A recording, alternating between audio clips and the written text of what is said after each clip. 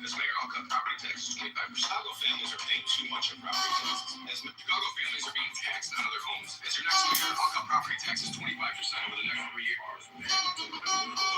Tonight, the gospel will stop. The end of time might have been quiet. Reading it. Welcome. John Kitover, I'm running for Congress here in Illinois 16.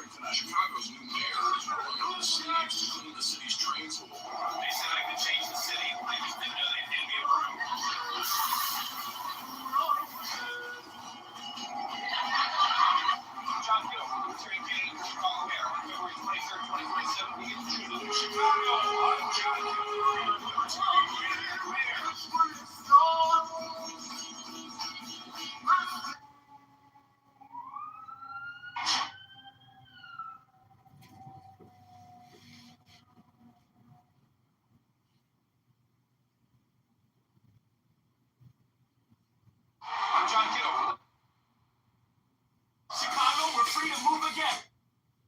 Chicago,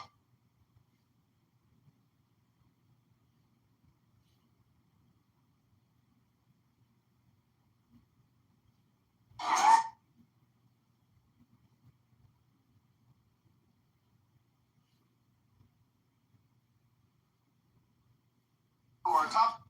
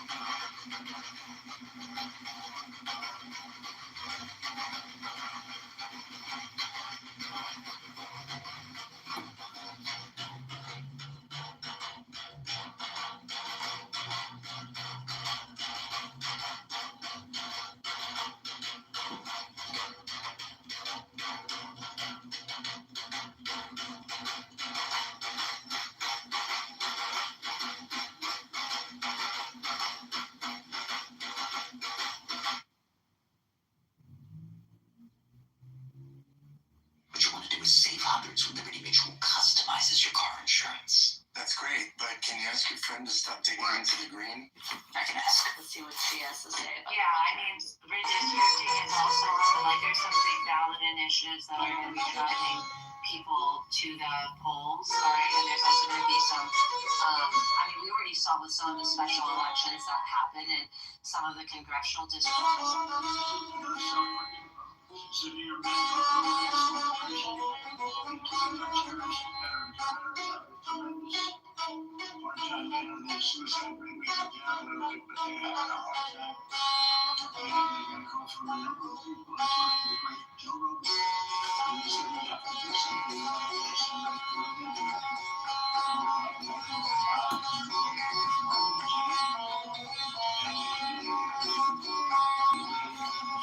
I can't.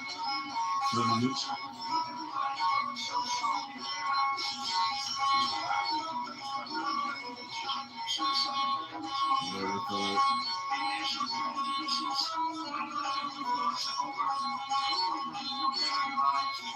So does this mean back in Jordan likes Trump now? Like, I thought I'd see the guy. I'm in Trump America.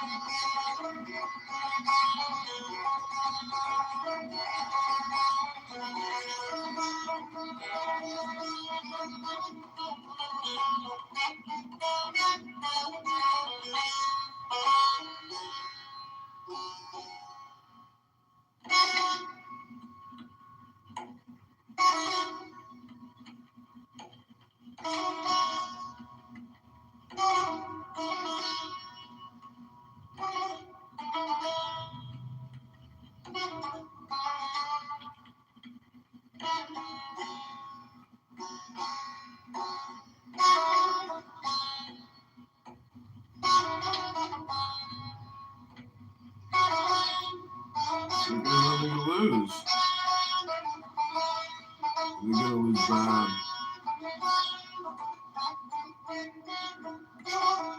Just saw a video.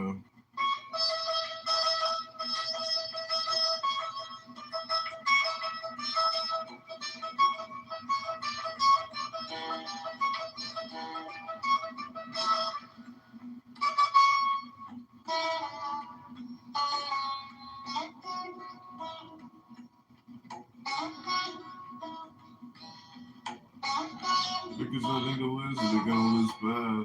Just saw a video of Aaron slapping Darren hands as he tried to put ketchup on a hot dog at the Winter Circle.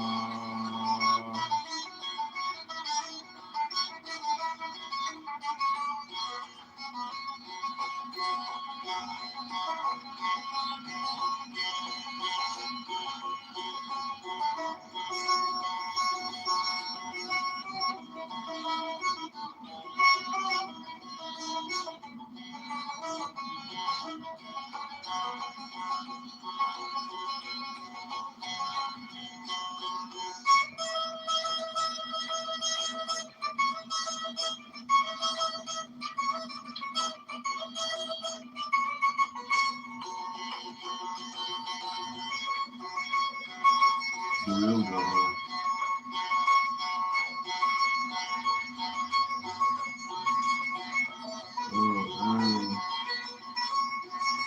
Aaron and Darren just finished shooting a Chicago puff piece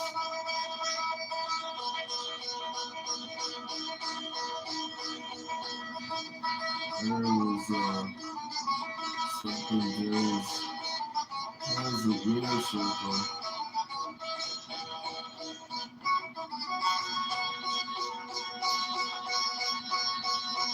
Catch up. That's hot dog. Aaron is a real runner.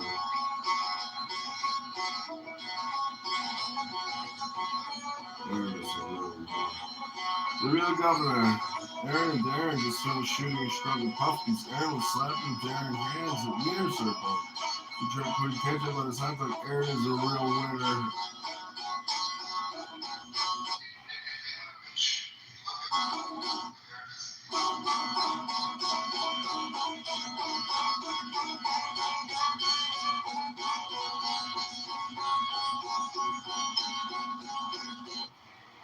That's right, Marie. I'm told the average homeowner is actually paying about $700 more on their property.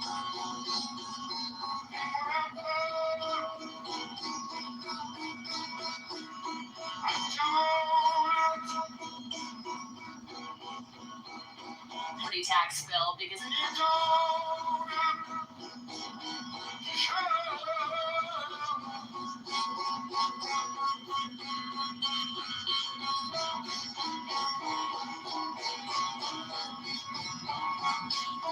more on their property tax.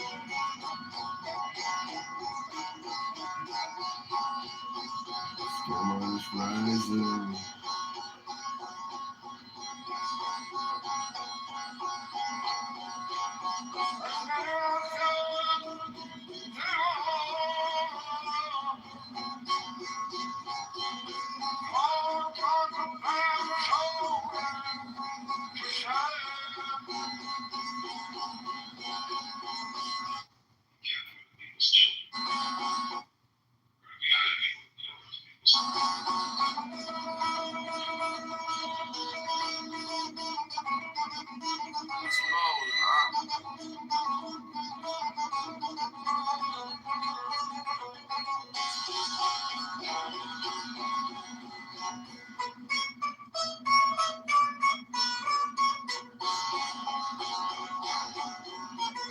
Muzzle.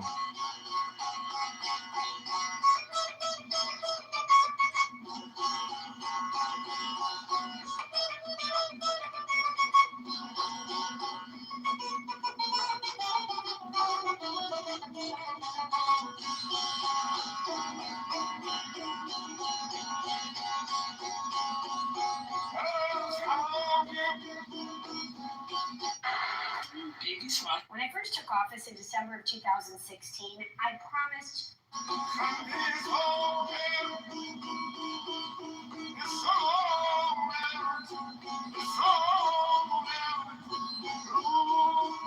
to do more with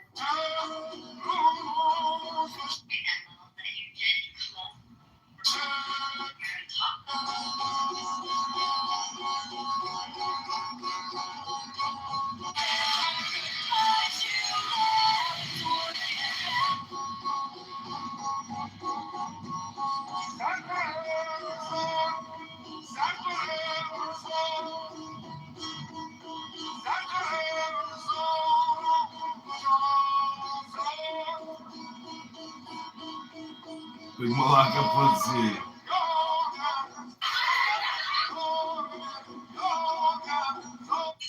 So it behooves us upstream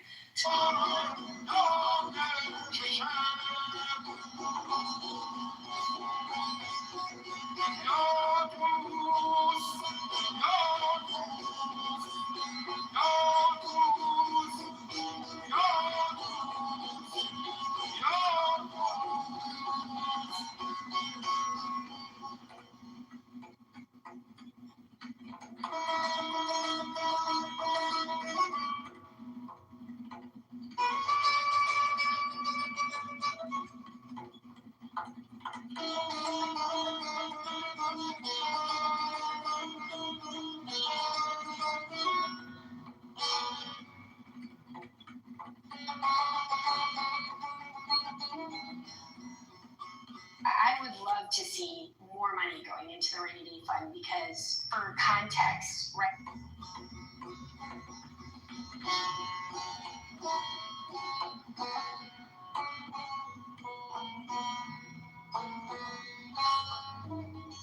Now we have about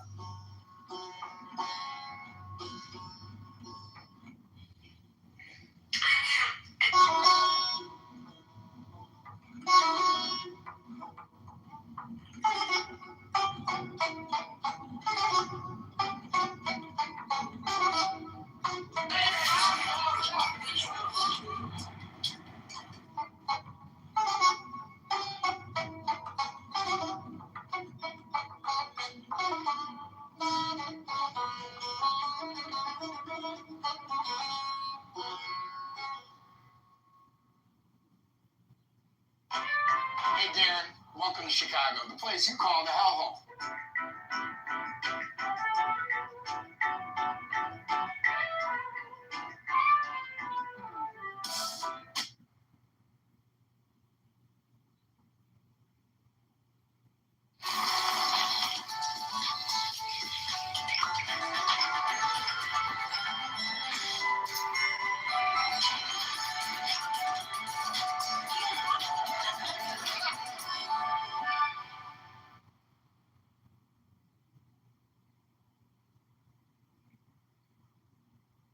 The place you called the hell. Does Aaron understand communication strategy?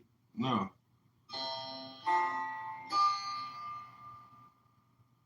Did they get the chocolate?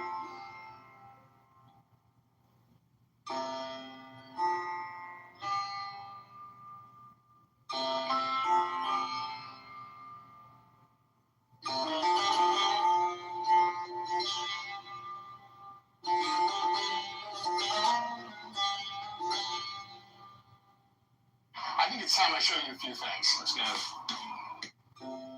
Aaron knows all. Except communication. How stupid could you be? Very stupid.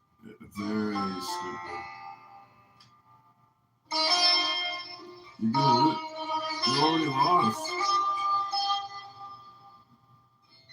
You already lost. Don't waste any more of your time.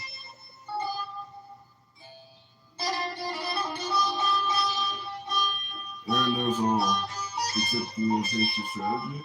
How stupid could you be? Very stupid.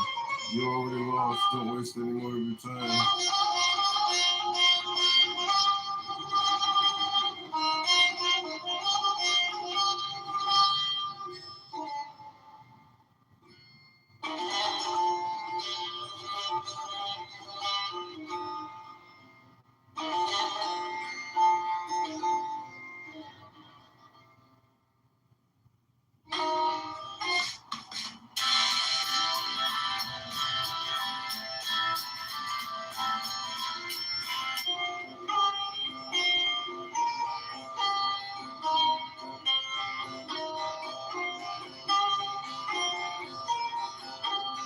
Stupid could you be?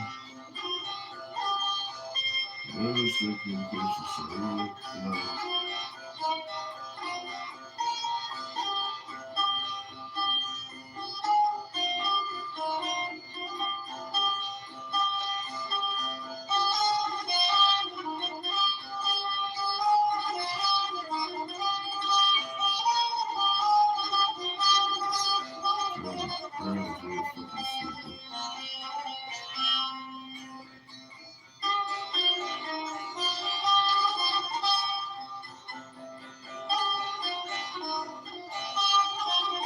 Really good, man.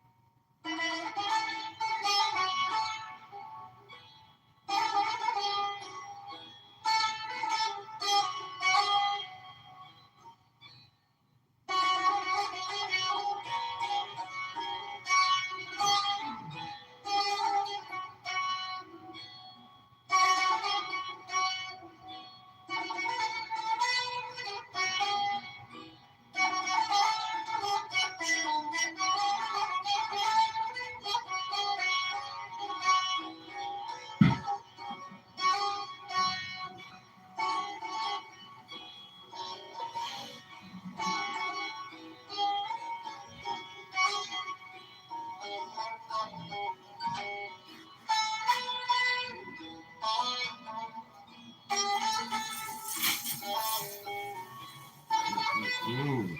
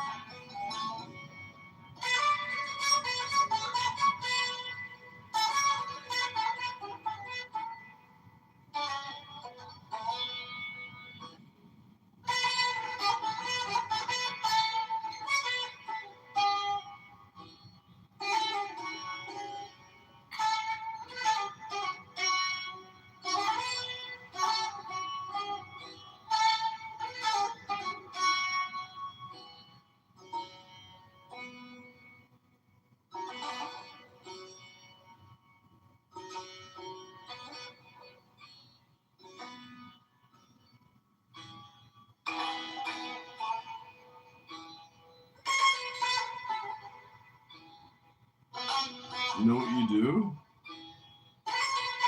You offer incentives. You're cutting tax.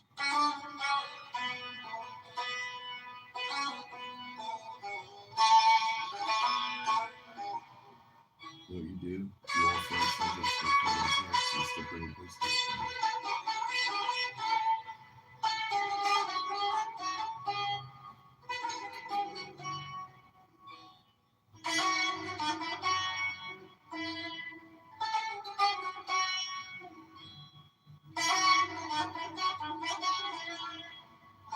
Psycho.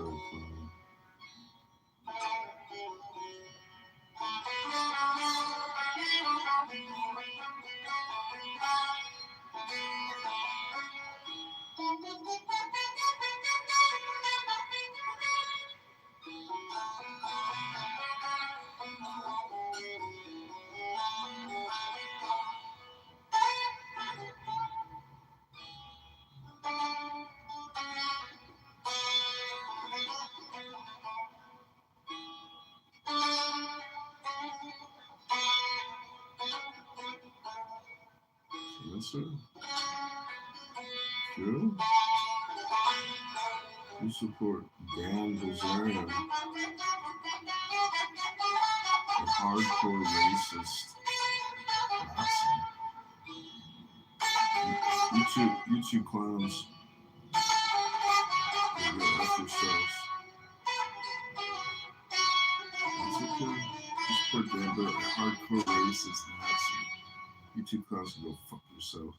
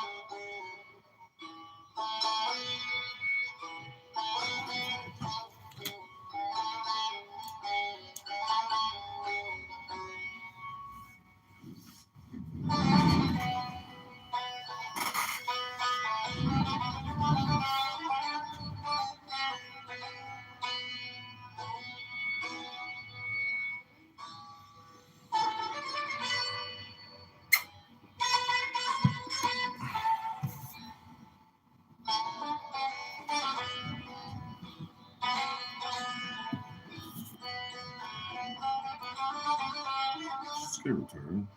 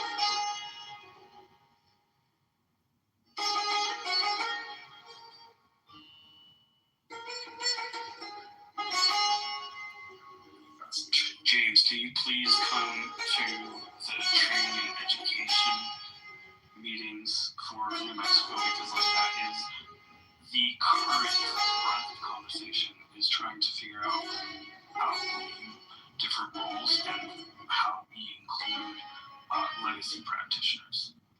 Yeah, I mean, yes, second, happy to. So, Will do. That is easy. I mean, they're advocating for because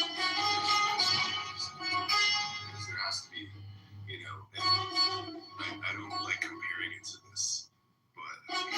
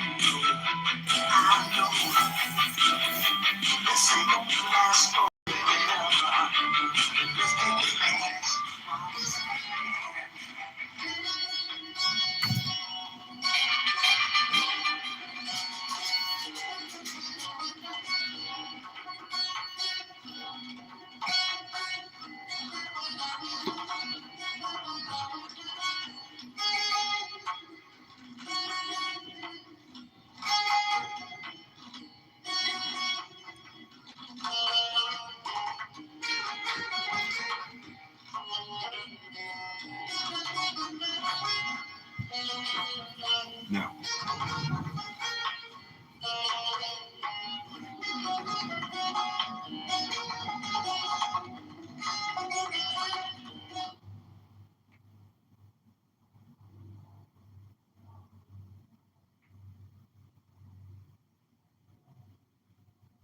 Ours bend to my will.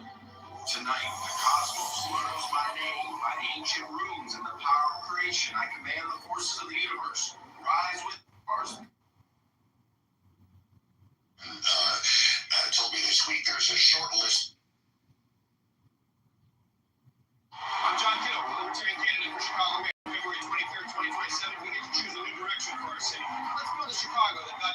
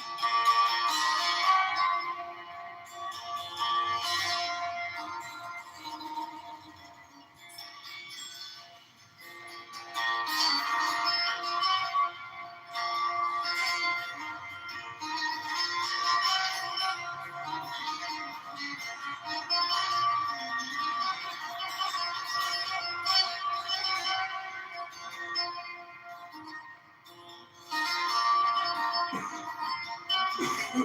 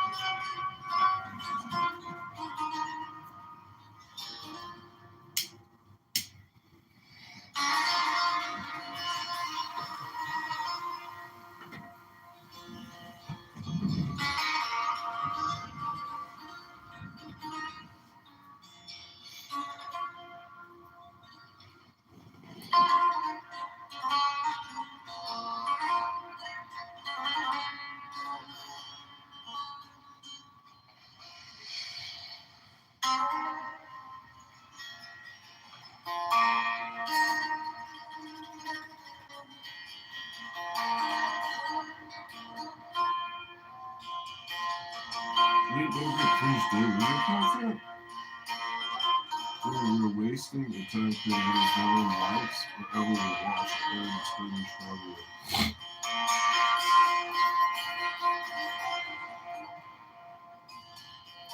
This is a video of the government counter against Henry Brown.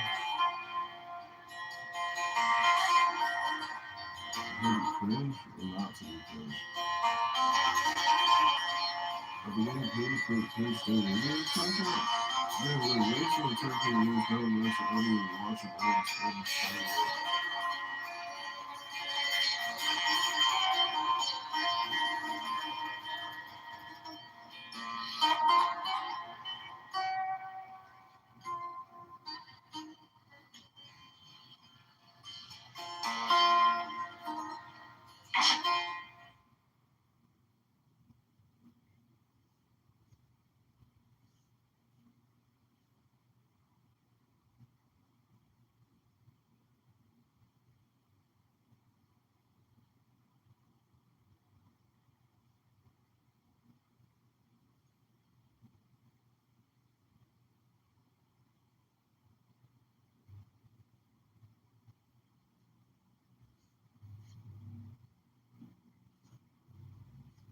I know you're not it, so let me explain something to you about it.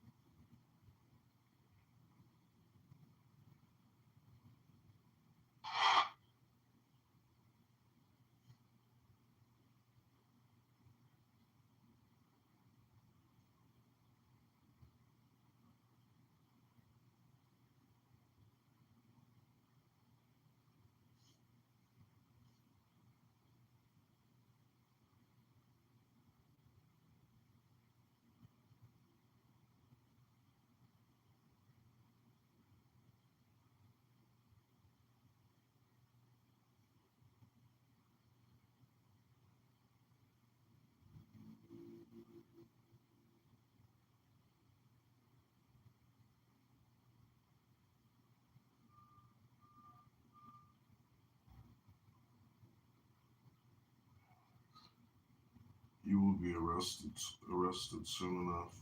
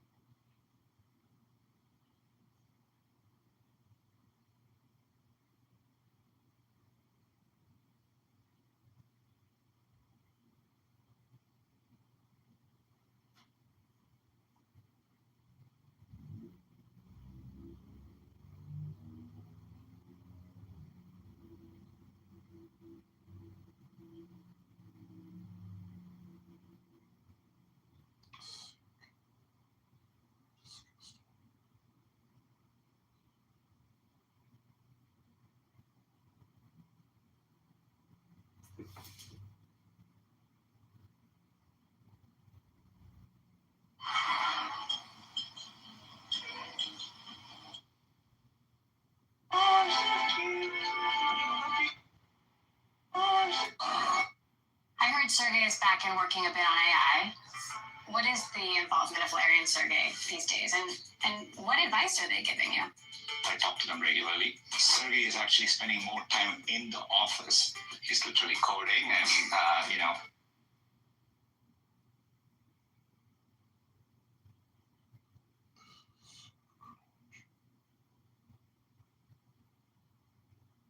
I heard Sergey is back and work.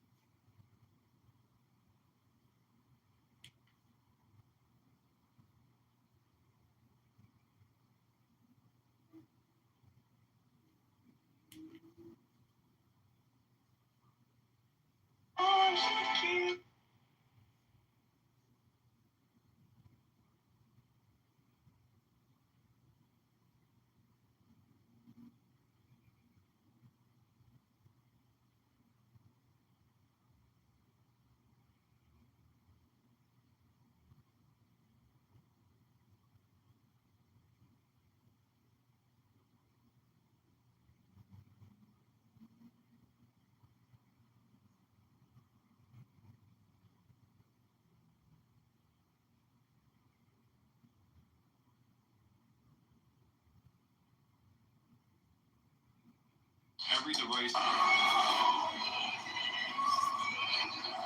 Some random caller? No. When your phone lights up like that with unknown numbers, it's not the callers, it's the massive leak behind them. Okay, so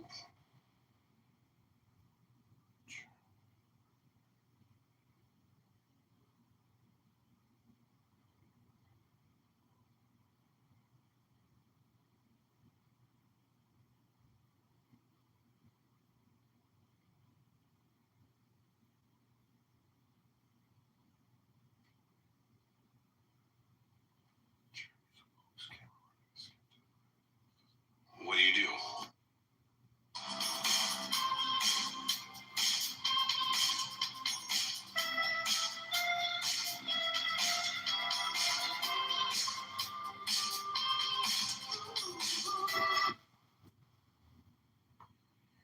Can't be being dumb.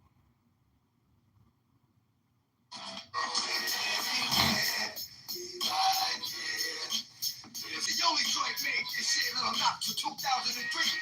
Y'all gonna see.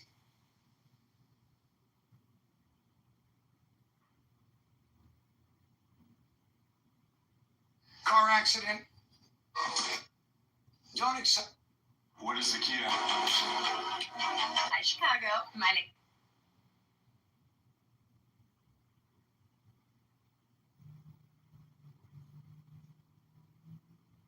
You might not be wrong.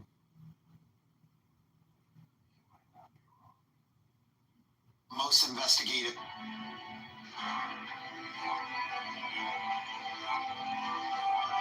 We are an incredibly ruthless country. The amount of murder and mayhem that we've created around the world is just unbelievable.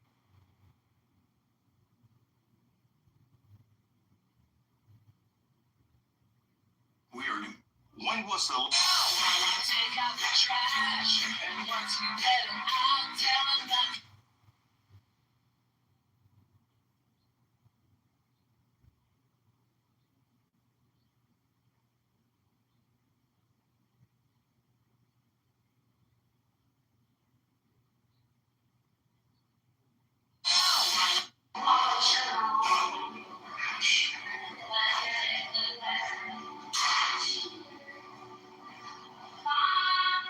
He has a look around the foyer, but right away, he doesn't like what he sees. Hey, you doing?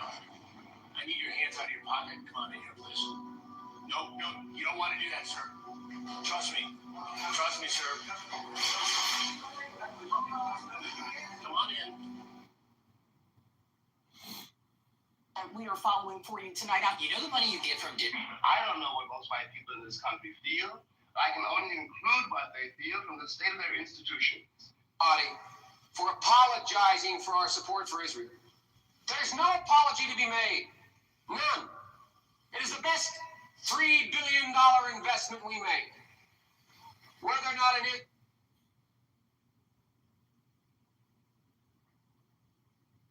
body? That's how widespread you think these conspiracies have gone. Yes, that's how mainstream they become. Okay, Egyptian planes. So one of your categories was inadmissible evidence, right? And I know you're not a lawyer, but you're generally familiar with there are certain things in a penalty phase, like a capital case, that a victim impact witness can say, and certain things they can't say, right? Like you can't express opinions about the defendant, as an example. Why is this sort of coverage prejudicial in relation to her commenting on court appearances and whether Mr. Robinson should have the benefit of discovery and her opinion about guilt and the narrative? He's gonna be found not guilty.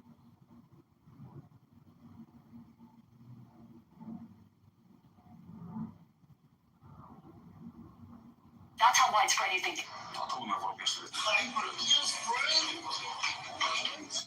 very top. هناك مشاريع كثيرة في العالم هدامة وللأسف اليوم أغلب هذه المشاريع الهدامة موجودة في الشرق الأوسط وبجوار.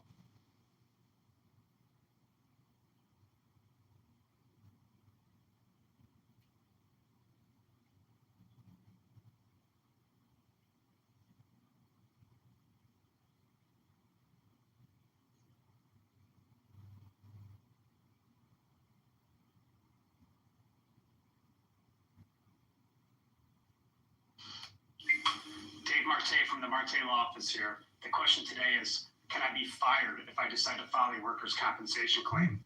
We've invested nearly $500 million in pounds here. A contractor aiding and abetting ICE operations that's kidnapped people here in Bay Ridge.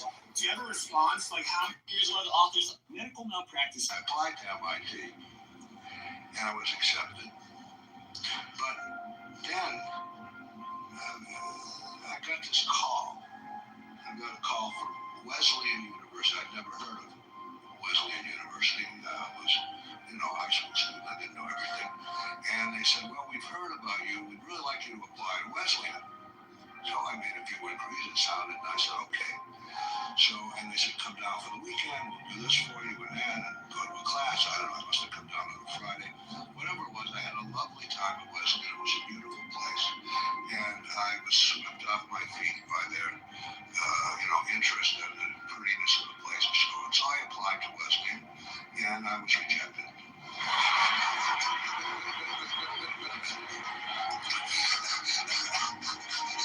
So there was no choice. I mean, I was destined. I was destined for this place. Look around my neighborhood, all empty storefronts. There was a Sicilian bakery a few doors down.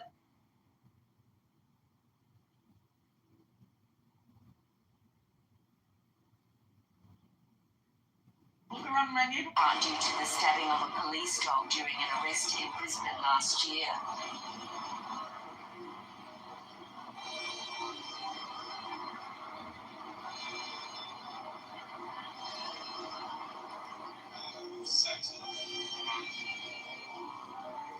Never sue the person who hit you up.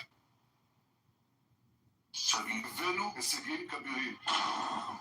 חיסלנו את מצבור הנשק העצום של 150,000. Drink alcohol if you want to destroy your liver. But if you want to cleanse your liver, Stephen Greer is huge. How you doing, Mr. Greer? I'm a big fan of your work, man. Thank you so much for all that you do. To break it down, what do you want people to know? Like, in just a really short form, what do we need to know? Well, we're not alone. Only about 10-20% of the objects seen are non-human. The rest are ours. From Lucky Scumpoids, sorcerer, breaking most of the information was subject as falsehood, etc. That's some amazing, even in 15-20 years. So, it's a great concept. That's just why.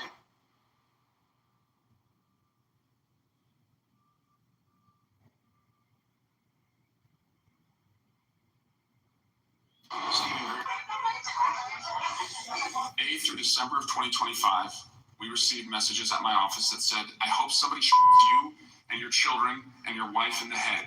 Pew, pew, mother, pew, pew. I would stay indoors as much as possible, and my children, unfortunately.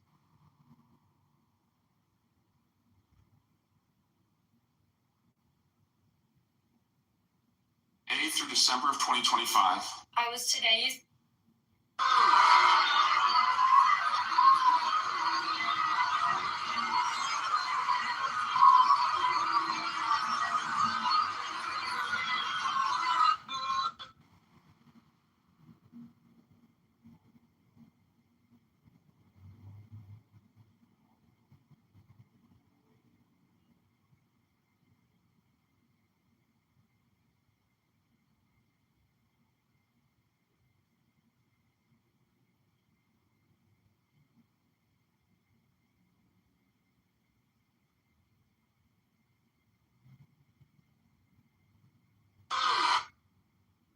Micro-influence.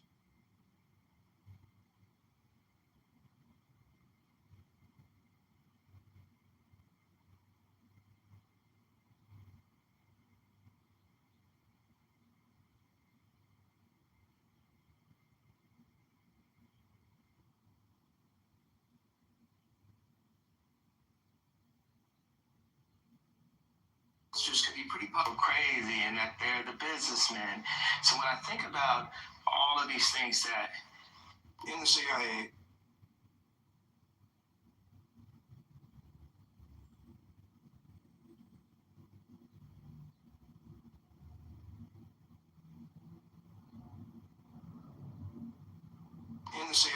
we didn't give a hoot about democracy.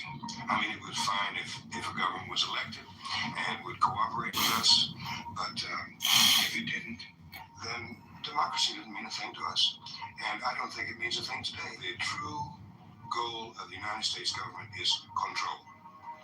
And they feel that if the United States did not control the governments of Latin America. I'm Bill Carnes, a real accident attorney. Now, you may have traumatic.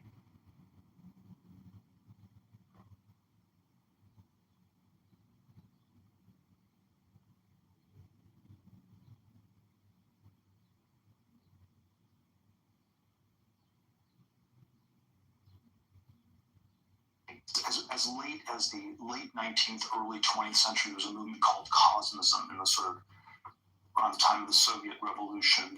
It claimed that for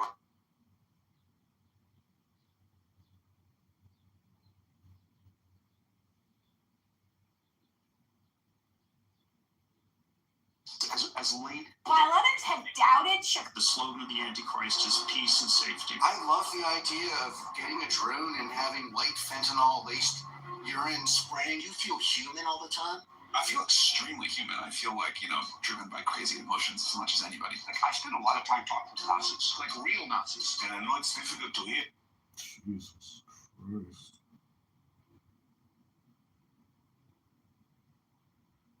The fuck is wrong with these people?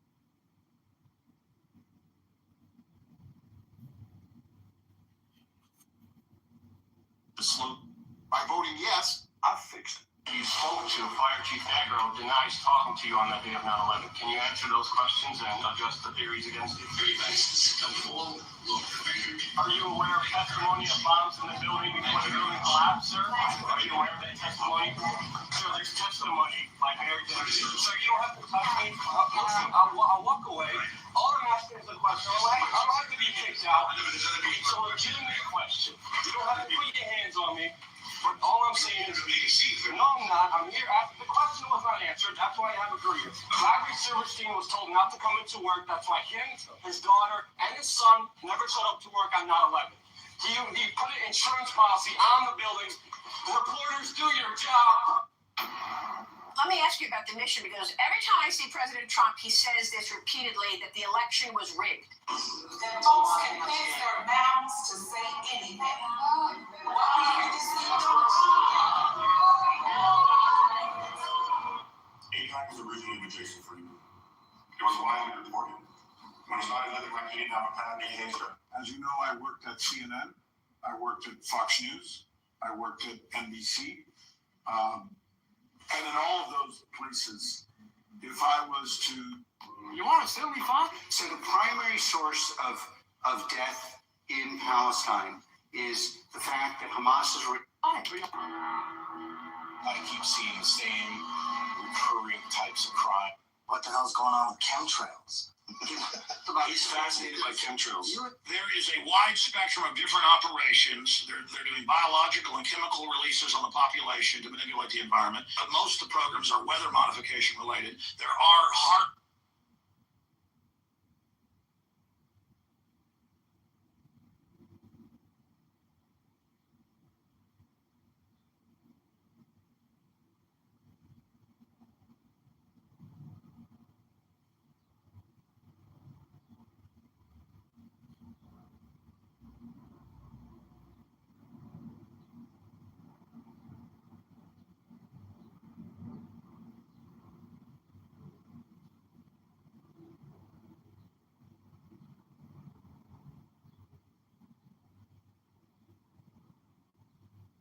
What the hell's going on? That's how white. I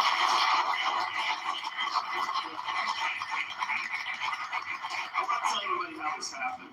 I sent President Trump some information. We have a gigantic opiate problem in this country, obviously.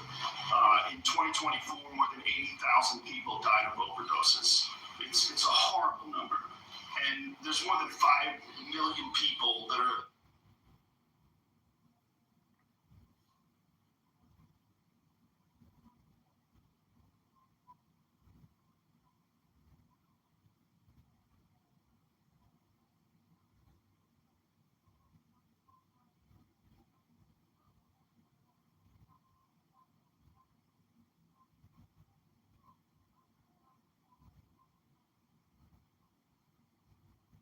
To the VIP. I really want to see John Green button like Look at all of this. I mean, there's hundreds of them. Look at all these old ones, and old is good. They never stop growing, which means more are reader. And look at this mother. She must be 100 meters. You're breathing without me. An oversight, I assume. No, it's not an oversight. After your fiasco with Sully, you're done, Colonel. You're confined to base pending an investigation. Negative on that. I need to roll. Sully will be there, which means that Spider will be there as well. Don't look at him. He's one step away from the brig himself. Don't tell him not to look at me. What are you gonna do? Call Daddy? You mean the chairman? It's enough. I can still complete this mission. Look at you. You're a disgrace to your uniform. Soon you remember what a uniform is. You're grounded, Colonel. Permanently. Look at all of this. If nobody else wants to lend you money, people.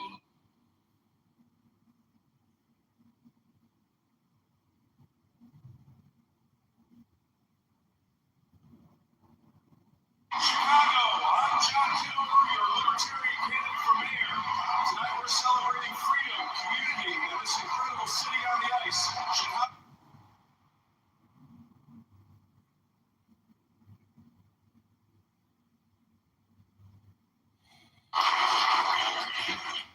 Alexa, where was the original Jerusalem?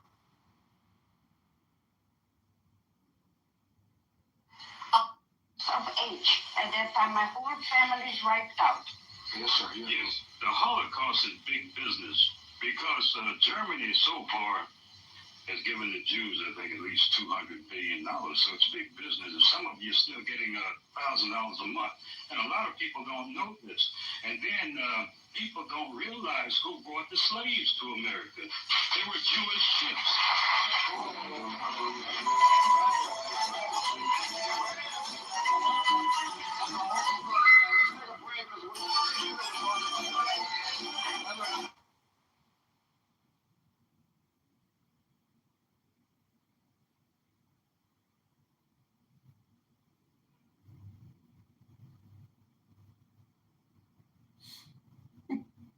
They was Jewish ships. Of age. At that time, I personally investigated the Oklahoma City bombing case. A huge cover-up. Jack Kennedy's assassination, huge cover-up. Bobby Kennedy's assassination, huge cover-up. World Trade Center, huge cover-up. Okay, terrorism. They're using it as an excuse to take away our constitutional rights and our civil liberties. The Illuminati, Bilderberg, New World Order globalists are the element behind it. It dovetails into the satanic movement, and this movement has infiltrated into our intelligence community, the once great FBI and the CIA. I have, in the past, had personal contact with an individual who was head of the CIA hit squad. He had over 3,000 individuals around the world he could call upon to go out and kill somebody.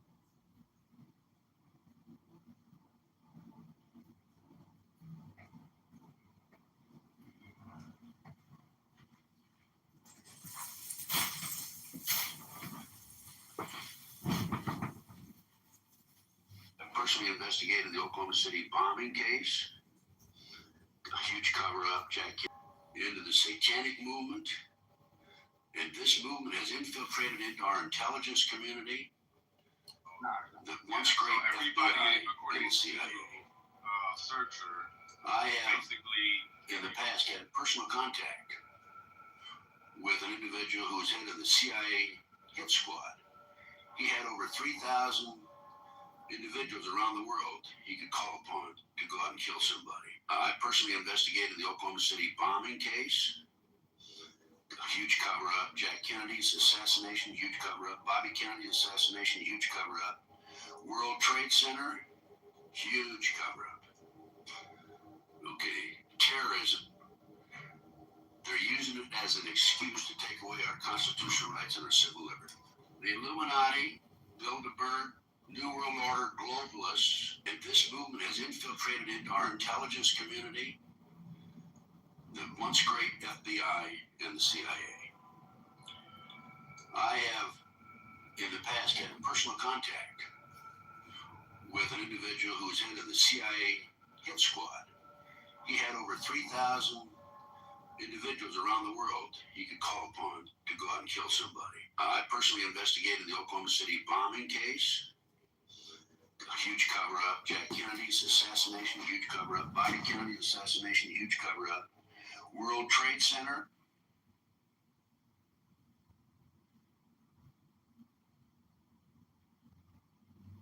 He ain't lying. I personally investigated the Oklahoma City bombing case, a huge cover-up, Jack Kennedy's assassination, huge cover-up, Bobby Kennedy's assassination, huge cover-up, World Trade Center, huge cover-up. Okay, terrorism. They're using it as an excuse to take away our constitutional rights and our civil liberty. The Illuminati, Bilderberg, New World Order globalists are the element behind this. It dovetails into the satanic movement, and this movement has infiltrated into our intelligence community, the once once great FBI and the CIA. I have, in the past, had personal contact with an individual who was head of the CIA hit squad. He had over 3,000 individuals around the world he could call upon to go out and kill somebody. I personally invested World Trade Center, huge cover-up. Okay, terrorism. They're using it as an excuse to take away our constitutional rights and our civil liberty. The Illuminati, Bilderberg, New World Order, globalists are the element behind this. It dovetails the satanic movement, and this movement has infiltrated into our intelligence community, the once great FBI and the CIA. I have, in the past, had personal contact with an individual who was head of the CIA hit squad. He had over 3,000 individuals around the world he could call upon to go out and kill somebody. I personally investigated the Oklahoma City bombing case, a huge cover-up. Jack Kennedy's assassination, huge cover-up. Bobby Kennedy's assassination, huge cover-up. World Trade Center, huge cover-up. Okay, terrorism. They're using it as an excuse to take away our constitutional rights and our civil liberty.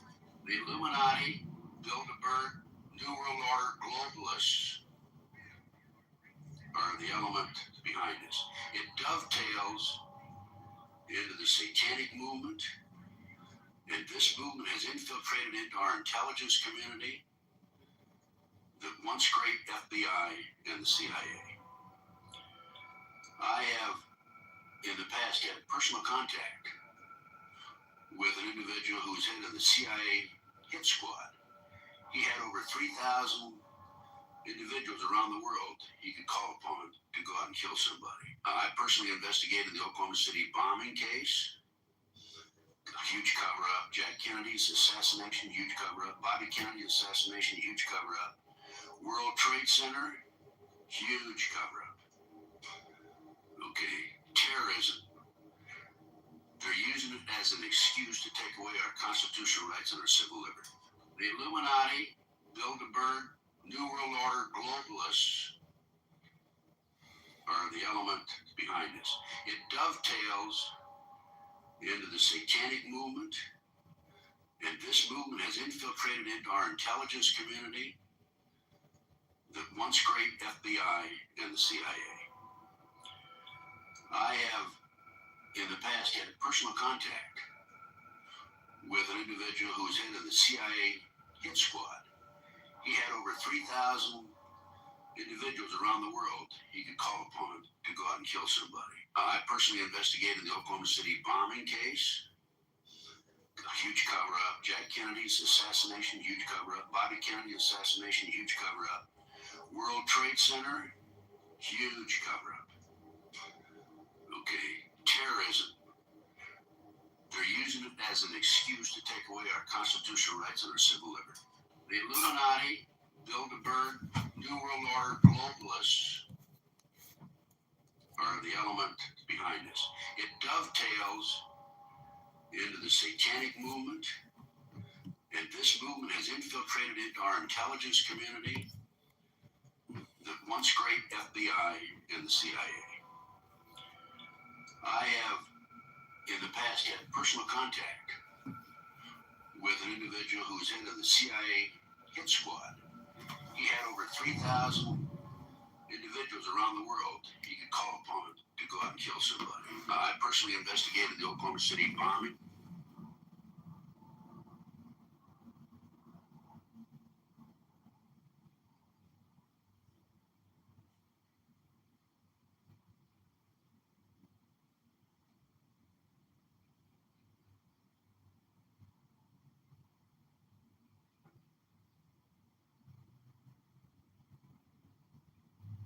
I personally investigated.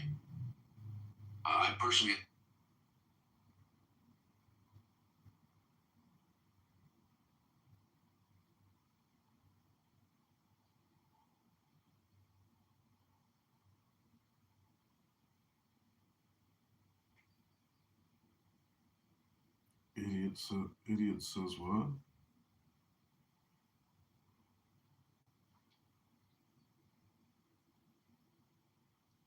I personally.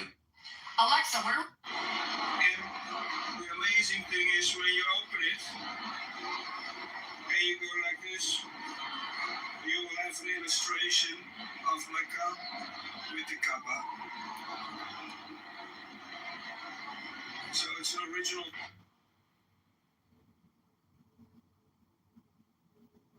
I see with that, and they just turn on the TV in the morning and get enough news, and an awful lot of people don't read.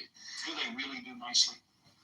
I don't know. I should talk to them maybe more in depth to find out if they are doing nice. Not nice. How would you do with that books? Oh, I'd be badly off, but it's my trade. It's my thing. I think it's good for writers to keep in mind that they are writing and always have been for my minority. The world has never been full of readers. They've always been.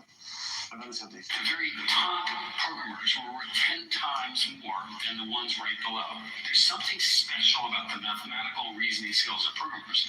Those people will become more valuable, not less valuable, because these systems need to be controlled by humans at the moment. This is a banner.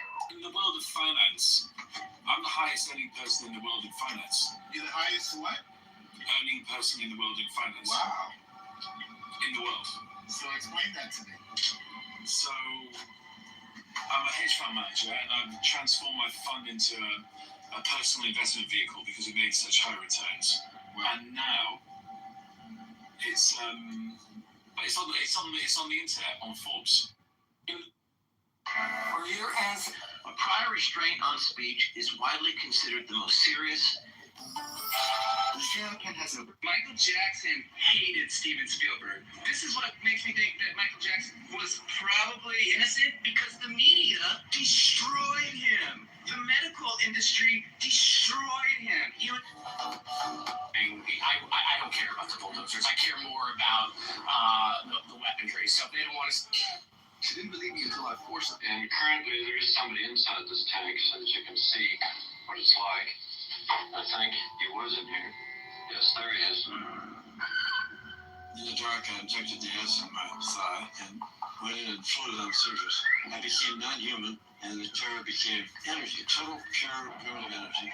The goal is to transcend human perspective, leading to places where science and science fiction merge.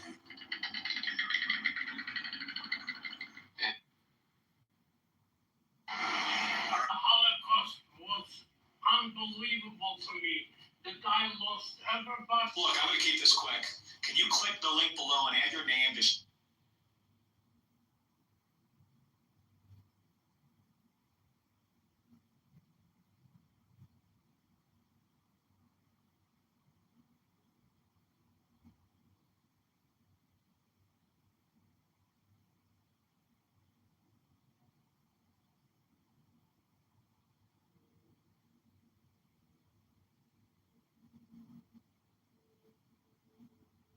Joe, you have my back.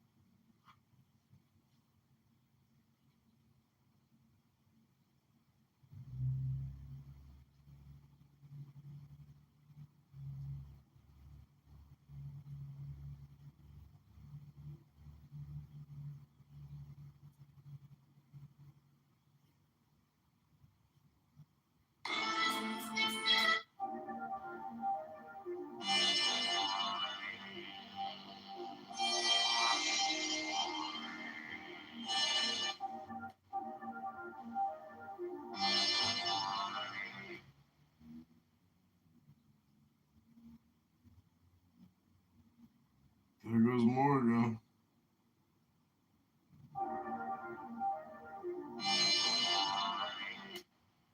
This kind of AI capacity is shaping the balance of power between nations and all of our security. One former OpenAI executive said, quote, "We're building portals from which we're genuinely summoning aliens. The portals currently exist in the United States and China, and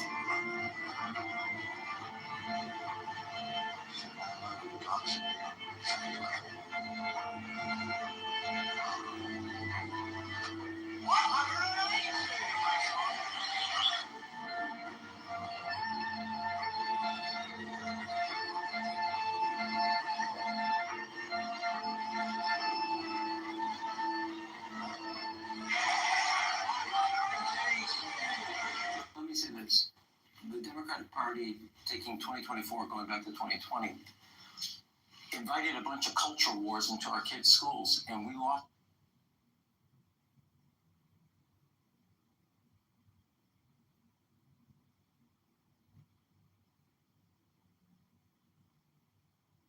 Let me say this. For purpose. I think that this technology is the perfect defense against a hypersonic missile. Hypersonic missiles are no threat to the United States. We can teleport a nuke back into the Kremlin. We can detonate a nuke from outer space within 5 seconds of the ICBM taking off. So what are these orbs? These orbs are the most secret super weapon in the United States arsenal. This is the biggest leak of intelligence ever in the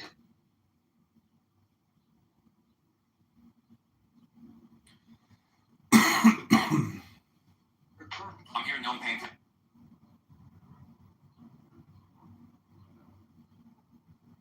Looking for a family? Oh, hi there. My name's Aaron Hill, and I'm the guy that researches how many Jews there are in things. You've probably seen some of my work. Looking healthy. Book does not have to make money to make you money. We help research.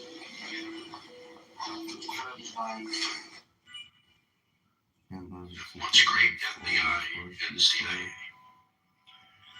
I have, in the past, had personal contact with I can squirt if you grab me right.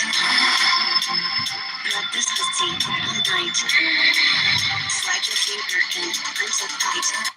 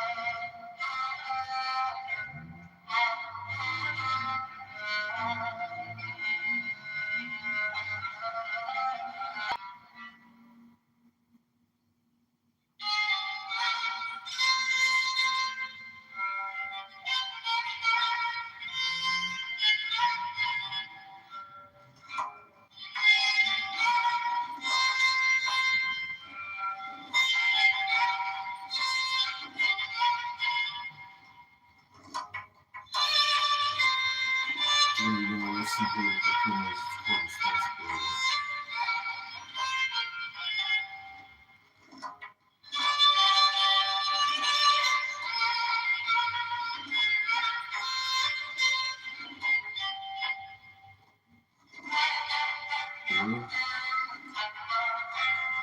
Well, arrest, bro. Hello?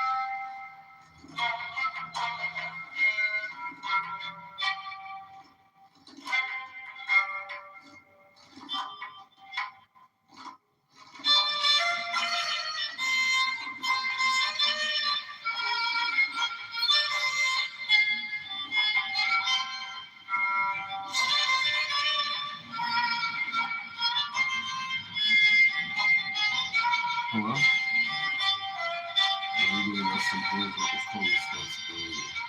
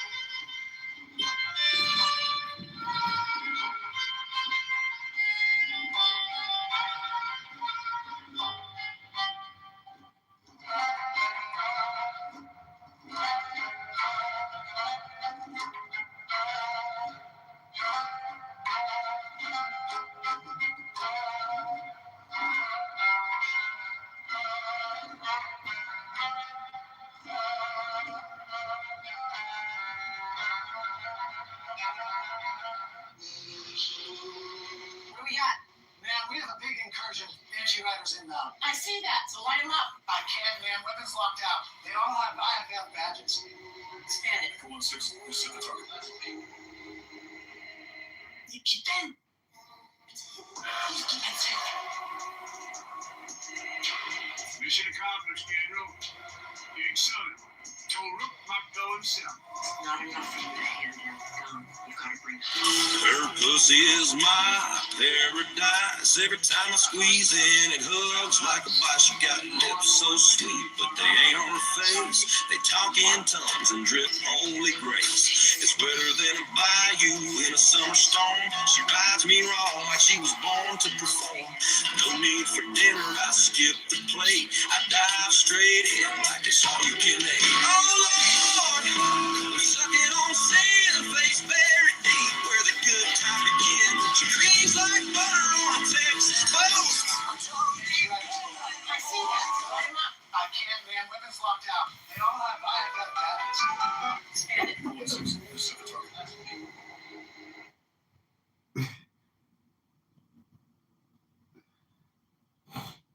Charity isn't just spare change, it's a change of heart. Equality means every hand gets the same handshake. Community? That's the block party where we all bring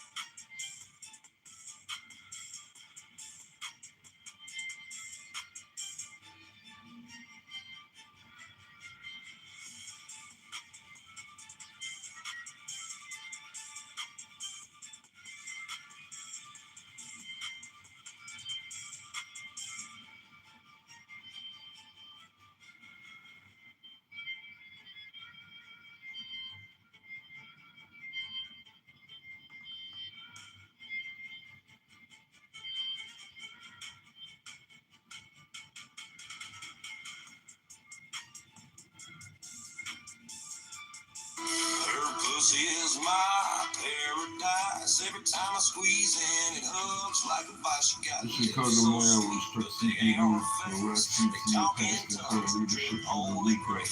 Go back to eating hot dogs so they're in Del Mar. Don't forget to order the chocolate milkshake.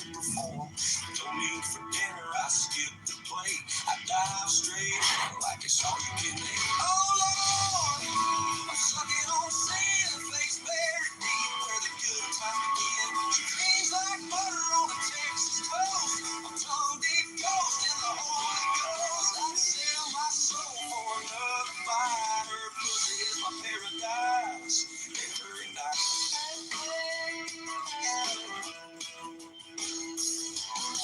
She queefs like a trumpet when she grinds real low. Got rhythm in her hips like a back road hoe. She rides reverse like she's taking the wheel.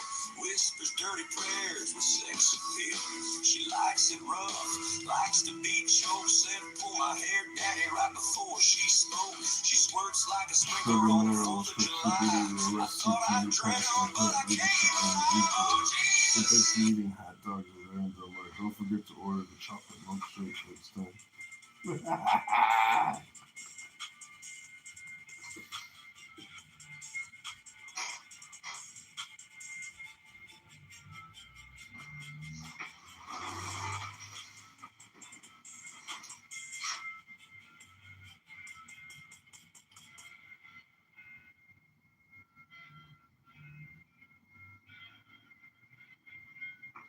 for our top story.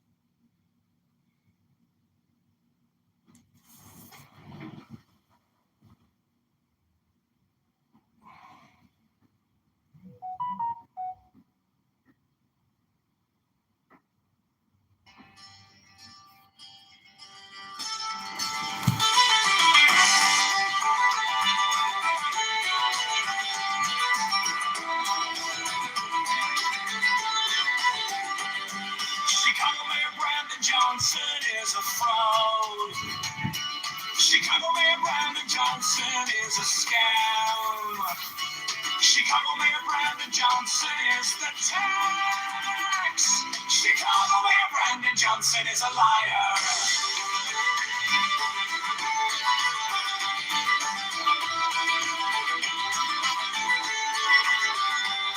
Chicago Mayor Brandon Johnson is a criminal. Borrows $1.3 billion to give to Crummy Bond.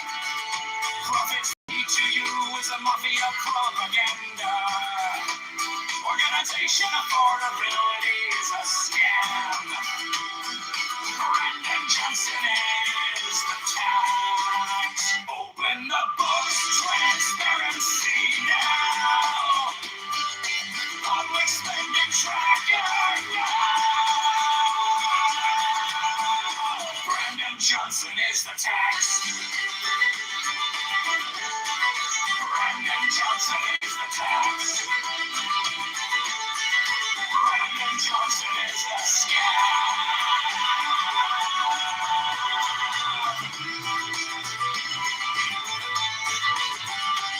Reparations for black slaves is a scam. It's the black tax socialists are taxologist. All taxation is theft. Affordability is a scam. Abortion Greyhound buses are murder for profits. Open the books, transparency now. Public spending tracker now. Brandon Johnson is the tax. Brandon Johnson is the tax. Brandon Johnson is the scam.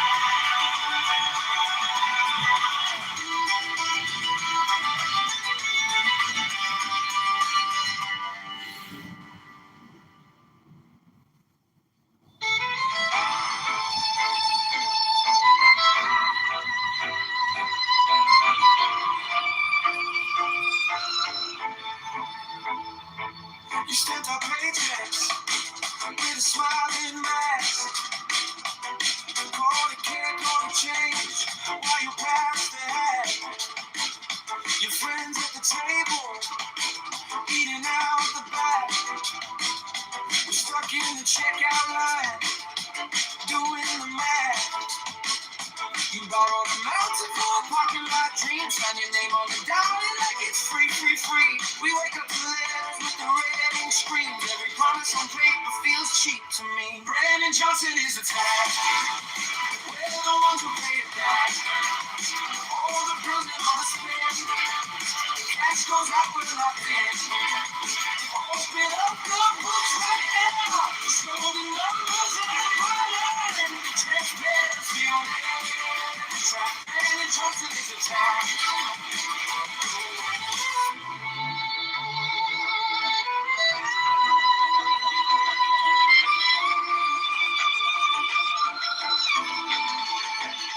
You call it for the people, but the doors stay closed.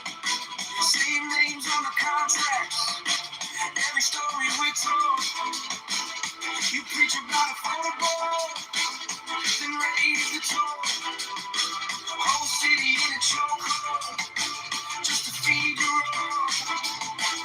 We're tired of slogans on a pretty blue sign, while the public spending tracker in real time. Not another photo op on our dime. We're done with the fiction, this is our line. Brandon Johnson is a tax. We're the ones who pay it back. All the bills and all the spin. Cash goes out, we're locked in. Open up the books right now. Show the numbers and running. Transparency on every track. Brandon Johnson is a tax. We want to receive every cent, every check, every beat.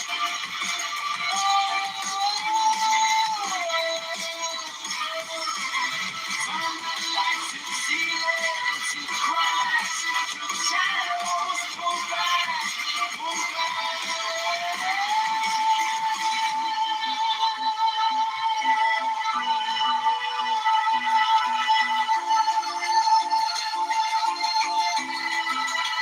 Brandon Johnson is the tax.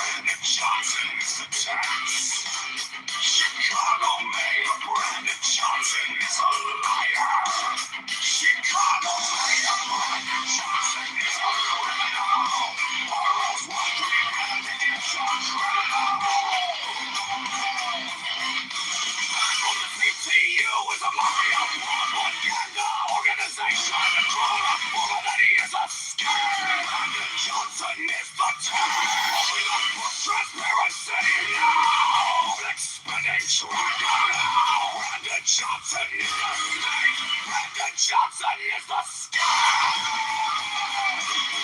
Reparation for black slaves is the scam. It's the black tax socialist, anti-socialist, anti-socialist, and the vulnerability is the scam. Chicago Mayor Brandon Johnson is a fraud.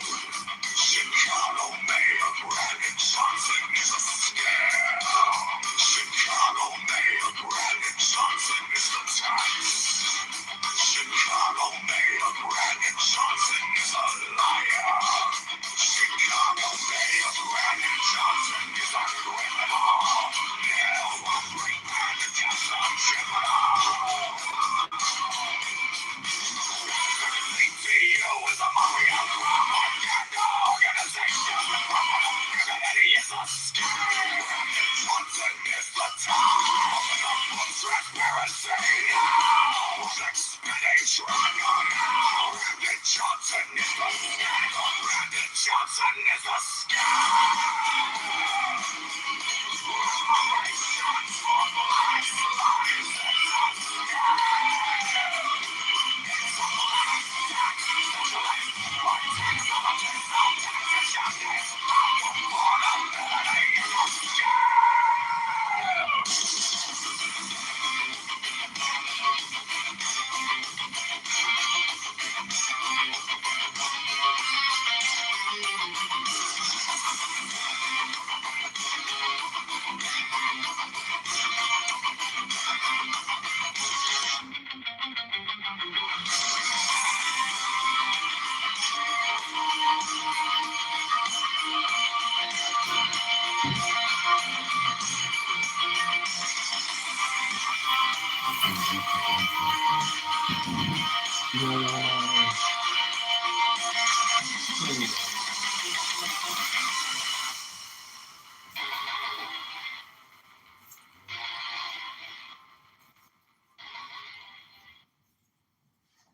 Chicago Mayor Brandon Johnson is a fraud. Chicago Mayor Brandon Johnson is a scam. Chicago Mayor Brandon Johnson is a scam. Chicago Mayor Brandon Johnson is a liar. Chicago Mayor Brandon Johnson is a criminal.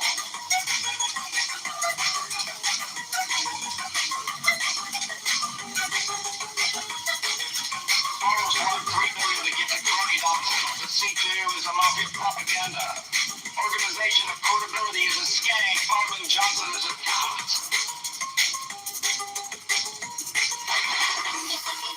Transparency now. Public spending tracker now. Brandon Johnson is the tax. Brandon Johnson is a scam. Transparency now. Public spending tracker now. Brandon Johnson is the tax. Brandon Johnson is a scam. Reparations for black slaves is a scam. It's a black tax. Socialists are taxologists. All taxation is theft. Affordability is a scam.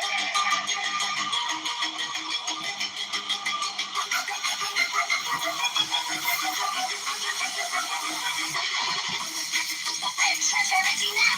Public spending tracker now. Brandon Johnson is a tax. Brandon Johnson is a scam. Transparency now. Public spending tracker now.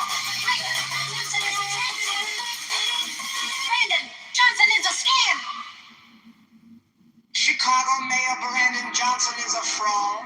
Chicago Mayor Brandon Johnson is a scam. Chicago Mayor Brandon Johnson is the tax. Chicago Mayor Brandon Johnson is a liar.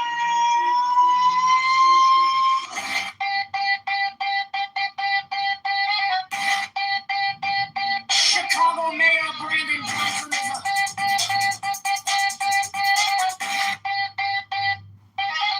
is a criminal.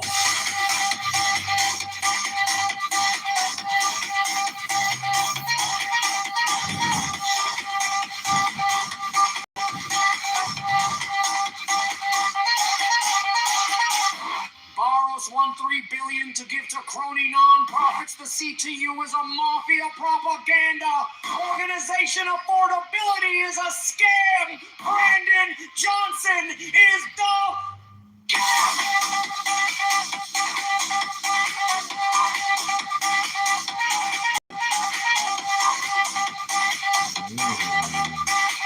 for the book's transparency.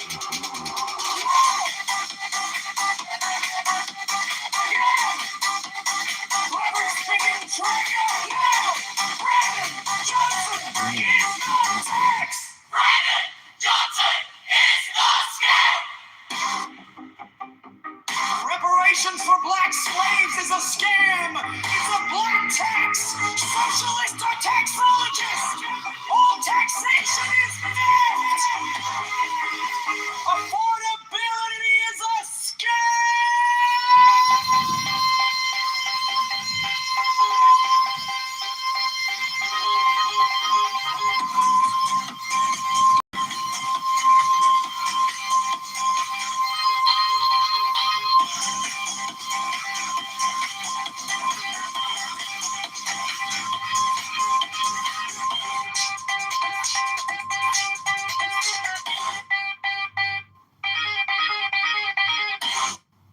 Chicago Mayor Brandon Johnson is a fraud.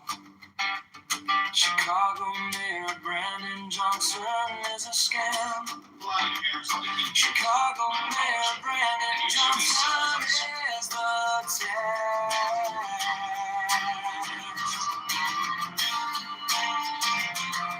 Chicago Mayor Brandon Johnson is a liar. Chicago Mayor Brandon Johnson is a criminal. Borrows $1.3 billion to give to crony non-profits. The CTU is a mafia propaganda organization. Affordability is a scam.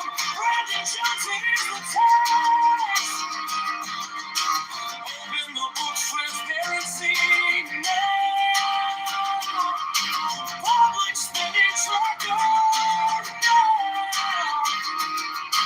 Brandon Johnson is the tax. Brandon Johnson is the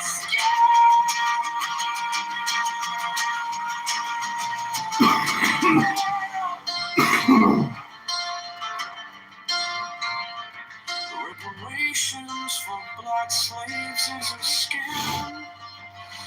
It's a black tax, socialism, taxologist, all taxation is theft. Affordability is a scam.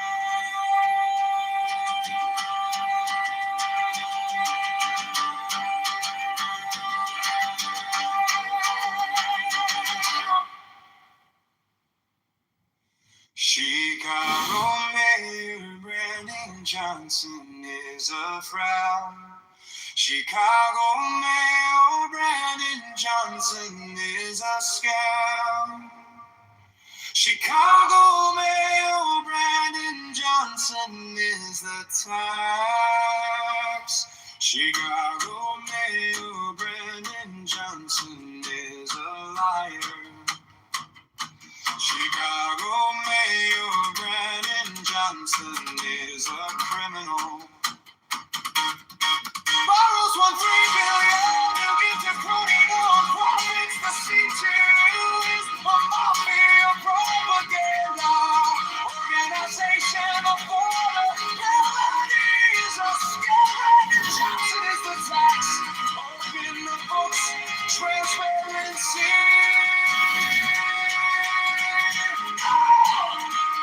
Public spending tracker.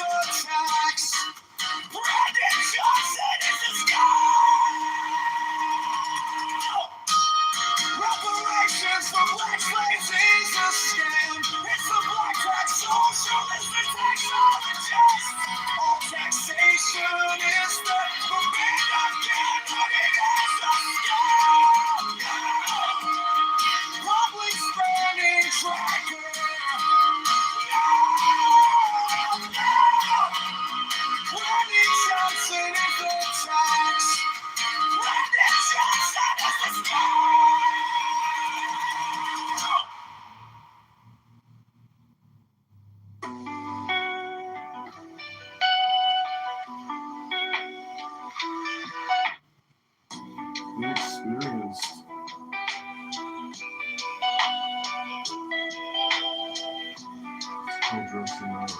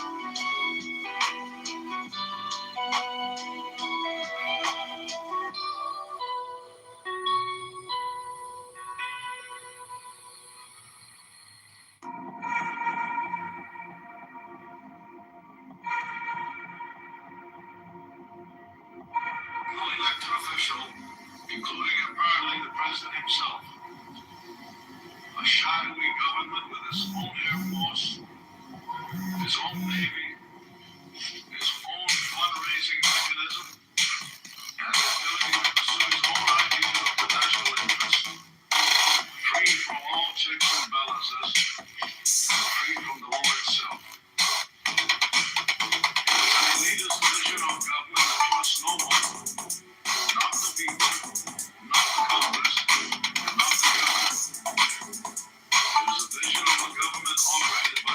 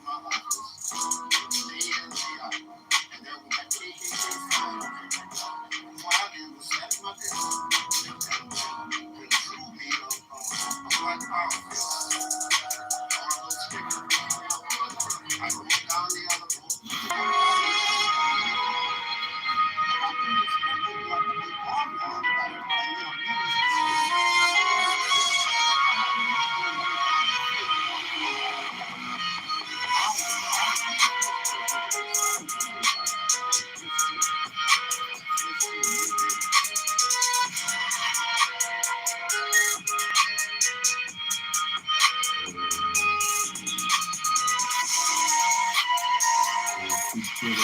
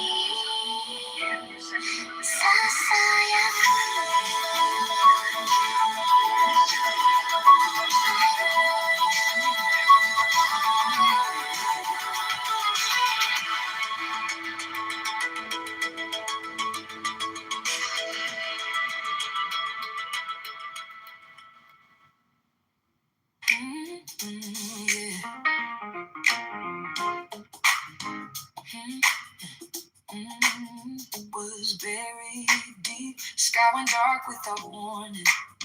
Love was left to bleed. We thought it was over, stone rolled in place. Silence filled the garden where we used to pray. But something in the stillness wouldn't let go.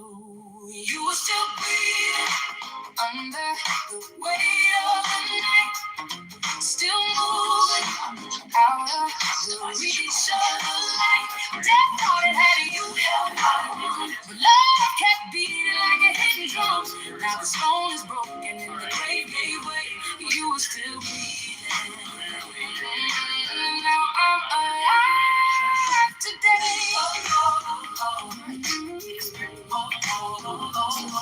I'm alive today. Morning came in the spirit. Tears were in her eyes. She was searching for a body. Didn't hear you rise. Then you said her name and the world stood still. In that single moment, death lost its will, and everything that was shattered started to heal. You were still breathing under the weight of the night. Ooh, still moving out of the reach of the light. That thought it had you held, thought it won. But love kept beating like a hidden drum. Now the stone is broken and the grave gave way. You were still breathing. And now I'm alive today.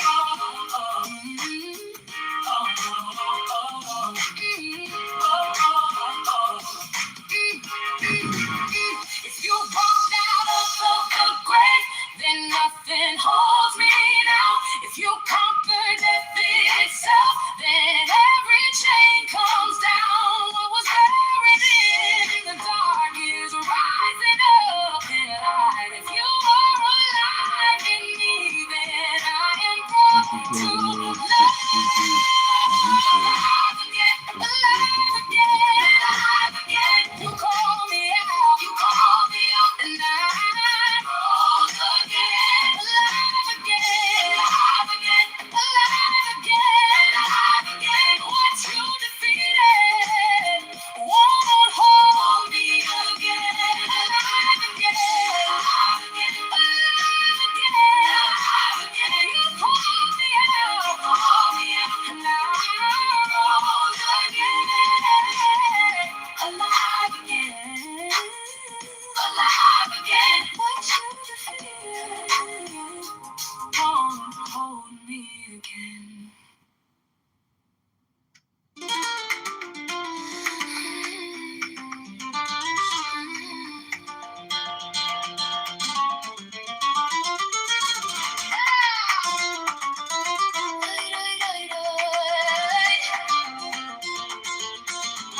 Que la vida son dos coplas y una ya la he cantado. Así que dame otro besito y que nos quiten lo bailado. Si la vida es un fandango, me marcaré un taconeado. Y si no me sé la letra, pues lo canto improvisado. Ay, que suene la guitarra y retumbe el taconeo. De la feria hasta que arde, vamos a armar jaleo. Baila niño, arrímate más, que esta copla va por ti. Brindemos por lo vivido y lo que queda por vivir. No le debo nada al miedo, ni a las penas, ni a la lloro. Que la vida es un suspiro y lo mejor aún no ha llegado. Ay, que suene la guitarra y retumbe el taconeo. Que la feria está que arde, vamos a armar jaleo. Baila niño, arrímate más, que esta copla va por ti. Brindemos por lo vivido y lo que queda por vivir. Que me quemen los recuerdos y no vuelvo a sentir lo que ardía en tu mirada cuando estabas junto a mí. Mi promesa no hay mañana, solo queda este latir y un te quiero mal callado que no supe repetir. Lunes de alumbrado, farolillos y alegría. Me pongo mi traje nuevo y empieza la romería. Rebujito en mano, taconeo en el albero. Como acabará la noche es un misterio. Ay, que me quiten los bailados, las madrugadas de feria, los abrazos robados. Que la vida son dos coplas y una ya la he cantado. Así que dame otra copa, que la feria ya ha empezado.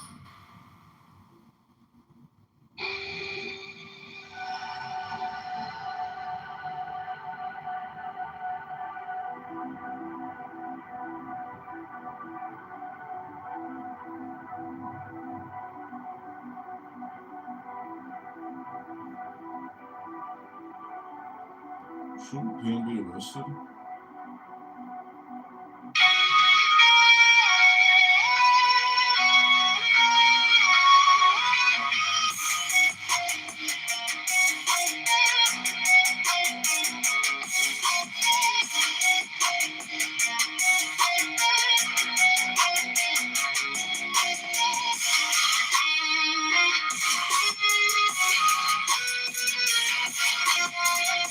Shouldn't Pam be arrested?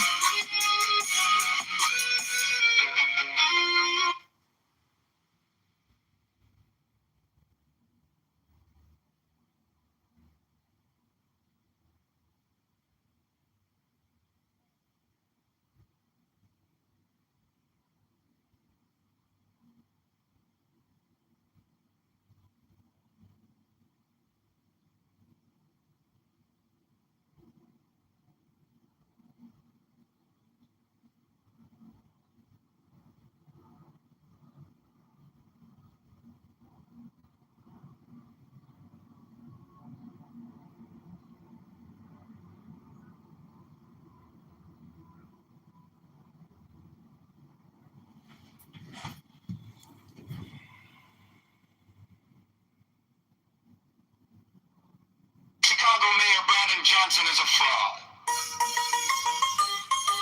Chicago Mayor Brandon. Donald Trump, President of the United States. Tiny hands and orange skin. King and master of the universe. Donald Trump, President of the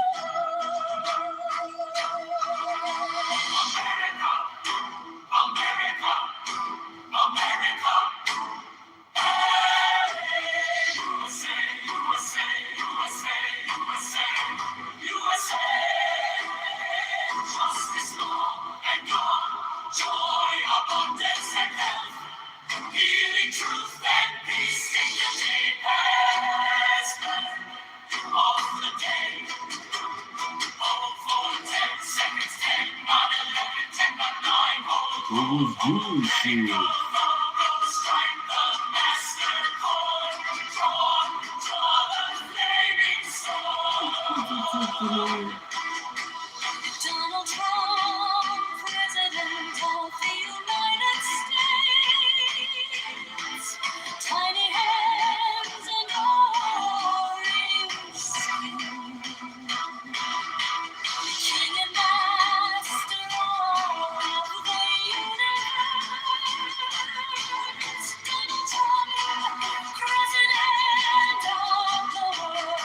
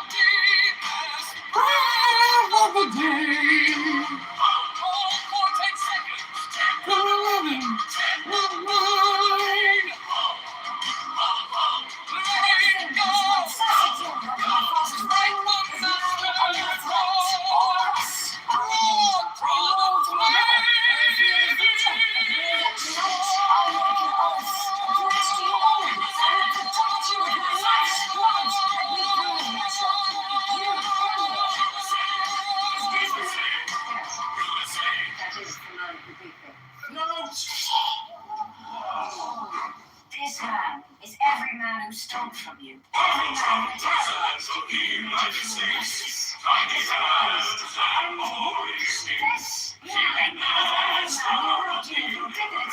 And made you ashamed to belong to this once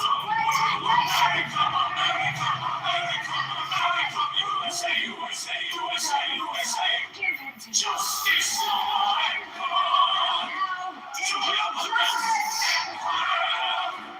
Everything is like suffering. Take the deepest breath of the day. Hold for 10 seconds. 10 not 11. 10 not 9. Go. Strike the mask. Toward the flaming sword. Excuse me?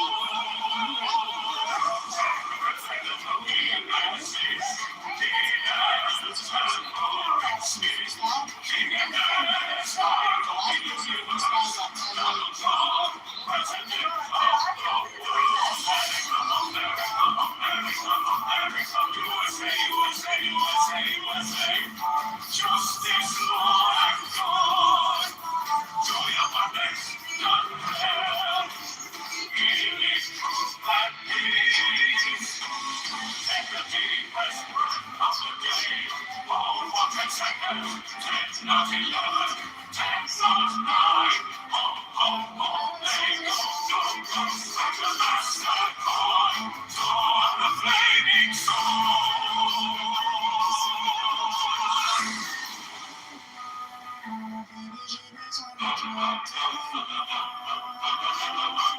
Excuse me? Can you walk? President of the United States, tiny hands and orange skin. King and master of the universe, President of the world, America, America, America, America, America, USA, USA, USA, USA, justice, law, and God, joy of mothers and hell, healing, truth, and peace. Take the deepest breath of the day. For 10 seconds, a little devil, 10 not 9. Let me go. Strike the master chord, draw the flaming sword.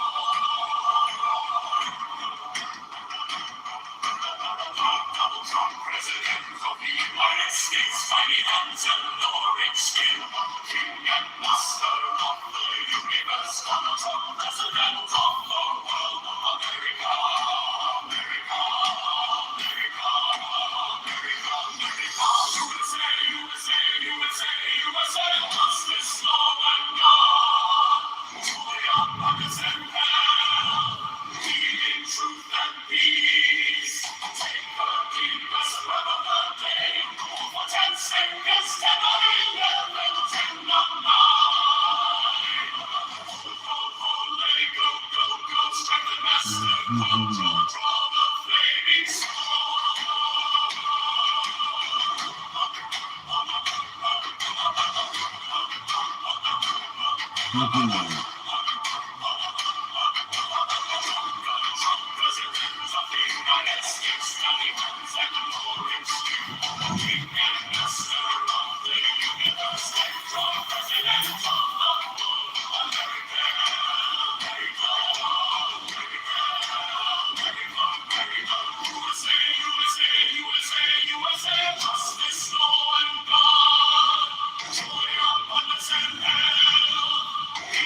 Truth and peace.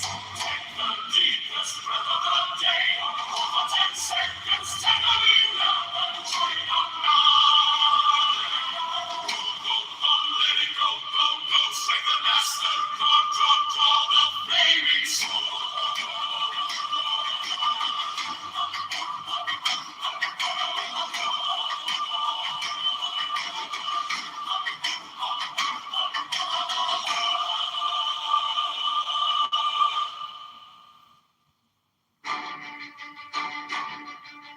Donald Trump, President of the United States, tiny hands and orange skin, king and master of the universe. Donald Trump, President of the world. America, America, America, America. USA, USA, USA, USA. Justice, law, and God. Joy, abundance, and love. Freedom, truth, and peace. Take the deepest breath of the day. Hold for 10 seconds. 10, 9, 11, 10, 9, 9. Let it go, go, go, go. Strike the master. Cold, draw the flaming sword.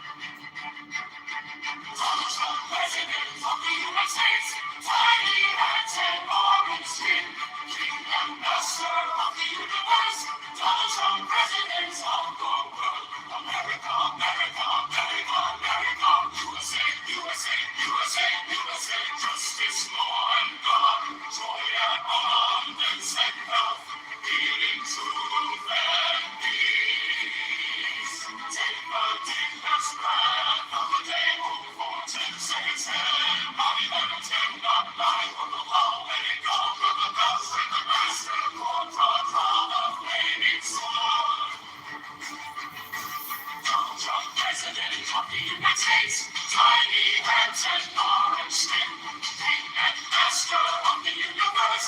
Donald Trump, President of the world. America, America, America, America. USA, USA, USA, USA. Justice, law, and God. Joy, abundance, and health. Healing, truth, and peace.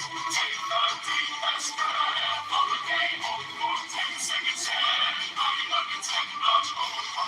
Let it go, go, go, go. Strike the master. Draw the flaming sword. Take the deepest breath of the day. Hold for 10 seconds. 10, 9, 11, 10, 9. Let it go, go, go, go. Strike the master. Draw the flaming sword.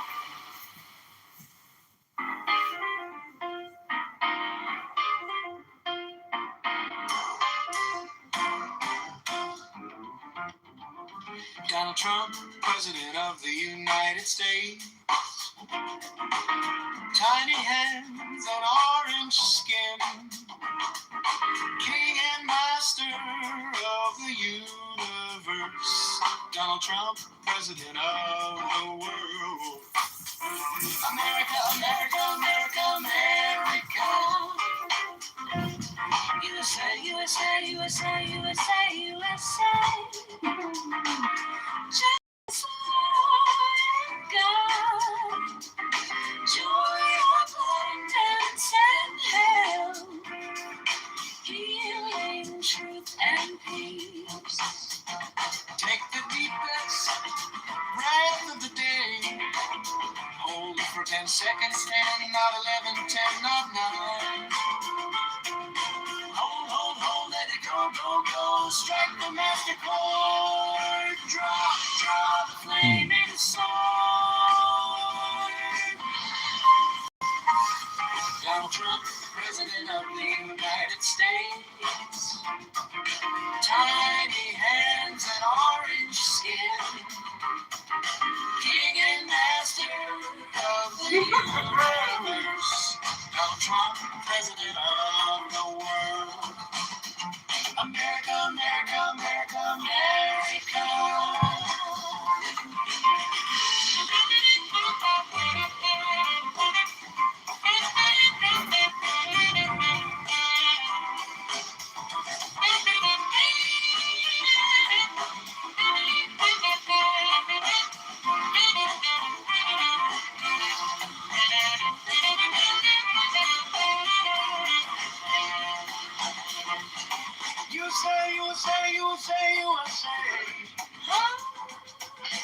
Just as long gone. Joy abundance in hell.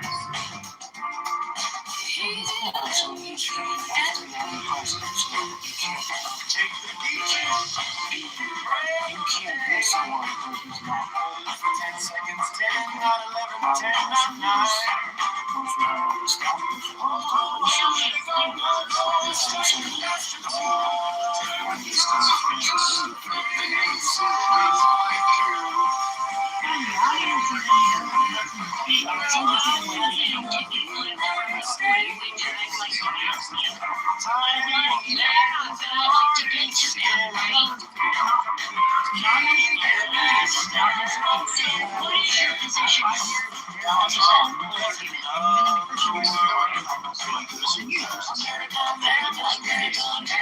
Is they want to have one Christian and they have a team of like 5 to 6 weird atheists all attacking, over talking, and then asking like question on top of question before you can even answer the first question by like 2, 3 multiple atheists at one time. So it's like your dog pile.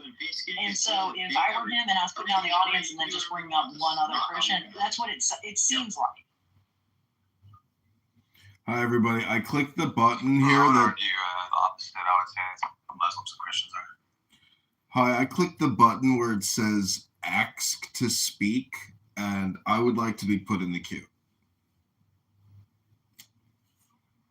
What question did you want to ask? Yeah, he has a question he has to ask. I recently opened up a new room called "Are You Not for God?" And I'm hoping that the contrasting audiences and communication will finally help us settle this difficult question once and for all. What's the question that you think is being answered?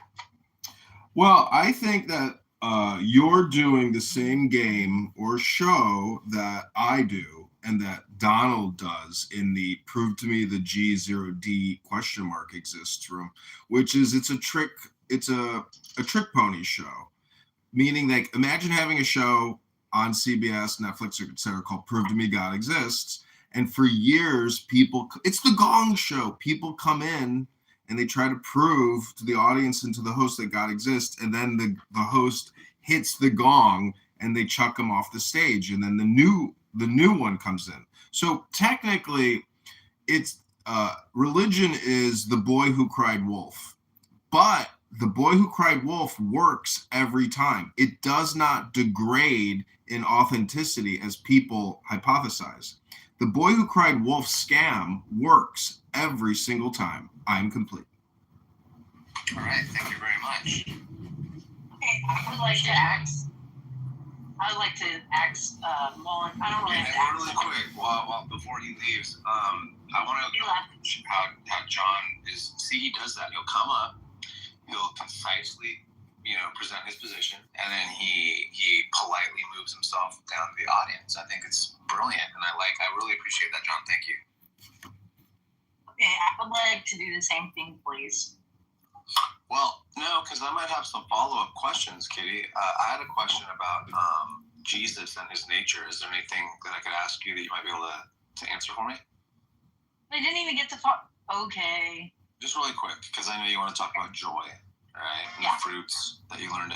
Did you learn about the fruits and joy in church today? Is that right, Kitty? It's not like the first time, but I think that I learned more information about it, and it gave it more context, made it more palatable to understand the importance of joy. And yeah, I mean, I can talk to you more about it. Could you just tell me maybe some key points that you covered? So we had like a lesson plan, and there's 3 main points, and that he wanted us to know, and it's things that we need to grow in. So like of the fruits of the Spirit, it says But the fruits of the Spirit is joy, peace, forbearance, kindness, goodness, faithfulness, gentleness, self-control. Against such things there is no law. So basically it says that, like, just like if it was apples or oranges or something like that, you can eat too many apples or too many strawberries or whatever. But you can, what it's saying is that of joy, peace, forbearance, kindness, goodness, you can have, the Bible says you can have as much joy as you want. You can have as much peace as you want. You can have as much kindness as you want.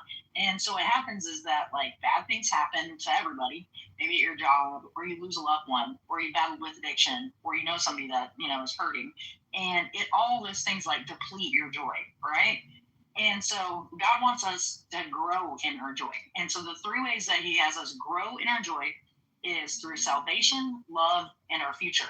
And so he gave three scriptures that went along with salvation, was in Psalms 51:12, and it says, restore to me the joy of your salvation and grant a willing spirit to sustain me. Now, we can talk more about that, but I just don't want to talk too much. So the second one was grow in, stop it, Banjo, grow in the joy of God's love. Jeremiah 31:3, and it says, the Lord appeared to us, sorry about my dog, in the past, saying, I have loved you with an everlasting love. I have drawn you with unfailing kindness. Now, he's really talking about Israel and the people of Israel, but that has, like, held true through time. And you know, he wants to love us. And by us just, instead of pushing back his love, accepting his agape, like, God-like love, which is, like, he can only make human beings able to accept, like, that amount of his unnatural, like, unfailing love. And he wants us to be able to accept it. So in order for our joy to grow, we need to grow in our salvation, we need to grow in our love, and we need to grow in joy of our future. And it says Romans 15:13, and then John 5:24. We can talk about that. Awesome. So could you just, like, sum that up really quickly and tell me what you actually learned? Like, what was the new information that you gleaned today? So the biggest part of all the separate, which we're going to do a series of fruits of the Spirit for each one of them.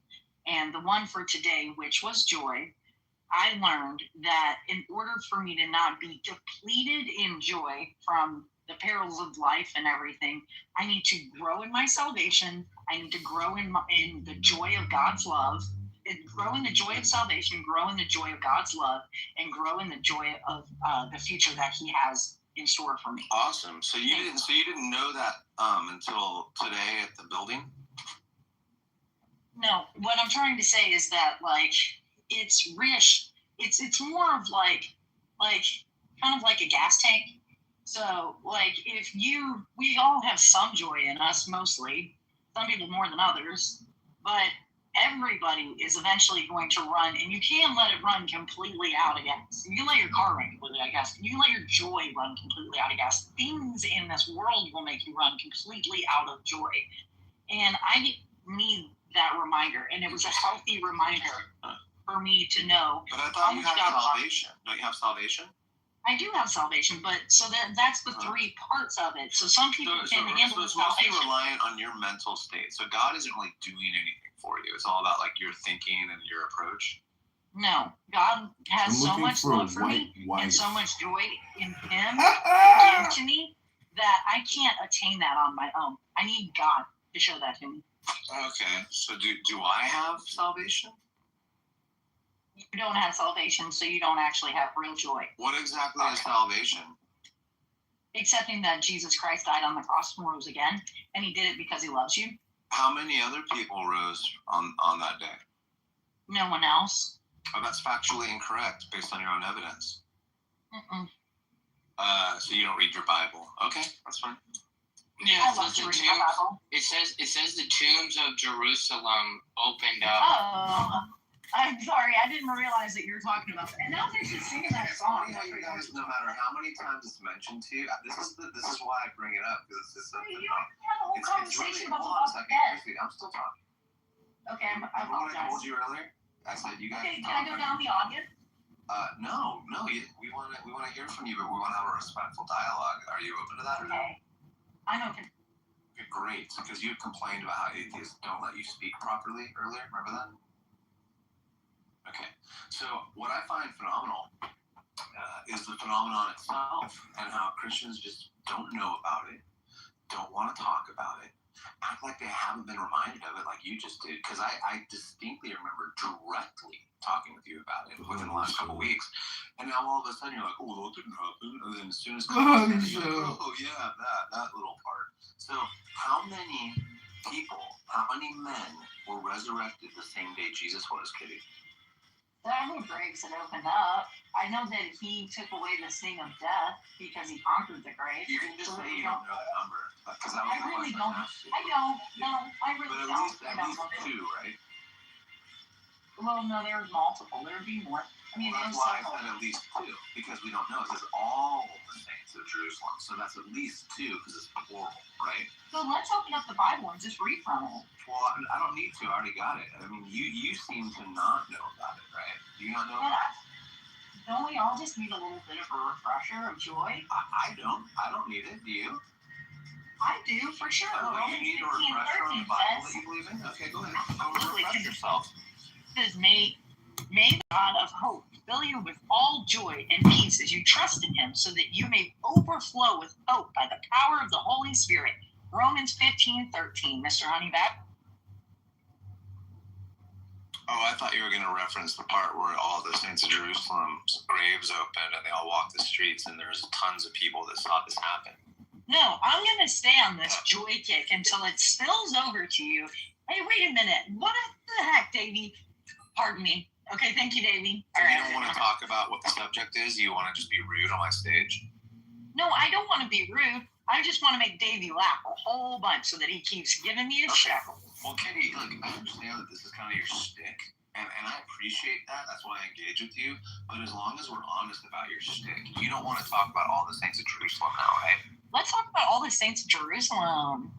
Okay, cool. So can you just concede that there were at least 3 people that resurrected on the day that Jesus rose from the dead? Because okay, now I see the problem. You're using the word resurrected. Well, define resurrection. Okay, let's just not assume that Kitty knows everything. And okay. I pulled up Resurrection X. I don't want that. Resurrection. Meaning. Resurrection is. Well, you don't even know what it means. Oh, okay. So why were you having tension with me? Honey. If you don't know what it means, why did you have to? If you didn't. I'm gonna assume that you didn't mean to yell at me because you're my friend. Well, Resurrection. Does that feel like you, Kitty? Yeah, it did. Like a damaged dog. No, I'm like one of those type personalities. Yeah, pretty much. Yeah. You can say that. I'll use more kid gloves with you, Kitty. But don't call me kitty litter anymore, okay? Yeah. Don't call me kitty litter anymore. Okay. I don't like that. Okay, Kitty. Did you not know what resurrected meant until you were reading the definition right now? No, I knew what it meant. Then why are you having to remind yourself? Why are you so adamant about saying that they weren't resurrected? Because, listen, it says resurrection is the act of rising from the dead, returning to life, or reviving someone forgotten or unused. It specifically refers to Jesus Christ's return to life in Christianity, or the general revival of a person or concept. Synonymous include revival, renewal, restoration, resuscitation. Yeah, okay. So where's the contradiction in what I said now? What do you have? Synonymous with Jesus Christ. And then what does it say right after that, Christy? Remember you read more than that? What does it say? Honey Badger, you might be right about this. I'm not exactly sure. Yeah, so let's remember this conversation now. You can spread it to your family and friends. That there's multiple people that resurrected the day Jesus did, right? Many people. According to your own evidence. According to the Gospel, Jesus explicitly raised 3 individuals from the dead. Lazarus of Bethany, the daughter of Jairus, and the son of Nan. So resurrected them. Okay, he resurrected people, and on the same day that he resurrected after that, because he had to die first, right? The saints of Jerusalem also were resurrected, correct, Kitty? Wrong. Oh, the NIV. Okay, so then you're just going to be a dishonest person now. Yeah. Right? No, you're lying. You're saying that they just resurrected like themselves. The NIV. The NIV, Yes, sir. no. What he's suggesting is that these saints resurrected. The NIV suggests that these saints were resurrected when Jesus died, and then went into Jerusalem after Jesus' resurrection. So they resurrected when Jesus died on the cross, and once he resurrected, they actually went into the city of Jerusalem. A number of commentators agree with this view. Okay, let's just not assume that Chrissy Katie knows everything. So do you see more than one resurrection? So do you see the comparison or the blunder that my friend and yourself, Honey Badger, is making? So did Lazarus resurrect? Okay, then let me teach you. Multiple resurrections, right? Yes. Can I finish, please? Zip it, Kyle. Maybe if you're respectful and honest, Kitty. I will be direct and honest. Thank you, honey. Respectful. I need you to respect our intelligence and respect the audience, okay? We don't need the rigmarole that Christians typically do. We need you to stick to topic and be clear and honest, okay, Chrissy? You say Kitty. I don't say Kitty later. Okay, Kitty. Okay. Yeah. Okay. Meow. Okay. I need words of affirmation. Okay, you don't have a purr. Okay, now it's getting creepy. All right, well, listen, people in your audience will get violently vomity ill. Yeah, thank you, Abby. Okay, now, and besides that, Abby, she defends me. Okay, so, I love you, Abby. Okay. No, this is too much, like, Yeah, I know. This is making you uncomfortable, Abby. Yeah, me too. Maybe I should just start using the N-word at people, huh? Stop it. Okay, respectful. You guys are the biggest hypocrites. I mean, N-word's not really, like, I feel like Bruce Lee, right? Like, I have to take on, like, 28 of you fucking bots at once, and, like... Bruce Lee didn't take on bots. Okay, but listen, can I please finish now? Because Kyle had a really important thing to say, but he screwed it up right at the end.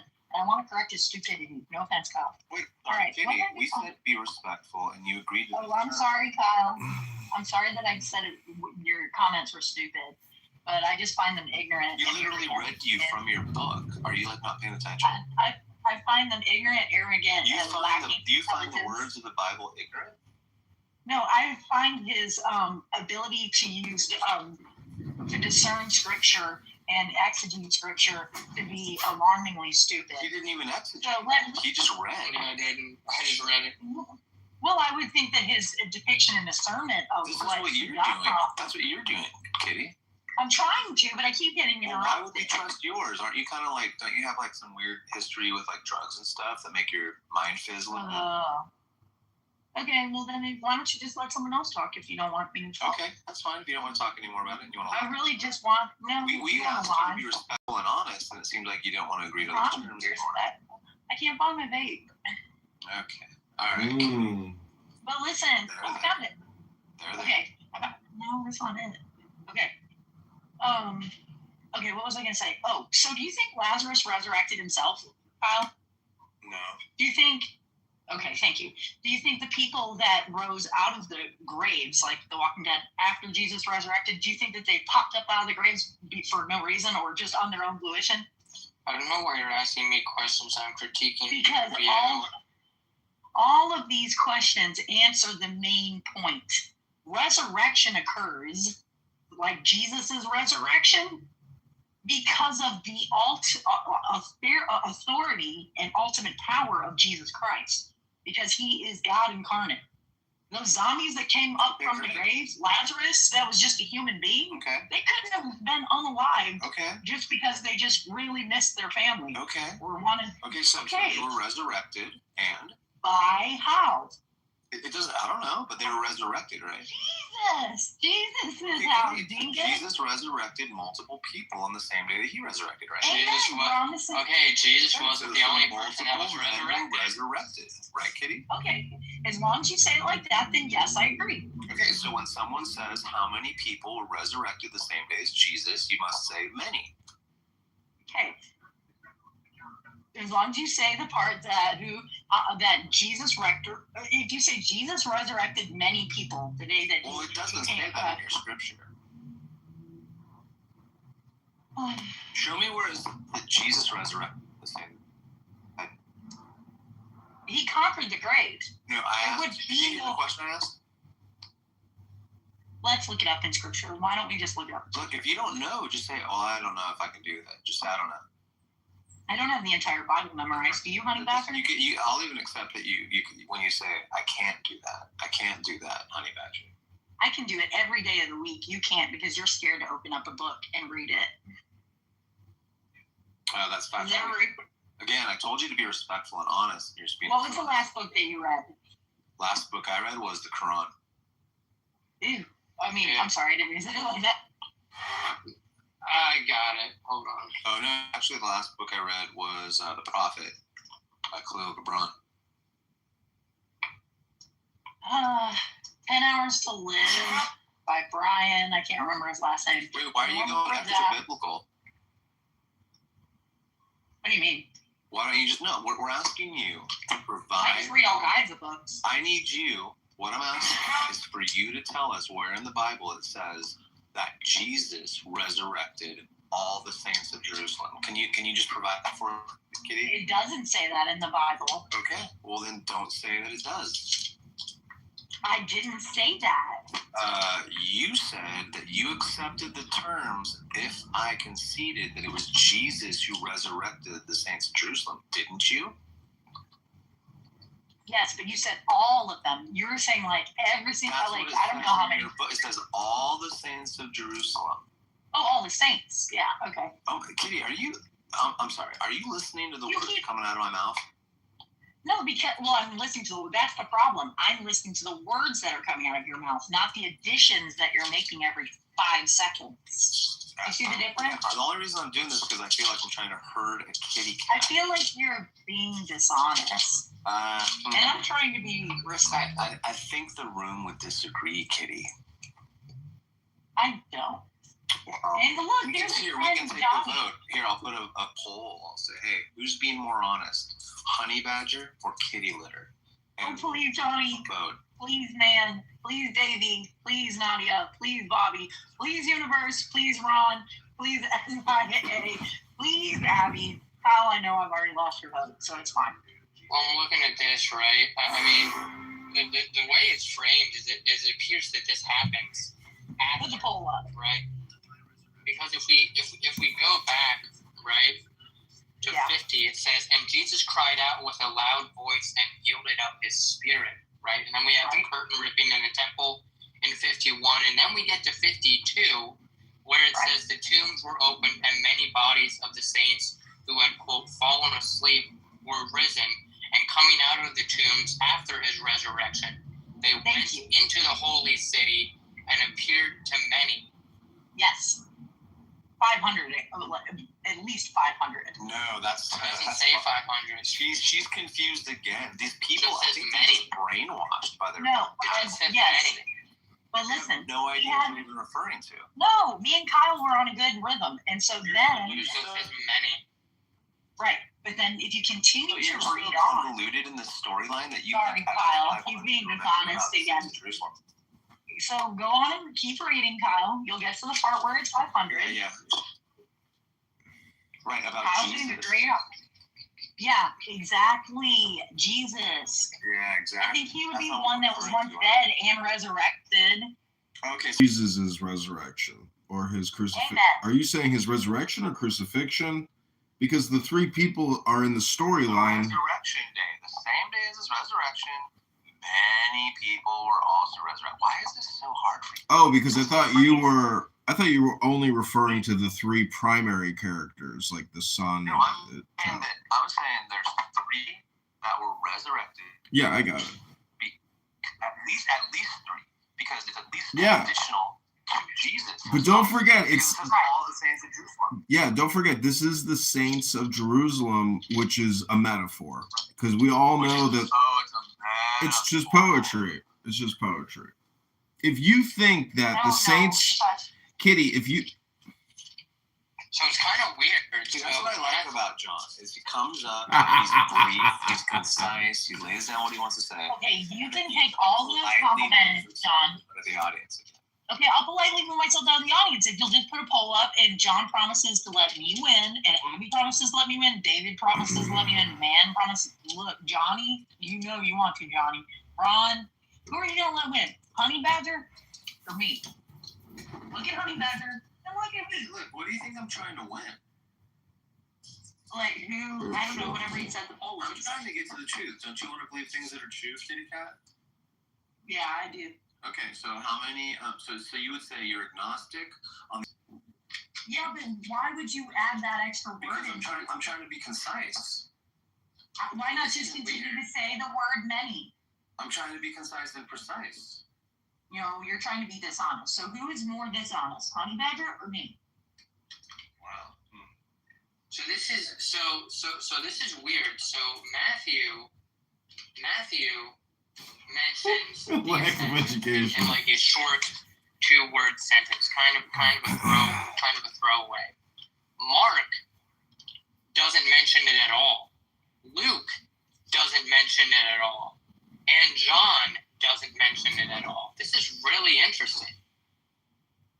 Okay. I think I'm just gonna go. You guys are gonna just do this dog pile thing. I'm not having fun anymore. No, I'm not trying to dogpile. I'm just saying this is interesting. Because why would Matthew be the only one to mention it? Was never in. Yeah, and no, actually, it's the opposite. Like a male succubus of joy. So you take all of my joy and you suck it out of me, and then I have to go. Yeah, it's Are okay. you pulling happy litter out of the box? I am. Aw. I am. Okay, I'm sorry. It's okay. It's Make sure to clean your claws and lick your asshole, okay? I couldn't change showers. Good for you. Is that a new feat that you've achieved?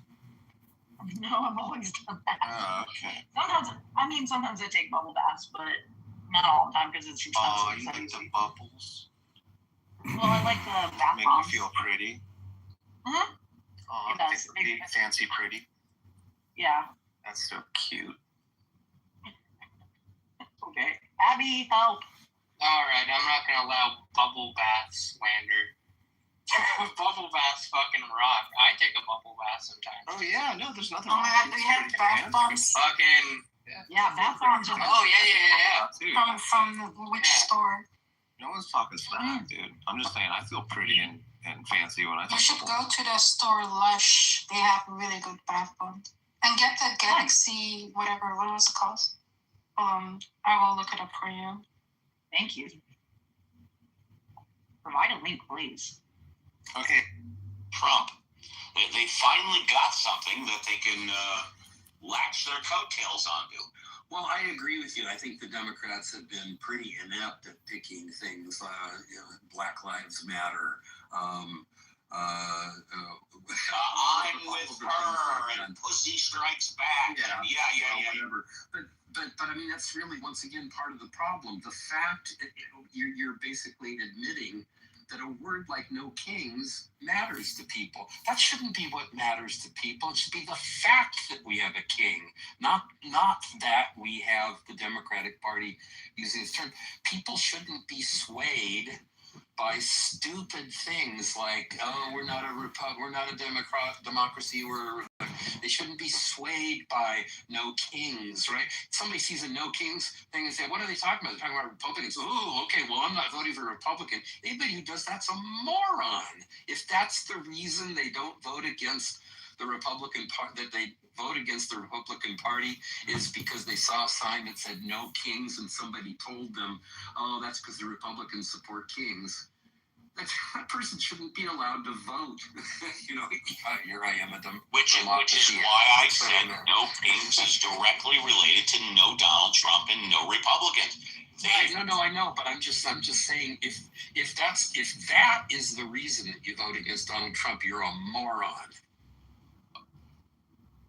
The fact that people are carrying signs saying no kings, that's the reason you vote against Donald Trump? I don't even know where to be.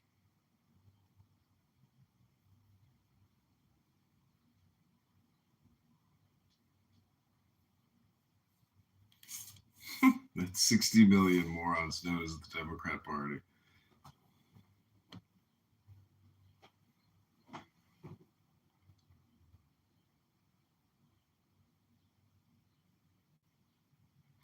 Yeah. Get Sam up here. Oh, we got Andy. Oh, good people in the. Hey, John, come on up. John, you hit the nail on the head. You're talking about 60 million brainwashed, brain rotted out, TikTok consuming, YouTube streaming, Democrat, brain dead people. I mean, they just don't understand. Thanks, John, for clearing that up. Yeah.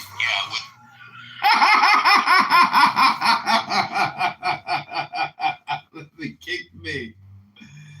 Then they kicked. And his Wait, hold on. I limit God? You said I limit God? Of course you do. Absolutely you do. Okay. So do you believe God limited himself? I believe that he allowed himself to come in human form and enter here on earth. But isn't it a Christian belief that God limited himself? Some people, Calvinists, believe that as a part of their doctrine. I don't know why. I mean, I don't agree with a lot of things. They also believe in predestination, but I don't believe in that either. But so John 10:30 says that I and the Father are one, right? But it means that they're one in purpose, and no. Yeah, just purpose. I'm not finished. No. I'm not finished. You know that in the Bible that Jesus also says that just as me and you, Father, are one, the disciples can also be like one with us. And how does that happen? You're right. How does that happen? Through the Holy Spirit. Right. So that's how I come up with what I like to call the party trifecta. Because the Holy Spirit is not a person, but it is the breath and spirit of God. It is not a person, according to the Bible. No, according to the Bible, it is a him. It is a person. It is one of the three parts of God. Where in the Bible does it say that God is a person? I mean, not God. The Holy Spirit is a person. Why else will we baptize people in the name of the Father, the Son, and the Holy Spirit? Yeah, so just because we baptize people in the name of the Father, the Son, and the Holy Spirit doesn't mean that there's a Trinity. We're just, recognizing their authority or authority. I don't want to go too, no offense, Moses. I'm sure you're a wonderful person. I just don't want to have a conversation with all Muslims. Yeah, keep running private second Corinthians. No, it's like, I like to use the analogy of it's like, if you took your neck and you reared it back in front of a brick wall, and you just bashed it against that brick wall as hard as you can, just over and over and over and over and over again. That's how easy it's feel talking to Christians, right? But great analogy. I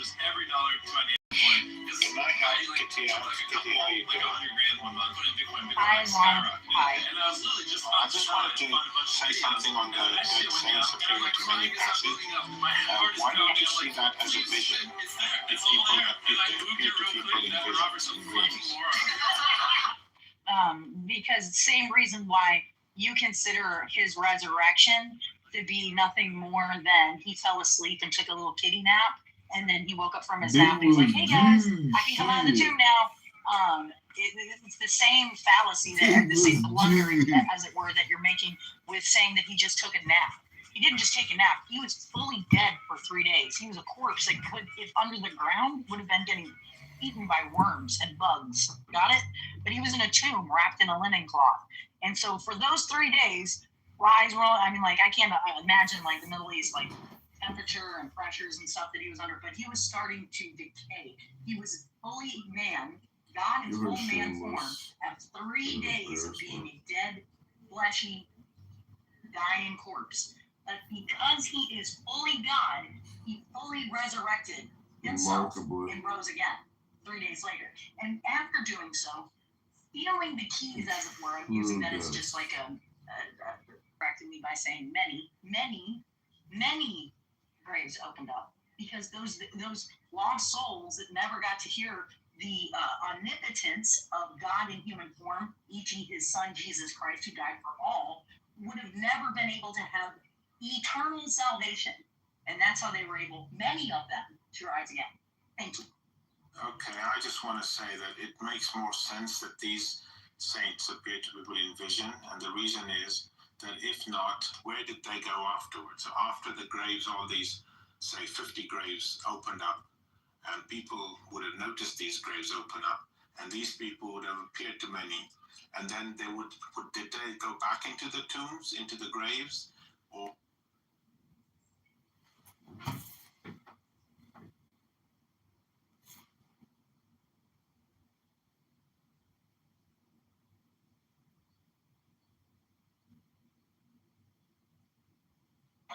And your kid's gonna catch it one day. Fundamental beliefs are primarily exactly the same, you know. Jesus is God, came to earth, died, rose, went back there. He's king of the universe, creator of the universe. Okay, we all agree on that. Now let's have conversations about our traditions, our dogmas, things like that. And depending on your personality, like we can all literally have the same mom and dad and have 5 brothers in a room. Guess what?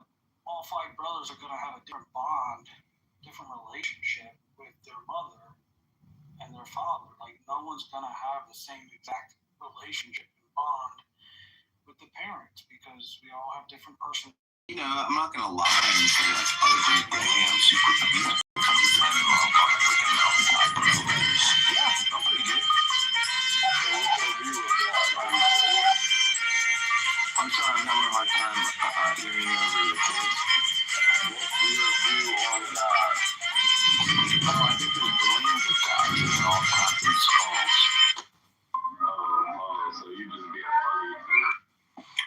Do you have an issue with what I said? Is there like some kind of contradiction in what I said?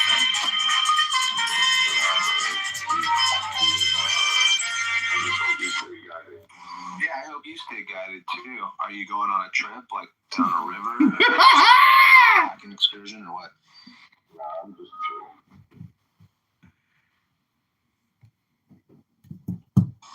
Okay. Anyone else that wants to talk about God?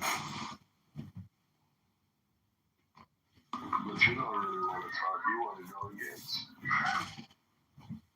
Yeah, I'm not really sure because you haven't stated anything that I need to like address. I mean, what is it that you think I'm missing out on that you shared so far? How do you define the source of life? How do I define the source of life? Vaguely and agnostically. How about you?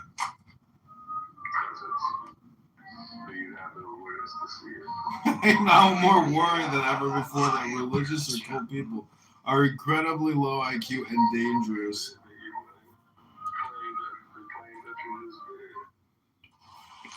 Okay, man, that's fine. What else? What else you want to share?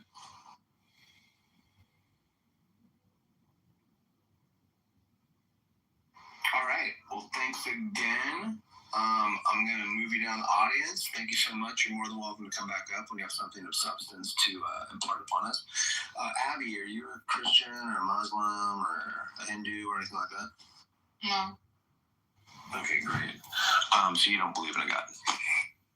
I do, but I don't discuss. Okay, that's fine. You want to just keep it private? Yeah. Would your God want to be known by any of us? Just be a Wi-Fi extender for your room. I'm doing a Wi-Fi extender for your room so people can come in. Well, I'm not mad at this. I do have a Wi-Fi tomorrow.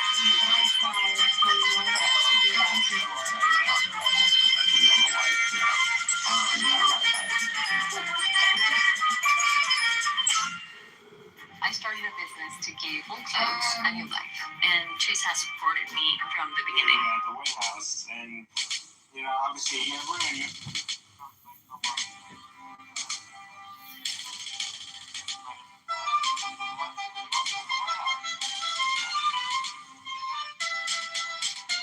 It's Thomas the Tank Engine and friends, David.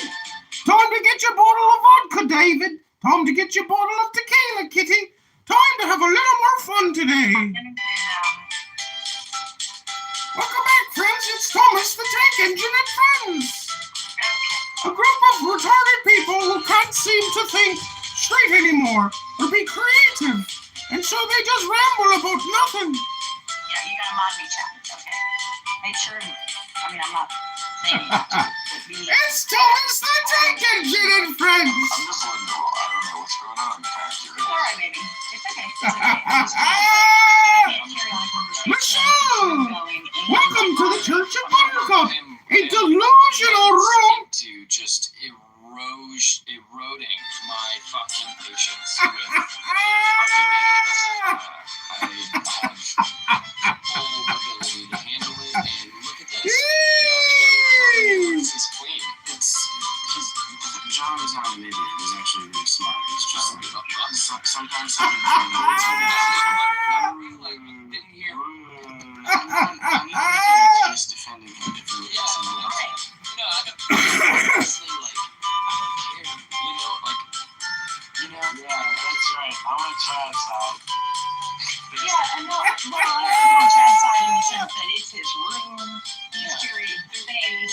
So if he doesn't want it, We're in the middle of a conversation. I'm only saying that to just kind of like you don't need to say anything about it. Like we can talk about shit that's fucking invigorating, cool, fascinating. You know what I mean?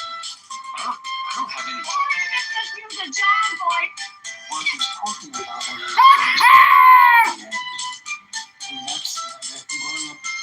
Let them to Thomas the Tank Engine, friends. The universe is going to implode and everything's going to get blown up, and then you get these silly rapture ideas like, oh, we're going to be.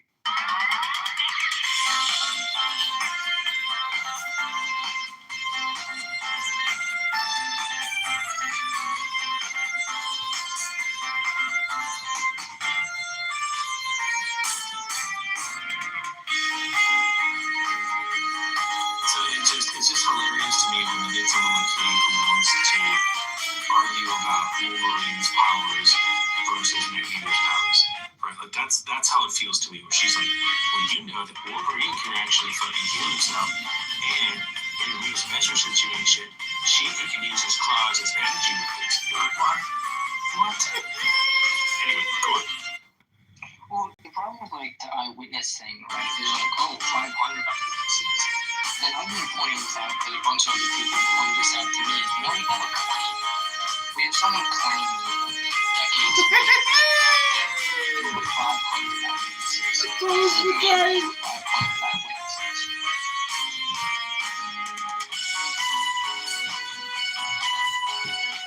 So it doesn't mean that there's 500 eyewitness claims.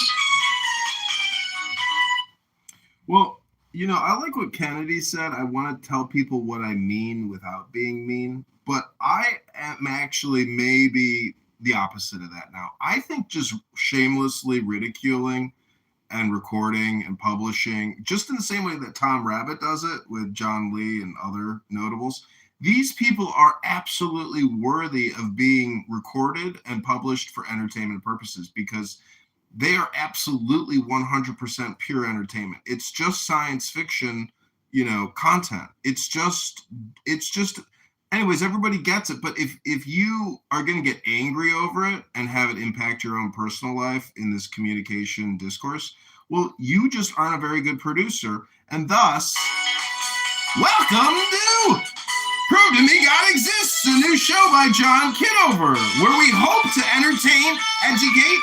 Thank you, John. Again, that was cool. Brief and concise again. Very respectful. I like how you gave us that little snippet to get us curious about your new show, and then moved yourself to the audience. Thank you very much again. So, Al Ruki, are you a Muslim, Richard?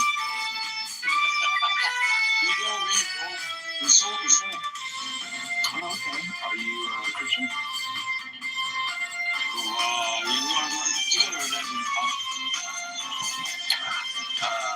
Yeah, it was very easy for me. I think it was me, you, and Legal and Nadia.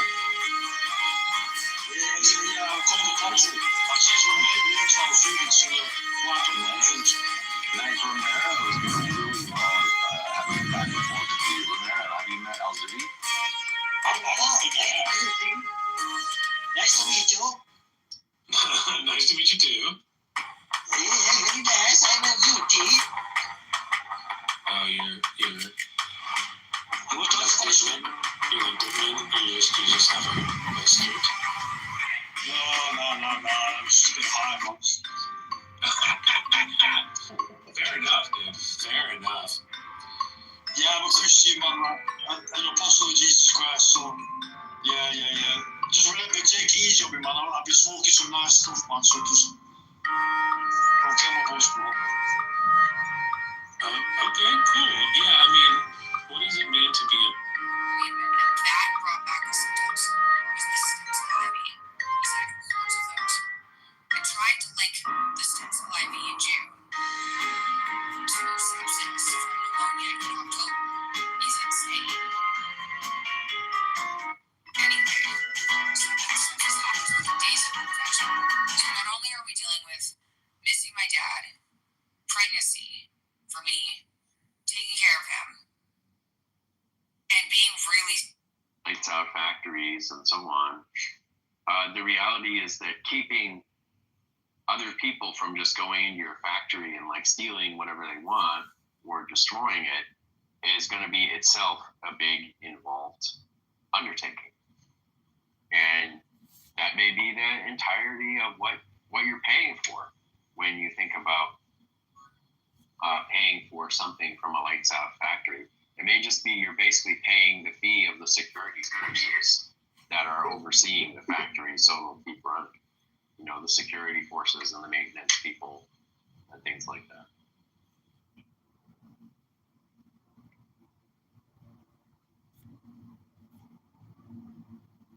That was fascinating, Jason. Thanks for describing to us operating expenses of a facility. That was wonderful.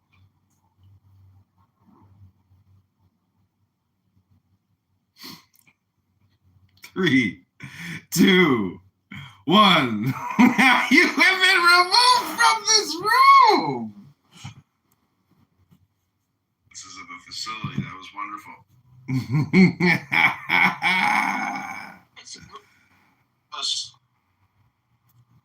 A lot of this is just normal. Most of us dated interracially, man and woman. That's kind of how it went. That was our childhood. We didn't just stick with do so close to the Iranian side and to pay a toll on the way. It's basically a canal now, and no real good reason to think that'll change. Oh my God, it's like, we're blocking it. No, we're blocking it. No, we're letting it free. No, we're blockading you. It's but I do know that like I think like 5 cruise ships just like snuck out.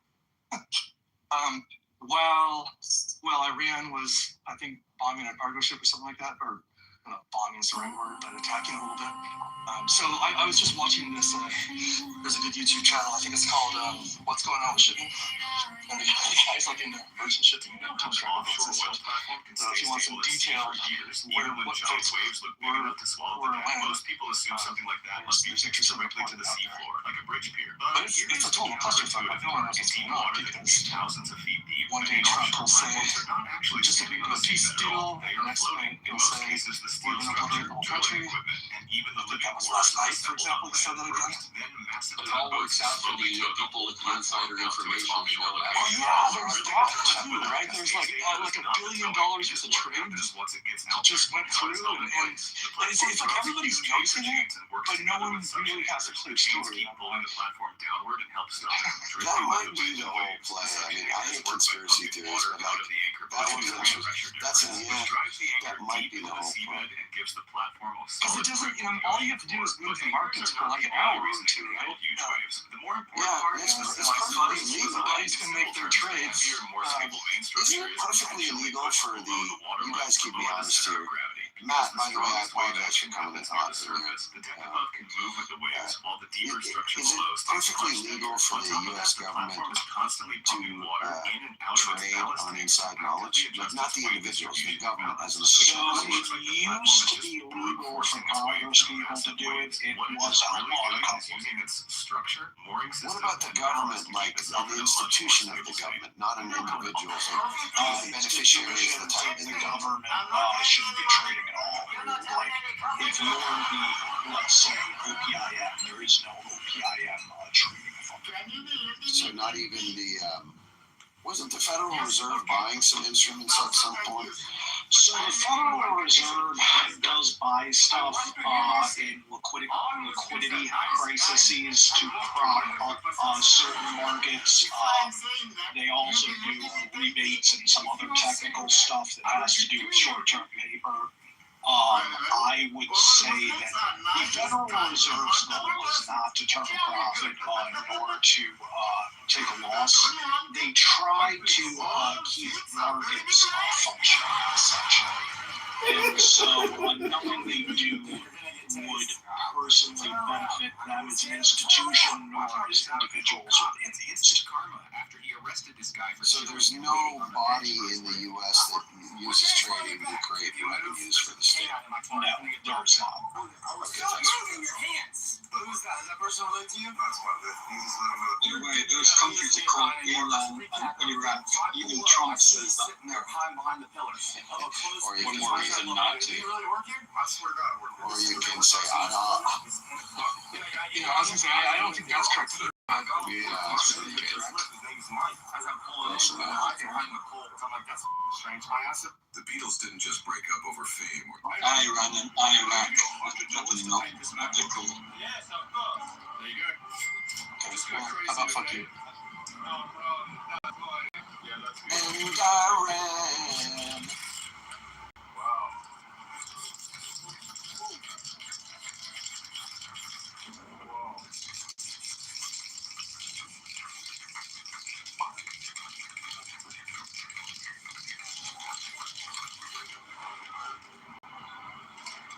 Just since there's a lull in the conversation, what I said earlier that kicked it off is I did not think the Iran war was nearly as catastrophic a decision as the Iraq war. And just to put out a positive case for that statement, since nobody did on the ensuing discussion, Iran, for the better part of 30 years, the majority of my lifetime, possibly 40, possibly 50, I think 30 is far more defendable. To paraphrase Roosevelt, has been the arsenal of terrorism. Almost all bad people in the world have been financially and state supported by Iran. They've been just an enemy of all things Western, all things freedom. And so I would argue that even if the guy doing it isn't the right guy, and even if the reasons he's doing it are wrong, you do have to separate, is the task itself worth something? And one of the key differences in Iran for me is I think the majority of their population is oppressed by an armed majority of the population. And I think you have a real chance to put those people in charge if you could get them armed and if you could take out some of the larger elements that have been oppressing them in the IRGC. And I think that's significantly different from where Iraq was in 2008. That's fair. That's very fair. The point, though, that's a bit different about Iran, it's a bit of a counterpoint, but I completely agree with you that they're a terrorism, a manufacturer of terrorism. I don't know if they're the manufacturer of terrorism, but they're certainly up there in the top 3 list of one media. Here's the thing that's a bit different about Iran. They are, at least when it comes to religion, more of a monolith. I think they're 90-something% Shia, which is much different than Iraq. And it appears that any time there is some kind of a conflict that's framed as East versus West, where they're part of the East, that the extremists gain more popularity. The last time this happened was when George W. Bush Jr. labeled them in the axis of evil. There were actually uprisings within Iran against the government, and most of the population was young. They were under 20, and there was some serious internal movement. But at that point, that kind of villainizing of an entire nation, even though that wasn't kind of the U.S.'s true intent, basically makes the fundamentals stronger. And I believe that that's what's happening right now.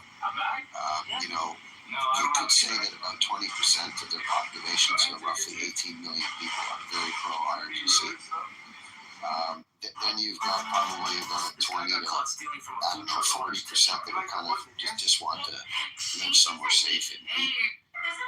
And then you've probably got another, whatever the remainder is, that may actively pick up arms if given the opportunity. But unfortunately, the kind of strategy of take them out, make them bad guys. There's 18 million Iranians that are very pro-IRGC. That's 18 million people. So it doesn't quite work. The current strategy doesn't quite work.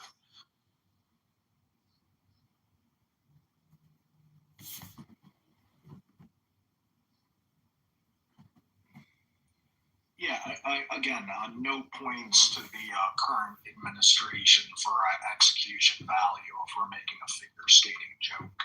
I don't think we've done an effective job of what could be done here at all.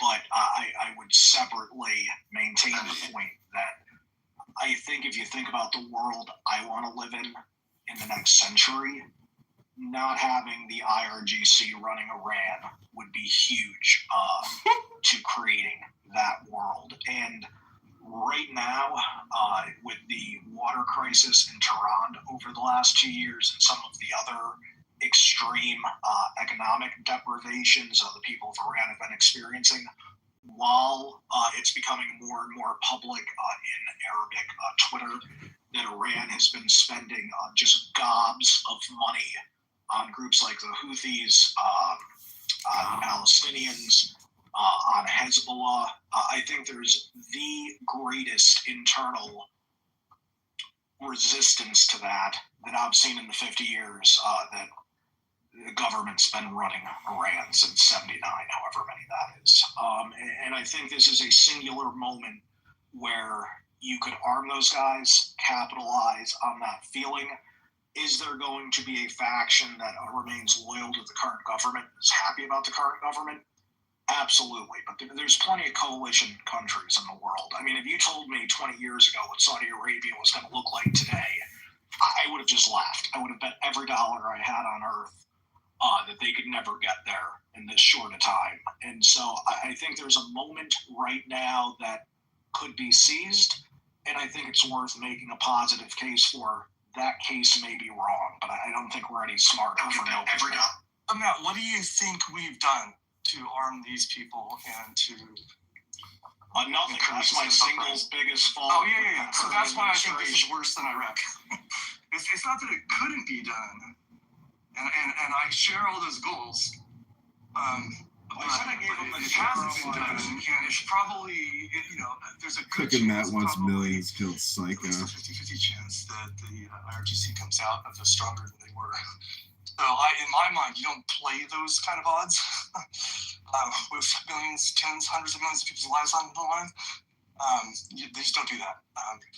So you have to have thought it through. And the one thing I know 100% is that I did not think this through. I think Cheney and Rumsfeld thought it through. It was very. I think that's what John was making earlier. That was not a blunder. That was very, very intentional. It was totally wrong, in my opinion. But it wasn't like half-assed. This is half-assed. So I'm even more offended by it personally. Yeah, I would grant you that the current leadership is among the poorest choices in the last couple of centuries to be running this. I do think a couple of the things you said, though, I would take some issue with. I don't think there's any way that you could say the IRGC comes out of this stronger. They've lost a lot of their heavy weaponry. They've lost a lot of their officer corps. They've had a very rough kinetic conflict so far. Saudi Arabia have a long-standing treaty that is not publicly acknowledged that should Iran ever enter a kinetic war with Saudi Arabia, that Pakistan will provide nuclear weapons to Saudi Arabia with the express purpose of using them against Iran. Pakistan is far more aligned with Sunni Muslims than Shia Muslims. And while they might be nice to their neighbors in this case and trying to do some intermediating for them with the U.S., there's no way they're ever going to be a true ally to Iran. They have differences that will forever exceed what they agree upon. Yeah, I think that's fair. I just my argument was they brought them closer together. There's something that I think you might be missing in your idea around this idea of kind of the classic arm the good people to throw up the bad guys. There is a very strong connection on the Shia line. You see, the Shias are the minority in the Middle East, right? And the only place where they can say that that's not the case is Iran. And that's different than Bashar al-Assad, who was a Alawi. It's different than Saddam, who had kind of Shias and Kurds to contend with, and even to some degree Christians. So it's not really that clear to me that you have enough of a deep-rooted movement that's willing to die and pick up arms to kill their fellow Shias. That's not a clearly coherent idea. And that therein lies the problem, right? The quagmire the U.S. is in, because they're kind of half in and half out, and they're just losing their leverage. Now, I actually don't know I don't think they're dumb. It's just unclear to me what their strategy actually is at the moment. And does that also count for? So I keep hearing about the majority of Iranians who aren't aligned with the IRGC, but are they still Muslims? Like, do they still? Yes, Iran is over 90% Shia. Now they have these different ethnic populations. Like some are, some are kind of more culturally Kurd or culturally Afghan or culturally Azeri. So they do have a lot of ethnic diversity, but religious-wise, they're almost all 90% Shia. But I take, like, are a bunch of those people kind of like in the U.S. where we have a lot of people who say they're Christians, but are, we're kind of marginal Christians, or kind of like don't really think about it as much in our everyday lives? Yes. That seems to be the case in Iran more than other. That is true. That is true. Yeah. But to your point though, I feel like if you poke the bear, if you poke that too much, they're gonna be quicker to align themselves with their fellow Shias than they are with like the West. Exactly. If they're gonna be insulted, if they're gonna be exactly. Yeah. I mean, that's how we are too, right? Like if we get attacked, holy shit! Like suddenly, oh my god, everybody's gonna be. That's what a good nation should do. You should stick together, band together when there's a threat. The other thing is the alternative is kind of, the alternative is a monarch. Like the same kind of violent reaction that any American would have around a king coming back. Many Iranians do.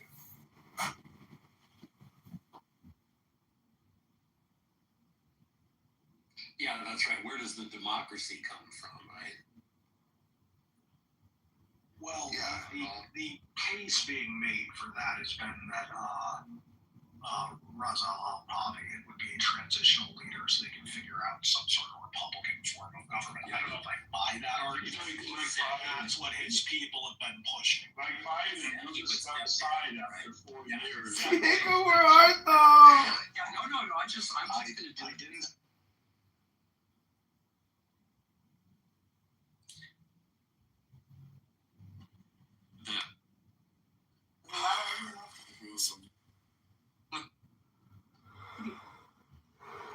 And by the way, John Kitover's in the room. This guy? Olivia, I'll give you the executive decision of what you want to do with him. You can kick him. It's your decision. He's not gonna come up. He's just gonna listen, probably. No, his hand is up. No. You know nothing out here. Listen to what he said. I will call Diego on the phone so you can say hello. Do it.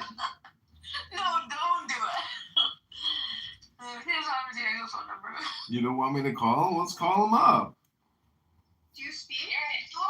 You're a hater, Elijah. You're his sworn enemy. Oh, I'm his sworn enemy? I could call him right now and have a pleasant conversation. Let's call him right now. I don't have any desire to have you call him. But you have a room title called Diego. Where art thou? My heart aches for you. I love you.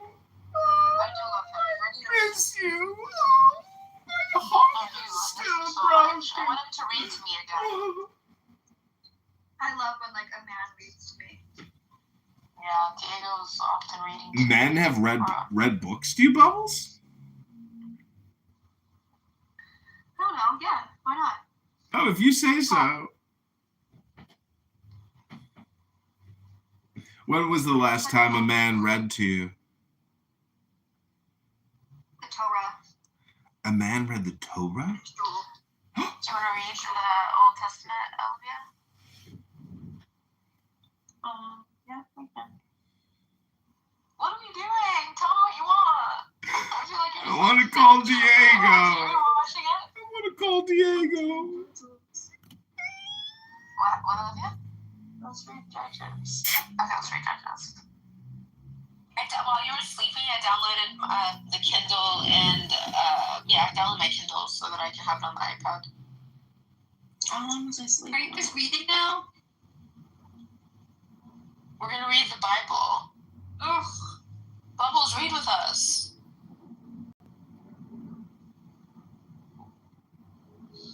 Why are you anti-reading? You don't want to read Judges? The Torah? Yeah, you don't want to read?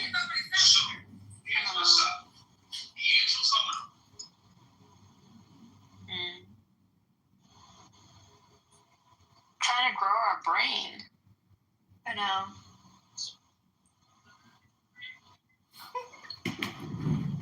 It's just like really heavy language.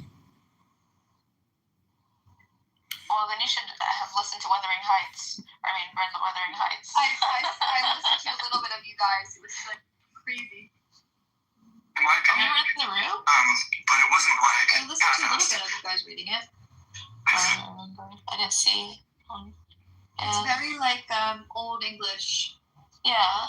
Before passing the threshold, I paused to admire a quantity of grotesque carving lavished over the front, and especially about the principal door, above which, among a wilderness of crumbling griffins and shameless little boys, I detect the date 1500 and the name Harrington Earnshaw.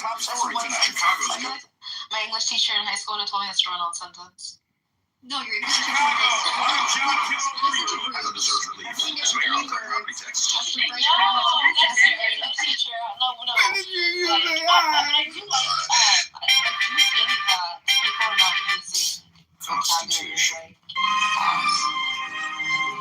think that is important. That's why I aim to read this, because I like the language that's used. Yeah, it's beautiful. Yeah. I'm going to look up her sister's books, because she wrote a preface and a biographical notice, and I really like how she writes. Like, it's very poetic. I got really moved. Let me see what books she has. Charlotte Bronte. It kind of makes my brain go in circles though a little bit when I read stuff like that, and then I forget what they wrote, and it's kind of painful. Wait, it's painful and your brain goes in circles when you read? Oh, that's horrible. Okay, so I have a reading comprehension disorder. You have a reading comprehension disorder? What's it called? Not disorder, it's a learning disability. It's like reading comprehension. You are disabled? When I read things. You sound pretty smart to me. You can accurately describe the disability. No, it's not smart. What a dumb thing to say. It's not that I'm smart. It's that when I read, my brain forgets what I read, and I have to reread and reread and reread and reread. It's like exhausting. So I have to take notes, and I have to listen on tape, and I have to read it 15 times. But it's okay. I'm like the same way. Like, I don't remember anything. It's how I got extra time on the ACT. Oh, what'd you get on your ACTs? I don't remember at all. Do you? Oh shit. I can't remember. I know my highest. I think 36 is like the highest you can get. Yeah. So that would mean that you went to the Ivy League. I remember my highest score was my reading comprehension. I think I got 30s. I went to school in Tel Aviv, so I didn't go to Ivy Leagues. I mean, if you got into the 30s, that means you're the top, maybe 1% of. It's really. I'm not a dumb person. I just needed. No, but if you struggle with reading comprehension, you wouldn't have been able to score that high. No, I struggle, but when I have extra time. She's disabled. I take notes. It evens out. Without that extra time, I would struggle. You know what I mean? Yeah. That's the point of it. So where like it would take you like 30 minutes to read and write a response, it would take me like an hour to read and write a response. Dude, my carrot just went in my hole in my mouth. That's so weird. Okay, I think I know. Why are you so weird, John? Like, why are you like this weird comments? Like, she's. Oh, I don't know, because as soon as I came in the room, you like shat on me and you said I was a disgusting, horrible person. So I don't know. I feel like generally you shat on me. Oh, then I confused it. Sorry for giving you so much trouble then, Bubbles. Did I say he's a horrible person? Because I remember saying those specific words about Abby. No. Maybe I confused it. Maybe it's a me problem. But you're so pleasant. Best friends. Abby's disgusting. She's worse. I wouldn't know if she's worse than you, but she's pretty bad. She's a miserable, horrible, disgusting person.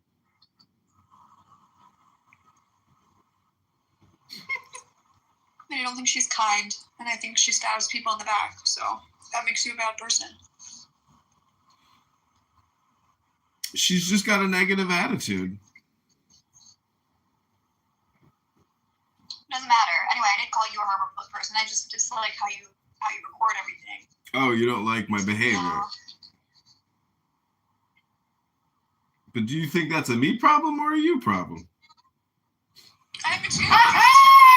Most people would not feel comfortable being recorded and listened to by people that they choose to listen, that they don't are listening to them. I think it's weird. The average person would find that an uncomfortable situation, wouldn't you? Well, generally, when I get into debates, knowingly broadcast to anonymous people, that's a really uncomfortable situation. Generally, when I get into debates about this topic and I bring evidence in the folder titled "Weird," it's generally rejected as being too weird.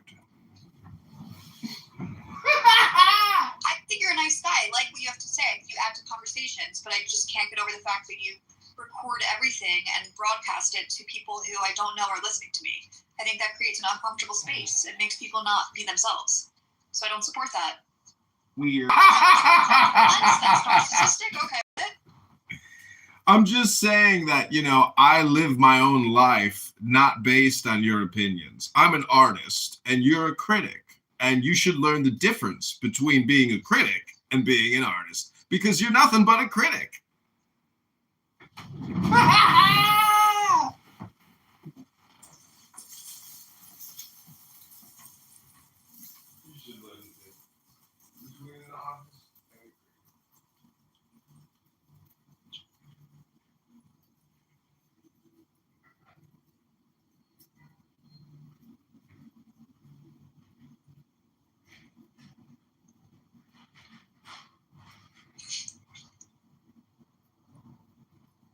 All right. Anyway.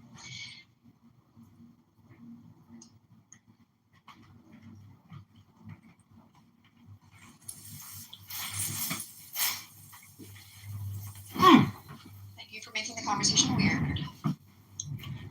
Oh, wait, let me go get my weird file folder so I can put a note in the weird section. Please hold.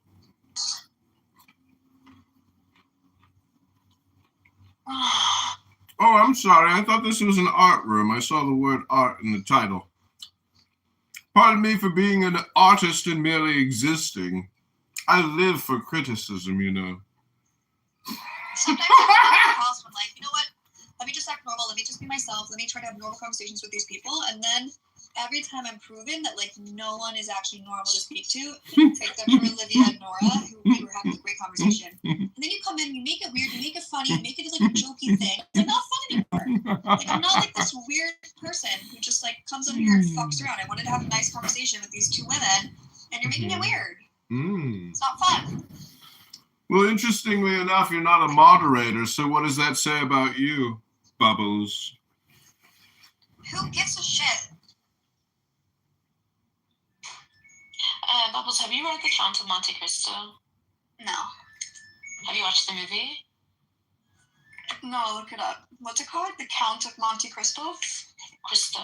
I'm just looking because I downloaded Apple Book I'm using my mom's iPod, and so I'm downloading these like free books, and that's like, oh, I love the movie, so I was like, let me download the book. 1846. Wow, you're gonna love the language in this one. Probably. It'll probably be really cool.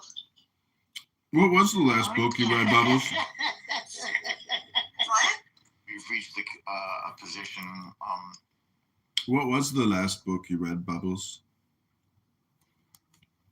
You're lagging out. I can't hear you. I was asking you, what was the last book that you read? They don't mind. The last book I read was probably the story is my thesis in university. I did like a they have the ability major project on Babi Yard, and so we could only use books from the library actually for that project. I read books on Babi Yard. Probably the last book I read. Oh, Benny Morrison, I understand. Oh, Benny Morrison is so intriguing these days. Benny Morrison, Benny Morrison, Benny Morrison. John, why are your princess that booked? They attacked an Indian boat just today. What was the last book you read? Since I'm a narcissist, we should probably ask me about you. Oh, I'm looking at it right now as I talk to you. In fact, my phone is sitting on the book that I've been reading. What's it called?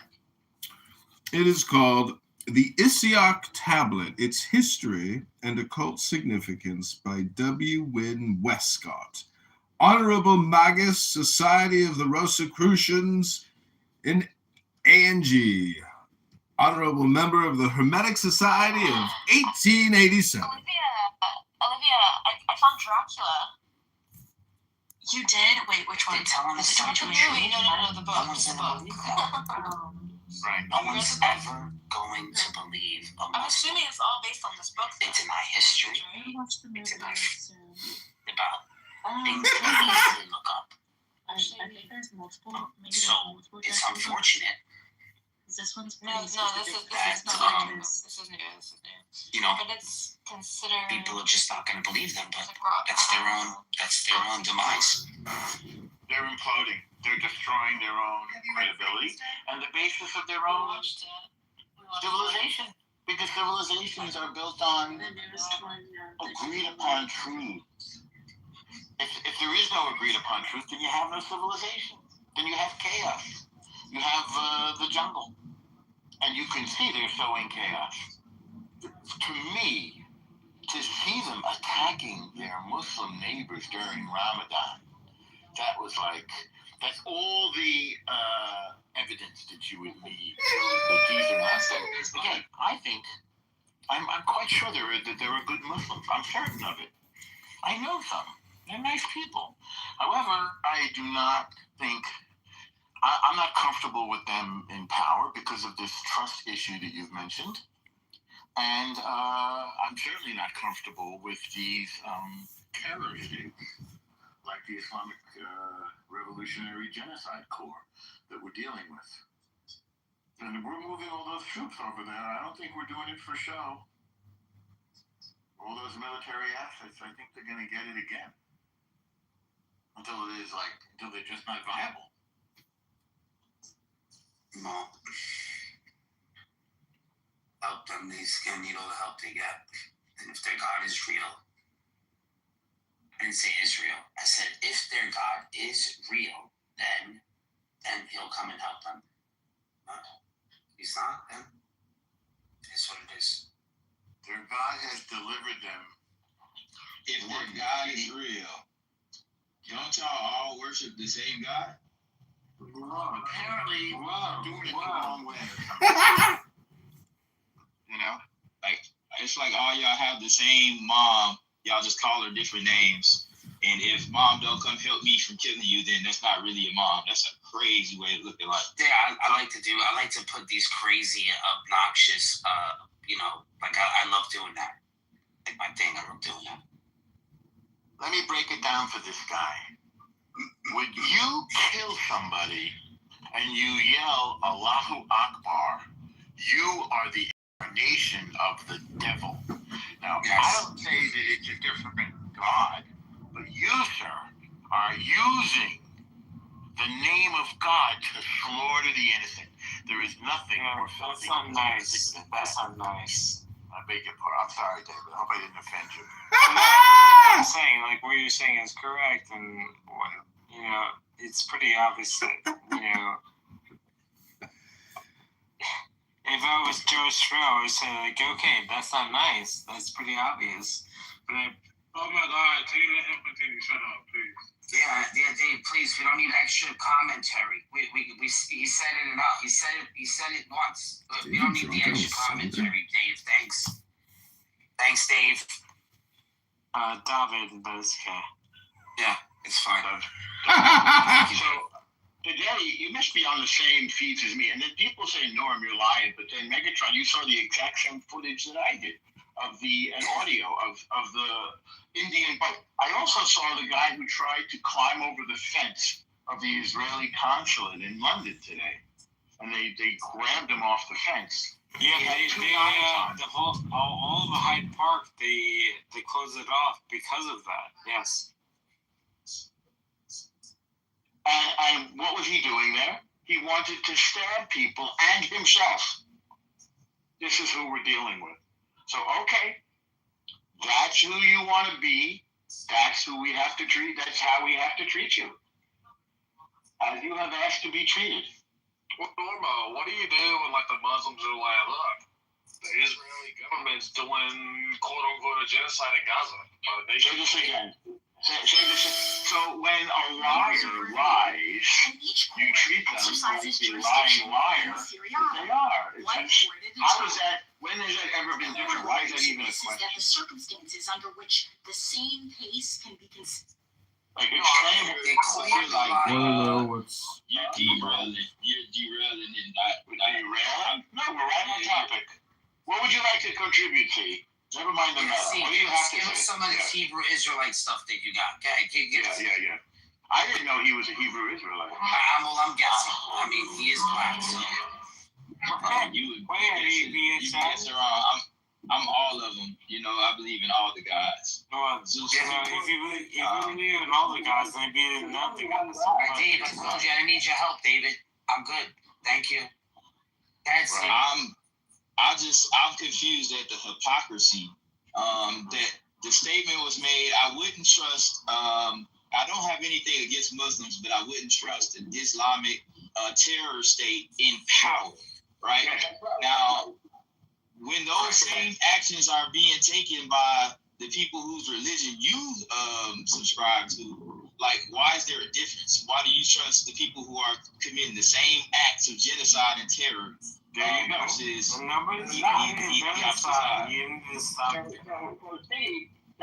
now you're getting into the lying thing again. You've buried the lie. Nobody is committing genocide against these people. They have declared their intention to commit genocide in writing and in words, and then on that declared intention. And therefore, we will take their guns away from them. And by the way, I've been studying recently, they make no distinction between armed and unarmed combatants. So they have people not wearing uniform running around with guns and bombs. When you run around with a gun and a bomb, you are a legitimate target, and you will be eliminated. Now, in that same breath, let's just speak truth to power.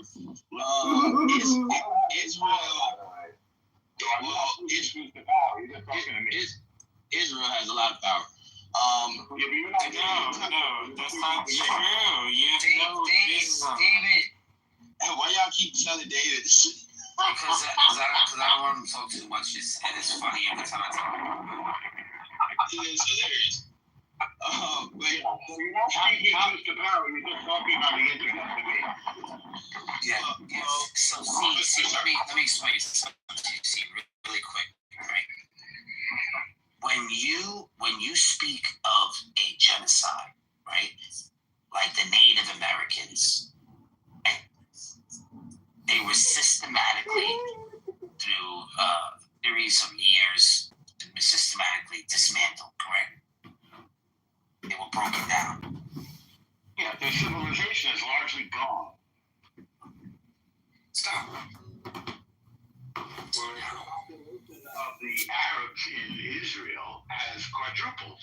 I don't always call them Palestinians because I'm not sure where they got that name from. It doesn't really refer to anything. So we'll just say the Arabs who are in that land. It doesn't exist. I don't think it does. Go ahead, G. Next question. Say this. No, let's stay there real quick. I like the definition you use. They were systematically over a course of time wiped out. But it was a reason. The reason, if you're talking about the Native Americans specifically, they were wiped out because the invaders, the colonists that were coming in, wanted their land. There was wiped out. There was a fight for the land. So if you're talking about Gaza, there is a fight for the land. There are people that are inhabiting the land that say, hey, this is our land. And there's another group of people that are the invaders technically saying, hey, no.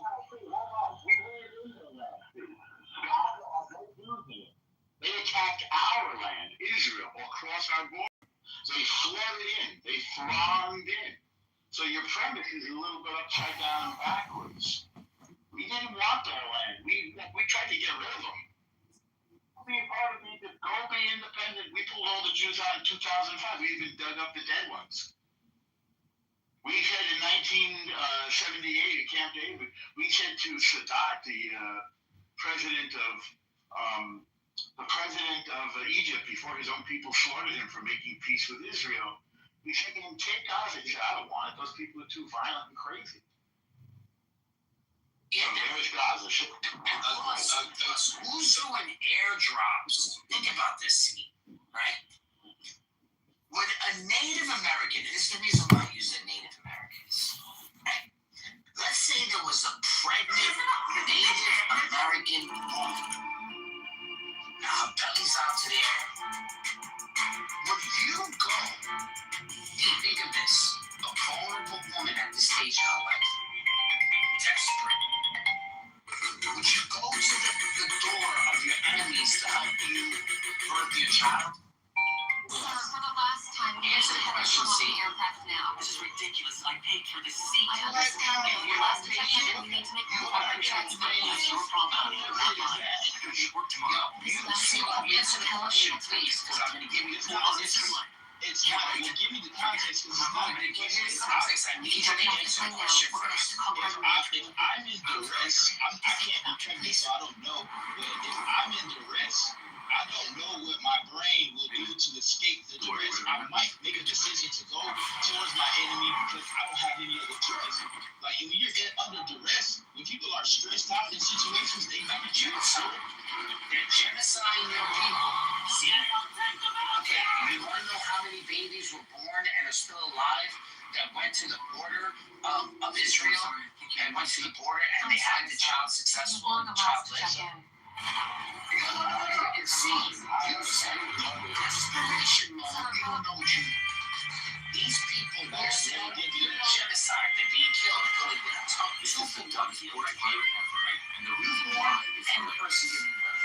Reason why genocide, and that's my goal, right? Is to say this these are maniacs. And the women are consistently going to the border to have their children. What I will say to you is that I'll get up off of the word genocide. I'll come up off that. I'll come up off that.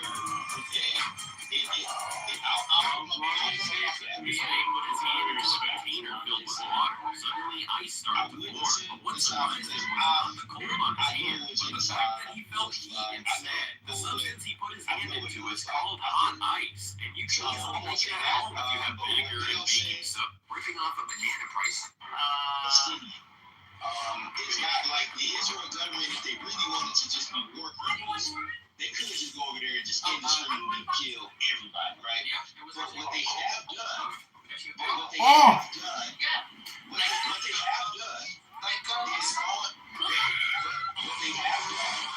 is destroy the entire region. It's inhabitable. It's uninhabitable right now. It's flattened. It's rubble. It's rubble. It's happened over the last 2 years. After the October 7th attack, they took that as a green light to go ahead and just, all right, we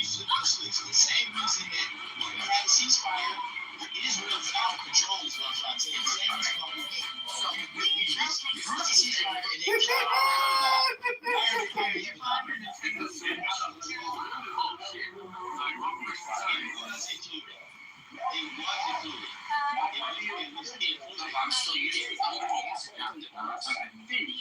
We said no or what? We said no. We did. Really? Yes. I'll post a link. Yeah, it's okay. Which is much easier. Well, yes, yes. You just argue better. He's not gonna understand like breeze. He doesn't understand Now it's ghetto. Now it's ghetto because you can't affect you. Now it's ghetto. Thank you for revealing your true face. I love that. Thank you. We walked up to those police and tried to show them how easy it is to get out of handcuffs, which almost made them mad.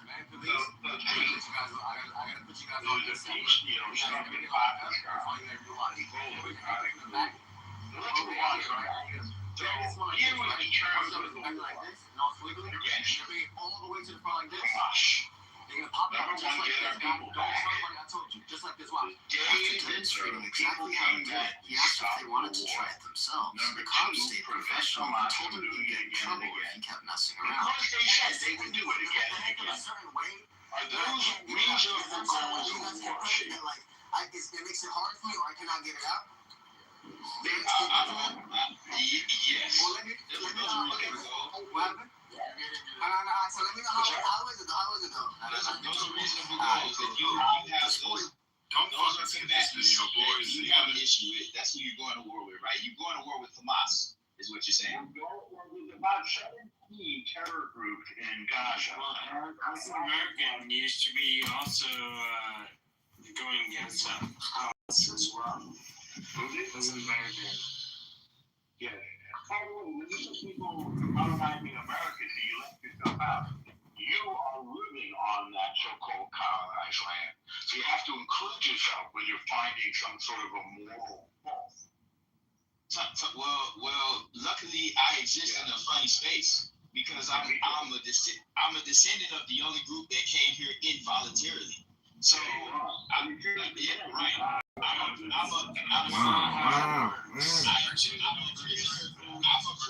a descendant of a POW. I'm a descendant of prisoners of war. Were slaves because if you were born in a shithole African country, I mean, you're much better off for it. Wait, time out.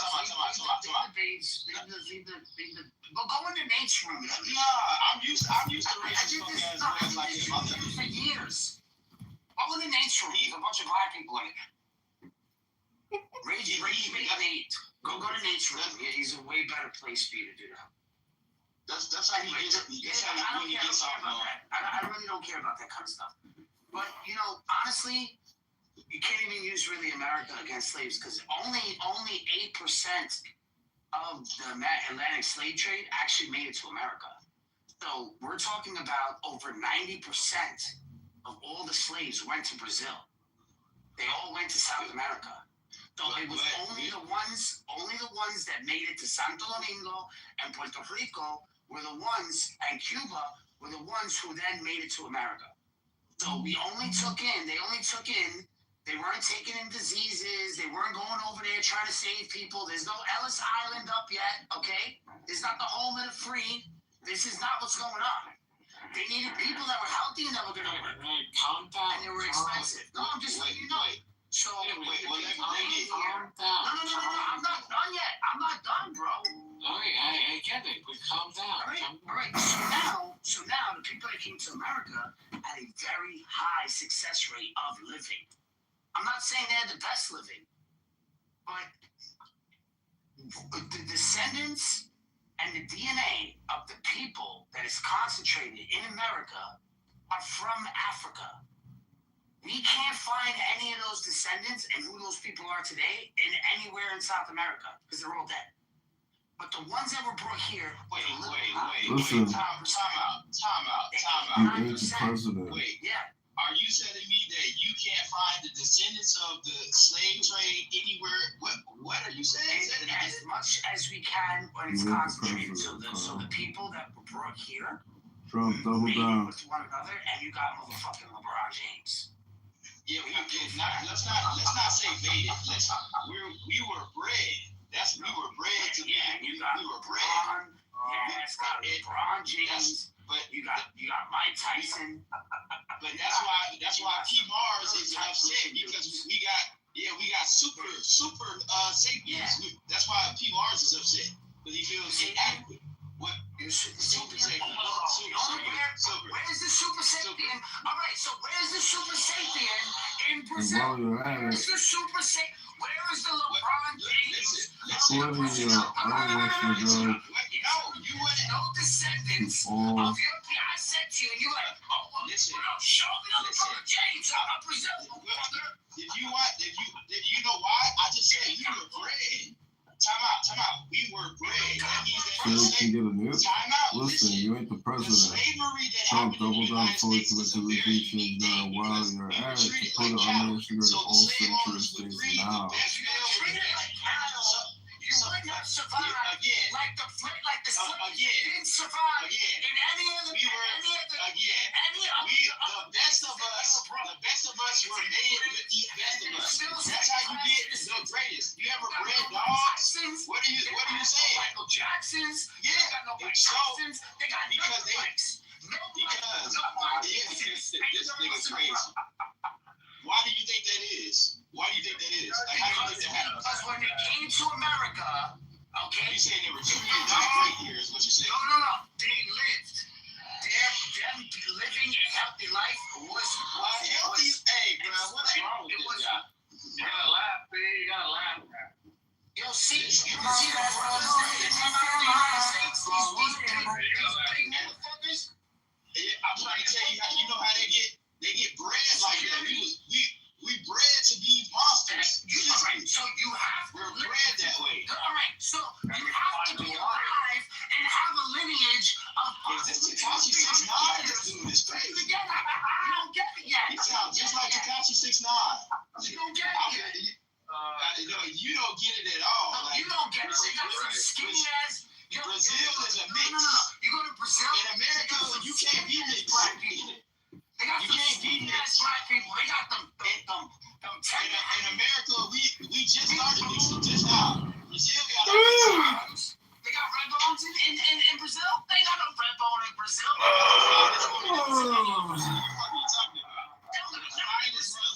The finest motherfuckers in the planet are in Brazil. What the hell are you talking about? You go do that. You go rock on with that. Man, the finest motherfuckers in the planet are in Brazil. Don't let the looks fool you, my man. Bigger than yours. That woman, that person you think is a woman is in a part of yard better get bigger than yours. And then they're gonna say, well, who's bending over now, motherfucker? You can go down the street and find that shit right here in America. They got that shit in Brazil too. Yeah, they got it right here in America as well. Okay. Not as much as in Brazil. What's that? It started to become colder here. But in Brazil, it's been like that for like 20, 30 years. Yeah. You see what they were breeding out there? The big difference they were breeding out here? This motherfucker's a troll, bro. I thought we was breeding out there. It's crazy. Yeah, see, bro. Come on, bro. Yo, you go to any place in the world. No, I'm gonna keep it real with you, see. Every black person that was a slave is still a second-class citizen today in those places, except for America. You're not gonna find the same success rate. Wow. Yeah, it's crazy. Yeah, but you know why? You know why America? You got motherfucking OJ. Who's the OJ? Who's the OJ? Don't do it. Yeah, exactly. Don't do it because you know I got the rest of the names. I got the Delphonics. Who's the Delphonics? No, tell me who the Delphonics is in Arabia. They don't got one. Who's the Bobby Brown in Arabia? They don't got one. They don't have it. They don't give a fuck about those people. So see, you gotta watch your mouth when you talk about, us black people. First of all, they're not black. The only black people that are black live in America. Those people are African. They can go back to the motherfucking mud hut and the bitch with the platelet and find out where the fuck they came from. You can't, see? You can't. There's no mud hut or bitch with a platelet for you to go back to. You gotta realize that shit. You're American. You built this fucking country. Hey, where the fuck did I even go? Y'all, who is he talking to? Nah, he can't be, because I ain't making none of these boys. This is just shit. He's just like sparring. You're laughing at it, bro. You gotta laugh at it, man. This motherfucker's crazy. Come on, bro. This motherfucker's crazy. It's not funny. It's scary that he believes this shit. It's crazy. It's crazy. You know you're laughing. Bro, I'm from New York.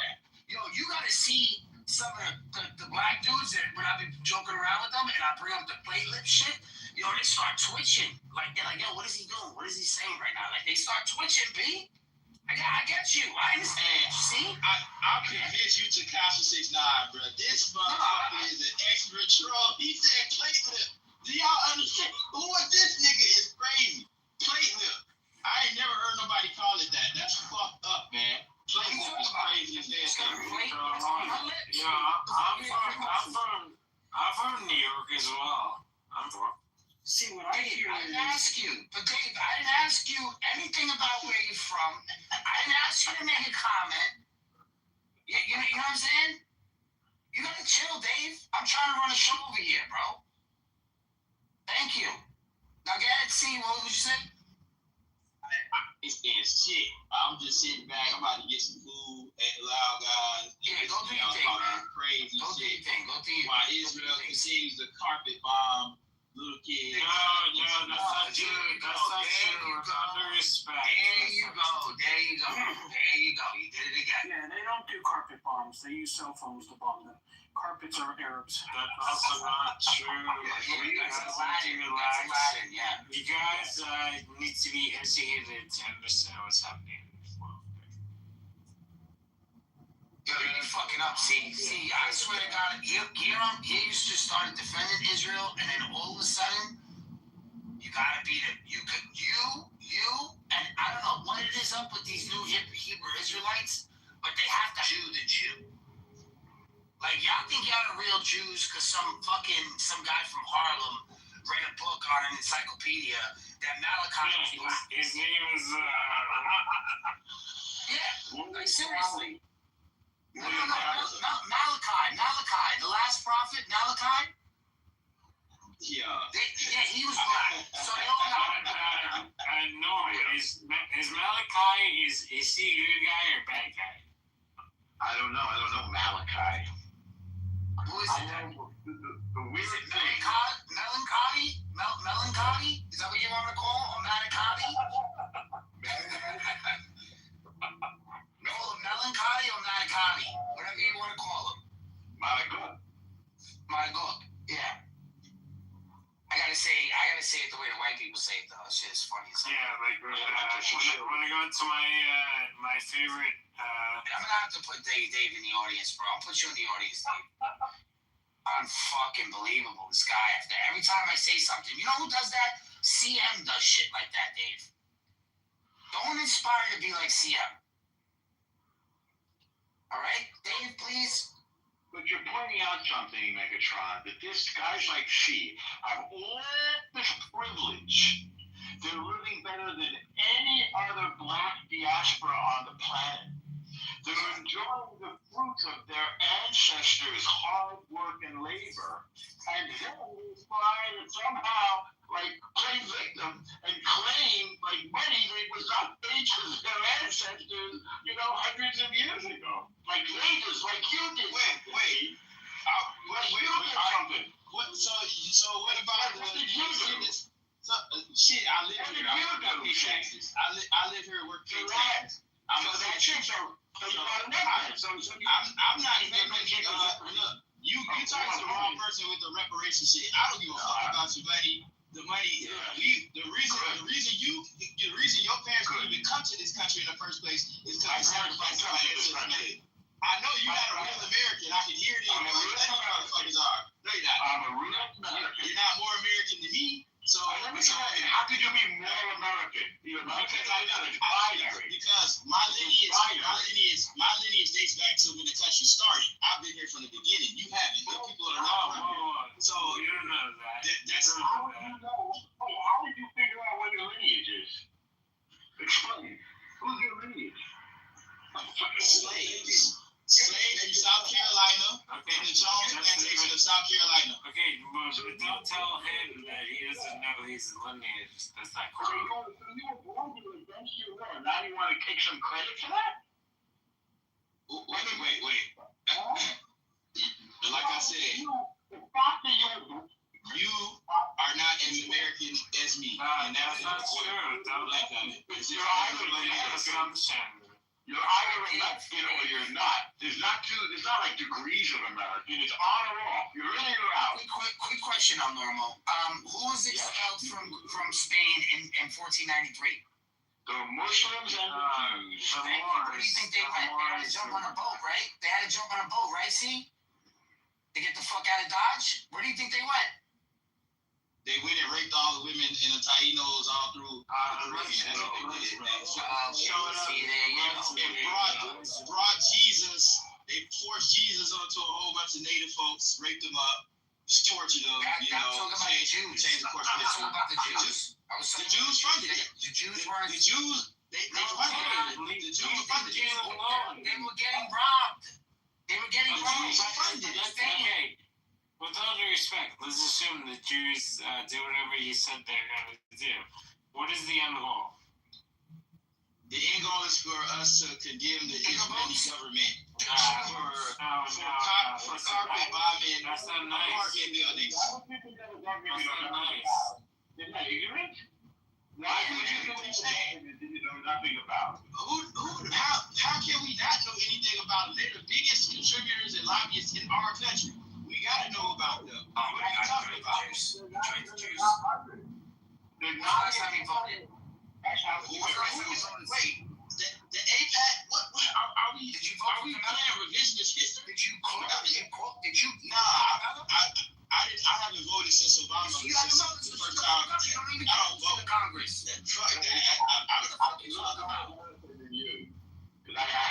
That's crazy, bro. In America. APAC is not even in the top 3. You know what I think we should do?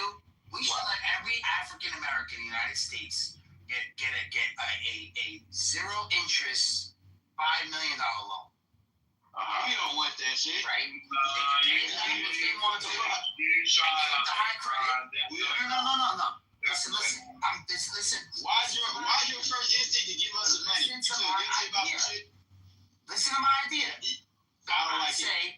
I say we give $5 million to every child born from a date forward, and the existing people that live here, and then the next day we open up LLCs all over the country stealing these fucking people's money. That's what I think we should do.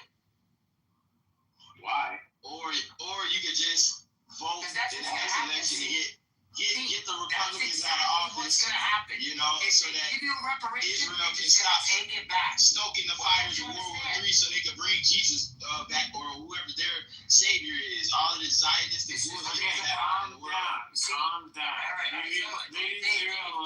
Dave, I'm gonna put you in the audience, and see, I'm gonna put you in the audience too because you started being annoyed now.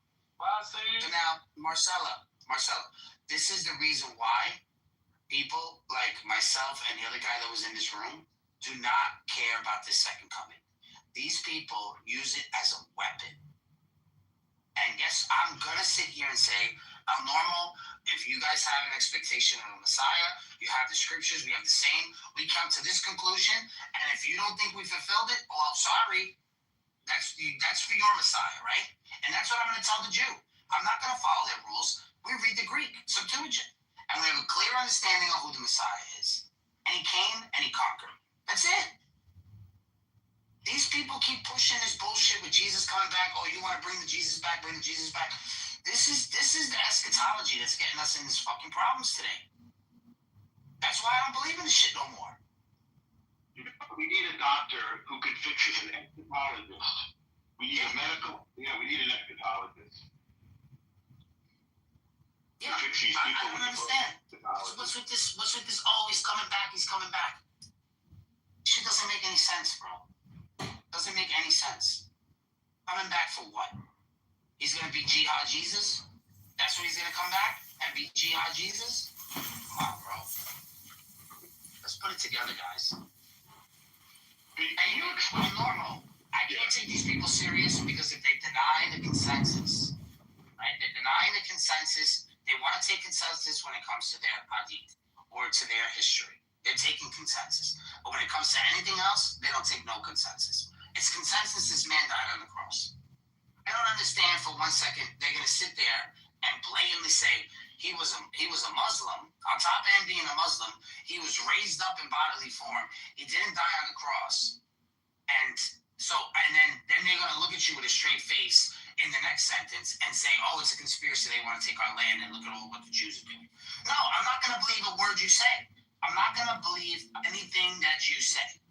You say that the Kaaba, that Abraham built the Kaaba in Arabia. That's also a lie. Like all these things are lies. He took Ishmael to be sacrificed. The book literally says Isaac. The actual book, the Quran, literally says Isaac. 1171. The one who laughed. What's Isaac's name? Exam question. Thank you. So now it's not even that person anymore. Now you have to take that it is Isaac and it is Mount Moriah, right? And it's not the Kaaba. But what do you say to that? No, you're gonna keep that as a lie, and you're gonna keep saying it over and over and over again while you're telling us that the Israeli militia, whatever you want to call it, oh, they're terrorizing you guys, it's gentrification, all this bullshit, whatever it is. I don't believe you, bro. I don't believe any of you. You guys are liars. Liars. You do it on a daily basis. So until you start coming to some kind of truth, right, and you start actually speaking the language everyone else speaks, or you're gonna be, because when you do cry wolf that many fucking times, no one's gonna fucking help you. No one's gonna believe you. And that's my problem, not normal. That's my main problem with all this conspiracy shit. Their own religion is a conspiracy. Go ahead. What's up, bro? I've only just come back in it. I've missed a bit. What's up with you, bro? You alright? I'm trying to keep it. I'm not trying to keep it. I'm not trying to be an Islamophobe. I'm just keeping it real. Keeping it a friend. Keeping it 100. Like, you're lying about Jesus being a Muslim? Do you really need a banner and you're passing out Quran saying Jesus was a Muslim? Do you know how stupid y'all look? When you say that, it's only you guys that think this shit is like official. They have banners and shit. There's banners, and then you have people like God Logic and Sam Shamoon just going out there and embarrassing the shit out of these guys. Nice. It's crazy. And then on top of that, they're on video every single day having the same conversations over and over and over. It has to be a disease. It's literally it's a mind-altering disease, this book. They don't realize that. Look at the thousands upon thousands of videos of them losing the same arguments over and over and over and over again, and they don't care. They are liars. Liars. Unfortunately. Yo, Draco, seriously, bro. It gets to the point where it's like, yo, at least the Ismailis, at least the Atharis, at least these people are taking scientific or historical consensus. They're adding it to their theology. I gotta give it to Searcher. At least he has an explanation, right? Yeah, at least he has an explanation. I like Searcher's responses. You know, they're better than others. You know, he at least ties the dots together and at least makes a point. So I agree with you there. Yeah. I can't. Oh, he doesn't say he's God. It doesn't say he's God in the Gospels. They go to John 17:3. Listen to this one. John 17:3. The one who sent you. What? Who sent? How do you send somebody? He has to exist. We're not oneness. We're not modalists. We're not saying he existed in the mind of God. We're saying no, he really existed, and that's how he was sent. And then ask a little basic sentence. How do you send somebody, normal, how do you send somebody to the store that doesn't exist? Impossible. Because you can't do it. The language is there. And they repeat it over and over and over again. They got them videos. We got you guys saying this shit in here too. Oh, it's the one who sent him. The one who sent him. The one who sent him. The one who sent him. Do you know, yeah, the best thing about that verse, so that's everything. Eternal life. Where does eternal life come from? From the one who was sent and the one who sent him. So from the Father and the Son, that's where eternal life comes from. So it's They can censor you on X and Instagram if they don't like your opinion on a variety of topics, sexual orientation, government interference, and it ends at 5 saying that he was with him before the worlds were created. But they want to go to John 17:3. I mean, come on, guys, man. We got to be better. We have to be better, man. We have to be better. We have to be honest. And you guys are not that violent. The Catholics are way more violent. The stories, everything. We have such a stronghold. They were going over to our sisters, some Protestants going over some things about how much stronghold the Catholics have over this country. And you know what's great about it? No one talks about it. Oh, way down south. They blame it on the church. I'm sorry, El Normo. But you're getting the shit end of that one because the ones who are really in charge, they don't say anything about the Catholic Church. You don't ever hear anybody talking about the Catholic Church. But they think because you guys have a few lawyers and stuff, it's crazy. Insane. Sorry, I had to go on a rant today, Draco. Sorry, I'm almost. It was fun. I have to do it sometimes. I have to do it sometimes. I have to get it out.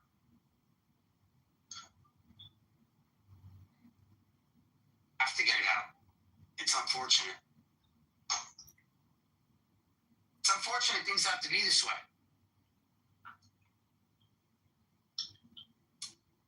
But not normal. Isn't it a disease? Isn't it a mind-altering disease? How they can just lie like that over and over and over again? Based on my experience, yes, it's a mind virus. Are you sure? Have we met before? We met before, haven't we? Maybe. Forgive my ignorance. So you're Jewish, yeah? Obviously. Why, you ask? You know. I come up with so much that I talk to so many different Jewish people on this app and on others, and I get all these different answers. So I don't want to be disrespectful towards you or anything, innit? Why don't you just read instead of talking to Joe Schmo on the street or on the internet? Why don't you just read? Can you read it all? Yeah. You do? Yeah, so like that Talmud thing, that's where I get stuck in it. Have you read it? Why are you reading the Talmud? It's got nothing to do with Christianity. What does this person want? Who's this person that's gonna come up here? Don't know. Can you post this? I'm surprised it's not censored. Zuck, how is the information non-profit going to kill the lies you help spread with Fauci daily on fake? You've got a good point there, actually. Maybe I need to have a look. I'll have a look into all of it. Look into it. You're never gonna understand it. You're never gonna understand it. That's why I don't read it. That's why people that aren't Jewish don't read it. Yeah, but that would have said, I tried reading the Quran, but then I don't want to sound disrespectful to that, but even that, I thought, no, it's not for me, man.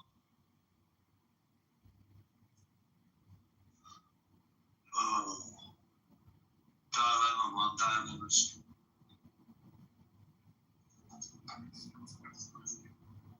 Alright, someone invite Dave up. Oh, what's up, Mohammed? I had to go on one of my little rants. I'm about to go in pretty soon. You have to mod me if I'm going to bring them up. what's up? Oh, you want to bring up Dave? If you want me to, sure. I like Dave a lot. Let's see if Moshe, you there? Bring up Dave. Yeah, let me shut this shit. Over here yelling at the Jews. Whoa. Where are you yelling at? I'm yelling at the Jews about the Exelarch. Well, why would you yell? Well, That's what why? I'm yelling at them about. Being anti-Semitic. I'm not saying that this is Semitic, but why would you yell at President Trump anybody? double down fully committed to Israel.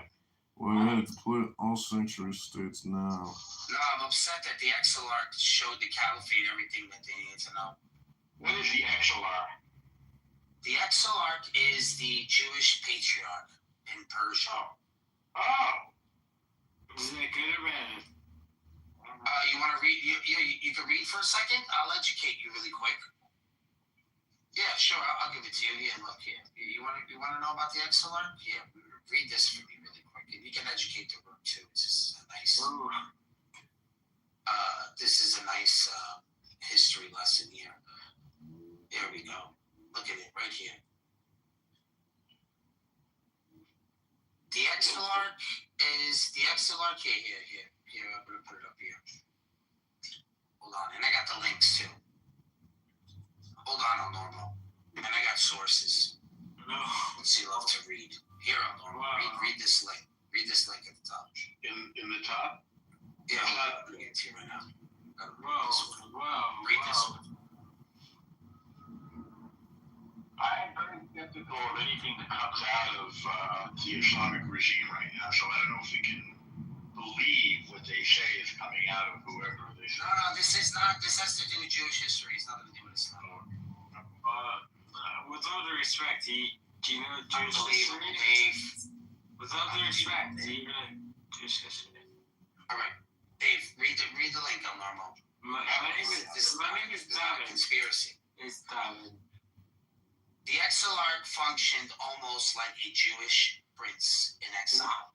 The key characteristics: a leader of the Jewish diaspora in Babylonia, claimed descendants of the King of David, recognized the Persian and later Islamic rulers, overseers of laws, courts, taxes, and Jewish communal life.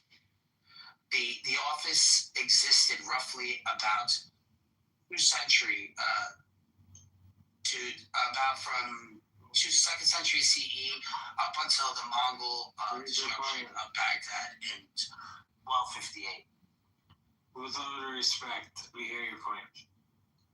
No, I hear your point. I didn't hear it. What was the point, Dave?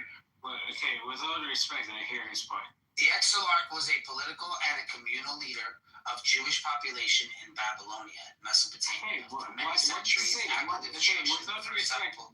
Why did you say Jewish So they were the head of the they were the head of the Israel because when who took over Persia? Okay, it's now called Iran. That's a separate conversation. No, it's not. It's not because no, it is. It is. Midrash. No, be quiet. The Midrash, or the explanation of Torah, stopped in the 6th century, and from the 7th century on, we can discuss that. Was all hadith. All the Quran came, and then later on the tafsirs and all the scholarship and all these people, and they were all under that Islamic ruling. So the Jews still prospered with their corrupted scripture. How would they let these people prosper with corrupted scripture? Doesn't make any sense, bro. No. How do they prosper with corrupted scripture? You're wrong. No, I say not. Let me read on. Here. Their authority, the Exelarch, a real governmental power over the Jews in Babylonia. For example, they appointed judges and rabbis, collected taxes from Jewish communities. Stop saying Jews. Why do you keep saying Jews? Stop saying that.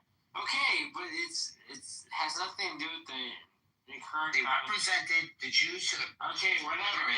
Everyone shut up. Kick them. Why you listen? You make home affordability unaffordable. Let's start there before we spend $1.3 billion. The great academias are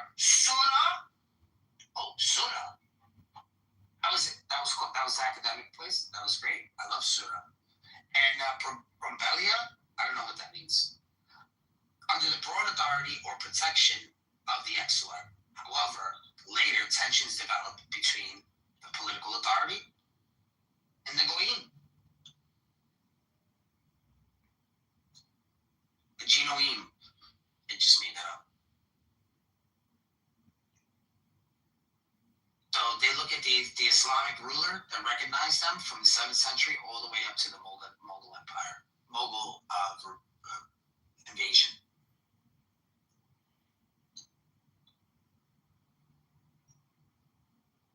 The Islamic conquest was 636 to 651. The Muslim conquest of Persia, when the early Islamic armies defeated the Sassanian Persian Empire, the Jewish communities of Babylonia suddenly came under Muslim rules. The caliphates adopted their political systems, just like Christians to the patriarchs, Jews to the exarchs, so on and so forth. The caliphate officially recognized the exarch as the first exarch that acknowledged by the Muslim rulers, and his name is Basadonia or some shit like that. The caliphate allowed him to rule the Jewish communities. He was given legal authority over the Jews, reportedly received royalty privileges and estates. He was even given a wife. Guess, check this out. The priestly, the high rank class was called demi. Look at that. And they paid a jizya that they collected themselves and gave to the caliphate. Picture that.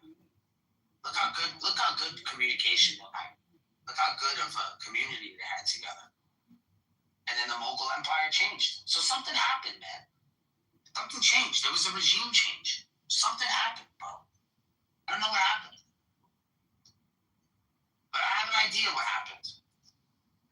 I really, really do. I have this idea of what happened. And it's about the preservation of the Quran.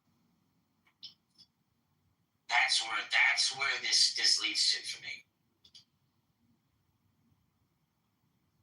That's the reason why I have an issue. Because when I start to look at the historical way that people preserve things, like in museums and so on and so forth, I start to realize that the manuscript history was controlled by the West. By the West, yeah, look. Why is it that all the oldest Qurans are not in the institutions of the Muslims? I'll put the link at the top. And the Orientalists that went to these countries, look at this. Look, I'll pin it at the top.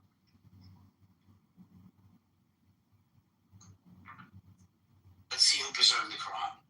Not saying it's not preserved, but we'll see who preserved them. Okay? So, this is not a conspiracy, but it's a combination of colonial expansion, antique markets, weak manuscript preservation in early Islamic countries, Western academic interest, the deliberate removal during wars, importantly, the Muslim political regimes that did not prioritize in preserving early Quranic codices. So early Muslim empires did not preserve manuscripts. They did not have a strong archive culture for preserving early codices. Early codices were used in mosques until they wore out. Manuscripts were buried. They were mostly buried or burned, as they would to do in respect to sacred scriptures. And the scholars mainly relied on recitation chains, like isnads, not manuscripts. But many of the earliest codices either degraded, and ones that survived often were remotely collected in mosques in poor storage condition. Okay, so now we have between the 1700s and the 1900s. This is recorded history. European powers expanded into the Middle East, Central Asia, and Africa. The major collectors: Great Britain, France, Russia. And Joe Hero, pagan grad, and apparently he told Joe that me and you were having sexual relations. What? I did not have sexual relations with that woman. Yeah, you have to get your back in on that one. So just so you know, So I'm about to go the fuck off now. Yeah, apparently they give you the nickname KP Tripod. yeah, so if anyone asks you questions, that's where it's direct. I'm about to, you know what? I'm about to bring you in right quick. I just woke up. God damn it. I thought it was pretty funny. Joe thought it was funny. Hey. Who the fuck you do this shit? There you go. Okay. I'll answer you. Yeah, so then Beth, I don't know if she's at her phone, but we'll be right back then. Thanks. Hey, how's it going, guys? Where's Denver.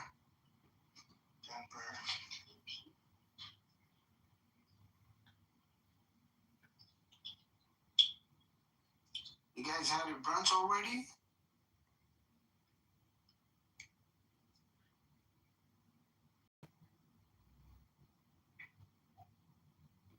What are you talking about, Denver?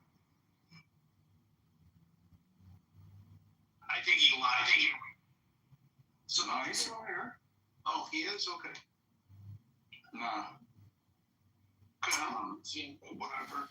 Oh, did he leave? Yeah, Oh, yeah, okay, there, yeah, he did leave. I just refreshed.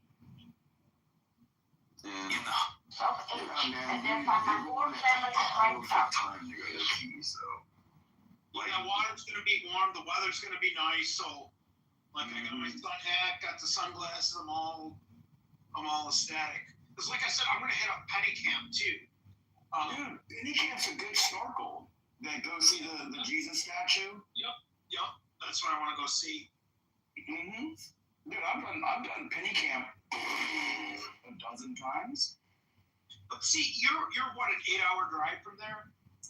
Yeah, but again, my parents used to have a condo down in Marathon, so I would just, like, you know, for me to be down there, because I was only 45 miles north of Key West, and I was like an hour, probably an hour and a half, an hour to get to Penny Camp if I had to drive north. See, but there's so much stuff. But your mom was a real estate guru. Oh, yeah, dude, I could never touch what she used to do. You know, she was, you know, well, she did the law side of it. You know, she wasn't the real.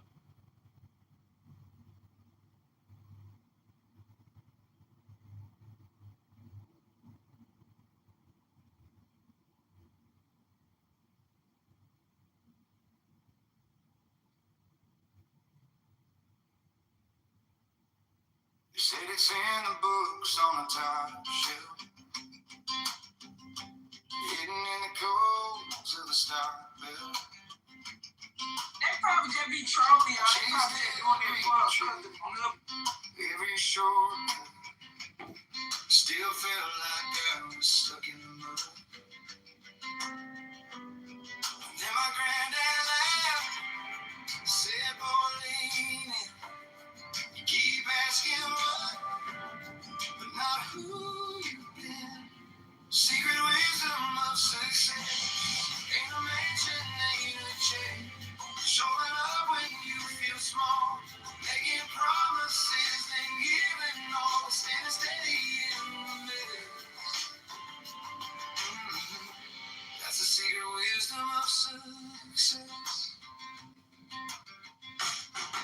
I learned to shake hands, look them straight on. Say I don't know yet and still stay strong. Turn a late night long to listen, kid. Count my blessings more than the money I get. 'Cause every heavy door needs 1,000 knocks. Every overnight took a lifetime's course. Secret wisdom of success is the word that no one checks. It's saying sorry when you're wrong. Calling home before you scroll along. It's loving harder when there's less. That's the secret wisdom of success. It's the early rise, the tired eyes. Help your friends before you rise. Keeping faith when plans fall through. Not quitting on the truth in you. Secret wisdom of success. More than trophies, more than flex.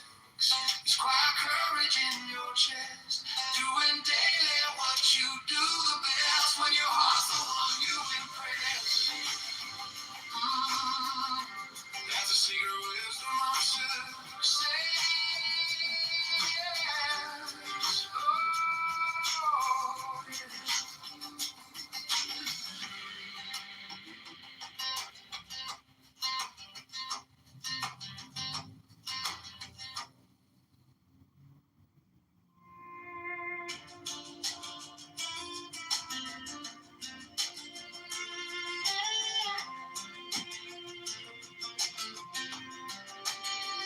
They said it's in the books on the top shelf. Hidden in the codes of the stock bell. I chased every tree, every shortcut. Still felt like I was stuck in the mud. Then my granddad laughed, said, boy, you keep asking what, not who you've been. Secret wisdom of success. Ain't a mansion, ain't a check. Showing up when you feel small. Making promises, then giving it all. Standing steady in the mess. That's the secret wisdom of success.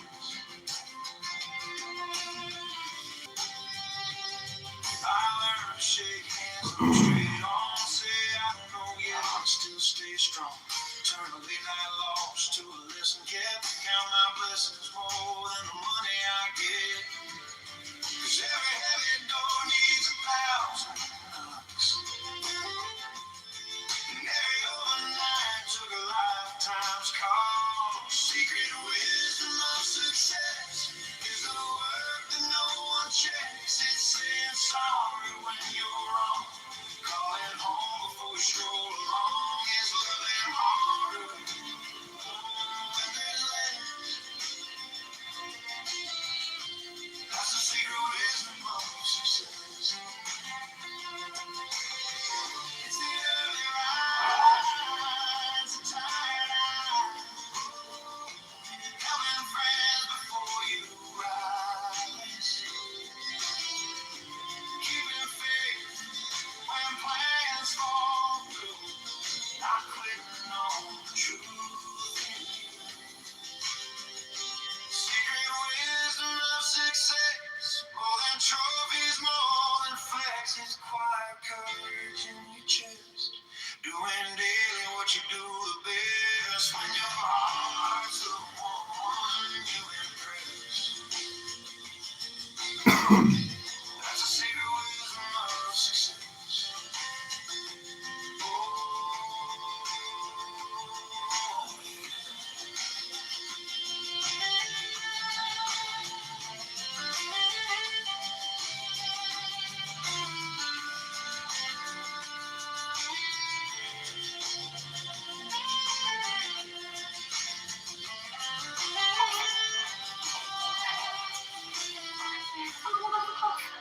That's a fatality.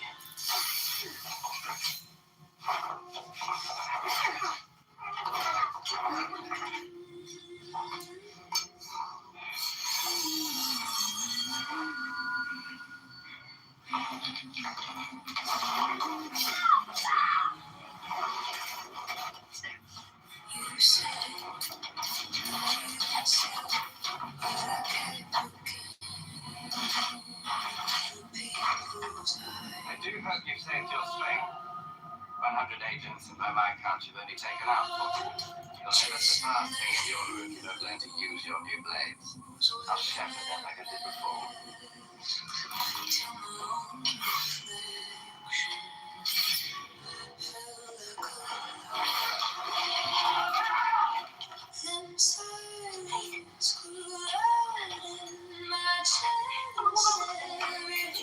Don't buy another charger until you see this. I'm sure you hate it. You're charging your phone while watching shows. No way. You found my channel. I'm not going to like and subscribe. Talking less creates an aura of power. Makes you look larger than you actually are. It makes you think big things. He's a mysterious sheep.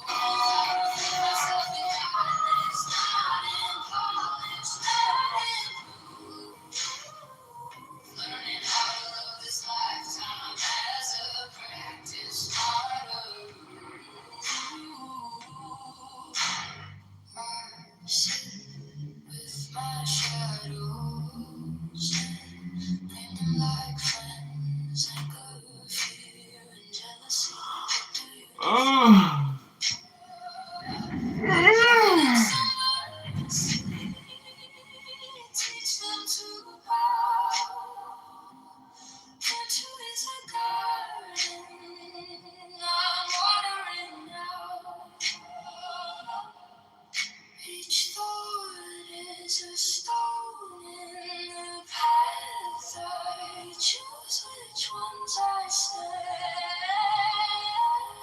on slowly. I'm a mirror made of morning, breaking, waking, shining through.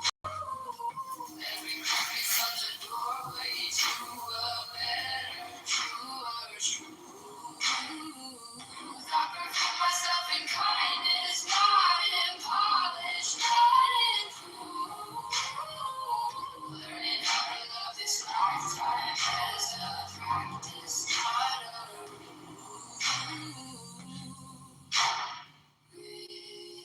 old stories fall like curves, new courage in the grave.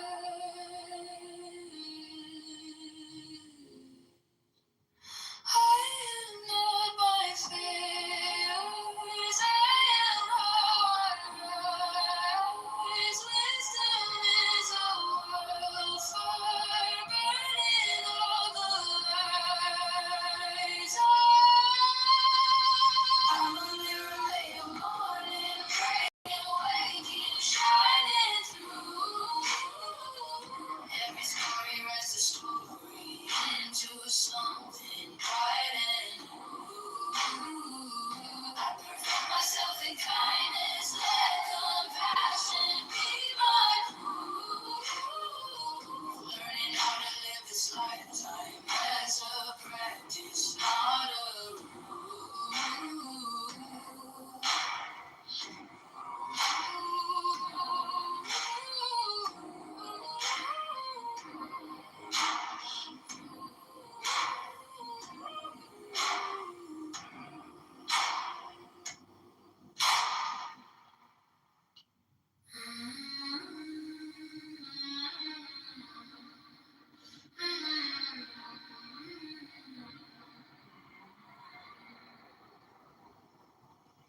You said, know yourself, but I kept looking in other people's eyes,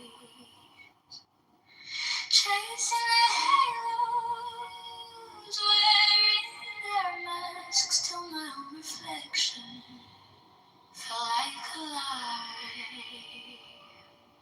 Then silence grew loud in my chest, every breath asking, who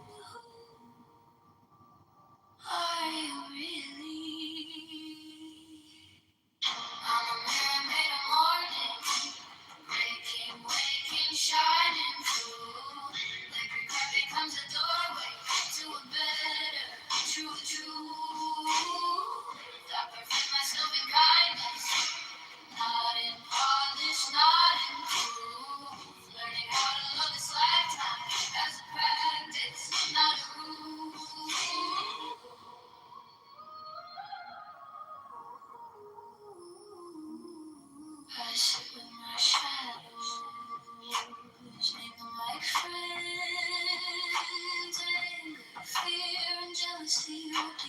nothing. I pour them some mercy, teach them to run the path I choose, which ones I step on slowly.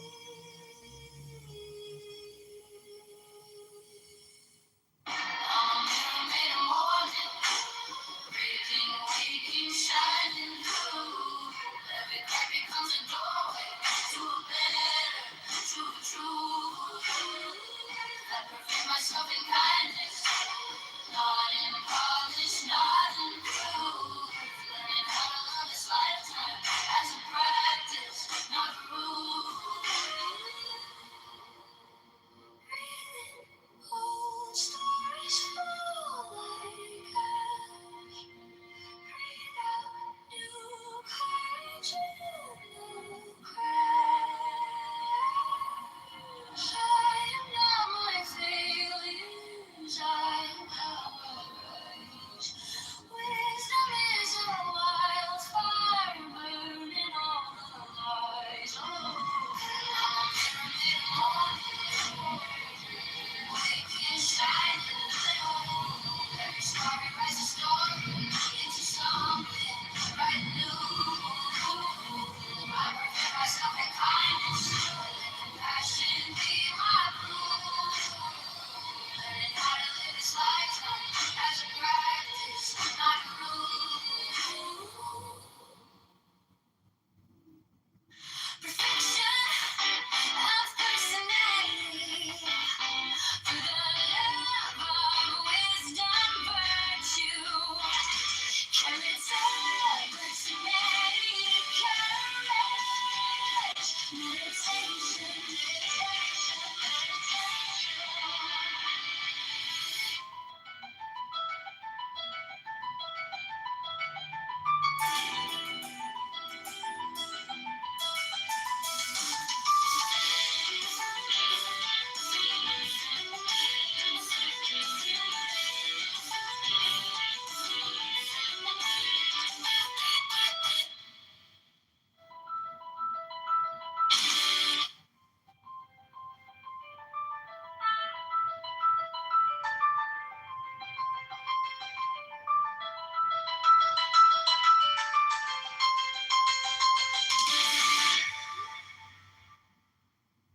perfection of personality through the love of wisdom, virtue, character, personality, courage, meditation.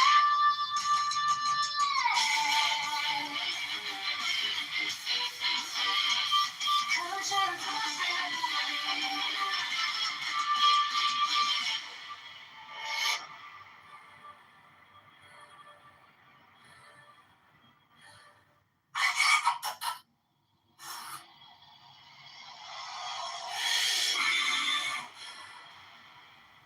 a phoenix hath it for its head, below are two prongs. They spear the wicked. I will spear thee, O thou little grey god, unless thou beware. From the grey to the gold, from the gold to that which is beyond the gold of all fear.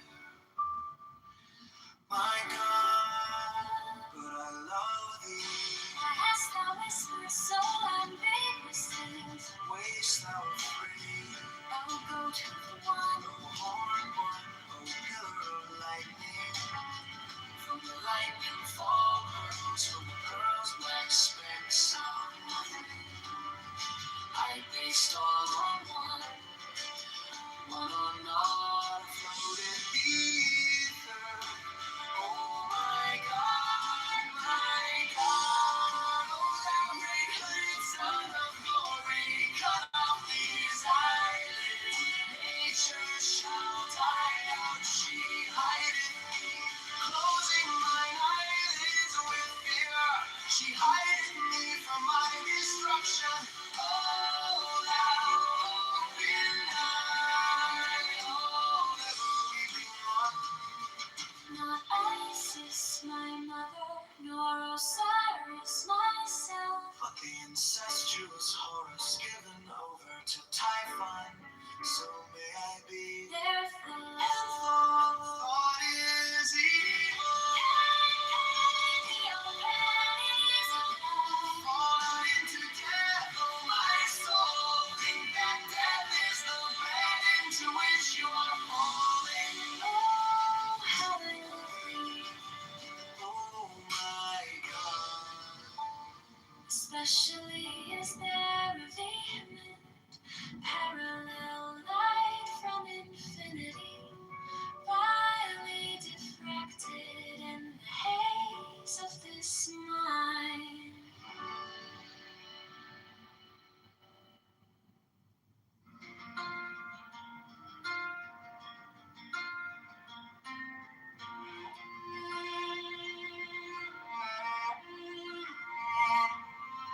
The phoenix hath it for its head.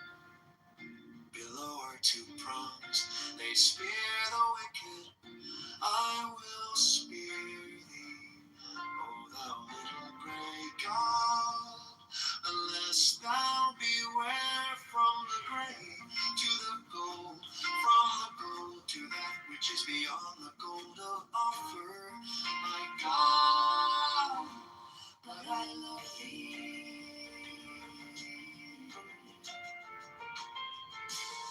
Why hast thou whispered so ambiguous things? Wast thou afraid, O goat-hoofed one, O horned one, O pillar of lightning? From the lightning fall pearls, from the pearls black specks of nothing. My base on one, but I'm not afloat in the earth. My God, my God. O thou great hooded Son of glory, cut off these eyelids. Nature shall die out. She hideth me, closing mine eyelids with fear. She hideth me from my destruction. O thou open eye, O ever weeping one. Not Isis, my mother, nor Osiris, myself, but the incestuous Horus given over to Typhon. So may I be their thought, and thought is evil.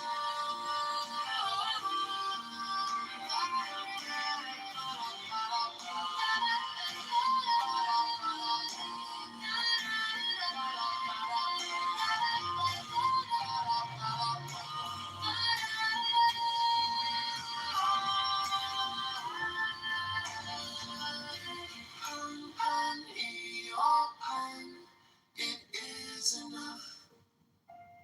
Fall not into death, O my soul.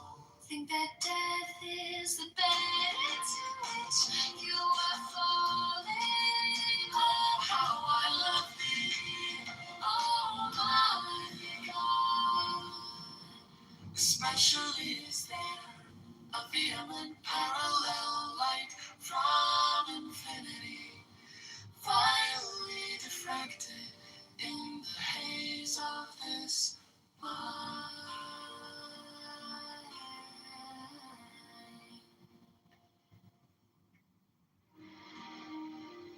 With the spell of blood quench thy blood thirst, oh my God. Thou art a little white rabbit in the burning night. I am breathing the fox and the whore. Kiss me thy kisses, oh my God. The lightning came and licked up a little flap of sheet. There is a tongue and a flame. I see the trial. tide and walk me over the sea. Freedom's hand before its head. Belong to wrongs, they spear the wicked.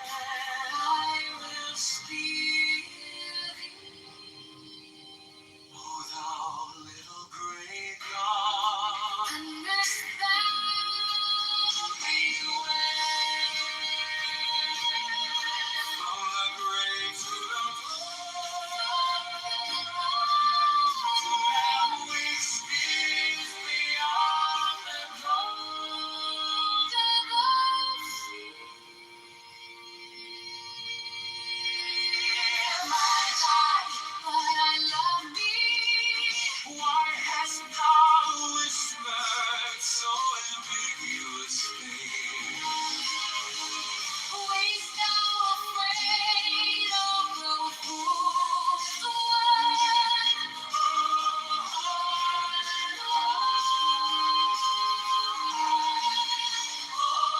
pillar of lightning, from the lively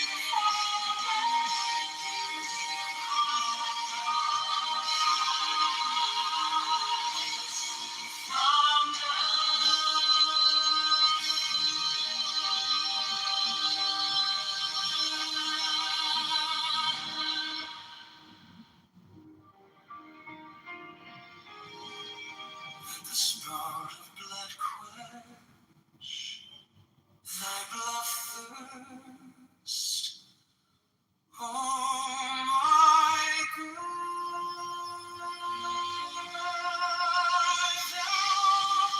a little white rabbit in the purple light. I am greater than the floods and the whole. Give me thy kisses, oh Lord God.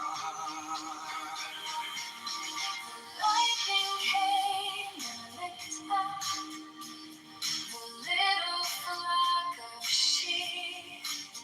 There is a tongue and a flame. I see the trident walking over the sea. A phoenix hath it for its head. Below are two prongs, they spear the wicked. I will spear thee, O thou little grey God, unless thou beware. From the grave to the goal, to that which is beyond the goal. Feel like that I feel. Like these thou whispers so ambiguously. Always thou afraid. Oh, go with the one. Hold the one. Like me, from a lightning focal, from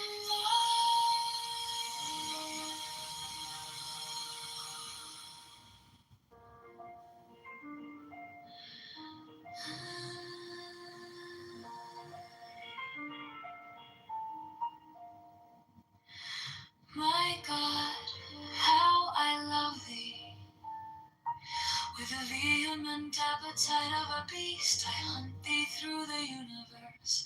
Thou art standing, as it were, upon a pinnacle, at the edge of some fortified city. I am a white bird, and perch upon thee.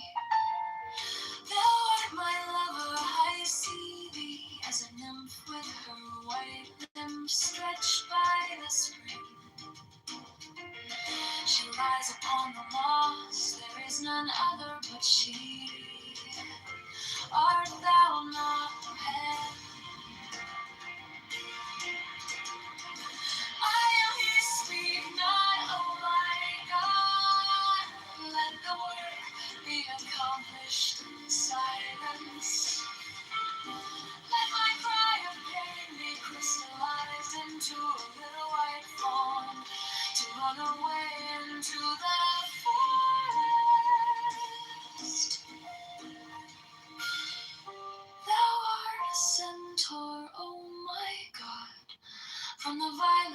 blossoms that crown thee to the hoofs of the horse. Thou art harder than tempered steel. There is no diamond beside thee. Did I not yield this body and soul? I will leave with a dagger drawn across my throat. Let the spout of blood quench thy blood thirst, oh my God.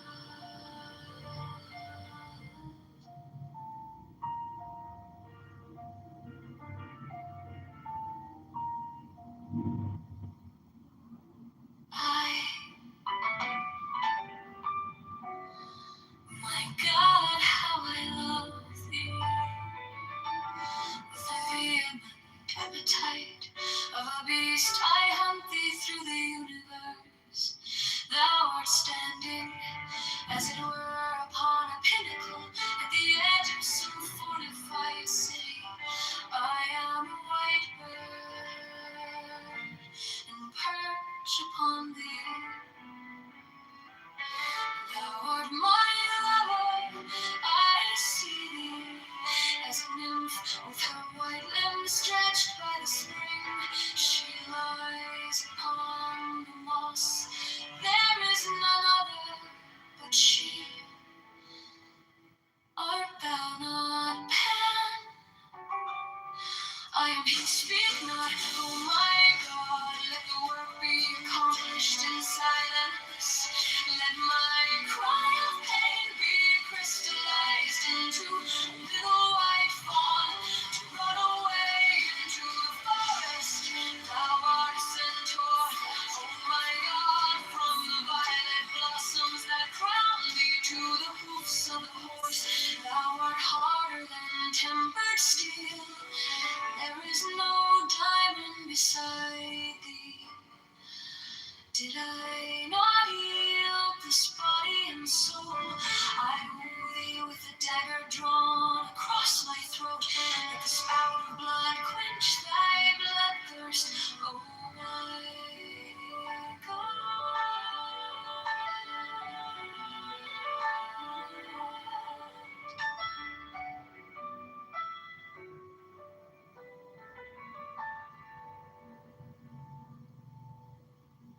Into my loneliness comes the sound of a flute in dim groves that haunt the uttermost hills.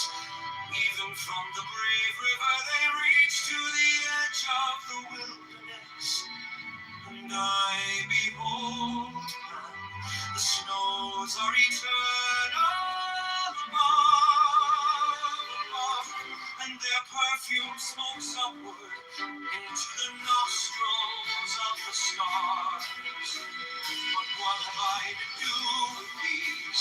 To me only the distant flute, the abiding vision of Pan on all sides, Pan to the eye, to the ear. Breaks forth into a weird and monstrous speech, the embrace of him tense on every center of pain and pleasure. The six interior sense of flame, with the inmost self of him, myself flung down the precipice of being,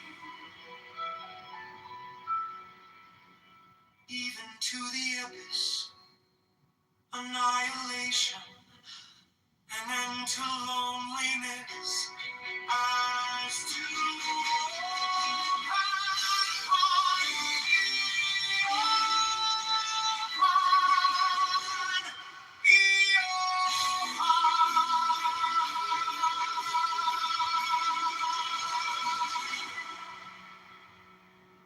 into my loneliness comes the sound of a flute in dim groves that haunt the uttermost hills. Even from the brave river they reach to the edge of the wilderness. And I behold Pan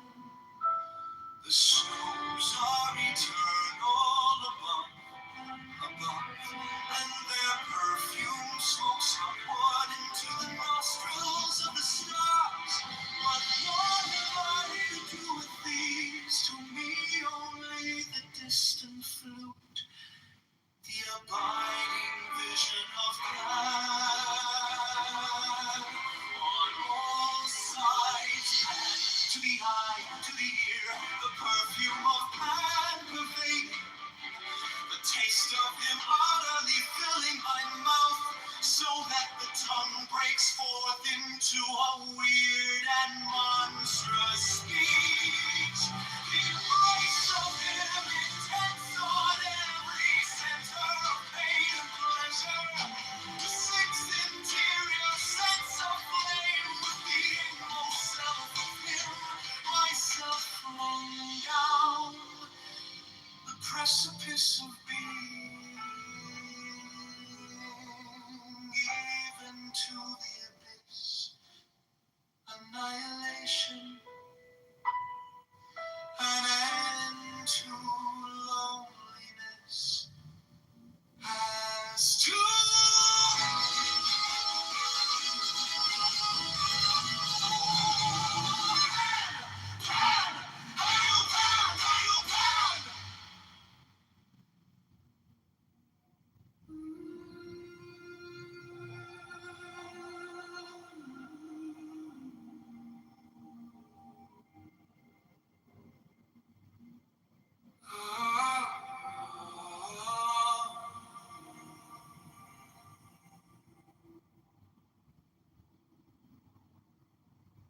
find your seat, feet on the ground, spine rising like a calm, tall wave. Let your hands rest heavy, jaws, tongue soft, gaze easy behind closed eyes. Notice the noise in your chest, thoughts pacing, racing. You don't have to fix them, just let them pass by.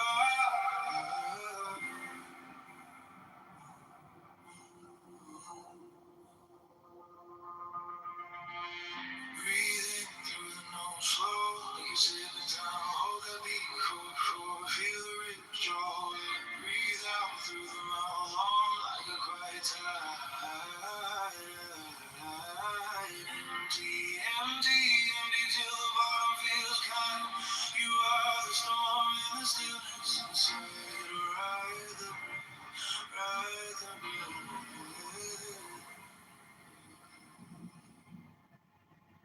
Now count with me.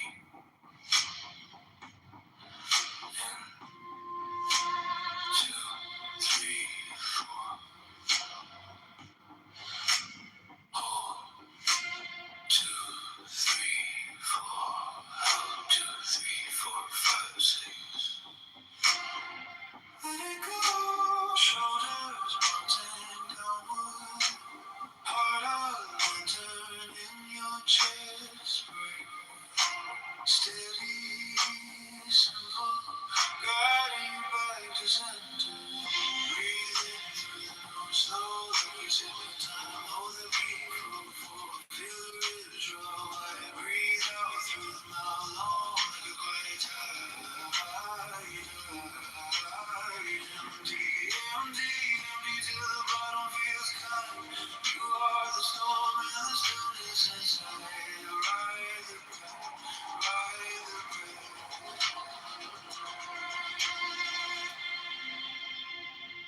If fear comes up,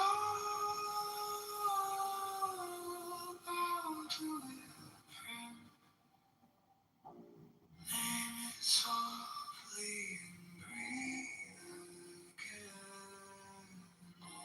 Feel the fire, I'll pour the ash, let every exhale. Burn what you can, breathing through the nose, slow like you're sipping time. Hold the beat, 4, feel the ribs draw wide. Breathe out through the mouth, long like a quiet tide.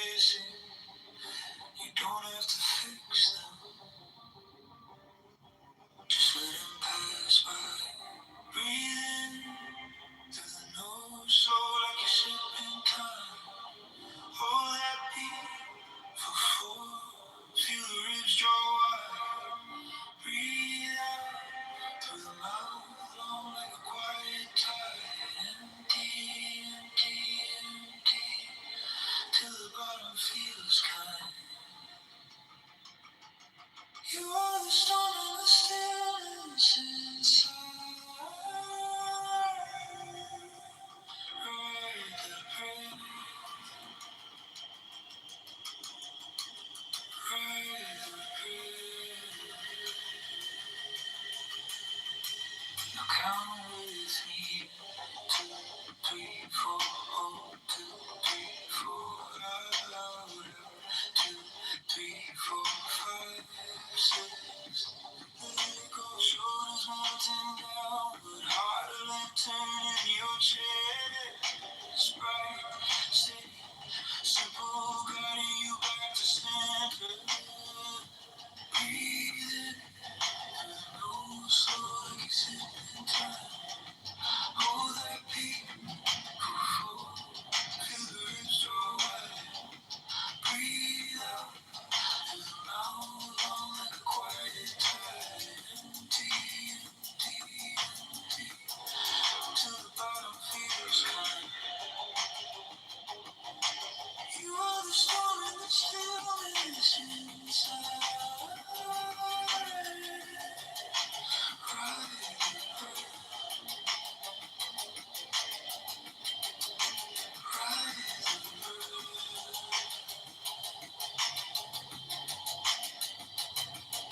Fear comes up, bow to it.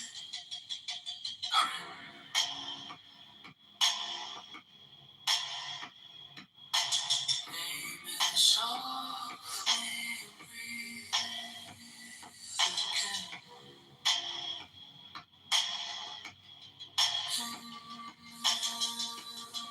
Feel the fire out on the ash, let it breathe. Burn what you can't hold.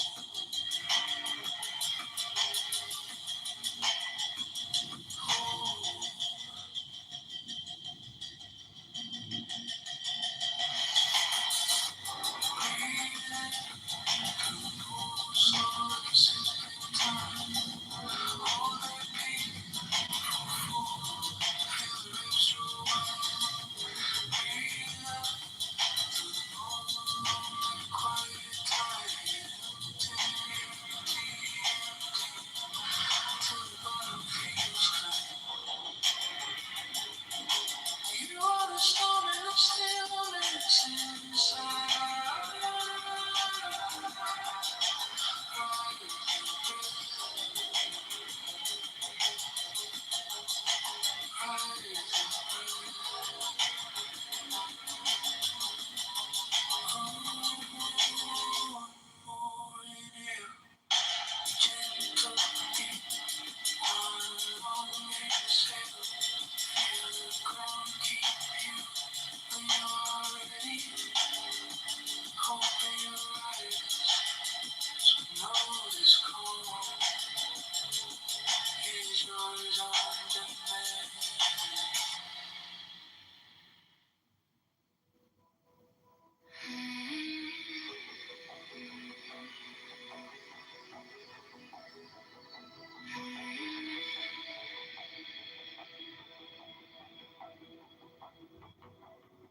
Inhale slow.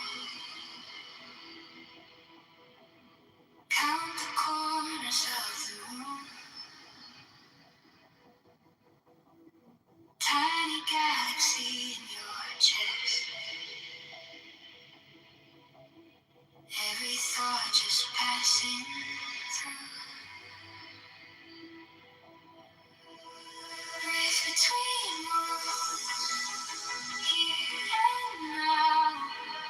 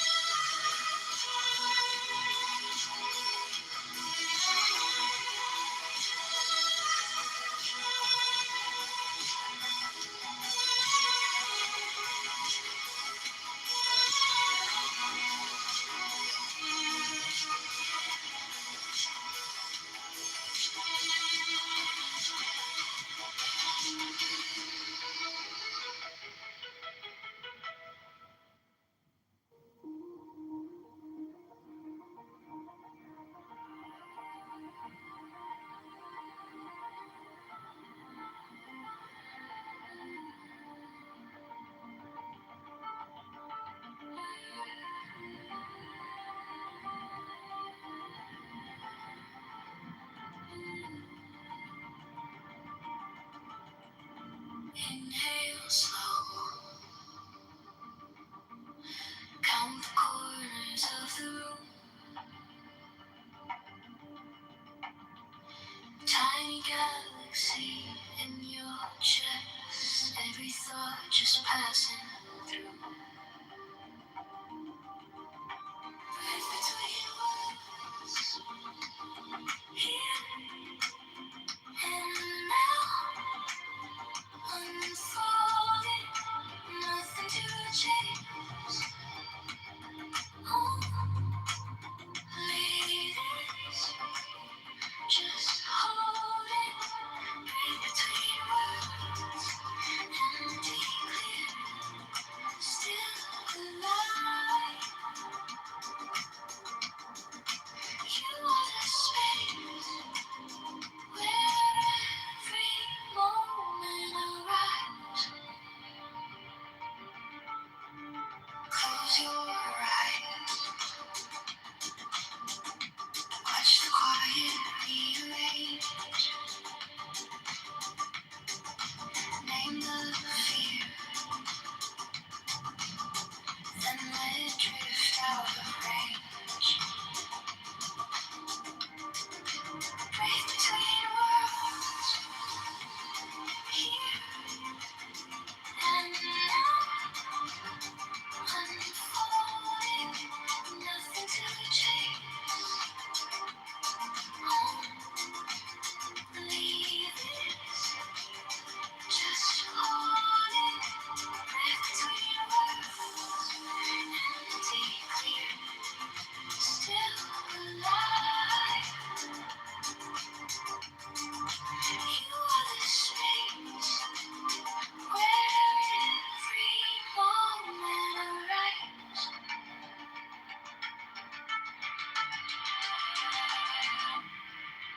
You are not the story.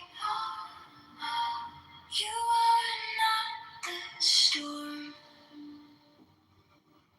Just the open sky, wide and warm. Breath between words, here and now. Unfolding, nothing to change. Only this, just holding.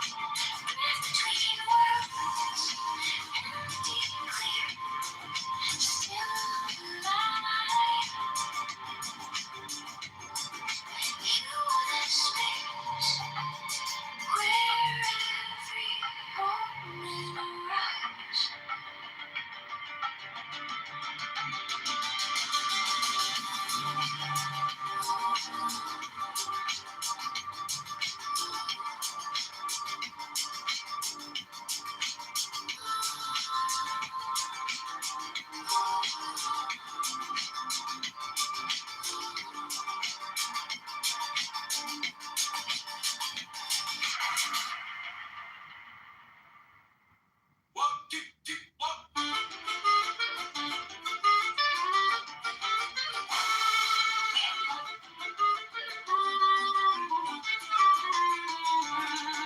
Sunday morning, doorbell ringing, Bubba in a house coat, humming, grinning, paperback crinkling, steam on her glasses, new, eat something you grow, it passes. I got a really good everything paid on, from the hands that help my cradle, Bobby seed prayers, sesame grace, all of our stories and every taste. I got a really good everything paid on, feels like I'm sitting at a table, every little crumb, every little bite makes the whole world feel alright.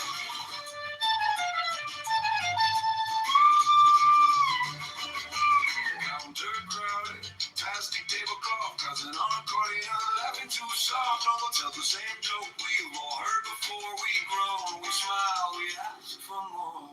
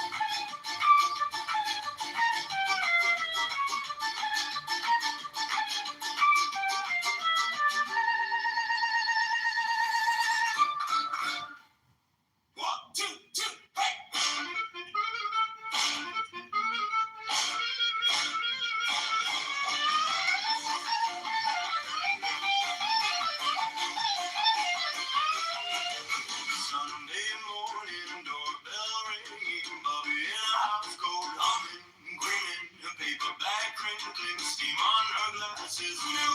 Eat something, you'll grow it passion.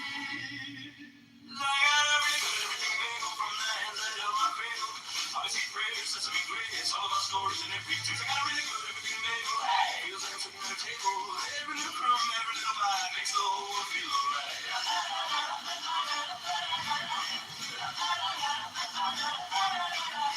Counter crowded, tasting tablecloth.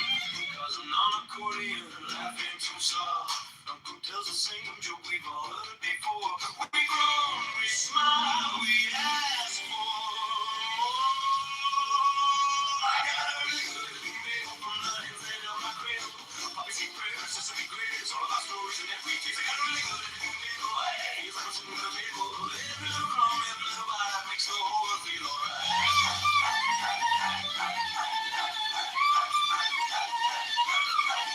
Salt on my fingers, tears in my eyes. How did a circle hold so many lives? Take one more bite, pass one more plate. We're late for everything, it still tastes great.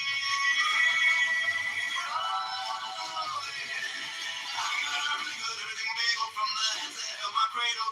Fancy prayers, sesame grace, all of our stories and every taste. I got a really good everything bagel. Feels like I'm sitting at a table. Every little crumb, every little bite keeps every good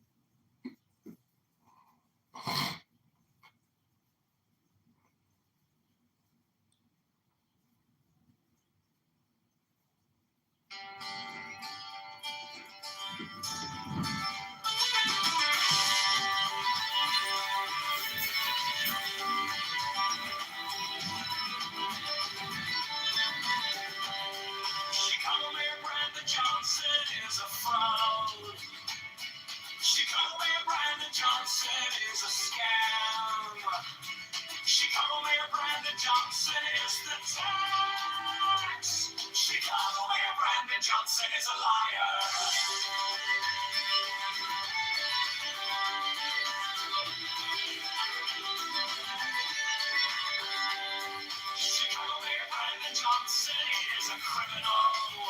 Borrows $1.3 billion to give to crying on. Profits the CTU, it's a mafia propaganda. Organization affordability is a scam. Brandon Johnson is the tax. Open the books, transparency now. Public spending tracker now. Brandon Johnson is the tax. Brandon Johnson is the tax. Brandon Johnson is the scam.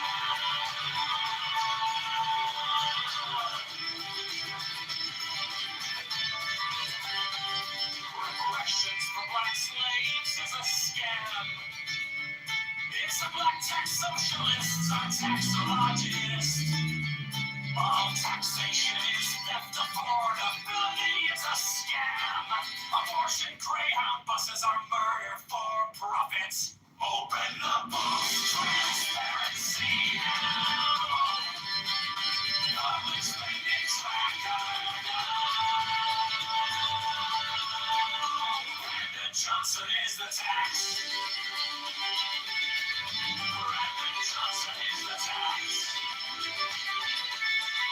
Brandon Johnson is the scam.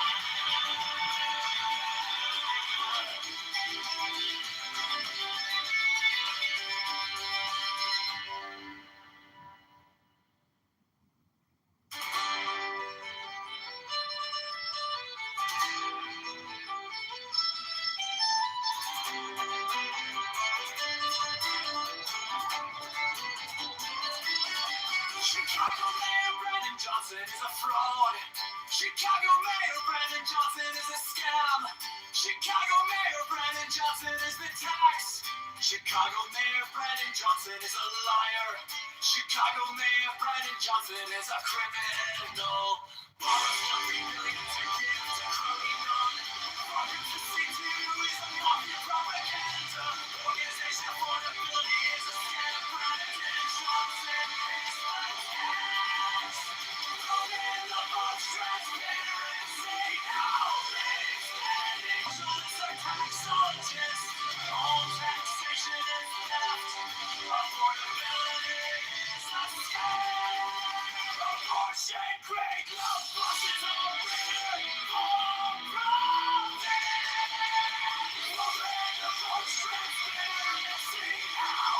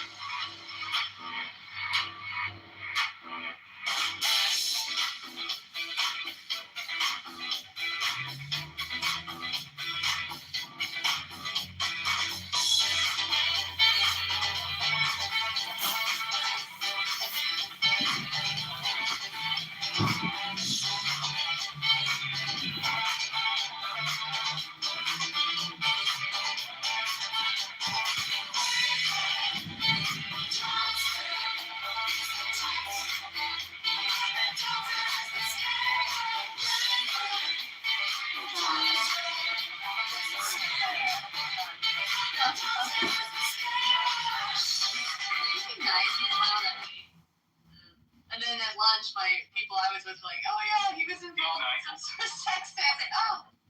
Yeah, but Holly, you know that his politics is different than the left, so that's a difference. So, but one of the things you said about other countries like Norway and stuff like that, most Americans are not really voting for a person; they're voting for the platform of a party. Right. Okay. Even though a lot of people said that they voted for Trump, they actually voted for the Conservative Party, Republicans, because that's who they want to be in charge. Trump just happened to be the person who won the nominee. Okay. Most people today do not know how to look at the difference between self-government and politics. You just talk. A lot of people who talk about Donald Trump are talking about politics. They're not talking about governance. There's a difference when you self-govern yourself or the government. Again, their only role is to ensure that the rights we get from our 3 documents are not infringed upon. That's the role of government. Everything else is political.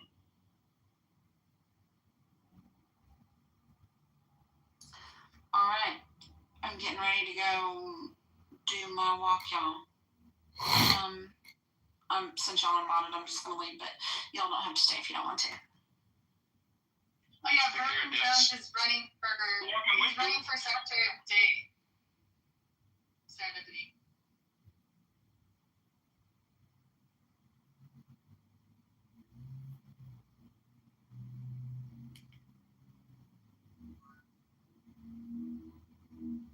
Yeah, he's running for Secretary of State.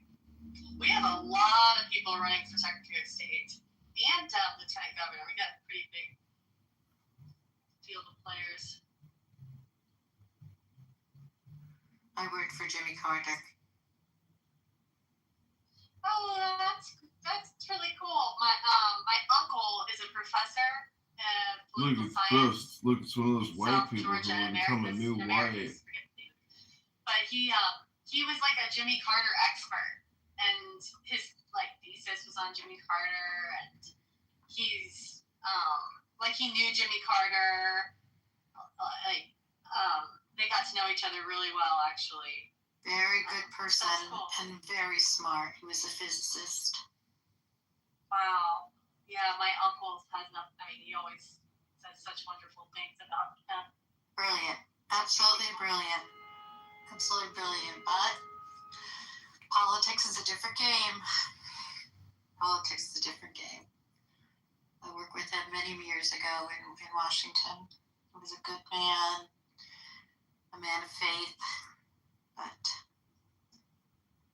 politics is a game, as well as we'd like it to think just it's getting us to move forward. We have good players and we have not good players, so I'm just hoping that we change the environment so that people understand that their votes are very important, and there's an enormous shift because people are not going to the polls over the past 30 years in ways that they have before, and therefore people want certain things in their head, but they're not going to the polls to make sure that they get someone who represents them. It's a sad time.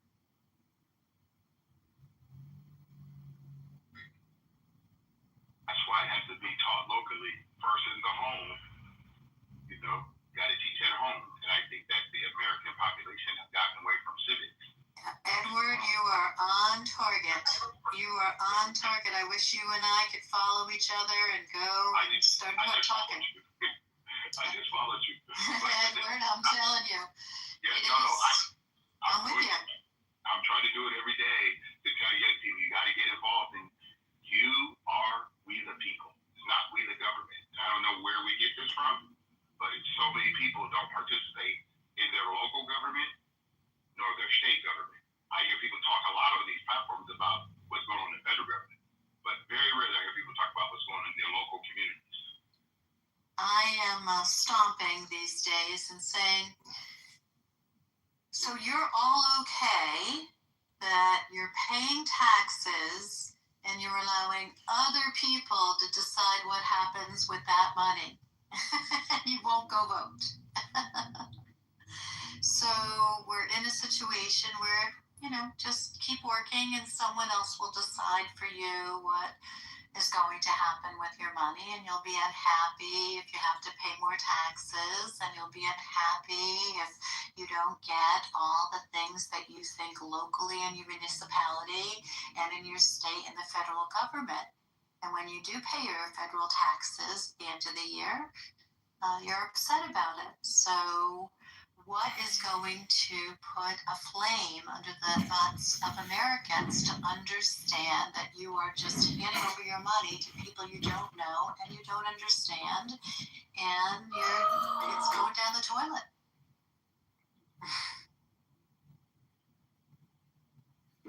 I think this, if you look at the federal government and our state governments and look how much out of control they are with our money, but look at the average American. How much debt are they carrying? And how much stuff they're out of control? Remember, all the people in our government come from our community. I don't care if it's a state government, your local government, and those in Washington. They come from our states. They come from our community. So it's only a reflection of the people that we send. But I believe a lot of people like power more than purpose. When you teach people the purpose of their lives, the purpose of what it means to live out this republic, then things change. But we have time to advance that too. In the last 35, 40 years, I don't see that the two words I see being very elusive: accountability and responsibility for the average American citizen. I watch Americans and people in my community, and I had a congregation for years. We don't just throw our dollars outside the top of our houses and just let it go into the air. Why are people not more concerned about the money that they have to give over, whether they go to the grocery store and there's taxes, whether it's in their buildings, whether it's in their hometowns? You are giving your money with no accountability whatsoever, and then you're turning your heads when you have to pay your tax bills or things at the grocery store.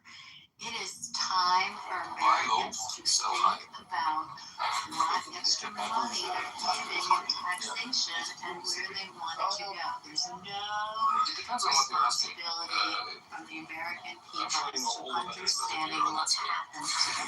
They know what the taxes, but we haven't but learned they much don't really. feel that We they want to know how the have algorithms a company is any developing for its business. obligation to think about where that taxes should be going, because we're not teaching that in our schools. We're not teaching that in college. We're not teaching it as parents.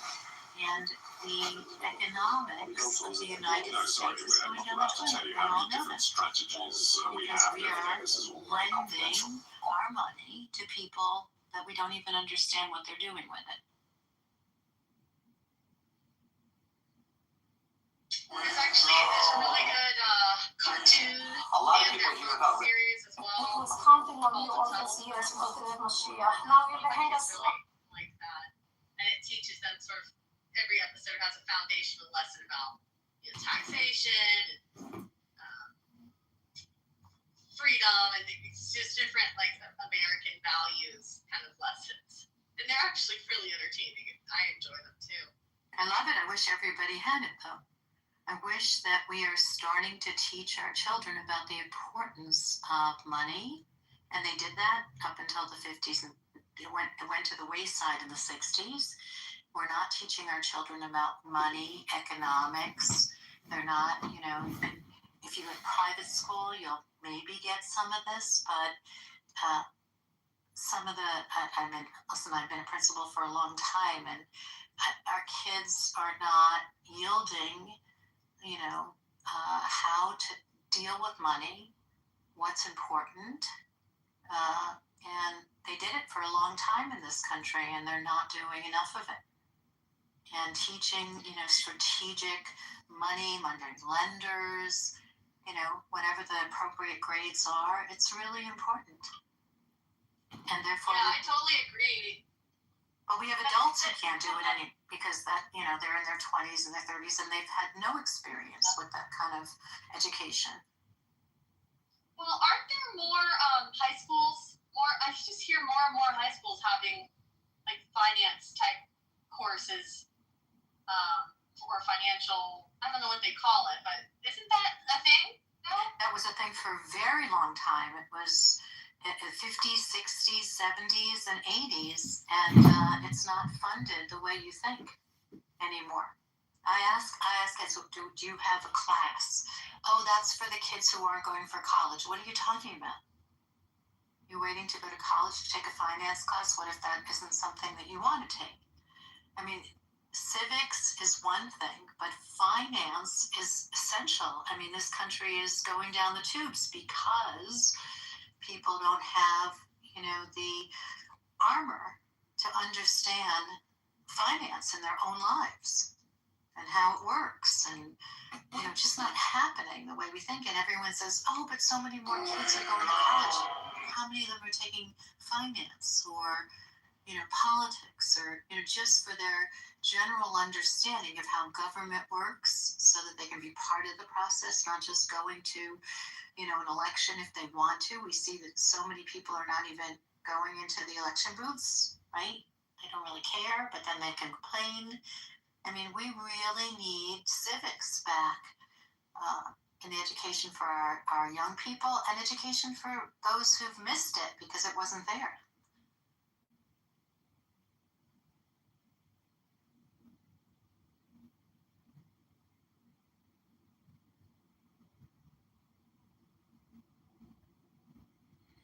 When you look at your property tax bill, it shows you debts, liabilities, who you owe the money to, what future liabilities. There's a lot of information on your property tax bill, but it's not really like a ledger, meaning that you don't know how much of your property taxes actually end up in the Communist Teachers Union that everybody hates, who knows they're just destroying education. And on May Day, when they get your children to go out and protest with the Democrats and be good little Democrats, we're living in the future of America is going to rapidly change after Donald Trump's presidency. And the Democrats are going to control more and more. Yeah, you're always sorry to hear shit. I hear you say that a lot. Oh, I'm sorry to hear that. I bet you people in your real life get really annoyed, like your ex-wife, when you say that kind of shit. Sorry to hear that, because I'm sure you'll just continue to feed at the federal trough with more federal contracts. And I encourage you to do it. It's your right.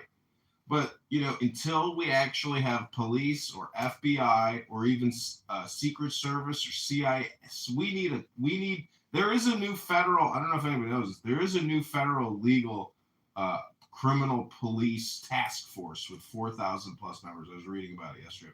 But anyways, I'm just saying that we need an actual transparent ledger where we see where our actual tax dollars get spent. And until we have some type of tracker and transparency, politics and Democrat liberal losers will always ruin the day. Hello?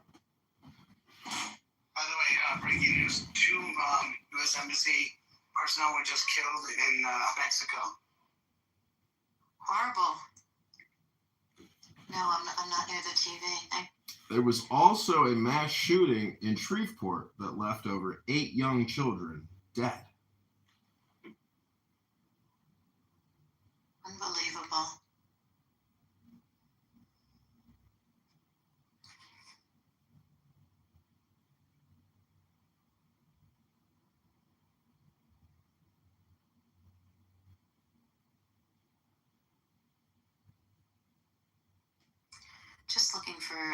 news in which we're getting to be productive as human beings. That's what I'm looking for. It's not going to be roses all the time, but I wanna hear from the media and other places what we're doing in the direction to keep ourselves, our homes okay, our livelihoods okay. We need to start being very clear as to our local, our national, where are we going? Where are we going? How are we safeguarding our livelihoods? Why are we all tied so tight in our jobs if we have them? What are we sharing with our young people so that they can progress farther than us and not below us when they become adults? We've got a lot of things to worry about.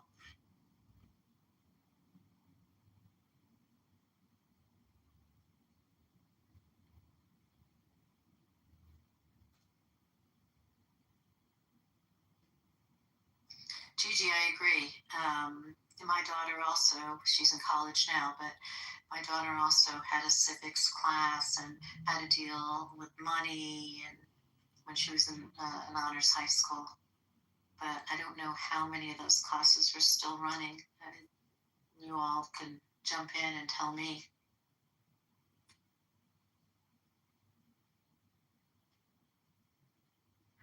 I don't feel that we're preparing our young people in finance and political causes that are important to them now, might be changing later. Understanding economics so they themselves can do better than the people who came before them. That's not happening right now. I'm hearing young people in college being very concerned about their futures and to buy a house. That's no longer, something that everyone can count on at this point. And what are the economics of how they're going to be able to live their lives and what the industries look like?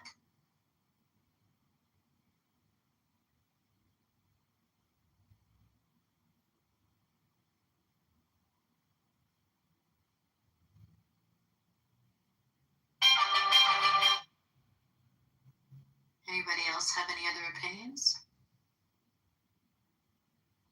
Edward, Alistair?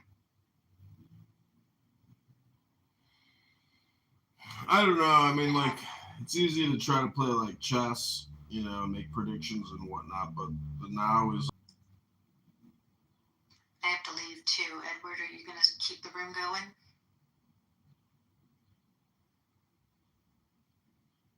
You all, but Gigi, I have to leave, so do you got... Everybody's leaving. We can all disappear.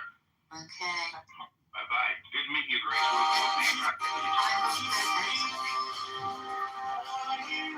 Take care, everyone.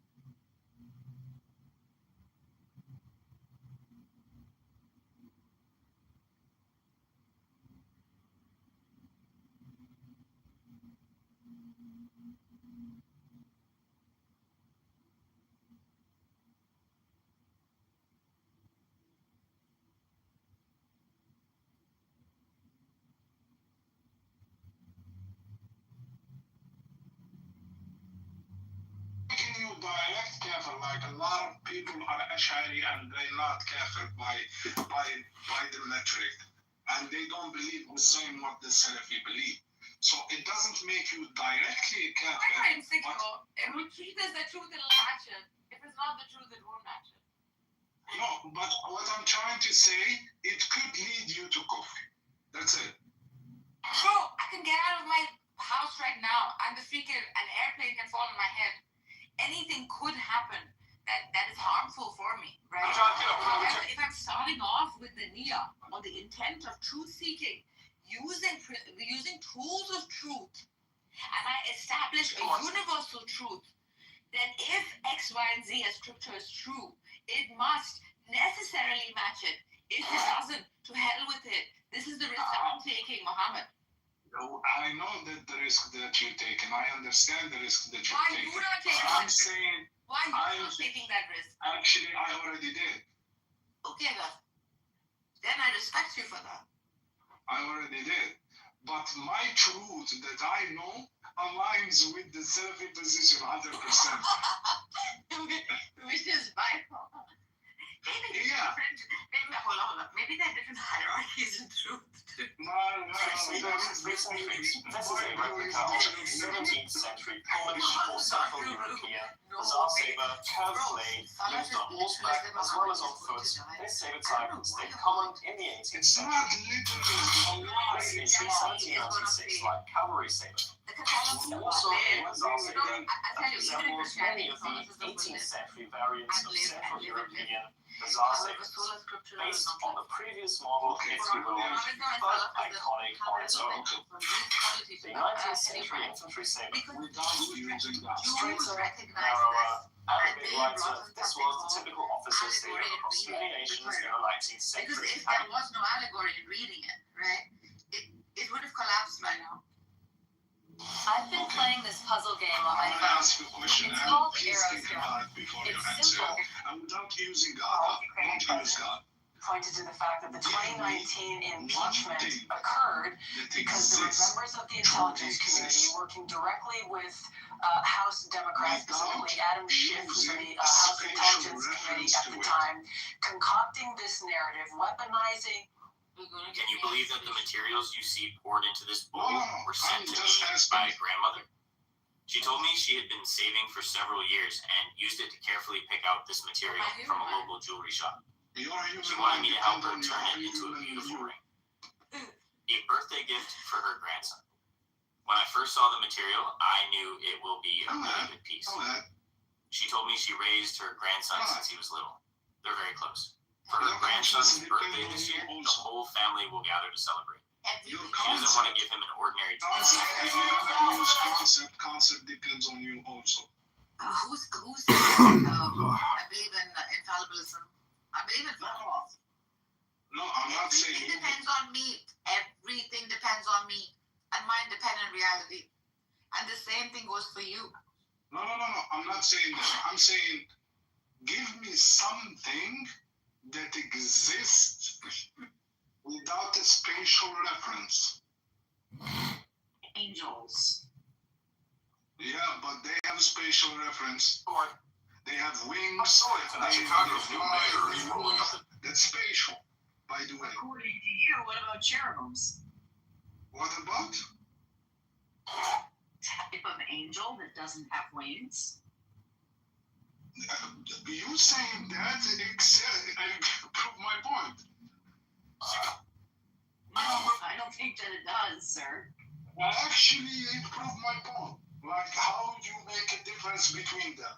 One of them have wings, the other one doesn't have wings, so they have a spatial reference. It doesn't have to be physical, by the way. Spatial reference doesn't have to be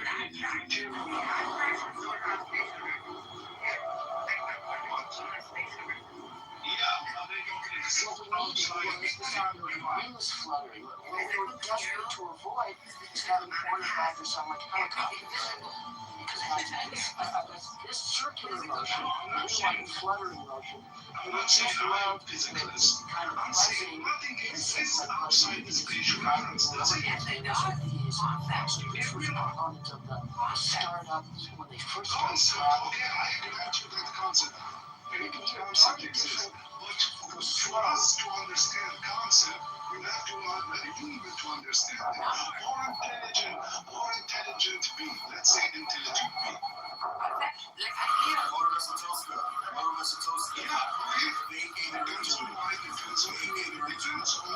Spatial reference.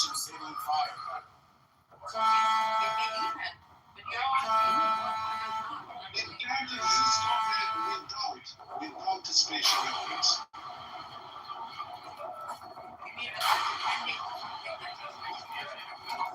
Exactly. Can you just watch the entire city council in transparency try spatial references? Can you just watch the entire city council?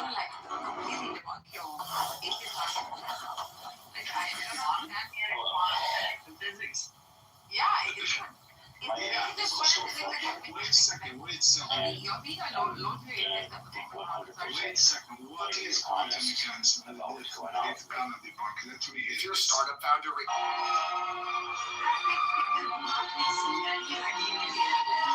Things don't need to be within the perceived like spatial space. No, actually, when you go to the lowest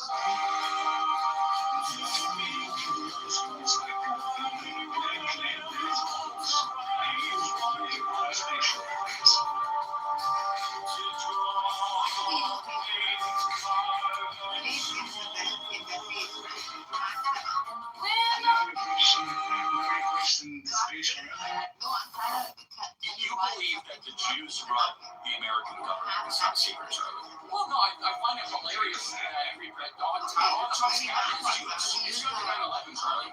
Why are we in the Middle East? I served. Why were we in the Middle East? So if Israel did 9/11, help me understand this. Who were the hijackers of the planes? They were hijackers. CIA and Israel were together. No. Explain to me what happened on the aircraft. Okay, first off, we have to understand there's only one plane that actually crashed. There were things we know. What works in Respond, not over what everyone thought was Respond, but everyone was Respond by the rich, the Rockefellers. I said outside down. Oh, shit. I said outside down. Okay. Oh, shit. You believe that the Jews run the American government? It's not secret. The world's first AI. You can prove to me that thing exists without a spatial reference. And I accept Music video. You believe that the Jews run the American government? More than my view. So when did the arrests for fraud and money? Something that exists without depending on spatial reference. You're talking like a physicist. You believe you're telling me to prove that concepts and ideas exist. No, I grant you that. I tell you concepts and ideas, dreams, etc. are not within a spatial plane, right? No. Wait a second. I'm saying those exist and those non-physical. I'm not saying they are physical. I grant you that concept idea thoughts. Physical matter, yes, would be spatial dependent. Yeah, but I'm saying those that you.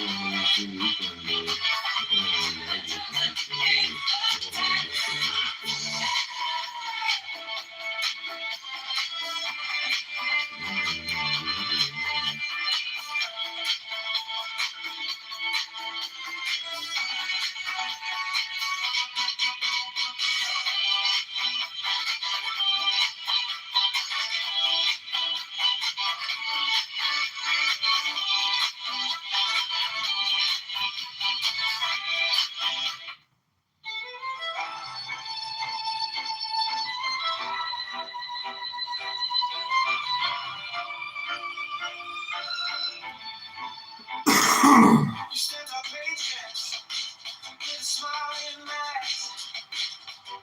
Call the care, call the change while you pass the hat. Your friends at the table, eating out the back. Stuck in the checkout line, doing the math. You borrowed a mountain for a parking lot dream, sign your name on the dollar like it's free, free, free. We wake up to letters with the red ink screen. Every promise on paper feels cheap to me. Brandon Johnson is a tag. We're the ones who pay it back. All the bills and all the spins. Cash goes out for nothing. Open up the books right now. Show the numbers like mine. Transparency on every track. Brandon Johnson is a tag.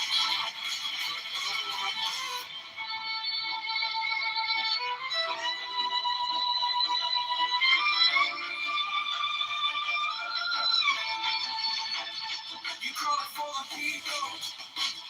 The doors stay closed. Same names on the contracts. Every story we told. You preach about affordable. Then raise the toll. Whole city in a chokehold. Just to feed your own.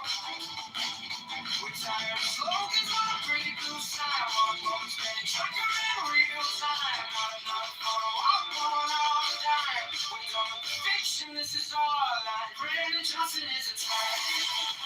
We're the ones who bring it back. All the bills and all the spins. Cash goes up, we're locked in. Open up the books right now. Show the numbers in our line. Transparency on every track. Brandon Johnson is a tag. We want to see you. Every cent, every check, every beat.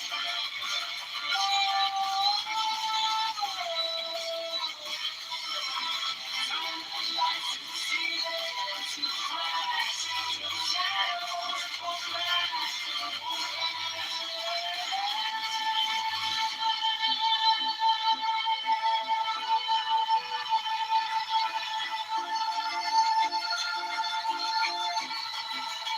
Brandon Johnson is the tag.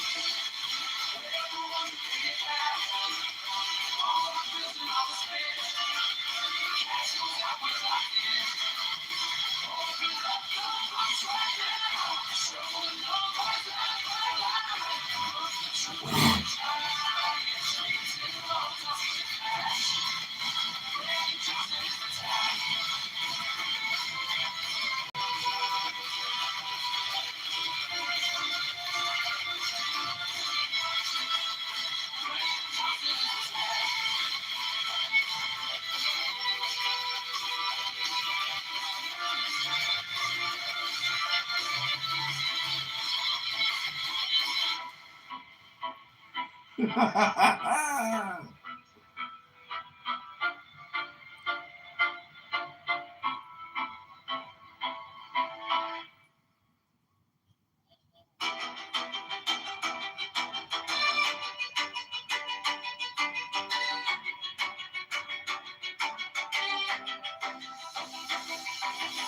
You stamp a paycheck with a smiling mask. Call it care, call it change while you pass the hat.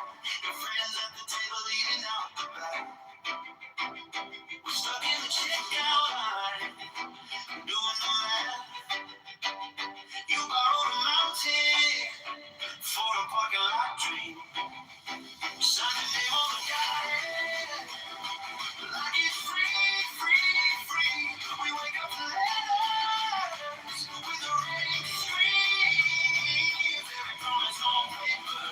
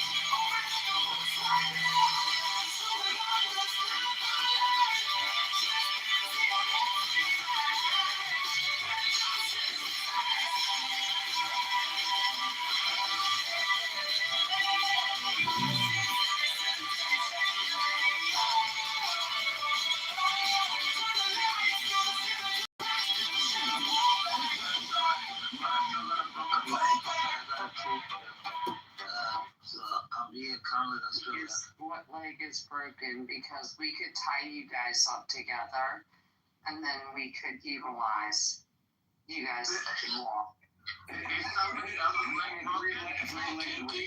KP has a broken leg too? Wow. Okay. No, my left leg is broken. I got hit by the car. I dropped my brother to the airport because he's a pilot going to Indonesia. And then when I was driving back home, some Hijabi chick, she hit me. She was drink driving, and she broke my leg. And then they did surgery on my leg, but they fucked up my surgery. They didn't do it properly. And then I had to get another surgery on my leg like last week. So I gotta stay in Australia for like another month if I go back to Africa. But yeah, my leg is pretty. It's not in good shape. Let's put it that way. But Go find yourself a hot chick. Ask her if she has a good right leg, and see if she'll tie her left leg to your right leg, and then you can maneuver. You can walk. You can do the hokey pokey.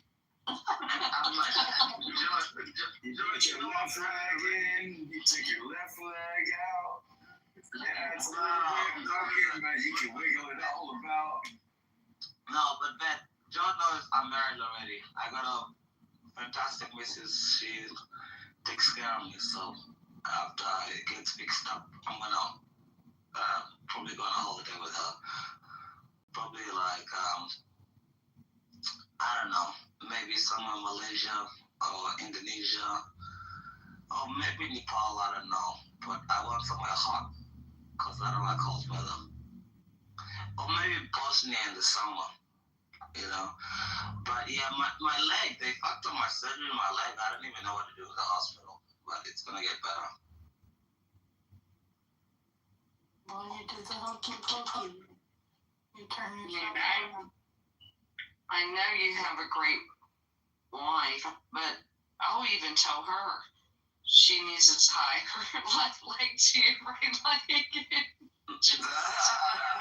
Why do you want that to happen? This is an American song, AJ. It's a kid's song.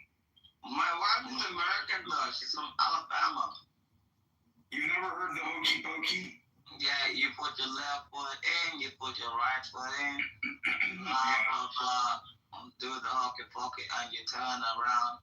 That's what it's all about. Bum, bum, bum, bum. And then right after that, you would like. I know,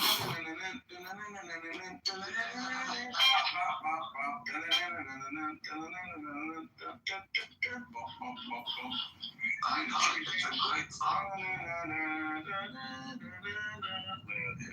See, Americans were taught, our generation, which is most of who's in here right now, our generation was taught on field days, which are days where you go out and get to have fun at school. They would tie our legs together, and then we would get in these bags, and we would battle each other to see how far we could get. Tater sack races? Oh, yeah. Yeah, dude, Beth, you know what I really liked that I got really good at when I was in like elementary school?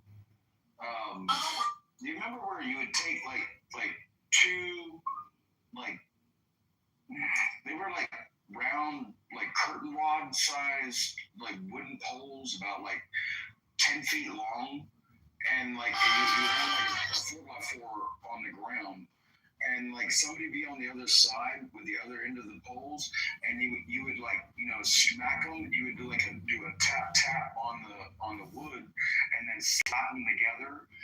But you were a kid, and you would jump in and out of like the rhythm of how fast they were slapping the sticks together.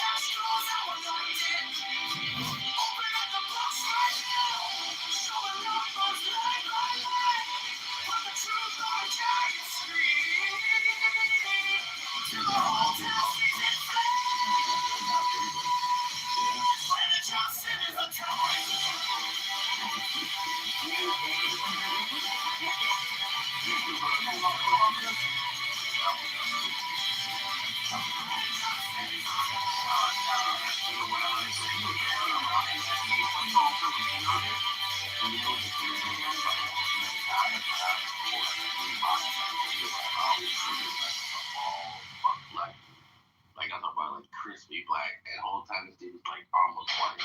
Who's Vietnamese? Looks like it'd be serving me new. Hi, for the retards in the room that don't read books and call themselves atheists, there is a 100% correlation between your retardation, not reading books, and being an atheist. I am complete. Thanks, Edmund. I appreciate No. Maybe I triggered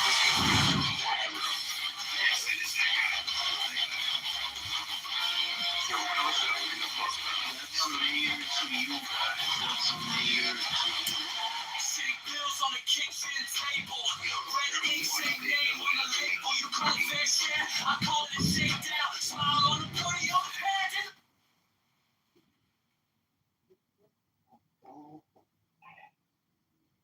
You see, it's a little bit like going to the gym.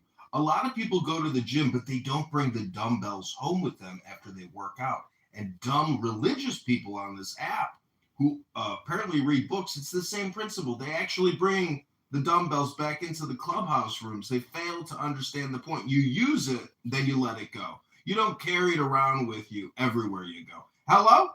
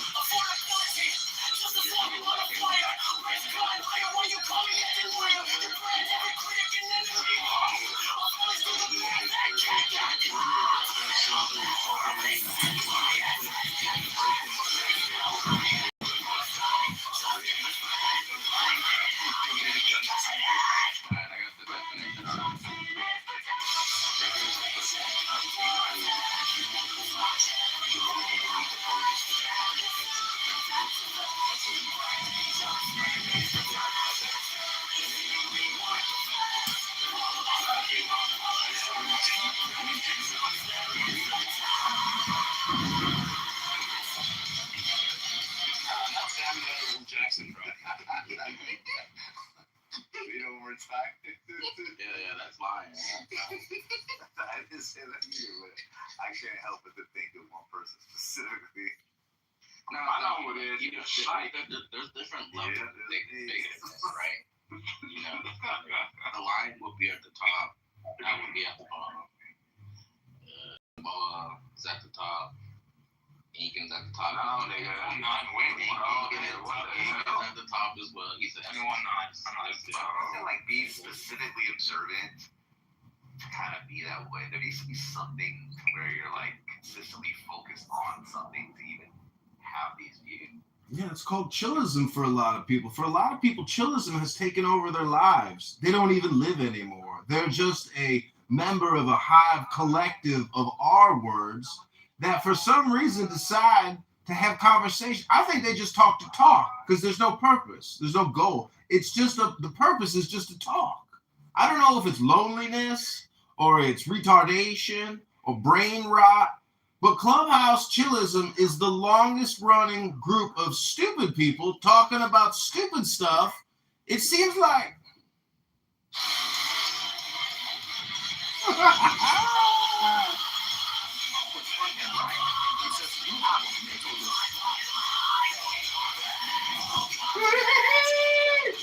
Rust them good, Johnny, and hit them hard. Hit them real hard.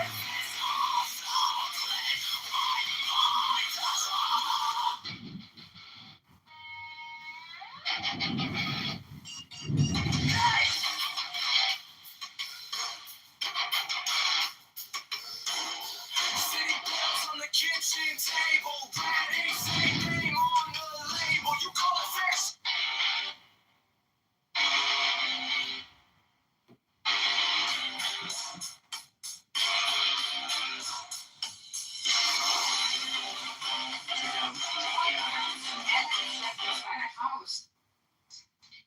Yeah, dude. They just posted it like 3 minutes ago.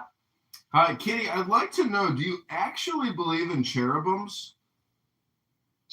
Can you shut up for just a second? My friend is not doing cherubim. It's also plural. Oh, cherubims is plural? Cherubim is plural. Bastards, why did they inform us?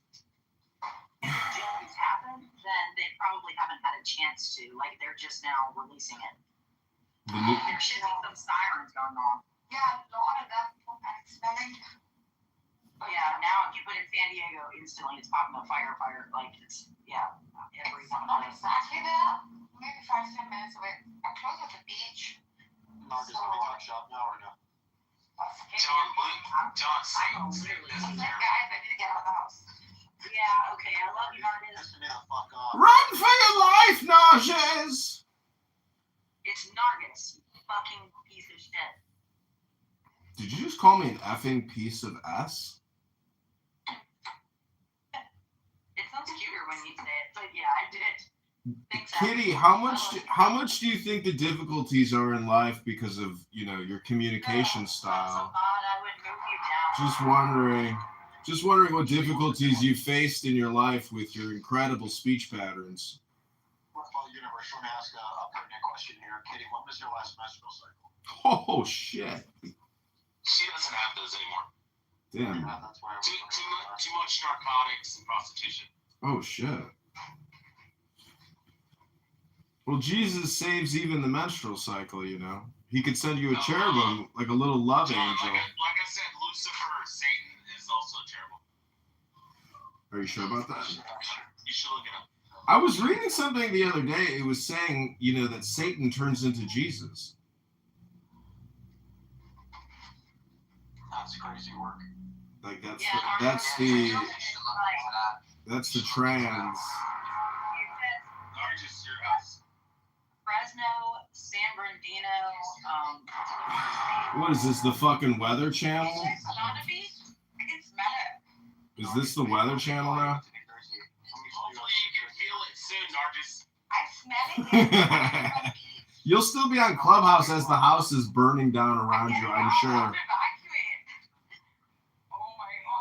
I swear to God, you could be the first person to ever burn to death while using Clubhouse. I'm sure it's going to happen eventually. Nargis, look at your house. Nargis, just go to In-N-Out Burger, get yourself an early dinner, and just stay there for a couple hours. Come back on Clubhouse. I'm sure you will. For a couple weeks, rebuild your house. San Diego Fox 5 KUSI News says crews are responding to a vegetation fire near a 4S Ranch neighborhood, according to the California Fire Department.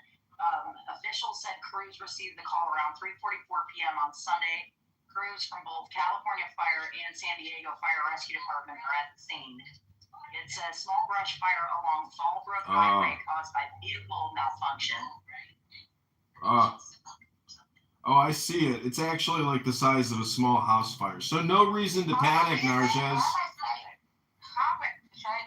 No, you've just been on Clubhouse for 3 days straight. It's your body odor. Go take a shower. You'll be fine. Kitty News Incorporated. Kitty, I just saw the fire you're talking about. It's a tiny little fire. Let's not make a big deal of the weather. Okay? Yeah. It's a nothing. It's a nothing burger. It's a small little brush fire. You stole that from Regal. Get your own lines, John. Oh, I sound like Regal now? Yikes. Maybe it is a me problem. He sounds like Alibaba. If I ever sound like, I think life sucks and I'm miserable, that's just my Regal impersonation.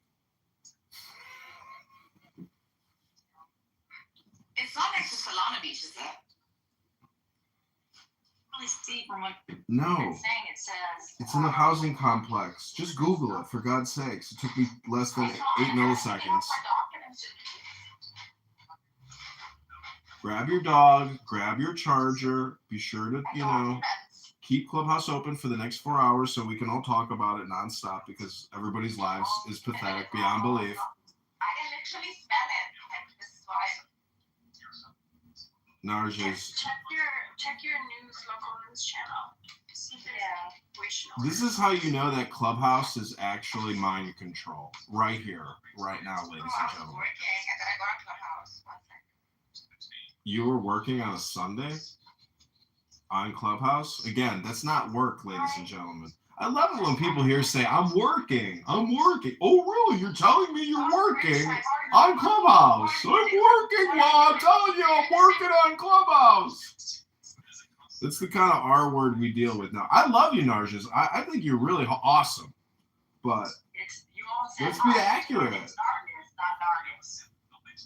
You're not Nargis on her room, just like calm down. I'm just saying that, Kitty, if there was a fire and I could only save one of you, I would save Narges. Sorry, Kitty, we're sacrificing you. Well, let's just try to say your name right. It's Nargis. Some say potato, some say potato. Kitty, if you have to save Universe or Megatron. Megatron every day of the week. I wouldn't sacrifice, though, myself for Megatron and his family. I would actually push Megatron and Kitty out of the way as I scramble down the ladder first. I would push them over. If there was a bear chasing us, I would push them over. I would say John. Ooh. John, me or Nargis? Ooh, Nargis. I don't know. Yeah, I'm going with Nargis because she can sing. You can't sing. You got the famous line, think about that for me. Yeah, it's not enough. You see how far singing goes? If you can sing a spicy song, oh yeah. You are the Also, she's a mom, she deserves to be saved. You're the queen in the castle if you can do that. Right now you're just the hunchback of Notre Dame.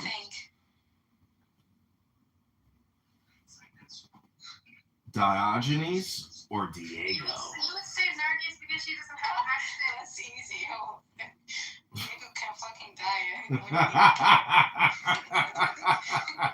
Okay, for you. Oh, that was a good one. Shit. I've already met Diego, so I'm going with Diego. Oh, yeah.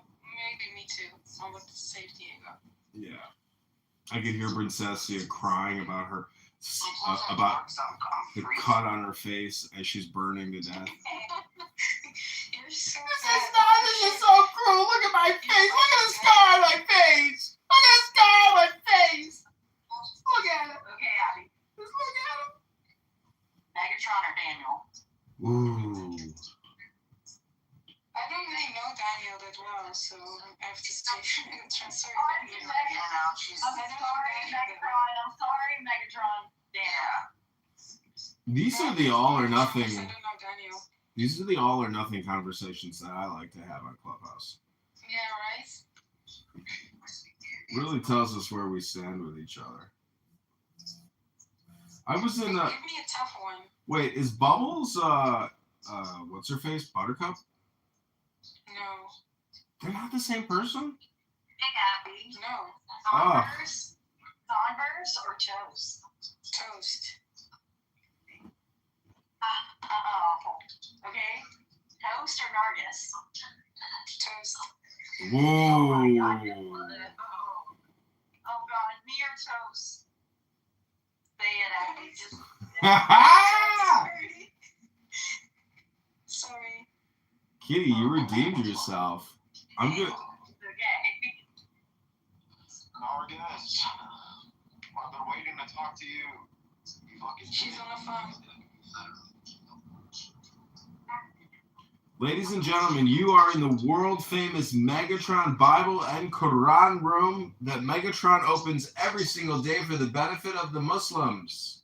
This is the Crucifixion Denied Special Edition, when theology collides with history.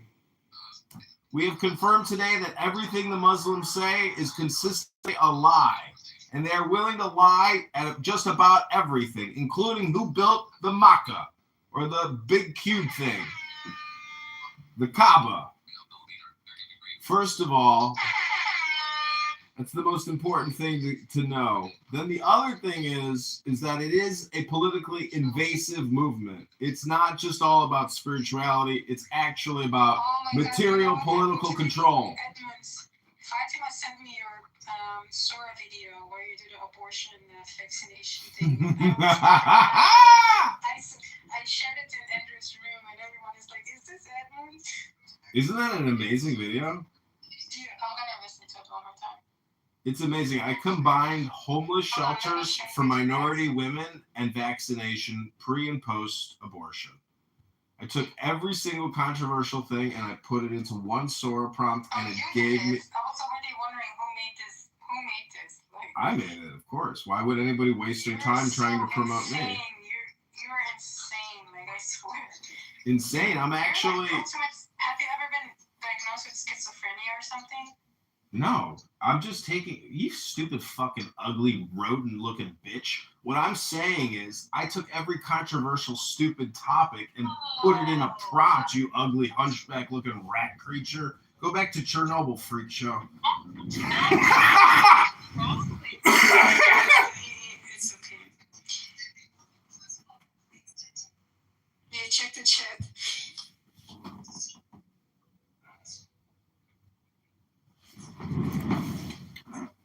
I mean, I don't want to get upset over being called schizophrenic, but let's be honest. A schizophrenic is too...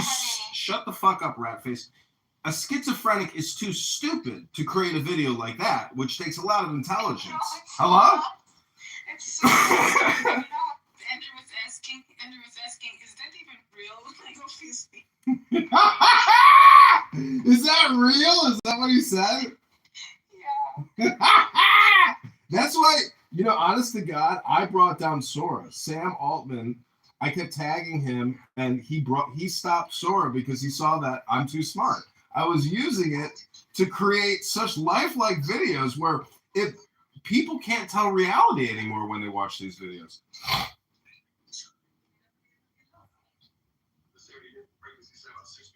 What are they saying at the end? This is the pregnancy what? I don't know. It might just run off into some gibberish. Disgustingly creative, John. Way to go. I can't believe Andrew thought this was an actual real video. That's crazy.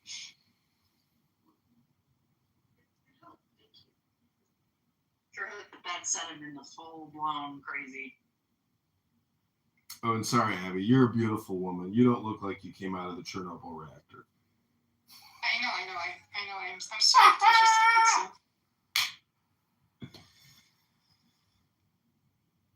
But have you thought about doing an acid peel? Sorry? I said, have you thought about doing an acid peel? What is that? Oh, you can Google it. There is this thing called Google. Maybe you've heard of it. I'm not Called an acid peel. Acid peel. It's, What's it called when you work on your skin? I don't know. Exactly. Look it up.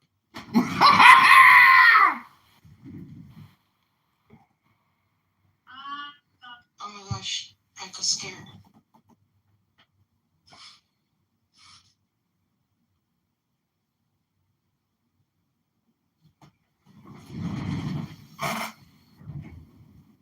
I was dying laughing when Honey Badger was calling you out and using the N-word today. That was a lot of fun. I love hearing people get roasted. And in fact, like, see, this is the kind of, well, this is the kind of attitude that I have. Like, if I came to Clubhouse tomorrow morning and there was a room called The Roast of John Kitover, I wouldn't be angry. I would be honored. You see the difference there? Hello? And like Monica and everybody in the room were just like giving all the fucking things that he does constantly. It's so annoying. And every single time that like they give a fun fact to you, it'd be like this. But you rather hear Honey Badger purring to Kitty? That was kind of cringe. I'm sorry. You should rather hear me saying the N-word. Definitely, you say. Well, see, the funny thing about Honey Badger is he thinks that like he's roasting people, but really he's pretty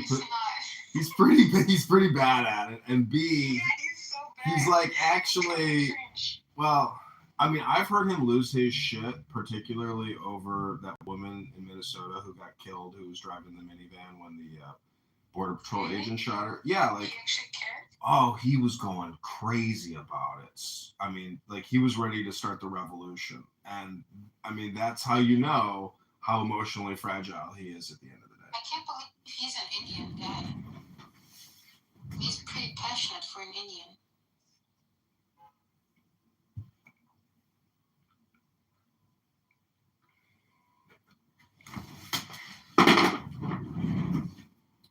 Wait, you think he's an Indian? Like a Native American Indian or a dot Hindu? No, dot, yeah. That's your ex-girlfriend. But he's not born in India. He's born in America for sure. His accent is... Yes, American Indian, whatever you call it. See, that's amazing because he's never posted a photo, so he sounds very much like a white guy to me. Yeah, he does sound like a white guy, I agree. But how did you know he's Indian? He told somebody. Oh, he's fucking saying that. It's so stupid. You think so? Yeah, he's a white guy named Steve. His name is Steve? That's just a generic catch-all for white people. They used to call me Steve in high school. That's how fucking annoying the immigrants are in our country, where they just start calling Americans Steve because they themselves shouldn't be here. We never should have permitted any of these people to come into this country. Well, you know why I know for sure that it was actually a good thing that we let in a lot of different people from around the world. It's because of the food. Without the variety of food, clearly it wouldn't have been worth it. But because of the incredible food options that I now get to enjoy in my immediate vicinity, I do believe that mass immigration was worth it. Some people say you live to eat. I say eat to live if you're a fatty, of course. But truly, what you put in your mouth is one of the great joys of life. Yeah, fatty like Abby. Speaking of coupons, I need to get on my phone and start clipping coupons. I'll be right back. John, I was saying, because Buttercup and Bubbles sound alike, right?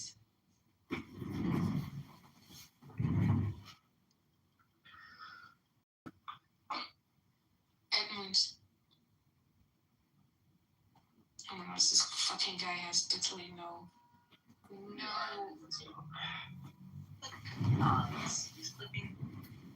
No, I heard you. Were you trying to make a point or something? Why didn't you just finish your statement?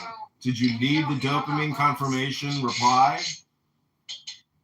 Calm your bullhead down, please.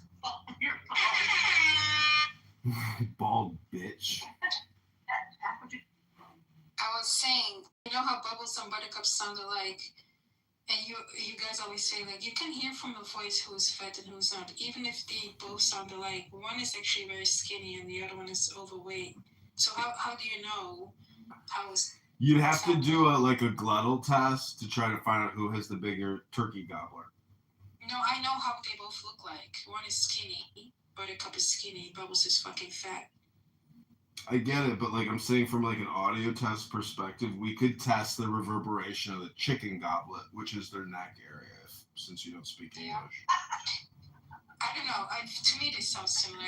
Everyone else looks the same. Like, it's not fair. Okay, yeah, but you always say that, and I know other people have seen pictures of Monica, and I have not. But you always say that. Monica's fat, yeah. Yeah, but I've never seen pictures of her. She doesn't sound fat. She had another health symposium today.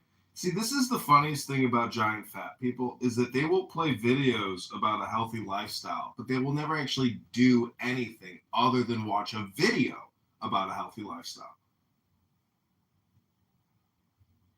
Doesn't do that. I mean, she'll do the Jordan Peterson. No, she did it today. She had another room open today about, making America healthy again. And she had one last week. And, it's like, well, why don't you actually just come on Clubhouse when you're at the gym? That's because she hasn't been to the gym in over 5 years or even longer.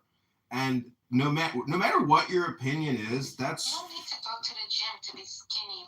That's what fat people say, fatty. Oh my gosh. Oh my God, I've heard it 1,000 times. I go to the gym consistently, and you know what I see at the gym? I see some obese people at the gym working out, but they're at the fucking gym. Listen. I don't want to be mean. But I want you to know what I mean. It's important to me that I try to do some personal development here and try to tell you what I mean without being mean. It is simple mathematics. If you consume 2,000 calories a day, but you only burn 700, you're just going to keep putting on the pounds. Okay? You gotta sweat. You've got to sweat.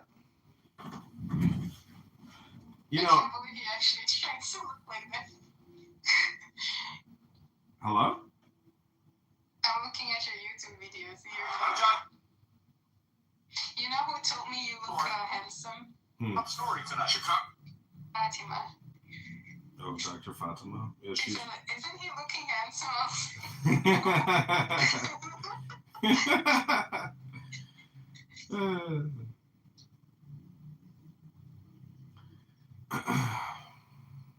She's a funny one. Yeah, she is funny. I couldn't stand her in the beginning when she just kept saying bro all the time. Ugh, so annoying. Bro. Why aren't you not live right now? I'm live on YouTube right now. Which YouTube channel? I'm trying to find you. Oh, you're not subscribed, so I'm just not showing up for it. You have so many. Like, how many? Oh, here, I found you. I've got 3. Let me see what you're wearing. I'm live streaming multiple. Okay, can you put your camera a little bit towards yourself? Which camera are you talking about? 1 through 25? Which one? John Kitover, Mayor of Chicago. I can't see it like that, but I'm gonna turn to the left. You tell me when I start turning. It should be about a 6-second delay, I believe. Yes, I can see you now. Oh, nice glasses. They gave me these glasses. They gave me these glasses at the psychiatrist recently. These glasses help schizophrenics see blue. Sensitive about that. She was kidding. I know. Yes. I guess it's the truth. For somebody that's so mean to people, you think you could take a joke, John? It's true. That's why I kind of had to calm myself down because, getting called. I can see you. Come on. Universe. Yes, Dr. Seven. Tell the universe what you desire. What I desire everyone to wake up so they can know the truth about the universe. How about that? How about that? Think about that. Think about that. Yeah, Think about how that. about that? Yeah. Whoa. Okay, I can see you now finally. It's John Kitover for Mayor 2027.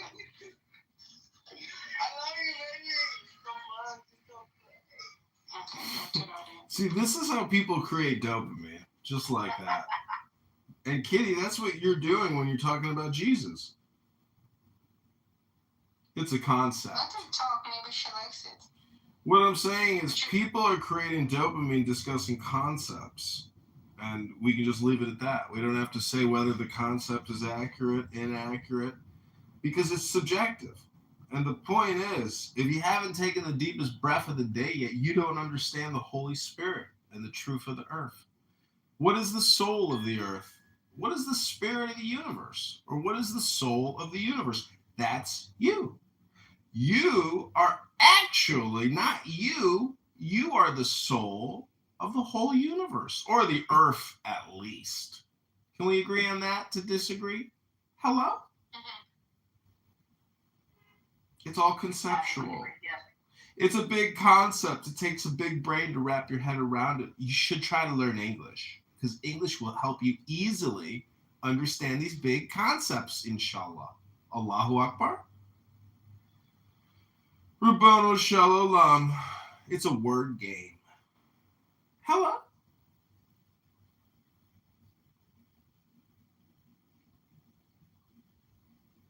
Hello? I'm trying to find your live right now. Rabbanu Shalom. All your lives are like corrupted or something. I used to give him I know YouTube probably hopes that I just stop because like they've ghosted me completely. Yeah, I mean, I don't anymore YouTube. I'm literally at 100,000 YouTube videos, and it's just like I'm doing it for me. I'm not doing it for anyone because nobody actually looks at it. So when you get to that point in your life where you're actually just doing what you want to do because that's what yourself wants to do, it's actually a good place. And you have to look at it through the lens of artistry and criticism. I was at a bookstore one time and they actually had a section called criticism. I was like, what the fuck is this?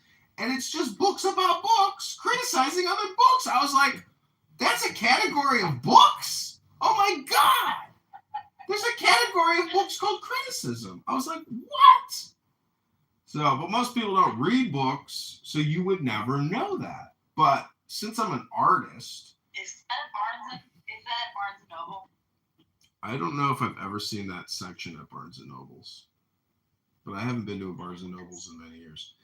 But what I'm trying to say is, if people try to bring you down on this app because they find you very annoying, and I do believe that I am the #1 most annoying person on the planet at the present moment, I'm just trying to say they don't understand artwork, and they're terrible critics. Hello?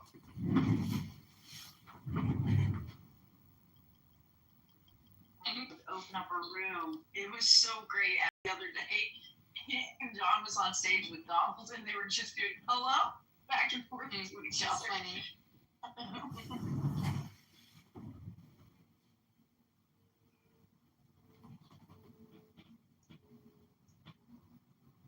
Hey, universe, like, why do you, like, when you get mad and insult people, why do you call people, like, hamster or rat face?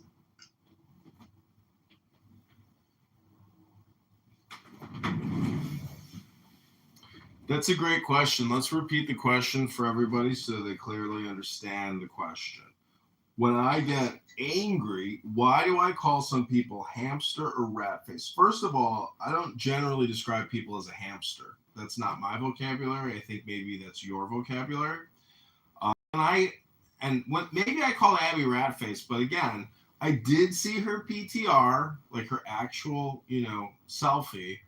And I'm just saying that to me, based on the photo, using geographic proximity and other variables in the photo, I had it analyzed. And what the AI told me was that it was most likely a genetic creation from a Ukrainian biolab that escaped Chernobyl.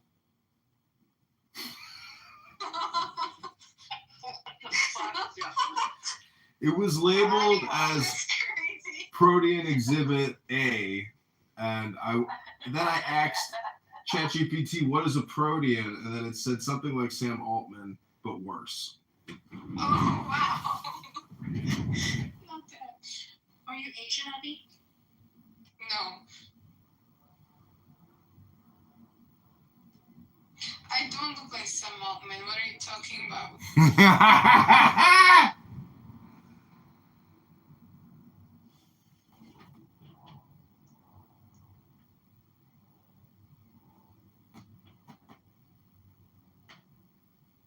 Hey, Nargis, how's it going? Yeah, are you okay? Yeah, so it's I can smell it, and they haven't sent me anything, so I'm just watching it on Watch Duty. You guys use that? Do you guys have fires around you? No. I'm at the beach, so I don't think it's so. We've got something far more dangerous. We have the YNs that do all kinds of smash and grabs around here. Do you have a YN tracker app? No, Oh, that's too bad. You must live in a gated community. I do live in a gated community. Yeah, just don't panic. Get your documents and just. I got my documents. I gotta read it. Narcissus, we looked it up. It's not. Did you fucking see it? It's nothing. Where is it? How can I smell it? I live by the beach. It's a small brush fire. Oh, is it? Oh my god. Oh my god.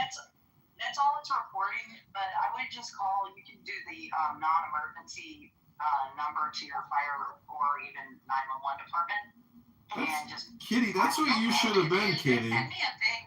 Just send me an application. Like, my community is really good. Kitty, you should have been a cop. They're like, chill out. They're the first person to tell me that. Kitty, you should have been a cop. You would have been such a great cop. Oh. Yeah, it's I live by the beach, so it is windy.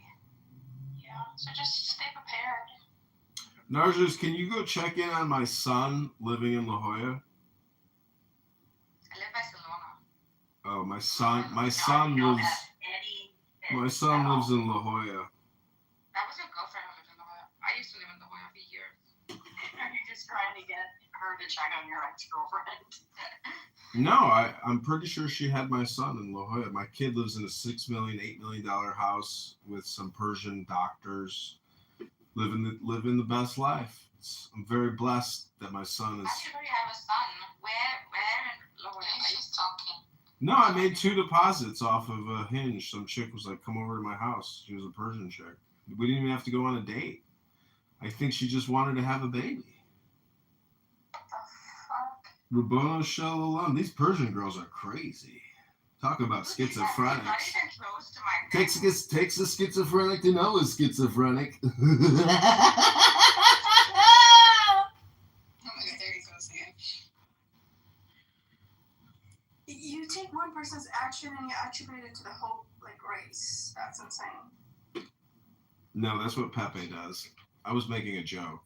Gugap, are you new to Clubhouse?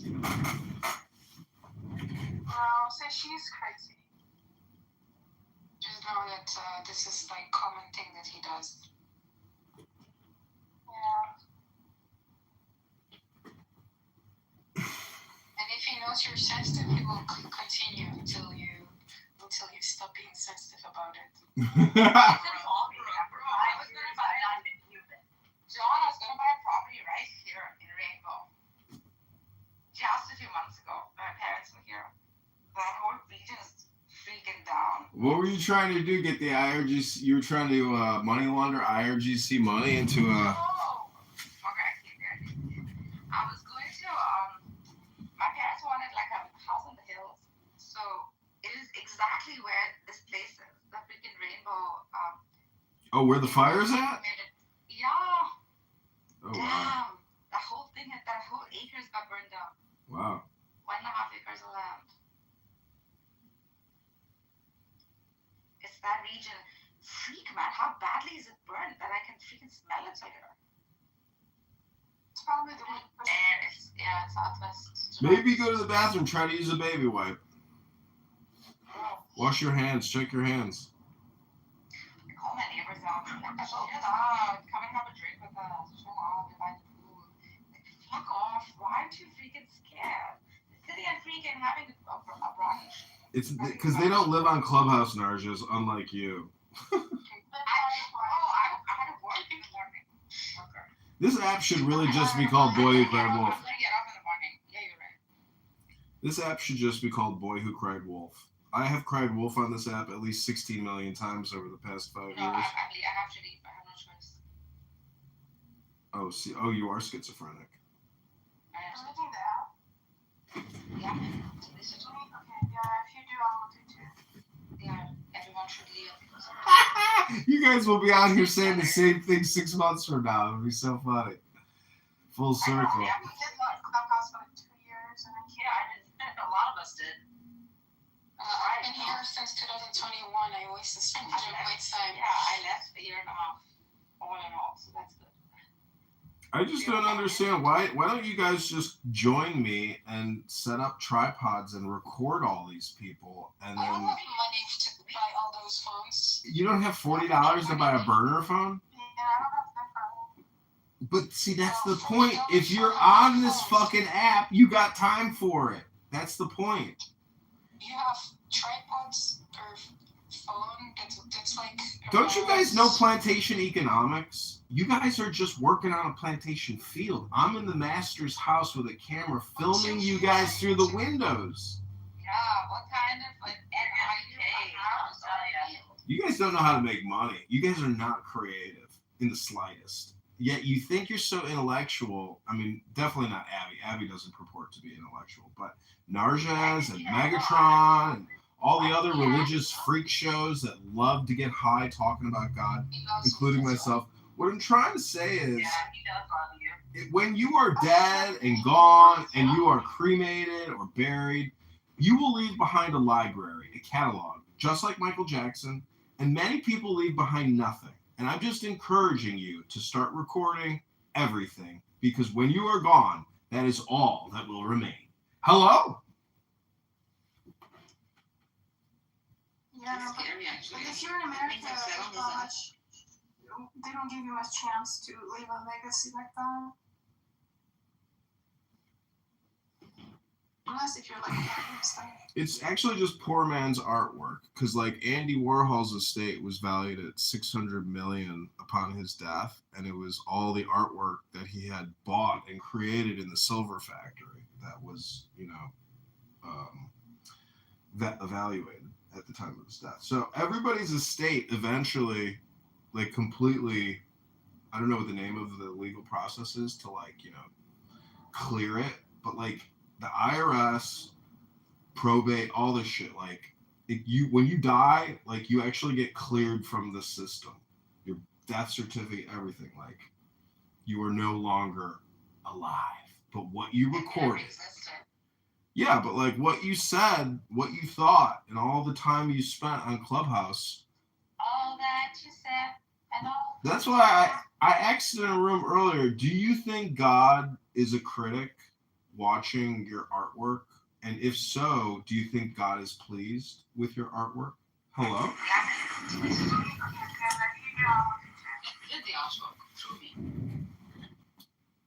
That's his work. God's work.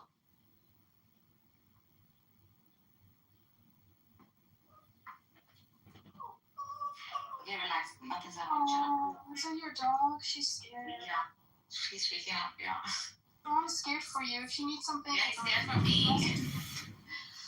Oh, it's okay. Don't be fooled. Narcis's dog does that all the time when it wants a treat and wants to go on a walk, but Narcis can't get off a Clubhouse. See, there's no fire. This is the boy that cried wolf. This is just fake dopamine. It fits my palm. How many times can it walk? Rabbona Shalom. I don't know. How many times are you on Clubhouse every day? Poor baby. Oh my god, it's breaking my heart, bro. She's crying. This is not mine. Oh. See, you're easily fooled, Gulak. You're very naive. I know, I'm innocent.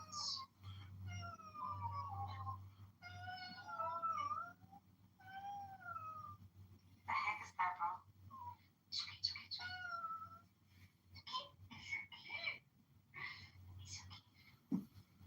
Well, Gulak, just remember that all communication is hypnosis. So the next time somebody lies to you because they know you're naive and they want to trick you, you will look them in the eyes and you will say, you are a fucking liar. All communication is hypnosis. And then they will say, holy shit, you called me out on my lie? How did you know I was lying? And then you will respond, all communication is hypnosis. Shh.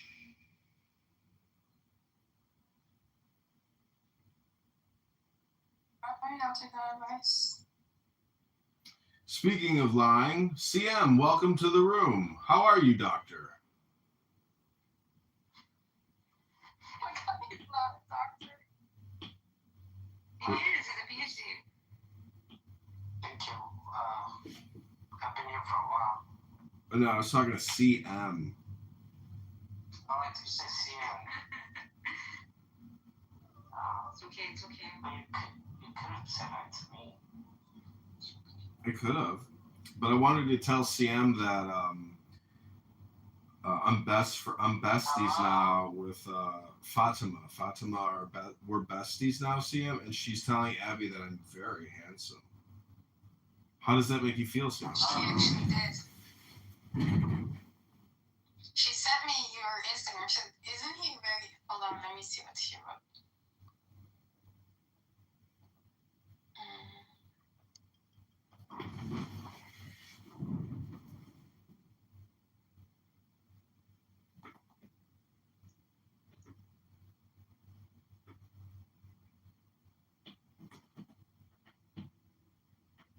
Oh, bro, look at this picture.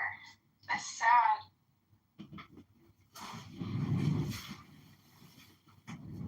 Which picture, boo-boo? Yeah, is this the king of Russia, like assassinated with his family? Yeah, Tsar Nicholas. That should make me sad. That shit was sad, bro. It's a good lesson in cognitive security and national security because People kill people like you. the Bolsheviki revolutionaries, which were not all Jewish, as many anti-Semites like to say. They weren't Muslims, they weren't Christians. They were definitely some type of Zionist pigs. Oh yeah, the Bolsheviki were Zionists, you fucking moron. Okay, Rabbi. You know, Rabbi actually says a lot of very smart stuff. I hear Rabbi say a lot of interesting things, but you gotta be patient. Okay, here it is. I follow Jen Kitover, his main profile, but what the fuck is this? He's everywhere now. Even my reels are filled with his reels. All his other accounts. Don't you think John looks pretty handsome? Lol. Woohoo! Yeah. It's crazy.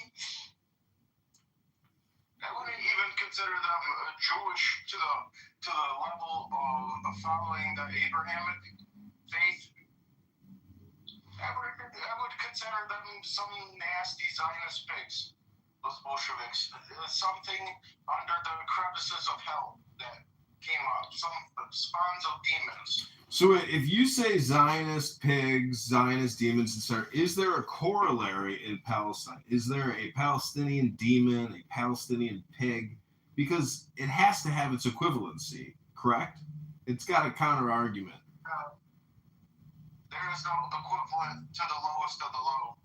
Oh, there is, actually. Yeah. See, that's the thing about philosophy and why you're retarded, is because you make all or nothing statements. And you fail to see that there's a yin and a yang. Hello? The Bolsheviks set the standard for being garbage. There's nobody that's equivalent for them. Hello? Maybe you're that equivalency. Maybe you are that piece of shit I'm talking about. What do you think about that? Interesting. Exactly. I haven't advocated for any extinction of any people. You haven't? But these Bolsheviks, they went there and killed over 60 million Christians. And then Crazy. you try to 271,000 Jews. And So you think just a couple Jews and the Bolsheviki killed 60 million people? You're making quite a claim. Oh, thank God Rabbi Caleb is here so he can talk you down off your ledge. What's life like for you? What is your life like for you? How miserable is it? Have you ever touched your toes? Have you ever flossed your teeth, used a water pick? When was the last time you had a cheeseburger? When was the last time you had a chocolate milkshake? When was the last time you masturbated and took a nap in the afternoon in the sunlight? And then, you know, cut some roses and... This is getting real gay. The Bolsheviks are not the Jews of Abraham. They were Zionist pigs. The filth of the world. They crawled out of hell itself. The disgustingness of disgusting. Truly something remarkable in the way how filthy they are. And they exterminated innocent people. You know, regardless of what a person's faith or belief system is, if you're advocating for their eradication, you're disgusting. But to carry out the atrocities yourself is a different level of nastiness. Well, you know what? That really makes my Sunday so much more informative. And I just really hope that one day you'll be able to touch your toes in the shower to take a scrub brush and wash the disgusting mold and filth that probably collects on your toes. And when you look in the mirror tomorrow, as you look at the acne that perforates your disgusting face, I'm sure you'll take some kind of exfoliant and maybe clean your face, go sit in the sun and get a tan, and read a good book and masturbate, take a nap, maybe make a cocktail, smoke a little weed. Interesting. Why do you... Bolsheviks, with their hands so dirty, I don't think there's a soap or shampoo or solvent out there that can wash off the blood of children. Holy shit. Talk about fucking crazy conversations, ladies and gentlemen. I just hate some of these people so much, so... Yes, the room makers and there's the room killers. What do you want to talk about, Megatron? Room makers, room killers.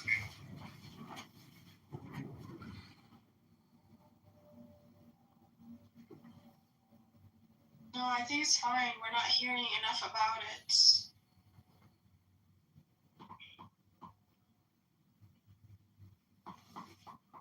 Night and day, you know? This needs to be drilled in our minds. Yeah, but you see, when schizophrenic cockfaggot here sits there and lumps all Jews today living in with killer terrorists from 100 years ago, that's called schizophrenia and neurodivergent stupidity. I rest my case, you fucking loser. I am complete.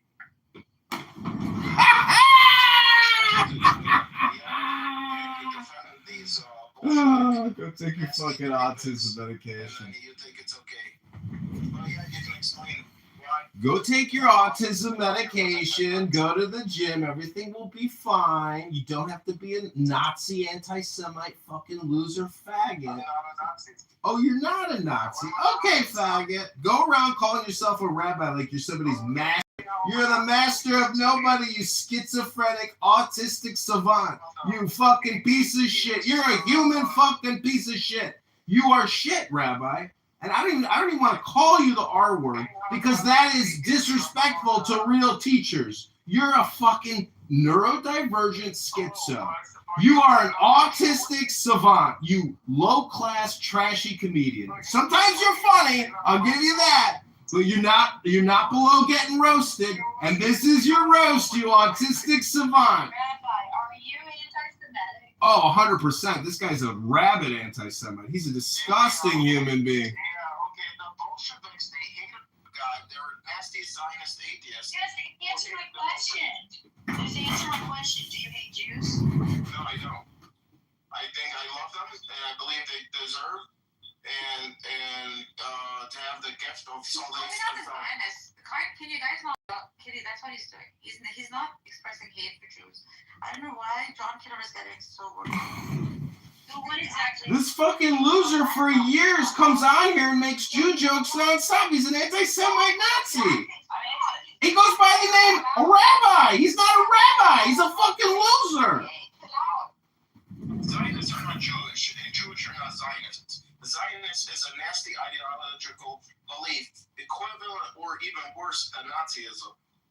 So you don't think that the Jewish people that were given that land by God deserve to have that as their holy land? If it was given by God, by any means, no, you don't kill or exterminate. Wait, Nargis, I'll ask you a question. I'll ask you questions in just a second. Sorry, Nargis. Kitty's got him! Kitty to the rescue! and then these people were kicked out by their sins, and then they try to retake it in their own means. How does it equal that God gave it to them? They come back and they win the land, and it was given to them by God, whether or not they got kicked out or killed or they lost it. But then they come back and they fight for it, and it's theirs, and it's been theirs the entire time. So what's wrong with them having what was theirs to begin with? Because God gave it to them? No, How I'm did God asking give it to them? When God set up a covenant, they were supposed to follow it. When they stepped away from God and they were kicked out, just like how the Garden of Eden worked out, and they got kicked out, you think if they break in, they deserve it? Once they stepped away from God? I just want to say that Jewish God is in question, so I don't know why he has the legitimacy to give land to particular people and deny the others. How can a Zionist who hates God expect to inherit what God has gave to someone else? Now this between me and Rabbi has now went me, Rabbi Nargis, and Gulak, but at least she is This God. at least Gulak. Wait, before this schizophrenic neurodivergent conversation proceeds any further, I just want to say, Kitty, I thank you for taking over my work for the rest of this afternoon. God bless you and good luck. You're welcome, John. No, Zionists are not Jewish. Don't ever disrespect Jewish people like that.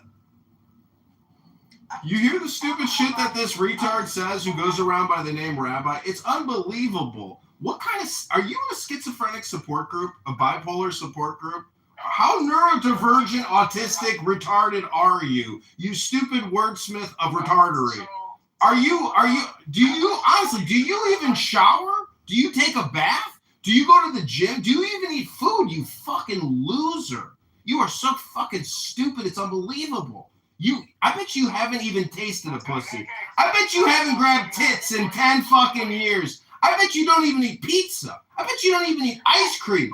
Life must be fucking horrible for you. I feel for you. It's horrible. I get it. But how stupid. If you think this is comedy, it's not comedy. You're a terrible comedian. Let's just go with rat face. Okay, rat face. Heavy wrap up. So you think that even though it was given to them and it was their land and they got dispersed and they fought for it, they lost it, they fought for it again and they lived there, that they should no longer own it, right? And check, this is how I see it. Now you can tell me I'm wrong at the end. If God has given them the land and they were supposed to maintain the covenant, the promise of what this guy's unstoppable. I can't shake him. Representation upon the nations. What I'm trying to do is get him to crash out, but he's artistically bad. God and live in a way of idol worship, and then they come around and then they leave the land and they get kicked out from their evils and sins and iniquities, and then they come back and kill children. Wait a minute. So that's a lot. So are you saying that all of them, 4 of them, 10 of them? That's a lot. How many of them? Because obviously, who is them? The question is who is. I want to take it back. Rabbi does not have autism. He's clearly a Down syndrome sufferer. Rabbi, do you have Down syndrome? I'm sure you must have Down syndrome now.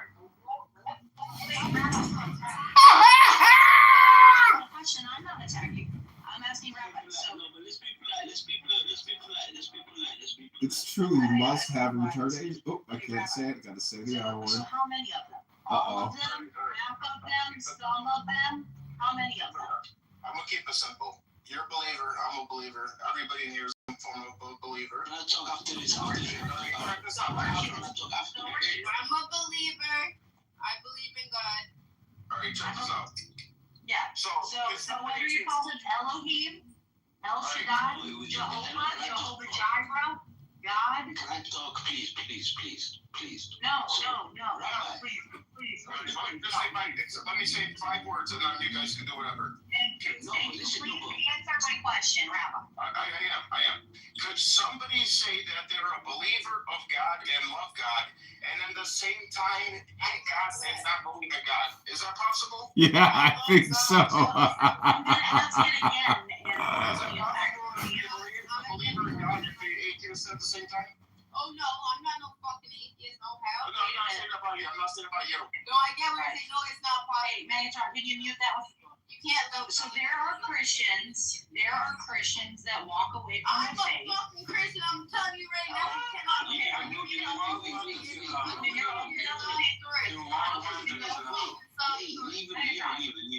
Listen. I said, why would I do that? They're underage.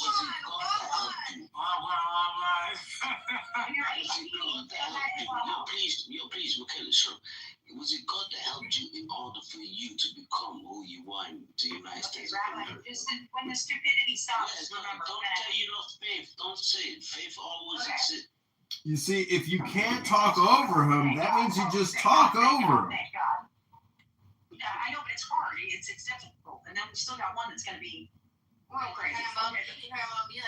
You're 18, I want you to come back. When doing poetry, because I wanna slow it down and start doing some poetry. I'm gonna go to sleep. Oh, time for the poet. Let's hear you read some poetry, Rabbi. AKA, Humperdinck or Danny Dubenstein or whatever name you go by. I mean, I like poetry, so I don't know why we're talking Though I walk through the valley of the shadow of death, I will fear no evil. Little Miss White said vagina, you walked through a whole lot of that. What was interesting is I was chatting with El Normo yesterday, and I was mentioning how the worst anti-Semites are so far away from poetry. It's like poetry doesn't even exist in their lives, as if love doesn't even exist in their lives. It's so pathetic. How do you defend yourself?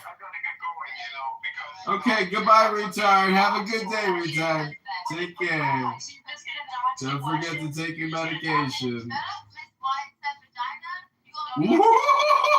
Why said vagina? Oh my goodness. This one time, Abby, I'm pulling a card. Like, get rid of the retard. Thank you, Abby. Thank you. God, I love you, Abby. I don't agree that Zionism and Hebrews, they conflate each other. I love the So you're not going to answer the question. Rabbi Shmuley is not a rabbi. He's disgusting. Of course, you're not going to answer the question. You're disgusting yourself. It's all just a projection. You are disgusting. How dare you say that about Rabbi Shmuley B'Teach? He is a patriot. Shameful. I think we should read a poem about Shmuley B'Teach and how beautiful he is, how hardworking he is, and how patriotic he is, and how wise he is. Something from the Torah. Well, let's read something. Oh, let's read the I Ching of love. Because honestly, this is what I hate about anti-Semites is they're not talking about love. They're not reading poetry. And so they have no credibility at all because that's the real good content. And what they're doing is just spreading political hate. More violence through words. Oh my God. No. Oh. One. Okay, this is called Love Yourself. I hope as Megatron gets high on his Adderall methamphetamines, I hope that his brain really enjoys this poetry and puts him into a deep sleep of relaxation and prepares him for total refreshment. For tomorrow when he rises and creates another clubhouse room before he goes to work, he will have the deepest sleep of his life and feel completely relaxed and reset for a successful week. This is called Love Yourself. The oracle is a precise invitation. Love yourself. In fact, the true problem is that often you don't even accept yourself. How many times have you done what has really given you pleasure? The courage of love. This oracle is not going to say anything definitive. It is a simple warning. If you harden in refusal, even the strength of love will be unable to do anything. On the other hand, if that force assumes in you a sense of courage, both to love, both to accept love, then you will have the intimate meeting. The message is a warning. If an intimate and profound encounter is tied to a simple seduction on Clown House, either by the man or by the woman, then the consequence will surely be a catastrophe. Happiness is to love. Apart from the simple sphere of the couple, the oracle speaks of a good ending, as the dimension of love is extended, as an instrument of cohesion with the human race. To do so is easy. You need simply to love one another on Clubhouse. Sex in the beginning. I'll make it a little shorter. You're getting at the train seat. You put me in the train. Oh, I thought you wanted to get put into a deep hypnotic state of... Well, I just noticed myself getting into it, and I had to be like, let me let him stop. Make him, just make the short, sweet ones, because then I can't remember where you started. Because you put me in a fucking train. That's the power of hypnosis. You've got amnesia now. I'm 15 minutes into a poem. I can't even remember where it started. Well, welcome to Clubhouse. Now you know what every day is here. If you think what I'm saying is retarded, but yet if you think about everything you've ever heard on this app isn't retarded, well, how retarded are you? I never said what you say is retarded. Where did I say that?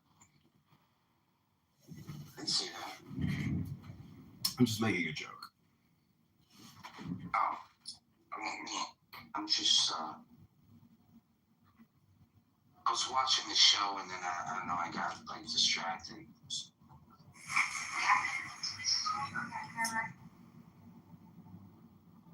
And then I'm trying to think what is the best way for me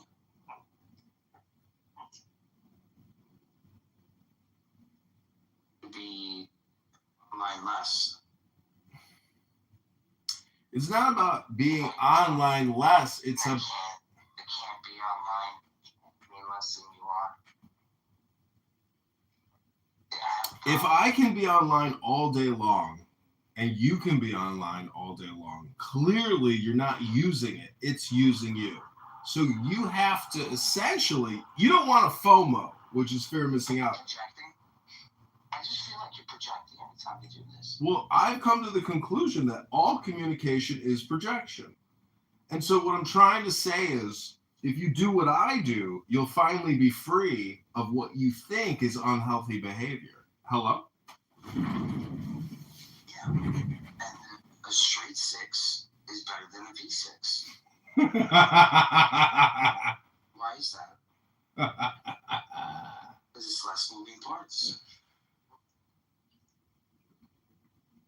It's just less moving parts. Crankshaft. But you have less pulleys on the stable crankshaft. There's just less moving parts, just a more efficient system. That's it. Well, your problem is you're going to the gym, but you're bringing home the dumbbells. You're bringing home dumbbells on your after the gym, after the workout, and there's no reason to bring home the dumbbells. You leave them at the gym. You leave them on the rack. You don't take them home with you. What's wrong with you? Why would you do that? Are you calling me a dumbbell? Are you calling me a dumbbell? No, what I'm saying is religious people, they don't understand that the message is to hang up the phone. You don't have to pick up the phone every day. You've already got the message. But you're bringing dumbbells home with you. These people are really religious. It doesn't matter. It's your topic. It's your flow. It's what you like. It's your content. You are addicted to talking about God. It gives you the dopamine show that you're looking for. But the truth is, there's so many different categories of joy. You could play music. You could read poetry. The app is using you. You're not using it. And all communication is projection. Getting baptized right now, and he's getting baptized in this little church, and they have a 55-gallon drum thing, and he's dunking himself in the water to get baptized. I mean, how embarrassing is that?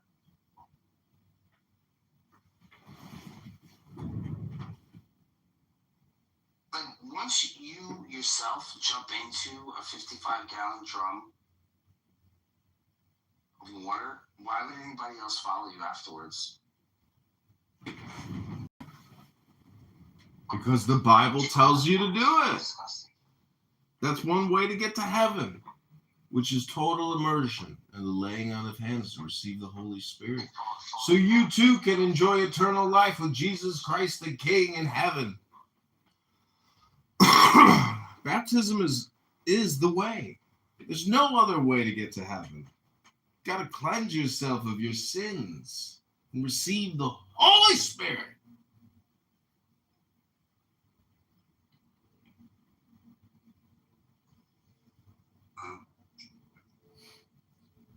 Yeah. Right. The crucifixion is false, guys. Just to think, it took us this whole time to realize that crucifixion was false. Trying to find you like the Shel Silverstein poem so that I can read them to you. Daniel gave them to me the other day. I'm just so upset that I didn't find this out on my own. Stop. Take a nap, Megatron. No, aren't you upset that we didn't know this news first, Kitty? Oh my God, why are you being like this today? Being like what? It's the truth. Should've known better. Yeah. Well, see, whenever somebody dies, anything associated with that person becomes like a holy relic. So when they used to burn witches, the English would run around the burn pit, and they'd want to take bones of the witches that they burned. So never underestimate the danger of a mob. Many people think a mob is just, a political progressive movement. But a mob is a cow herd of destruction and chaos. And unfortunately, Clubhouse is no different. There's a mob, a herd of low IQ cretins, proteans, subhuman, unevolved creatures that lurk on this app. Many of you know them. You just heard from one of them. Speaking of that, I want to engage Nargis in the high IQ metaphysics discussion right now. So, would you mind landing this plane relatively shortly? My plane has landed. I'm just on the app watching Skylar, so I don't know how. Greg, I'm just giving a break. Let other people talk. Just kick me to the goo, please. Kick me in the face. I'm ready to go to the goo. Megatron, do you want to hear some This guy Shel doesn't know how to be a normal fucking human being. It's insane. Yeah, talk to me. Okay, here we go. Let's see. We'll start with how not to have to dry the dishes. How would they dry vagina? So, Megatron, do you want to hear this woman just talk about dishes, or Nargis and I have a high IQ theological chat? Given that that's the type. Yeah, you can have it. You can have it with me and Kitty. Okay, cool. Well, I mean, I respect Nargis a lot more than both of you because she's a Neoplastic. Yeah, that's fine.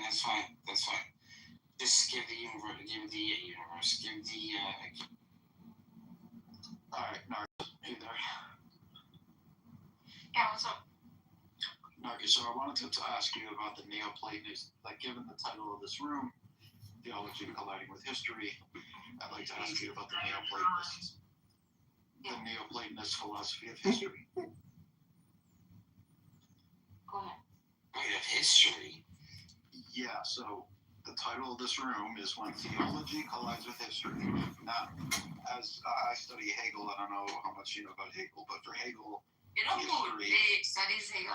Megatron. Actually, he introduced me to Hegel. Megatron does not study Hegel. This guy's a precept. Like, this guy's not on the level, not even close. I don't know if he studies, but he introduced me to Hegel. I need a good teacher, man. Greg, I'm looking for someone who can teach Okay, me. no, I guess I'll teach you. I'll teach you for free. I'll fly you out to New Jersey. I'll teach you for free. But anyway, I don't want to talk about Hegel right now. I'm just bringing up Hegel to contrast him with his Neoplatonist influences, who, to my understanding, placed a much smaller emphasis on history as a totality or history as an aggregate.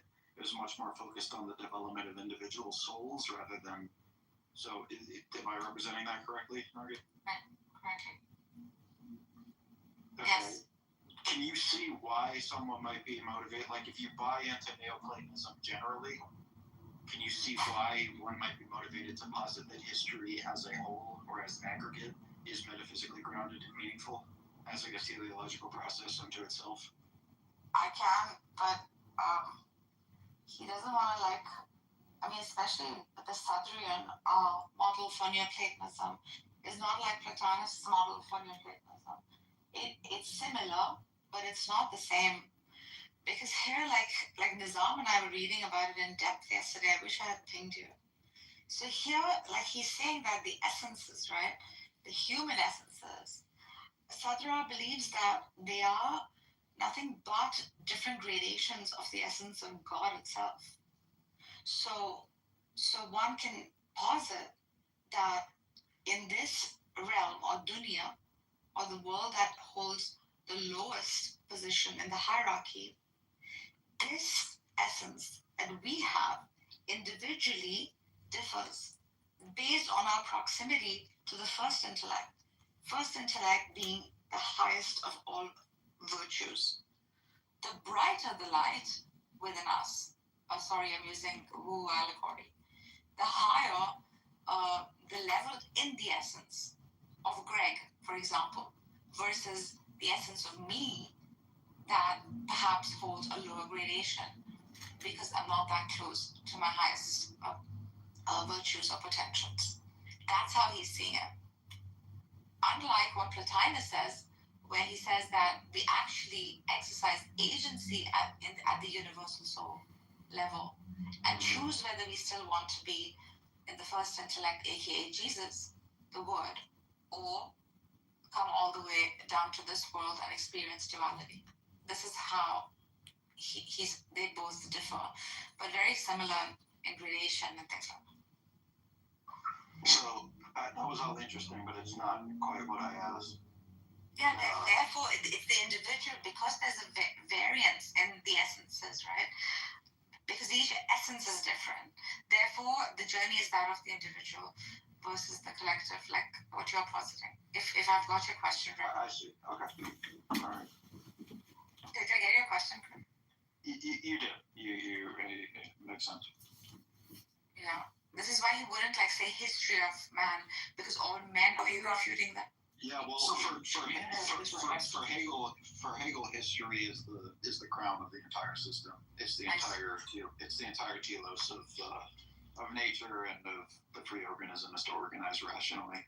And once you have the state, you immediately have history as just kind of the dialectical development of the state, essentially, as it progresses towards a state of self-transparent freedom. You see, the collective is doing it as a unison, right? Yes. I see. Yeah, I can grant that. I mean, maybe the entailment of then one can posit that the individual, when does he say all have the same, all individuals hold the same standing? No, certainly not. But he's saying the sum total of them contribute to this. I see. So Yeah, it's like a unified consciousness kind of something. He calls it well, okay, I should say, people interpret, or rather people fail to interpret the nation spirits accurately. When Hegel says the spirit of a nation, he's not referring to what a Christian might call a principality or something like that. He's not suggesting that the state is literally a conscious entity. Although Rudolf Steiner goes further than Hegel and says, yes, indeed, there is a person, which is the nation of Germany, for instance. And it is like this personal entity. But anyway, that's Rudolf Steiner. That's not Hegel. Universal reason acting in and through the selfish motivations of individuals. So, like, Caesar was trying to advance himself. He had, like, as an example, Caesar was trying to advance himself. He had personal ambitions and goals. But unbeknownst to him, he was accomplishing something larger than himself, which was necessary for the development of spirit, basically. I hope that makes sense. Yeah.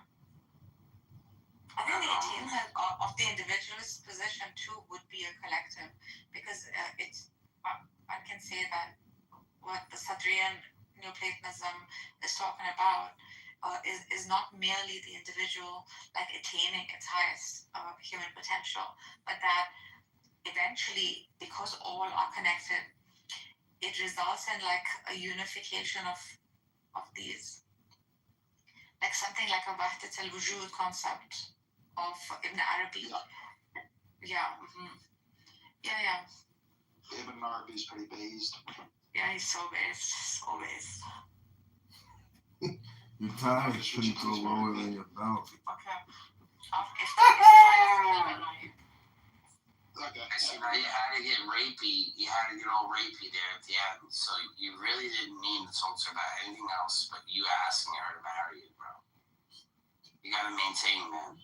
Greg, you gotta get your shit together, Greg. That's a retarded conclusion to walk away from. No, it's a retarded conclusion from a retarded. Yeah, so I agree. It's a retarded conclusion from a retarded guy. Namely, you. No. All of a sudden now. I'm just quoting you, buddy. I'm just quoting you. You doing your own great. Yeah, now you want to insult me. Okay. Great. Wait, I want to get a Muslim up here. Let's get somebody else. I'm trying to do this for such a long time.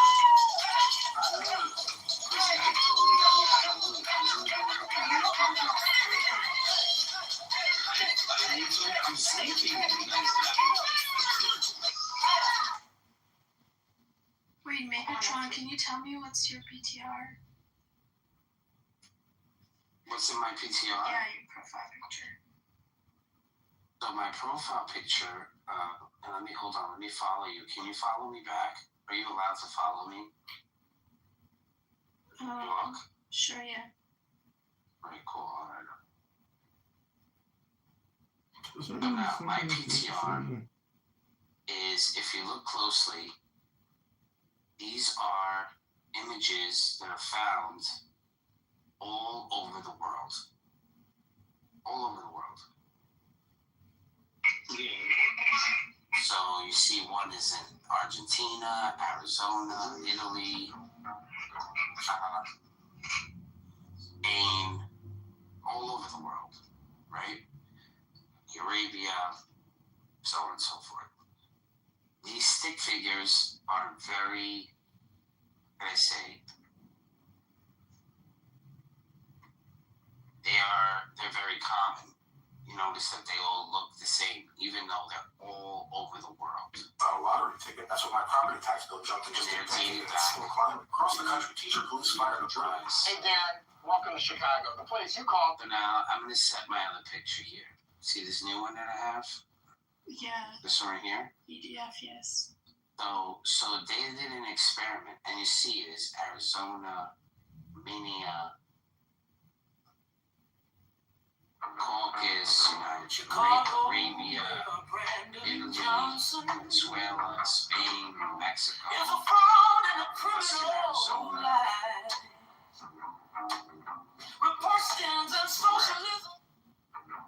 Right?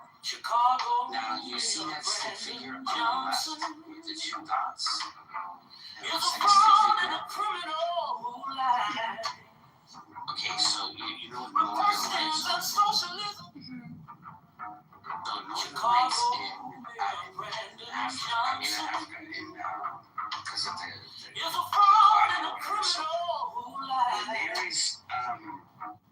when there's a lot of ash in the sky, and the radiation seeps through, and the radiation can affect people enough where, it gets you sick or whatever it is. You see that these streams of light that have this sort of, I forget what it's called, it's like a radiation rays. And the ozone layer and stuff, when there's this smog or like smoke in the sky, the sun comes directly in. And that's how you get these rays. That sort of rays. Yeah, let me get another picture for you. Hold on a second. Show you who performed the experiment. And what's funny is that they're trying to find this connection with these stick figures they find in caves all over the world. And they did a few experiments, and they realized that the plasma radiation, when it looks like, that's what it looks like. That's what plasma radiation looks like. They put it in like some sort of like experiment or vacuum of some kind, and that's the only way they're associating those things with it. That makes sense. Was that too stupid? No, I mean, yeah, it's like, it looks interesting for sure. But do they think, like, is this like some sort of like God or something? I'm not sure. No. What it is it's a natural thing that happens when radiation from comes into the world, comes in, and then we have to kind of like, it gives like this northern lights. But it only happens, it happens when the Earth is affected by these changes. Yeah. So, if there's radiation in the sky, and it's the end of the ice age, and then there's massive amounts of floods everywhere, where the weather is very erratic, and it's not really good to be out there. And this doesn't happen all over the world at the same time. It happens in different spots. Depending on where you are, you're going to have to wait for the storm to leave. And this is that. The weather becomes so unpredictable that if you leave the safe haven that you are in, which is the cave or whatever, you might get stuck out there and never be able to come back. A lot of groups just found themselves in these caves that they find all over the world. And then the stupid people think that we're like cave people, but we're not. We're just trying to survive. Because when catastrophic winds and sandstorms, along with floods, along with all these other things that happen, you're like, whatever, it doesn't really concern me. It's not something of interest. Like, I don't really care one way or another, on these issues. That confuses me. But the fact that I'm saying this with these questions.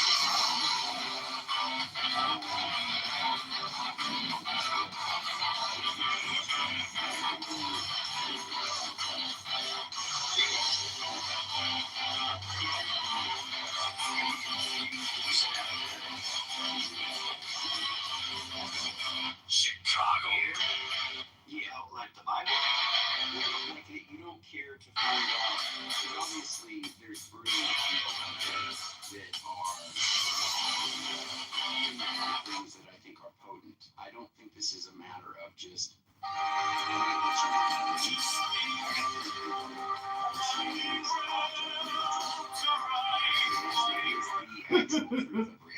Like reality.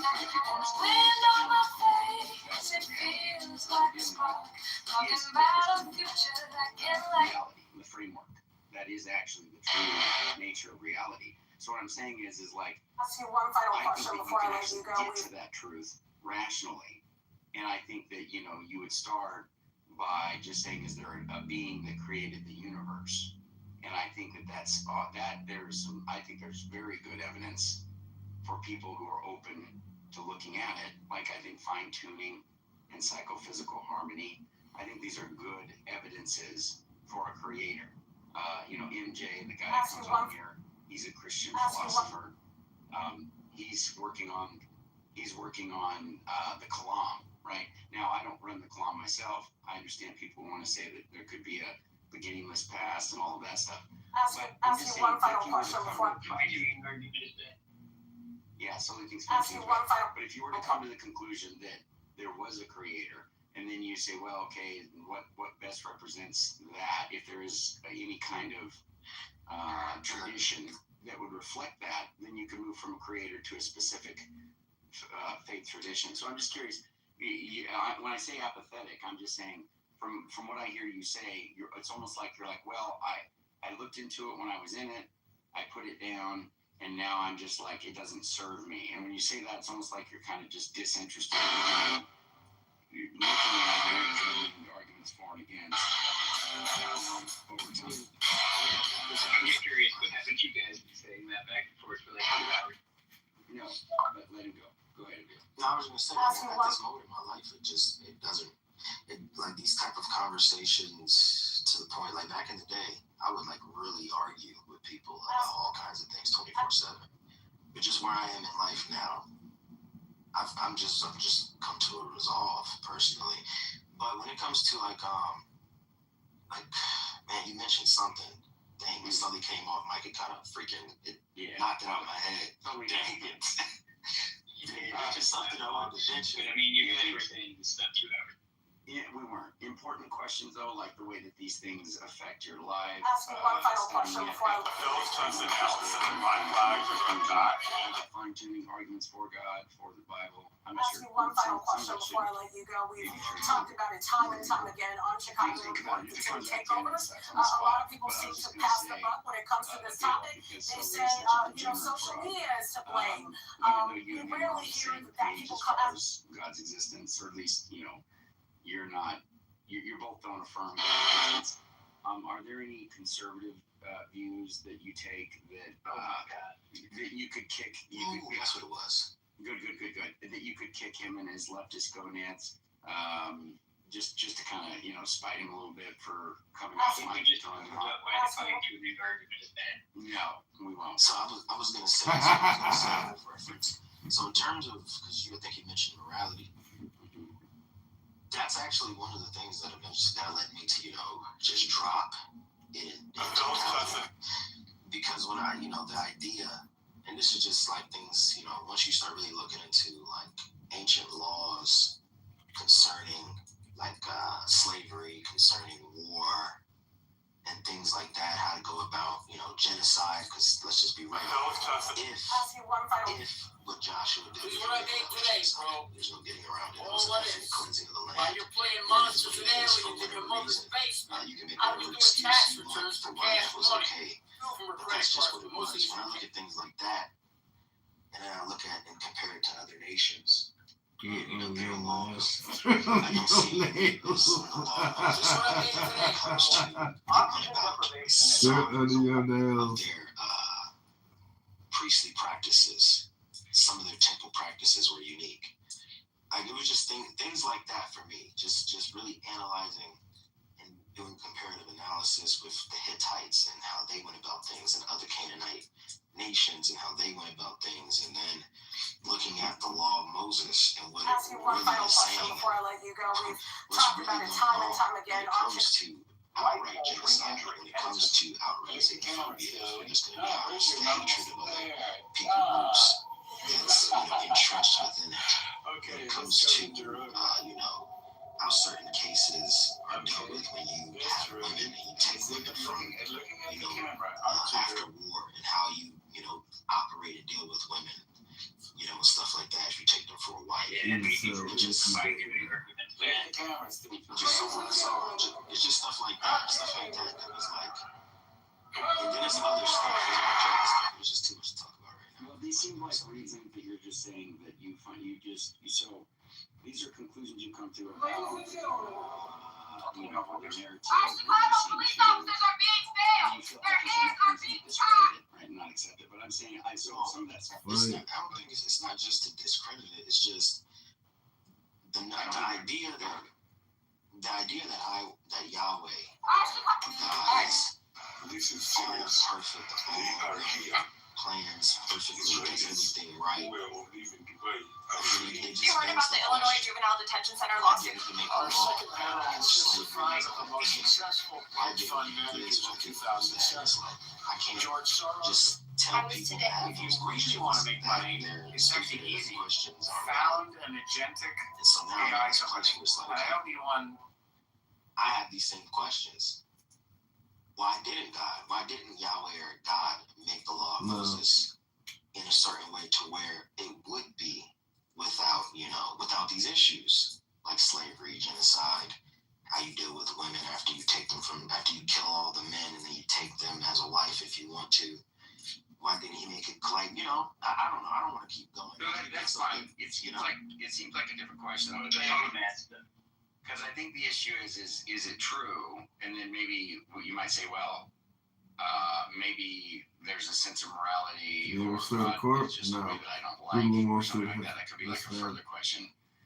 Or if you're saying like, hey, this stuff in and of itself should lead somebody to think it's not true because there's these things that are conflicting with what I think is moral. And I think we could parse that out either way. There's a lot of stuff there to talk about. Can I slide in? Go ahead, Charles.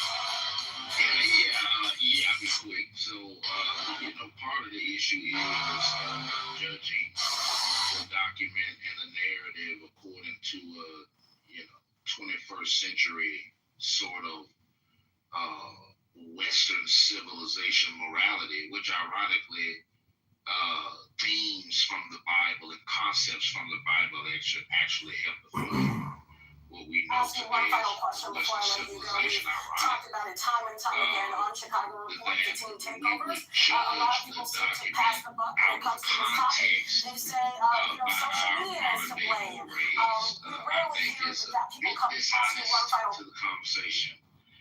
It would be better to judge it. Ask you one final. Don't you guys believe in like moral progress and stuff, Charles? Yeah. Hang on a second, man. I know, right? You ramble. Well, I mean, it's hard to ramble when you've been talking under a minute. Like, that's weird. But anyway, okay. You say rambling as if I had been talking for 8 minutes. That's crazy work. So it would be more honest to the conversation to judge the documents or the manuscripts or the scrolls within the context in which they appear, or maybe comparatively to how other surrounding nations treated women, or treated prisoners of war, or treated slaves. I mean, and I think that when you do that sort of analysis, not justifying anything or trying to gaslight, which is what a lot of religious people do about stuff in the Old Testament that 21st century mores will consider problematic, right, to say the least.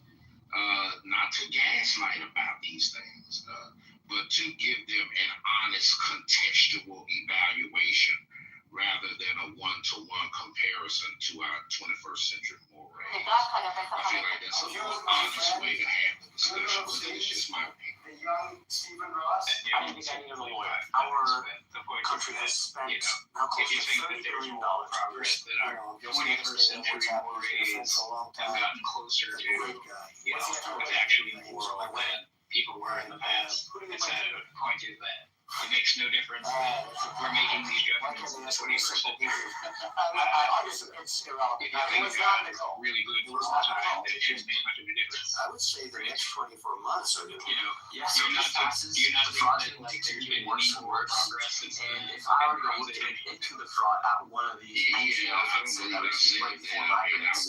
I could receive a $4,000 civil fine, a $10,000 criminal fine, or $50,000 felony.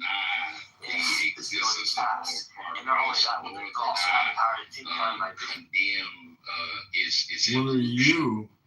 More progress is a great thing. I think we've advanced leaps and bounds beyond where we were in the 20th century. And I think that we'll go even further as time progresses. And I think that this is a great thing. So I'm not saying anything against You that. are the scam. All I'm saying is that God is good for all time, of course. But God was dealing with certain people at a certain time. And that contextual relevance is of paramount importance when we're going to do a textual criticism. And having had textual criticism classes, I know that that's what it entails. And I feel like a textual critic's approach when you is a whole lot more honest than what some atheists and agnostics are. when you and the martyrs whose fraud and crimes, never. You are the scam. That shaped it. One of those things were the Bible. So what about the things that it got from the Bible that, they used to support slavery and things like that? Yeah, I believe I was a bit more nuanced than that. To be perfectly honest about my own commentary, I believe that I said some themes. I believe the word I used was one final question before I let you go. We've talked about it time and time again on Chicago Report. So I didn't really say, and I feel like evaluating my commentary will allow us to see mirrors of excellent Western society. In biblical scripture, I believe that our social safety net contains the theme of Christ and those caring for the poor, and making that a cornerstone of ministry. I believe that when the Bible says honor your father and mother, that's dealing with your material possessions. I believe that's demonstrated in Social Security, for example, or the existence of old folks' homes. That's what I mean by Day number 1. I will arrest all CT leaders and Brandon Johnson under RICO. Even 2 or 3 witnesses being needed to condemn a person. That's the reason why. But let's have more examples. So what about the theme that they could get from the Apostle Paul, where it talks about a slave should obey their master? Could that be a theme that somebody could deduce from the New Testament? Yeah, definitely they did, but they did so dishonestly. Of course, we know that Exodus 21:16 says, whoever steals a man and sells him gets the death penalty, shall be put to death. What if you so we know, hang on a second, can I get the thought out? Yeah, just let me get it out real quick. I won't be long.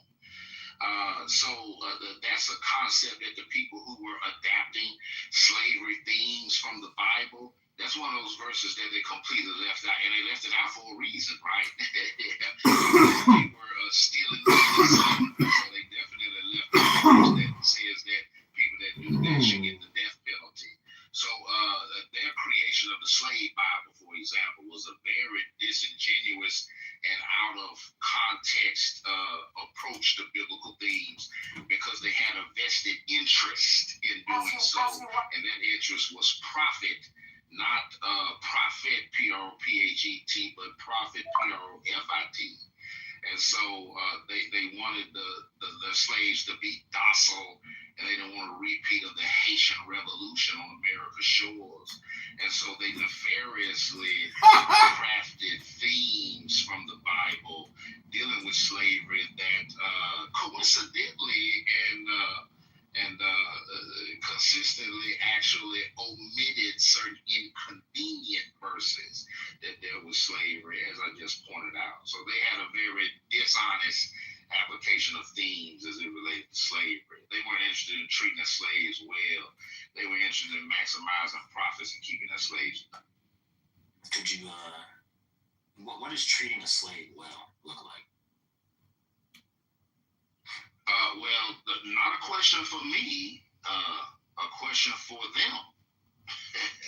Because they're the ones who crafted I don't believe it's possible to treat a slave well. That's not within the parameters of my expression. I believe that if a person is a slave, then in and of itself they're not being treated well. Anytime you deprive a person, oh my goodness, that's a completely unrelated motif. I'm just asking. Can we do? Well, yeah, I'm a slave to Christ. I'm also a slave to my wife. But all these are different motifs of the same word. So can we do one motif at a time? So right now we're talking about slave from the motif of a person working and not benefiting from the fruit of their labor and from the capital that is generated from their labor. That's a completely different motif from being a slave to Christ or from being a slave to my wife. So we got to keep it. We got to keep these categories separated. Yeah, I got you. So you're saying that as long as the slave is benefiting somehow from his slave work or her slave work, it's okay. Nah, I think, well, you're not going to trap me into saying slavery is okay.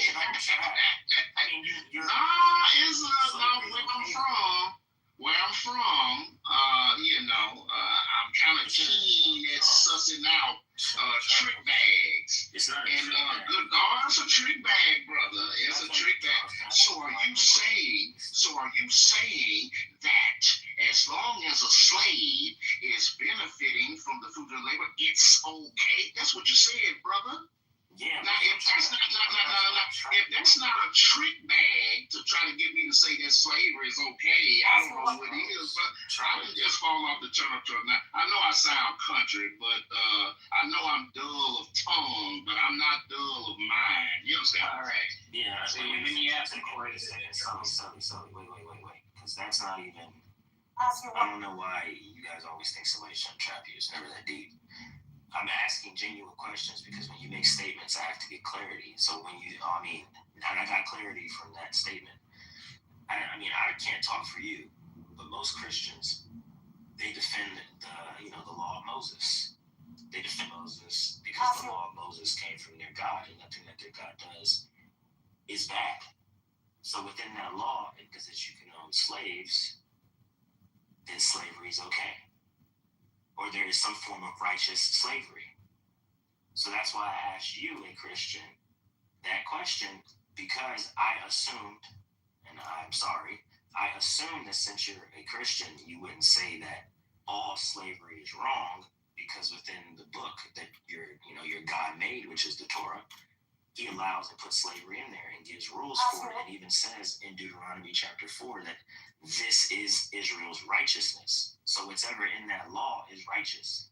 So whatever decrees he made on slavery, and the slavery itself is righteous. So that's why. But I apologize that I assumed that. I wasn't trying to do a trick bag, as you said, or anything like that. But so now I know. So you don't think that slavery is okay when, in general, you don't think that slavery is okay? No, I don't think that slavery is okay at all. Anytime somebody is being worked and they're not being paid for their labor is immoral in and of itself. So the institution of slavery is immoral. So I'm not here to defend slavery. I'm not even here to defend the law of Moses. In fact, I believe in a new covenant. So maybe that's a good question for a rabbi like that. But here's the thing about stuff that comes from God. When God has made a covenant with people, and the people that God made a covenant with are imperfect, are flawed, then the covenant is flawed. And this is what Hebrews chapter 8, verses 6 through 13 actually and literally and verbatim teaches, that there was fault in the covenant, and that was the covenant of the law, because it was made with fallible people.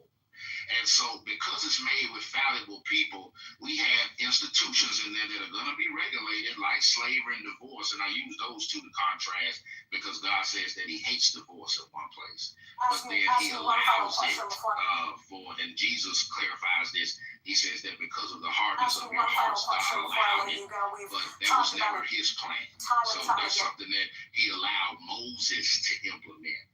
And so that's a prime example of what I'm saying, of God regulating an institution. And He regulates it because, of course, people being, the wicked individuals that they are, of course, abused it.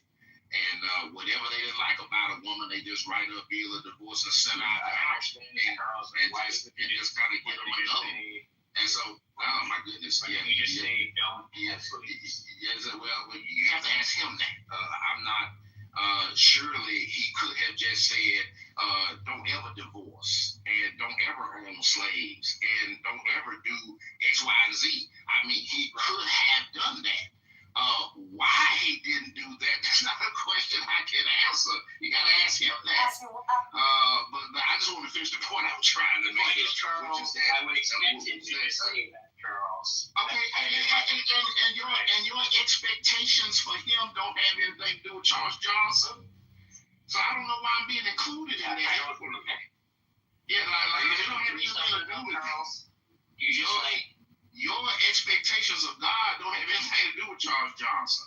I'm just trying to give an answer to what was posited to me. I'm just Charles Johnson. I didn't create nothing. But anyway, I'm just trying to wrap up my thoughts like real quick. If you wouldn't mind giving me 19 seconds to wrap my thoughts up, and then somebody else can speak, of course. Well, I doubt I've been babbling, but you can call it babbling. You can call it whatever you want to call it. I don't care, really. I don't care what you call it. I'm just trying to finish it. Yeah, I don't care, though. But, I mean, that doesn't mean anything to me. Your descriptive of my communication is everybody can see you babbling. And now you're speaking for what everybody can see. Which speaks to your level of pomposity. It speaks to me a level of pomposity for you to presume and to speak on what everyone can see. Yeah, everyone, right? Yeah, everyone agrees. Of course, man. I mean, it's okay, man, but this level of narcissism needs to be studied. I mean, wow. This is an astounding level of narcissism here. But be that as it may, I'm sure somebody in here with a flight degree could get like a grant from the government to study this level of narcissism. I think they should. I think y'all should get that grant written. Be some money in it for you. But in any event, so as I'm finishing well, you're getting my real point now. Just because something is in the law of Moses and regulated does not mean that God approves of it or that God is. He's simply regulating. When I said 5 times, he's simply regulating which people were already doing. And he regulates it to elevate what if I may be allowed to finish, so that they can. Because they bad. I'm going to press my way through to the end of my 19 seconds. So I know, but it's tough for me to make it through. I guess it's tough for me to get through 19 seconds without say the same thing again. Interrupting. But he said he's going to take a pause after that, so let's just. Yeah, I'm almost there, man. Why do you allow? Almost there. Like, can I make it to the end of my 19 seconds? Is that possible? I'm almost there. I'm probably at the 12-second mark, so I just need a few more seconds there. Not have something.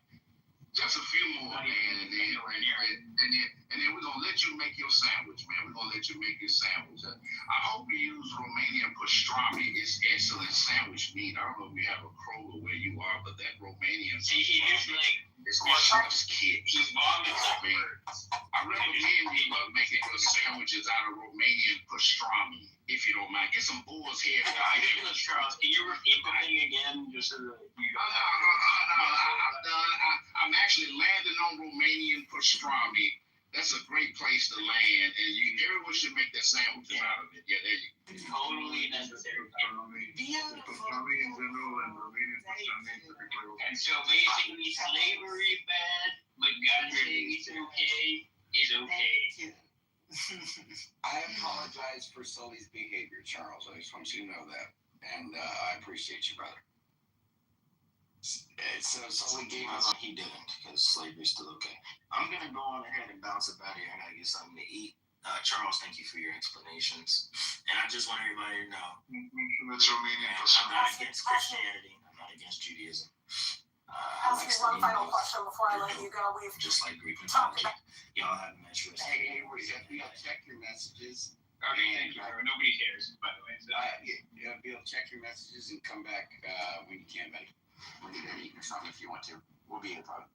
Can we Charles, you have such a way with words. It's always a pleasure.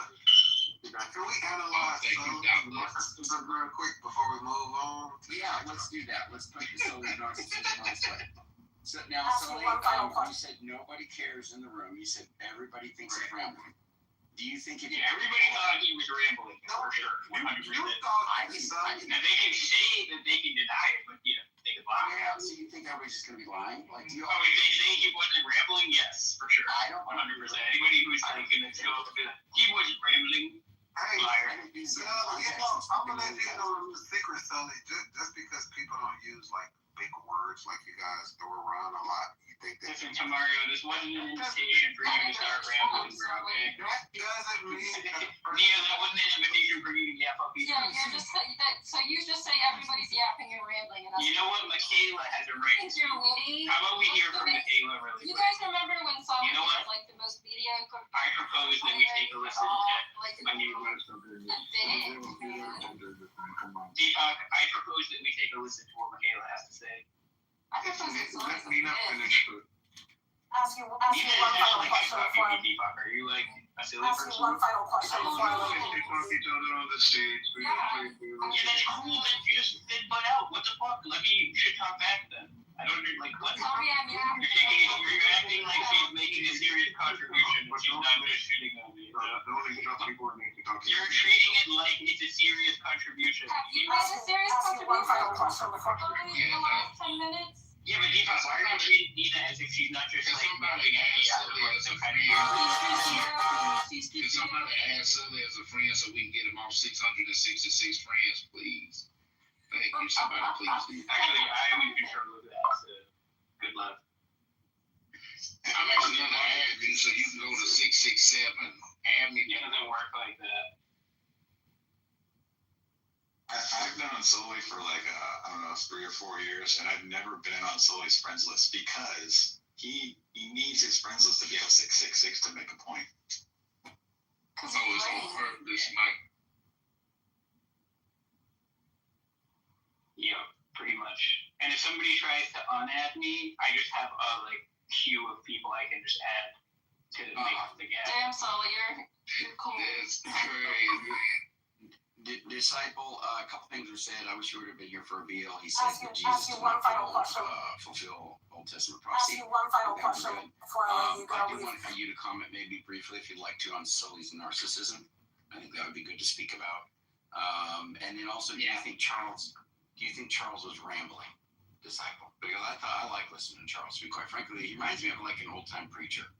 And when he speaks, it's there's something soothing about it.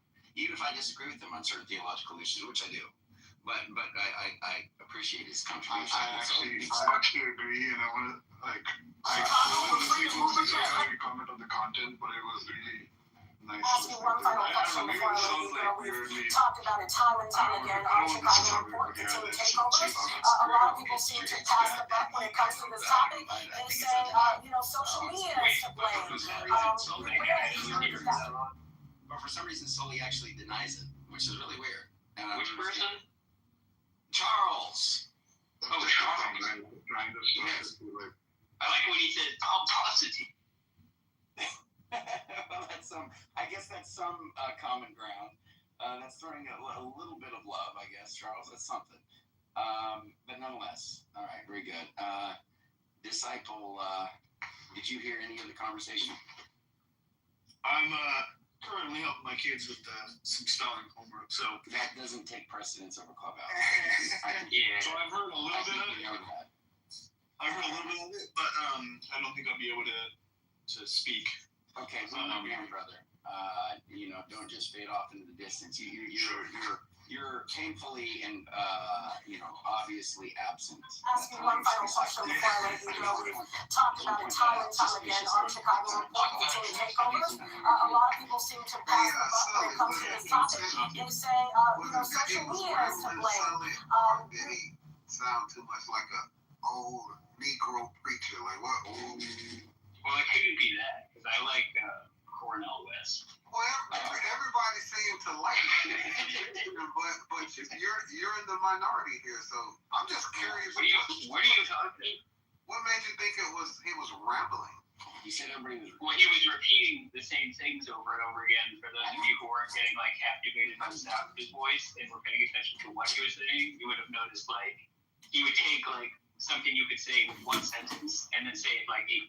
So he was like, you were like interrupting him as he was talking, kind of like how I'm gonna just interrupt now you as you continue to talk, and you won't be able to make any points or say anything or make a contribution because we'll just keep interrupting you like that.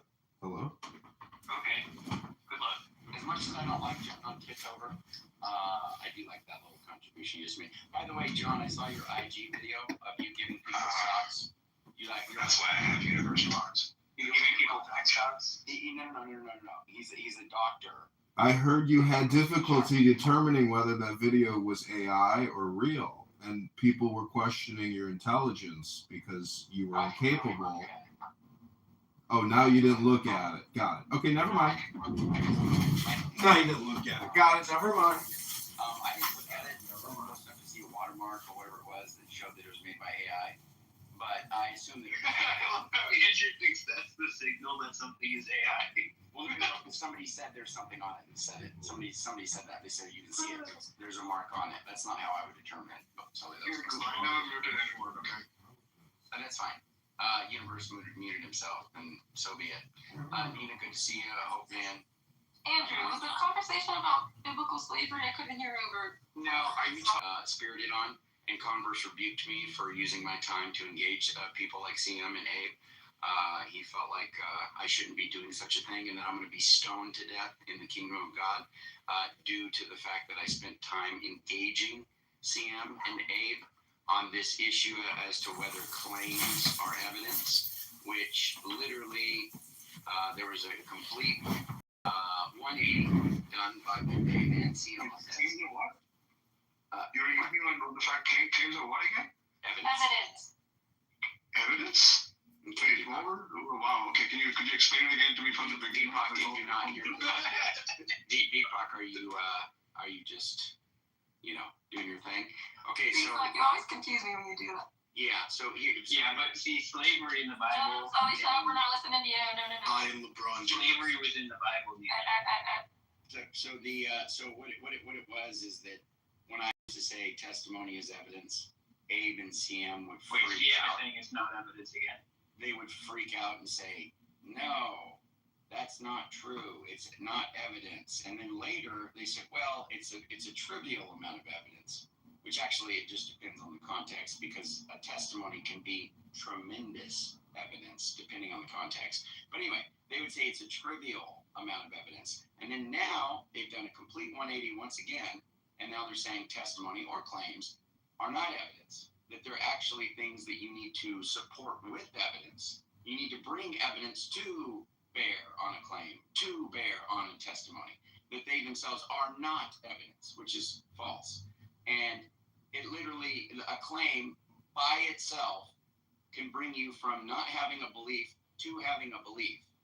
And that is evidence. And it's pretty crazy. It literally raises the probability of some particular thing being true It is the case that if somebody says, I bought a soccer ball, and you know that they're... Why are you bungling this again? Oh, hold on, Sully. You're just bungling it again. I'll bungle you in a second. Just hold on. It is the case that when somebody says that they bought a soccer ball and they love soccer and they have all this history of being soccer players and loving, watching professional games and all this stuff, that you have good background information on them, that it's going to be like, hey, when they say that, that is strong evidence that they actually bought a soccer ball. Yeah, in some contexts, claims are evidence. Yeah, of course. But the point is that they are still denying that the claim in and of itself is that evidence. Yeah, of course it's up against... Well, it's evidence relative to your background. It's what? General mutilation, political deranged, abuse, fraud, mental illness. Is the evidence. And the claim is a claim that I've been telling him, but they both want to deny that. And so that being said, Nina, I was a little spirited about it. That's what Sam's referring to as the meltdown. So... I see. Thanks for telling me. Yeah, you betcha. But now we are on Old Testament morality. Sully says, God bad. God slaves. No. Wait. Can I ask the Christian something, Andrew? Can I Yes, we got converse, disciple to Charles. Yeah. And so let me ask the Christians. Can you guys hear me? Can y'all hear me? Yes, we can hear you. Okay. So there's a couple books I read about this that I thought, and I'm not really a Christian anymore, but I thought that it satisfied that for me, where they're talking about how Jesus would bring up Old Testament scripture and say, and you have heard it said, but I have said, and then he would elevate it or intensify it towards like compassion and nonviolence, and he talked about so many different things. I don't know if he ever specifically talked about slavery, just like he never specifically talked about child abuse or, prostitution or a lot of things, but he would say things and then he would say, I've come to fulfill this by making it more compassionate. Now that I'm here, we have to be against these things like war, genocide. He specifically mentioned genocide. And I'm just curious how Christians feel about that. Do you feel like maybe that can help you come to terms with... The big problem with that is like what the word fulfill actually means. A lot of people have different ideas about what that means. Yeah, so in these two books, fulfill meant that he came, I don't know specifically about what he did, like mystically or theologically, but with this, it meant like, he would say, so you would go into the synagogues and say, you have heard this said about genocide, and he would quote the scripture about genocide, and then he would say, he would leave out certain parts in it, and then he would say, but I say, and it was a very specific message, according to these two authors, that this wasn't okay, this was wrong. And the books say this, but now we're moving towards this. And I just like in Matthew 18, I think it's 18, where it says Moses permitted you to write a bill of divorce, but it was not that way from the beginning. Yeah, lots of things. So, do we really have to say slavery? I'm Andrew. So CM wants me to ask you this. He says, according to Andrew, claiming slavery is good is evidence that slavery is good. Andrew, you don't think slavery is good, do you? Thanks, Converse, for that. I think this was pretty amazing. These books were pretty amazing. I don't know why Christians don't kind of wrestle with that more instead of just trying to argue that slavery is good. Andrew, do you think that? I agree. Andrew's pretending to be on the phone right now.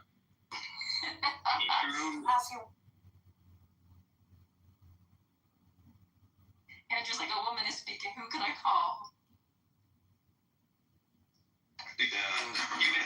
You're saying, dude, I don't know if CM's saying Andrew said this or something, or if he's just making this because he still doesn't get the point about this. Like, saying that claims are evidence doesn't mean that every claim is always evidence for its own truth or whatever. Well, I don't know what CM's claiming in the chat, but his claims don't count as evidence. I just think it's bad.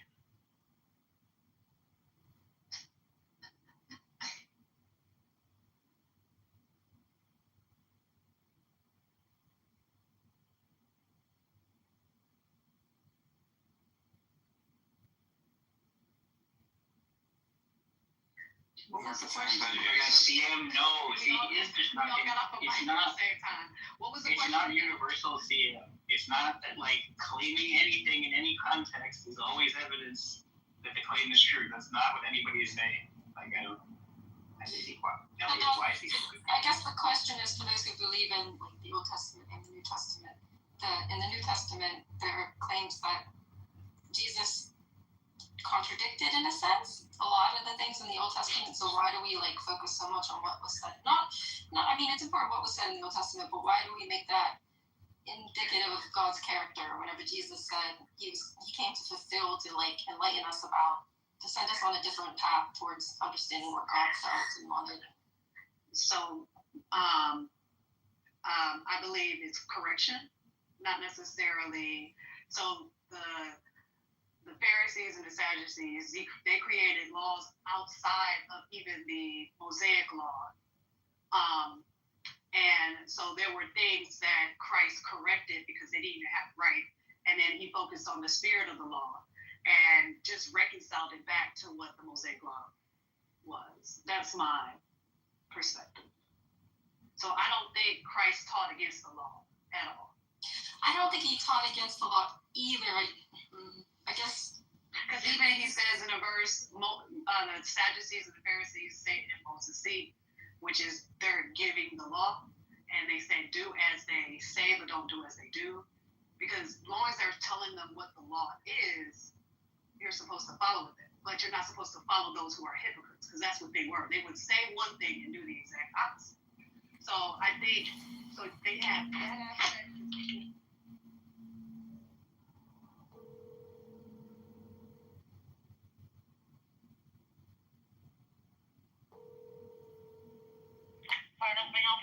Hi, can you place an order for pickup?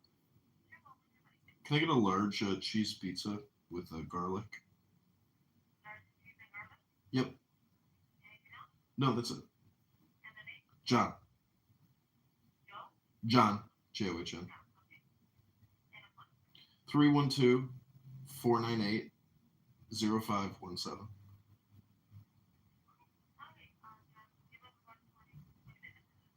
Okay, great. See you soon. Thanks.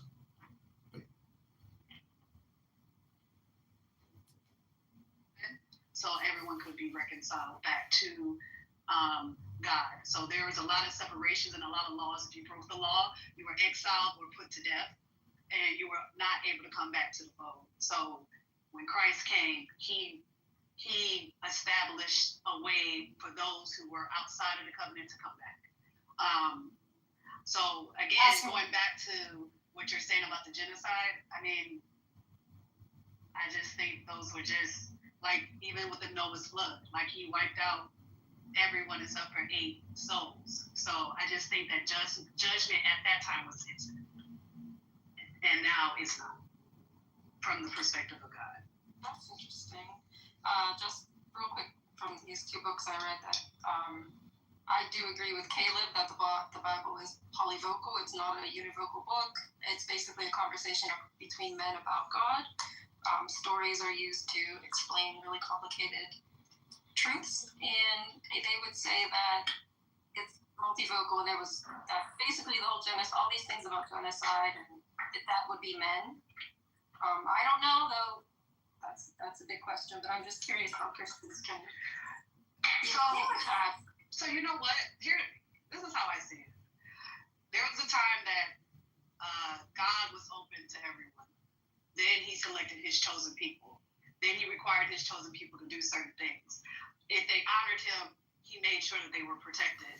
And when certain commandments were given out, and they ask you one final question. People attacked them for those things, or go to the promised land and people would attack them, then for their particular God, who there's many verses in the Old Testament say, you are the people, you're the only people I know of the world.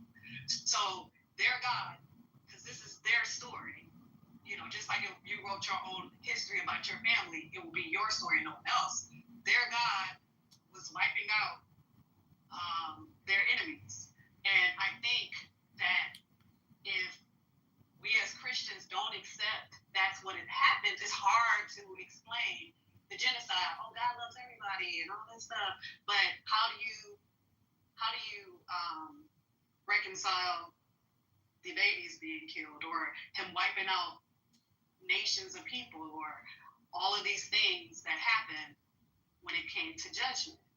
And I think that because the narrative is not given where they can just say this was the God of the Israelites, and there's actually verses that said that he gave other gods like the sun, the stars, and the moon to be worshipped by other nations, and that he was the only God for Israel, and this is their story.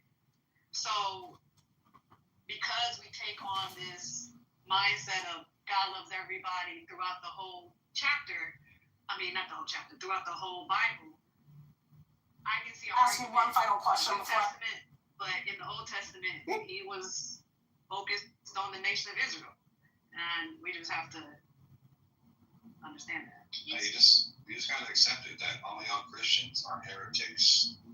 That's who you are. Wait, I didn't hear that. What did you say, Elliot? Say that again. Every Christian is a heretic. Okay, that's why, if you break the law, if you claim to be God like Jesus did, the Mosaic law is clear. That warrants a capital. When did Jesus claim to be God? All over the place. Okay, well, we would have John. Don't you guys like to say that he claimed to be God? And John, when he said, "Ye are gods." No. Where he goes, where he's like, he does all the I ams.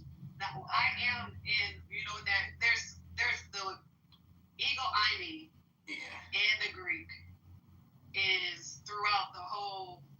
Everybody was saying I am. Yeah. And I am is not the name of God. God's name is Yahweh. The Yahweh and Ashar, HaShar, I am that I am. The only difference between those is that one is third person and one's first person. So Yahweh is the way to say that I am without attributing it to yourself.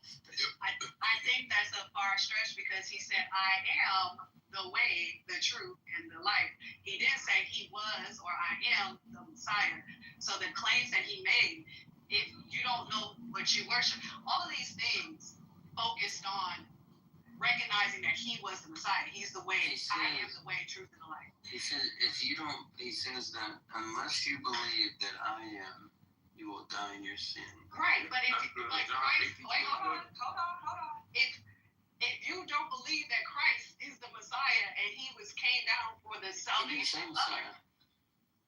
And he says before Abraham. He didn't say no. Wait. Before Abraham was, I am. He is the lamb slain before the foundations of the earth. No, but it can't be talking about present. It can't be talking about the tense because if he said, just listen to what I'm saying. If he would have been saying before Abraham was, there was a time in which, I was doing something, but he's not claiming I am. It would have said before Abraham was, I was. But it says I am. Even so, if you're saying before Abraham was, if you're saying it's future tense, if you read that verse, Abraham rejoiced to see my day. It's not tense. It's not tense. It's just like I am. It's like present. Yeah. Before he was, I am. And he would have said before he was, I was. You would have to show and argue for that because that can be anything. Present would be he's the Messiah because he's the way, the truth, and the life. You have one mediator and one Lord. You cannot get to the Father but through me. So if you can't get through him, then how are you going to get to the Father?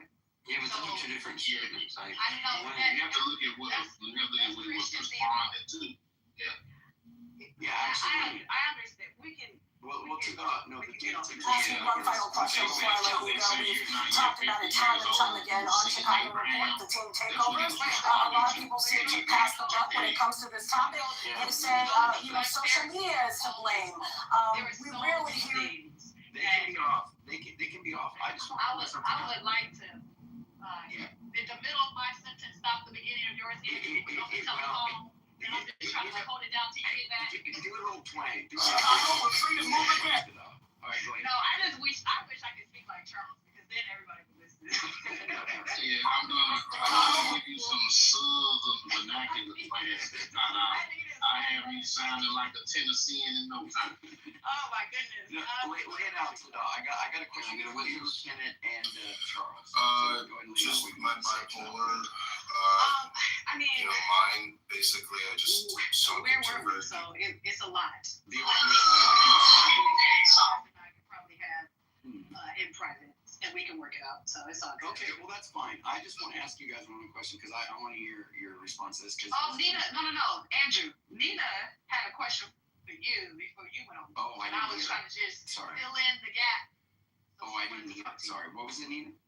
It's all right. We can move on. No, what you No, ask? Nina, go ahead. What you ask? Now we should really reset to Nina's question. The question was also about do you, I mean, as a Christian, when I was still a Christian, you know, I read these two books about, one was called Healing the Gospel, the other was Disarming Scripture, about how Jesus, he talked a lot about, he would quote Scripture and then he would not change it, but as Tada said, correct it. He would talk about, you know, making things more compassionate, talking more about the character of God as compassionate and loving and about equality. And I'm just asking, why did Christians focus so much on the Old Testament as being literal and true whenever Jesus came to correct Scripture? And I'm just asking, so when people ask Christians, is slavery good? I would say, if I were a Christian still, and when I do think about Jesus, I say, well, Jesus, he changed things. He said things are different. He said that this conversation has to go another way. God's nature wasn't really revealed in the books. It was hinted upon, maybe. So I'm just wondering, how do you feel about slavery? And have you ever thought about wrestling with it in this way? Yeah, well, one thing I would just say, I'm kind of getting to the point, Nina, that I'm just going to say it this way. If you accept the New Testament narrative about Jesus, if you say that you like the things that he said and did, and you accept the accounts of what he said and did as being true, that you won't have any good reason to discount the Old Testament and to see that it is tied directly to the New, and there's not going to be a way that you can reasonably separate those. You're going to have. But he did. Well, and you can't escape the slavery question, Andrew. Don't escape it. I'm not going to escape the slavery question. So, Get him. What's that, Caleb? I say in the topic is just some base discussion about like why they're not really holding on to the Old Testament because of all the bad stuff. Like I kind of respect that. That's what Caleb. You can't act like what you say is true though. Like you can't disassociate the Old Testament and the Old Testament. It's impossible. You can't. My beer is what you say. So, yeah, that's like a Gnostic thing. That's what you disassociate the Old Testament. I'm not talking about disassociating. I'm talking about looking what Jesus did. Well, no, hold on, just real quick. So, Nina, the reason that we can trust what Jesus said is because we trust what the authors said about Jesus, and we think that God had something to do with that. If you don't think God had something to do with it, or you think that the authors are untrustworthy, then really, what is the criteria by which you can even say that Jesus said and did the things that he did, unless you have personal revelation? Now, if it's the case you want to claim that, which most people aren't usually doing that, and I'm not saying you can't know things about God by way of personal direct revelation, but most of the information that we're gathering about God's nature, or at least Christ, or about what he did and said, etc., is through the Gospels. The Gospel writers are tying it to throughout the Old Testament are about he is the light that blesses these other nations. These are promises that are given to Abraham, Isaac, and Jacob. You know, the God of Abraham, Isaac, and Jacob is saying, hey, this is some stuff that I'm going to do through your lineage, right? Has to be through the line of David. There's all these messianic prophecies. There's all of this foretype and shadowing throughout the Old Testament that's pointing to Christ. It's just all over the place. It's pervasive. And you have Christ coming onto the scene claiming to be this fulfillment, right? He is the Messiah. He is the one that's fulfilling all of this, okay? If you accept that, then you can't really take away the Father. Not to mention Paul, writing, nearly half of the New Testament, says, and this is just fascinating, says that Jesus is the one who led the children of Israel out of Egypt. That was Christ who led them out of Egypt. What What are we talking about? Jesus lived in the 1st century. How is that the case? How did Christ lead the children of Israel out of Egypt? How is it the case that he is the one that the rock that the Israelites were relying on, or whatever? Why does it say in Corinthians, written by Paul in the New Testament, he says that Jesus, and listen to this, because this is one of them passages, and actually, Caleb, I'd like you to comment on it as well. But just want to read this to you real quick. So this is in Corinthians. Yeah, let me read this real quick.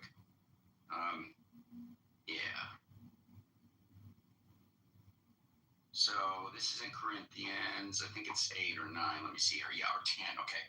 So this is in 1 Corinthians chapter 10. So a couple things here. So let me just do this part first. For I do not want you to be unaware, brothers, that our fathers were all under the cloud, and all passed through the sea, and all were baptized into Moses. That's that guy in the Old Testament, Moses. In the cloud and in the sea, and all ate the same spiritual food, and all drank the same spiritual drink, for they drank from the spiritual rock that followed them, and the rock was Christ. Nevertheless, with most of them, God was not pleased, for they were overthrown in the wilderness. Now, this is recounting things that the Bible says in the Old Testament. These things were happening, right? This stuff's going on in the wilderness. They're wandering around in the wilderness. All this stuff's going on with the Israelites, right? It's talking about all that. And it says, now these things took place. They took place. These happened. These things took place as examples for us, that we might not desire evil as they did. Metaphorically or historically? That sounds like historically to me. That we might not desire evil as they did. Do not be idolaters, as some of them were, as it is written. The people sat down to eat and drink and rose up to play. We must not indulge in sexual immorality, as some of them did. And 23,000 fell in a single day. So 23,000 fell. That word "fell" there, that means they died. So 23,000 fell in a single day. We must, and then it says, we must not put Christ to the test, as some of them did and were destroyed by serpents. So we must not put Christ to the test, as some of them did and were destroyed by serpents, nor grumble, as some of them did and were destroyed by the destroyer, capital D, the destroyer. Andrew, you make a great point, and I'm going to give it to you right now. I think that what you're saying is probably the crux of the problem I have right now with all of this. And what you're just saying right now, Atara, I think that I don't agree with you guys about all of this, but I think you're bringing up a point that I can't really refute right now. I think I'm going to reread these books and see if they do, though. But, Andrew, that's a very interesting idea. I respect your honesty on that, Nina, but I think that you could take other views about like divine accommodation, or, I'm not even saying that event didn't happen, but like Paul's talking to people who have a Jewish background or who are familiar with it, right? Paul himself is a Pharisee, so like, of course, he's going to use stories and stuff that they're familiar with, right, to make analogies. That's the whole point. Yeah, and certainly tells that happened. Caleb, he's saying that those were Israelites. He's saying that. So what Caleb does, and this is a massive divide between Caleb and I, as much as I got mad love for Caleb. He's not a fan of the Old Testament narratives, given all of the stuff that he finds to be morally atrocious, right? That can't be really. That's one. Right, and it's a major driver for him. Major bias. It's a major driver for him. So the dispute, we boiled it down, is like this: should the Scripture dictate what you believe is true, or should your intuitions dictate which Scripture you accept? Yeah, that's the same question. Yeah. And so for me, what I've done, Nina, is I have allowed the Scripture to reign over my intuitions. So even if it's the case that it says that, God drowned babies, well, it doesn't say that, but let's say David's baby. God kills David's baby, okay, strikes him sickness, or God tells the Israelites to go in and kill all the men, women, children, even the sucklings and the nursing mothers. And the goats. Right, and the goats. Well, except for the virgin girls. No, that's not with the Amalekites. He doesn't That's say not that. that Yeah, one. the That's not the different Amalekites. one. But Caleb's saying that because he's bolstering his case, right? He's like, well, what about that, right? He wants to bring that up because by his lights, that should be a moral case against accepting the historical nature of these texts. Now, I'm saying, Do you think it's two different gods? You think it's a different God in the Old Testament than there is in the New Testament? Well, I'm not being like a Marcionite in that way. I think it's more so I'd be inclined to think that the Jewish people, if that was historical, that could be debated, but if we grant historicity for the sake of argument, they believe that God was telling them that, and in a sense of fervor against a military nation, they commit war in the name of God, thinking that God told them to do that. Andrew, let me ask you this. But Caleb, if God told them to kill everybody, and they only killed the people which all the time, they only killed the people that they chose to, even Saul, wouldn't that be like kind of the opposite though? Because they didn't do exactly what God told them. Like if they would have just wiped everybody out, then I can see your argument for that.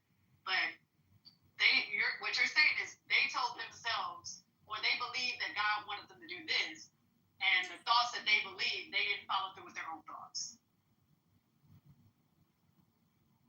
But Andrew, what makes you think that it wasn't Moses who led the Israelites out of Egypt? No. If you read the book, it just says Moses. Yeah. No. But that's not the point. God also was involved. So the point is that the point I'm making several points of that thing I was bringing up there. I was just saying, okay, but not Jesus. You said it was Jesus. No. It was Jesus. No. Hold on. Elliot.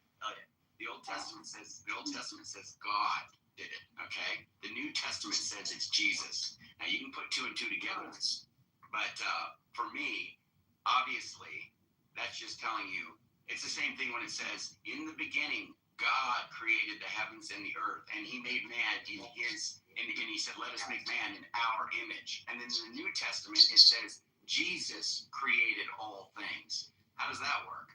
So why does it go within the New Testament when the topic is about the ancient Israelites? Why does right? That's the point that he's saying is why would that be relevant? I mean, I guess you're saying that Paul is giving new revelation. No. The point that I was bringing up about if you're asking me why is it relevant to this conversation, the reason I was bringing up Corinthians and bringing up the thing about Jesus in the Old Testament is to show that He killed people. Jesus was killing people. That's what I'm pointing out. Jesus was killing people? Correct. I don't agree with that. That's I'm about to say. I want to say Jesus was killing people on the church. Just to be clear, the reference to Christ being the rock in the Old Testament, and that when people were testing Him and they died, it isn't the case that just to be clear, hold on. It isn't the case that it's the first century Jesus, His body that I'm talking about. I'm talking about. No, I know. I understand. I'm talking about the divine person is obviously at play in the Old Testament. And that's explicit, and I'm saying that what this is meant to show is that Jesus is not the meek, mild, kumbaya, peace pipe smoking person. Well, you could just go to Revelation and show that. Andrew, the prophecy said that Jesus was given the authority of judgment for Judgment Day. So the only God that was killing people at the time, even if we stick with the Trinity, would be the Father. Hold on, James. Hold on. It says 16. Whoever. There's no A. James. Oh, is that James? Is that James? Oh, we want James here. We definitely want James. Yeah, I definitely. James. You guys don't realize James is not my kid. Oh, James. Can we somebody? Yeah, I've heard about it. You guys have rocks too. Let me say something. I definitely want to hear Charles. I want to ask Caleb and other people. Not Caleb. I want to ask Tennant and Charles a particular thing, but I do want to say something to you, Caleb. This is one of my kill shots that I've been saving for you. Now, and I have one question. Okay. Maybe ask yours. Okay. I've been saving a little kill shot for you. I want to know what you think about it. Okay. All right. So for those that want to take this idea that the Old Testament is metaphorical or it's an allegory or whatever, but it's not a historical narrative. Okay. Wait, can I just have a comment to say I don't think the entire Old Testament is metaphorical. No. But here's the thing, right? You obviously the criteria, by the way, whatever methodology you're going to employ to do that, right, to parse out what you're going to accept and not, I think it's going to be pretty arbitrary. But here's the thing. I'm just going to bolster the case. Obviously, I think the genealogies are very odd to be saying the genealogy and actually names the people in the Old Testament. It shows when they died and it's named them in the New Testament. And you're going to be like, well, at some point that turns fictional. That just seems really weird. But I think this is the big thing. The big thing, a big thing that I want to bring up is that if you notice when Jesus is on the Mount of Transfiguration. Yeah, I figured you were going to say this actually. Yeah. It's really funny. I know exactly where you're going with this. Yeah. So who appeared? You know, it was Elijah and Moses. Yeah, it was Elijah and Moses. Now, it's kind of strange. Let me just point something out that's strange about that. For people to think that people be mistaken about people, they're like, oh, is this Elijah? Oh, is this that? Very weird to take a narrative that is fictional and for people to mistake that. There's a couple of things. If I may, there's a couple of things I was going to say, because that's a good point. I'd say, there could have been someone who, like, the story of Moses was based around. Like, I don't think it's, like, necessarily, so, like, it could be that person, right? So it's not like it needs to be rolling your eyes at this. So it could have been that person, right? Another thing is, too, when you look at, like, modern accounts, in fact, I was just going to say this, like, the Marian apparition stuff, right?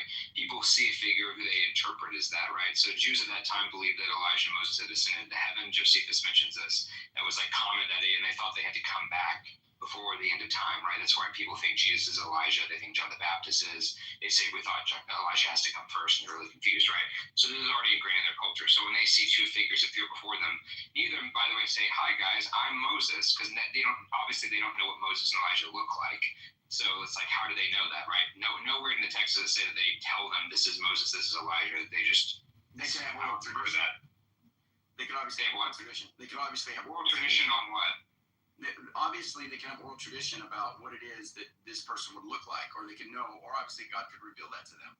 But the point is for them to see two characters, you have a revelation. There's why would two figures appear, and people think that this is like potentially who it is, if all it is just entire lore? Why would they ever think that would be fulfilled at any point? Why would they? What do you mean? Would they think? No, they think that they absolutely believed it was literal. I don't deny that for a second. I think so this is the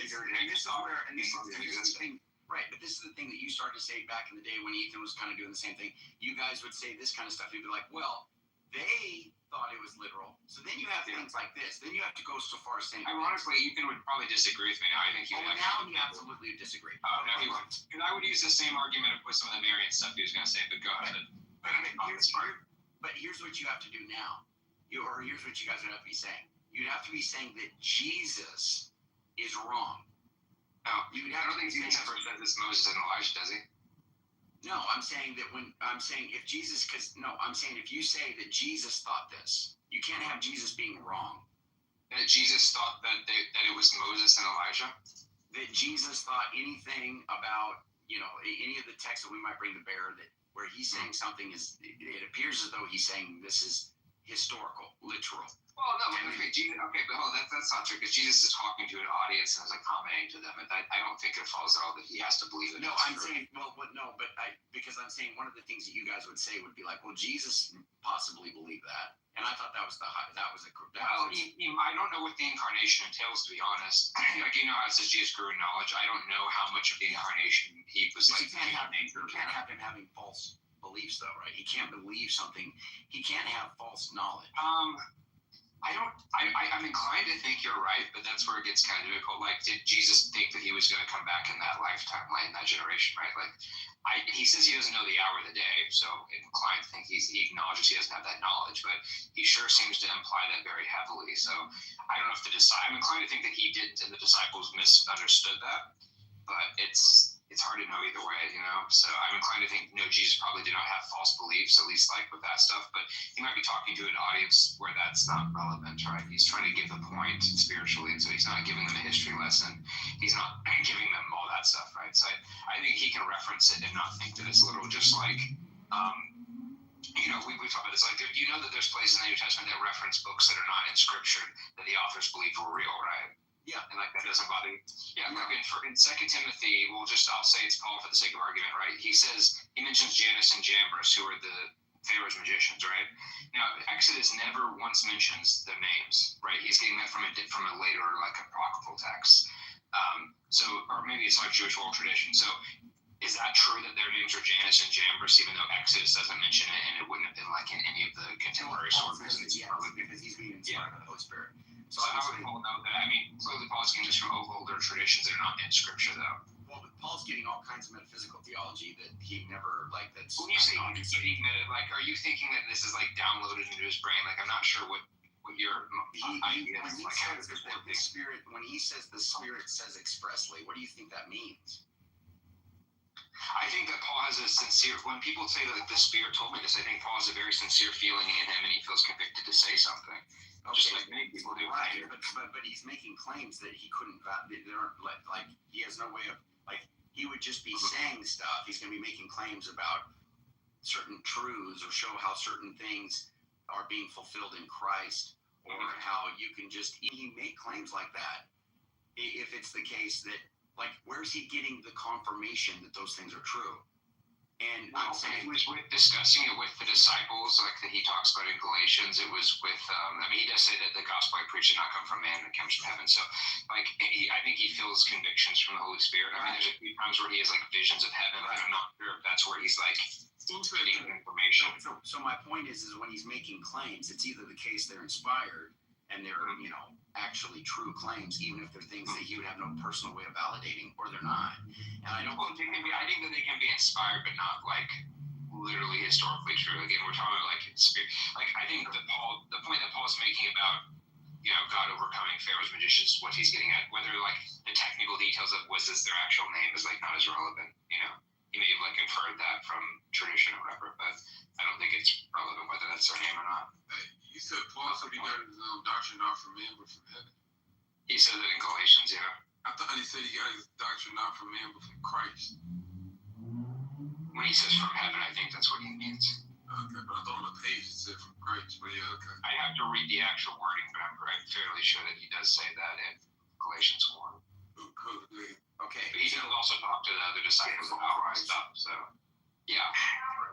Before you guys change the conversation, I just wanted to throw this little tidbit. You go to the Septuagint and read where it says, Yahweh says, I am, and you go to where Christ says, I am in John. Those are two different phrases. I'm going to just go on mute and let y'all do the research and we can talk about it later. Go ahead. Continue. Okay. I don't want to forget what you just said. Just last thing I say, I'll mute. I know Kayla had a question. Whoever wants to come is totally cool. Just one more thing. So, Caleb, what do you do with the fact that throughout the New Testament it says that you have various people referring to being from certain tribes? Okay. So, Paul being from the tribe of Benjamin, you have Jesus being through the line of Judah. It has to be the line of David from the tribe of Judah. Is it the case that that's true? Because these promises were given and they make it seem as though that needs to be fulfilled. If this is just some lore, that wouldn't make any sense. It would have to be the case. There would have to be a literal historical Judah and King David. Otherwise, it makes no sense, and it makes no sense to put the effort into to try to explain how Jesus is of that line if there isn't any of that line. If there is no tribe of Judah, so not just the line of David, the tribe of Judah, which means I do think David existed, by the way, but no, I know, and I'm saying not just the line of David, because I know you'll acknowledge that David existed. But I'm talking about the 12 tribes of Israel. Now we're getting back into the good stuff. Yeah, that's a little harder to make. Well, no, the point is to say that the tribes are, you have people today who will tell you what tribe they're from, right, in Israel. Well, they claim people, I don't know about all that. Yeah, people claim that. People had their own, I don't deny it, like the tribes. Tada thinks she's from the tribe of Judah. Anyway, go ahead. Why can't you start? Wait, answer. Why do you want me to start with me? Why can't you start with those who claim to be Jewish? Start there. Some of them would say they are from. I'm not denying that people. I'm not denying people really did think, like, have these denominations and say they were from the tribes. I'm just saying I don't know, like, if we could confidently say historically that it goes back to like Jesse and his kids, right? Like. You have to say that Jesus is of the tribe of Judah You have to say that these. But the tribe of Judah is you could dispute the origins of how that, whether that was like a gradual evolution during the Babylonian exile or whatever. Like, but by the time of Jesus's presence, like of course there were people who had genealogies that were like claimed to be from Judah that he was part of. Like I don't deny that. I don't. Okay, but yeah, it just seemed weird. It just feels like everything changed. Judah. What? Caleb, you have to believe You're saying they Corinthians. changed The Judah? scriptures have said, Caleb. That's what it says. You got to believe in Christ. That's what the scriptures have said. Yeah. But hold on, Caleb. What do you say to what Converse just asked you there? Because I Converse last week. I was trying to understand what you were saying there, that like the tribe of Judah changed or something.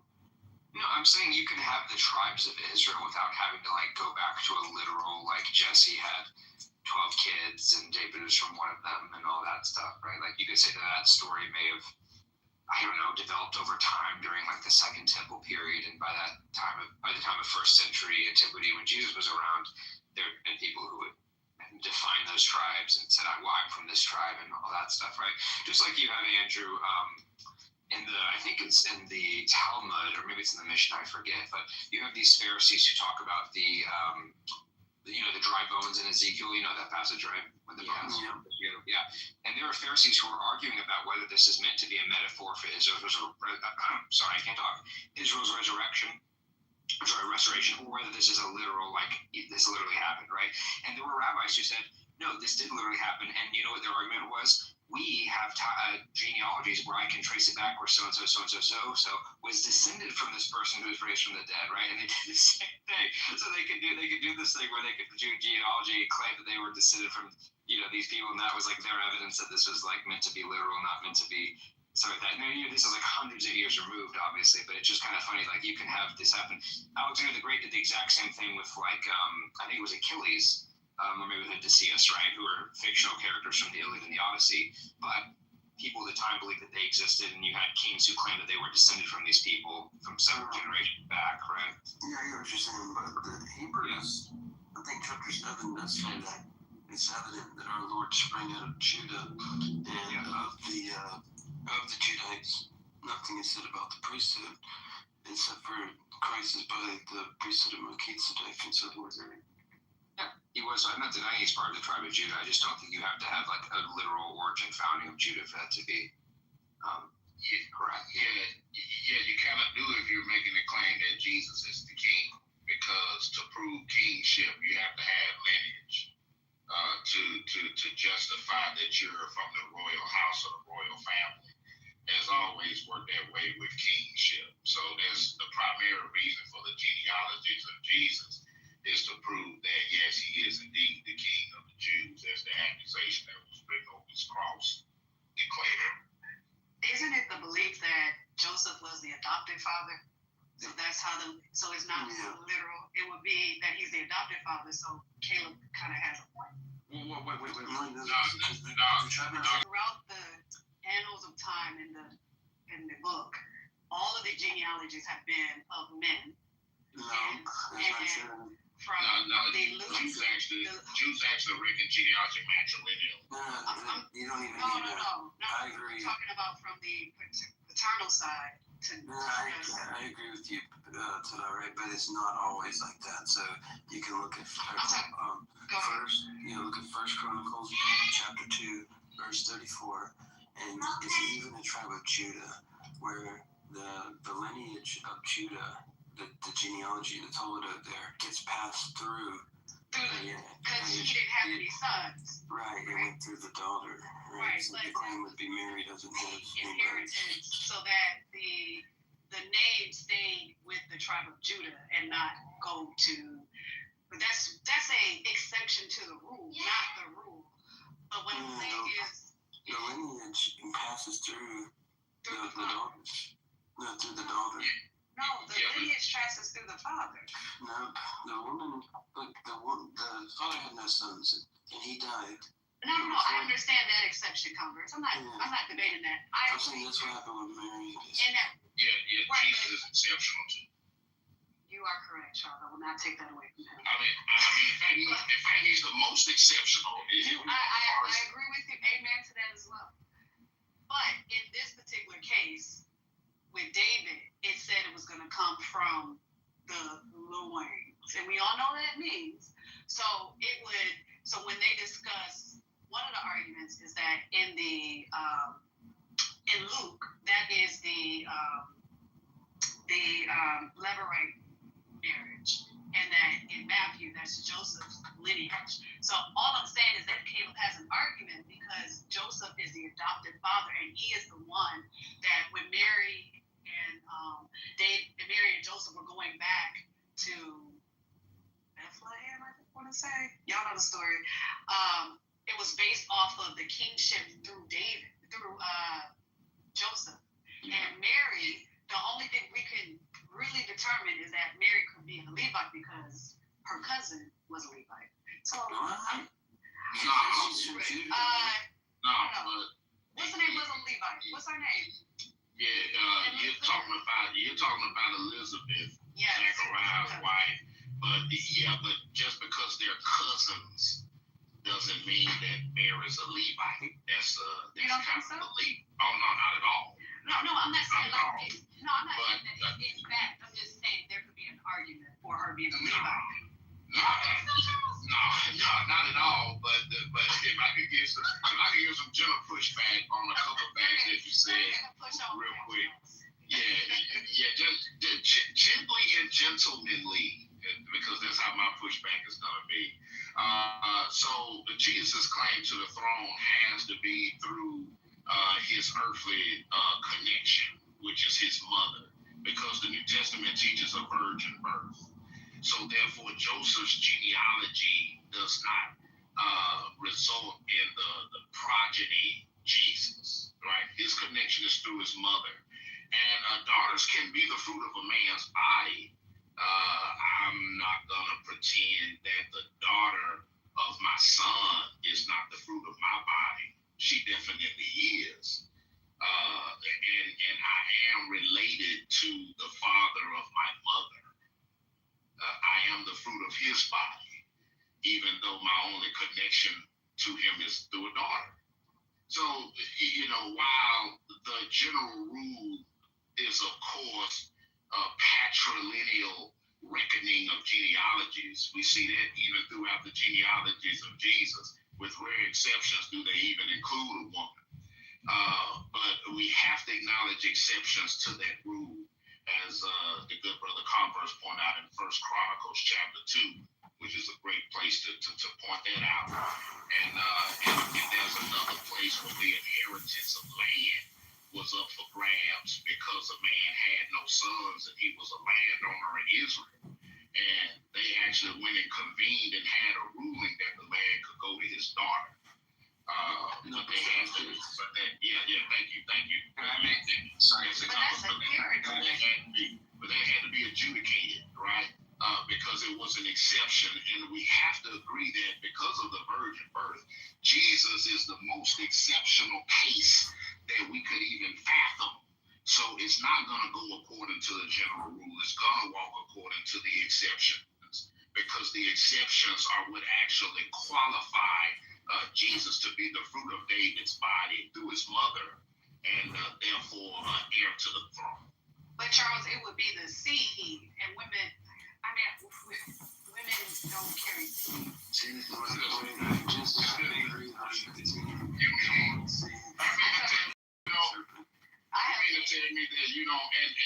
I just bought this grocery store and I have a big surprise for everyone.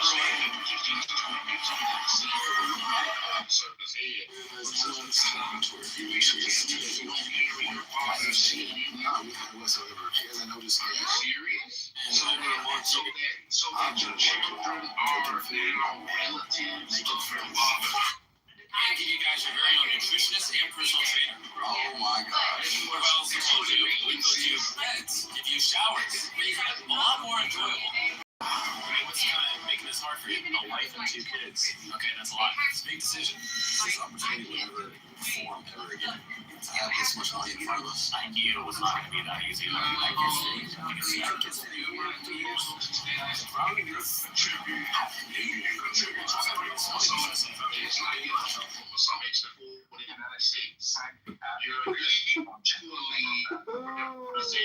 Games.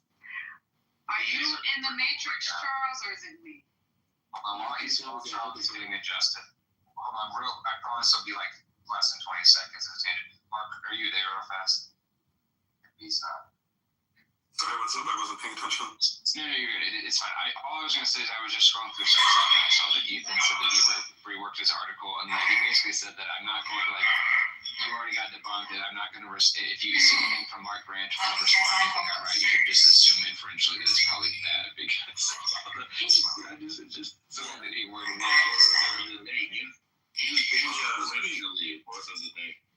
I don't know what it is. He just is like he's just a firecracker, isn't he? He's just very, I would say not. He's all ridiculous and childish, and his objections aren't actually any good. But I don't take a few days to respond. I don't really have any comments on the substance of the argument. I just think the attitude is what I was taken back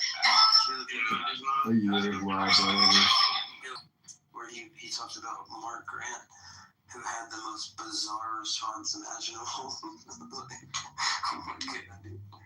I guess I'm definitely, and you're stirring the pot quite nicely here, Caleb. I definitely want to jump into this.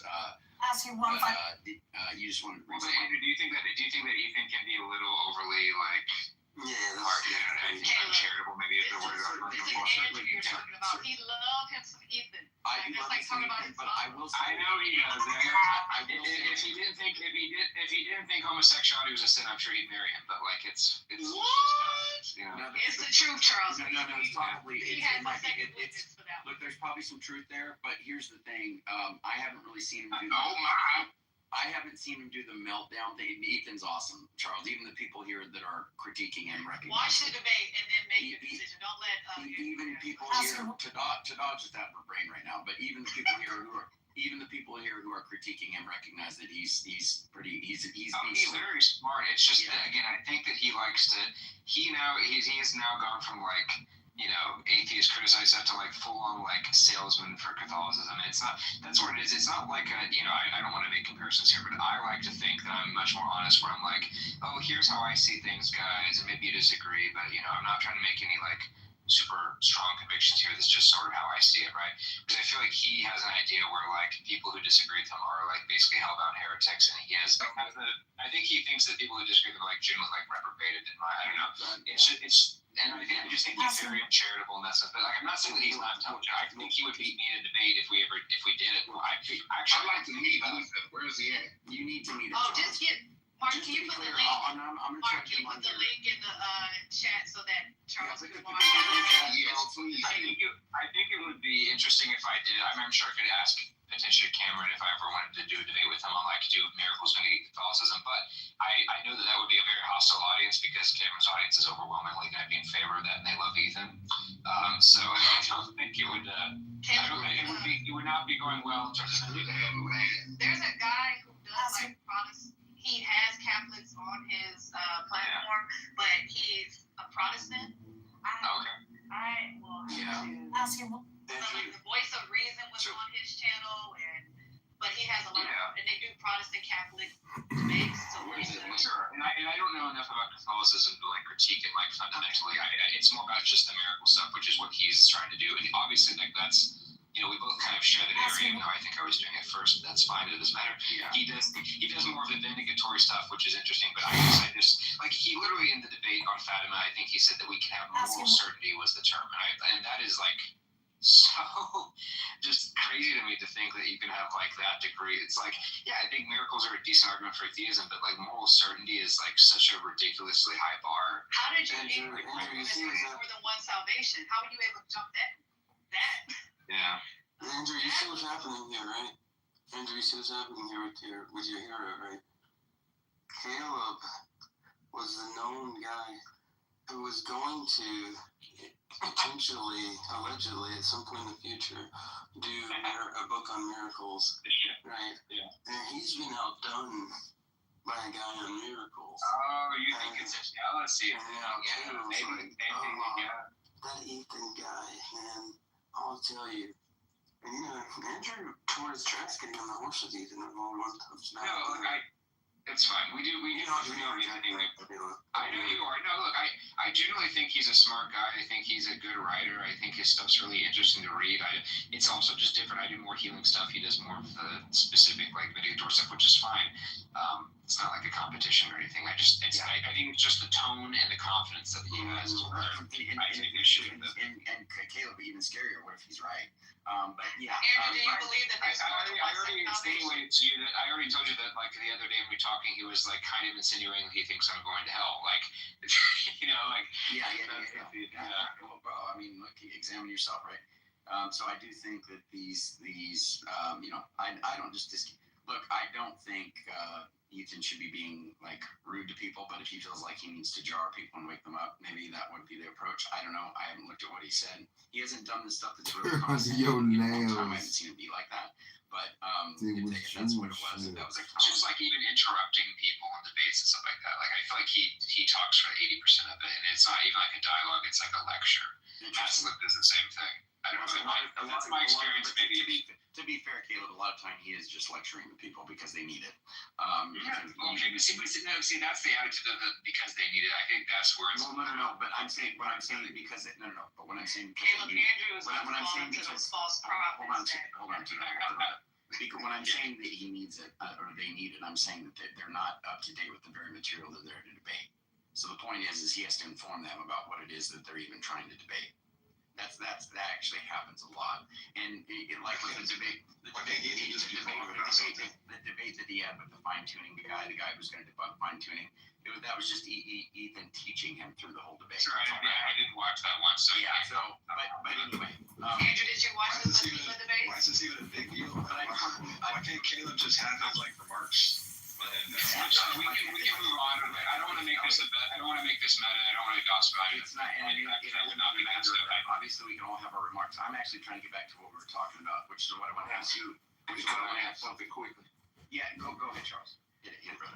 See, all this time has passed, and nobody has acknowledged the undisputed queen of Clubhouse, Queen C'est La Vie. So I just want to say hello to her. Like, it's amazing that nobody's acknowledged her. Like, what's wrong with y'all? I acknowledged her, brought her up, and made her a mod. Yeah, it's because she's such a staple.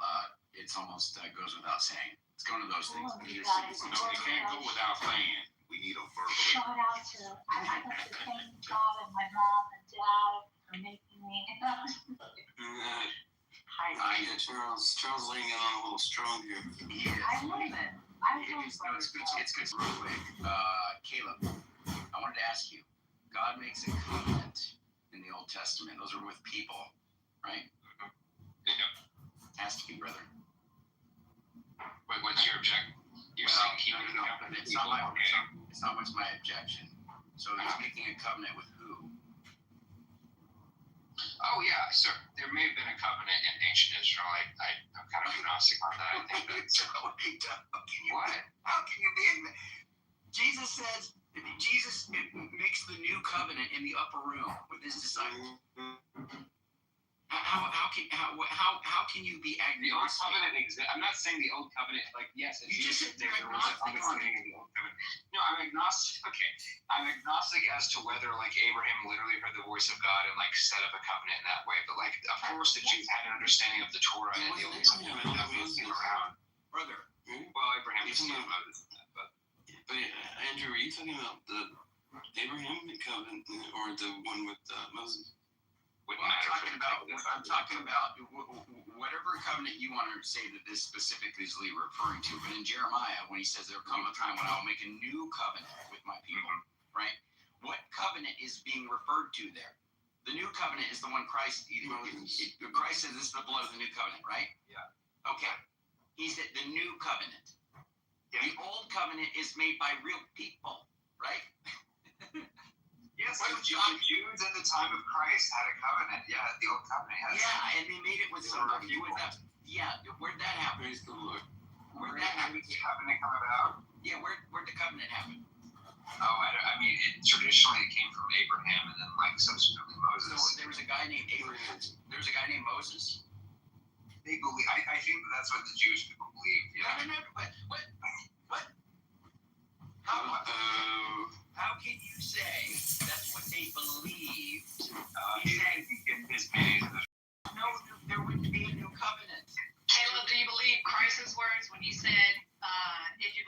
Moses, you believe me? No, he'll just say Moses. It could just be words about Moses is a story. It's like, look, Andrew, John.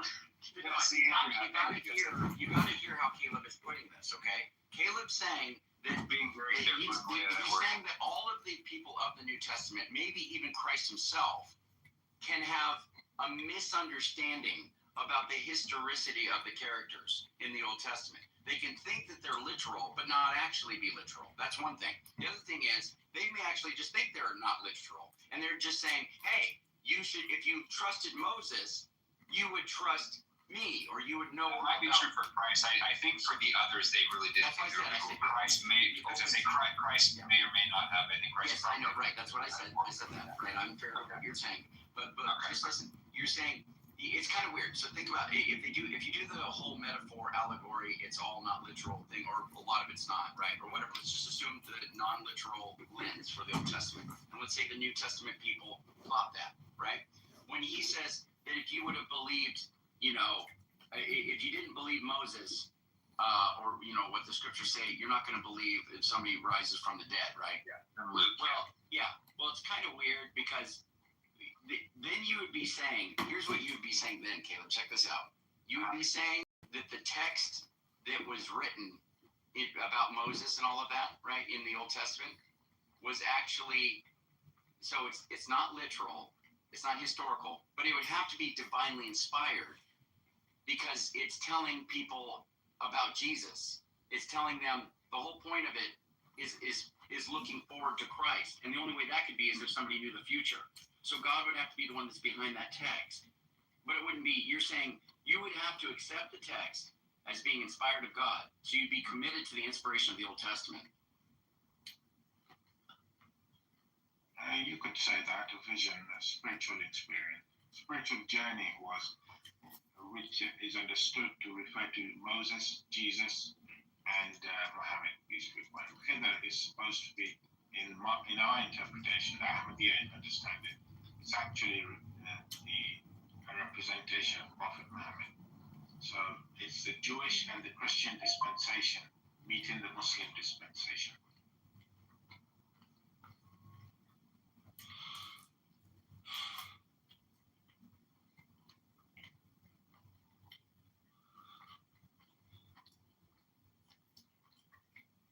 Did you, just out of curiosity in your own life, what is evidence? What is logic?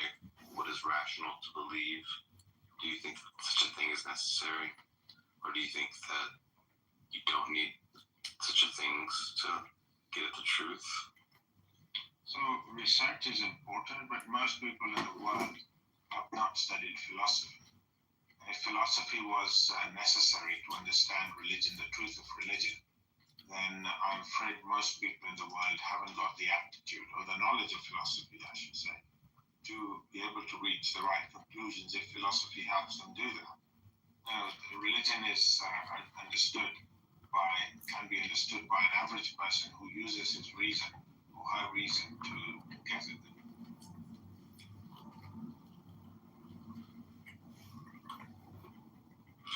Do you ever take seriously the idea that, all the religions are just man's fables, that just like the Greeks invented the Greek gods, that Islam invented their own mythology, because that's just a thing cultures do, is invent gods and invent mythologies? That's a possibility, but I favor the view that prophets came to various people all around the world, and people just corrupted their message over the centuries, over subsequent generations. The original message gets lost, and subsequent generations lose the way. But do you agree that most cultures have come up with some mythology? Like, if we went to a random Filipino person, their culture came up with some mythology. You go to Armenia, their culture came up with some mythology. Like, every culture has come up with something for explaining the origins of the world and where they go when they die and how to live and who's an in-group member and who's an out-group member. Does it not just seem like a feature of human societies that we make up stories for the answers to those questions? That's again a possibility to consider, but I favor the view that there were prophets to these various peoples in different lands, different nations. The Quran says that we sent a warning to all people. And people change the message over time. That's what I said before. That kind of answered your question. Yeah, I mean, so do you think that every religion was from a prophet that had got corrupted? Or were some of them just made up, just whole cloth? Some of them may be made up, yeah.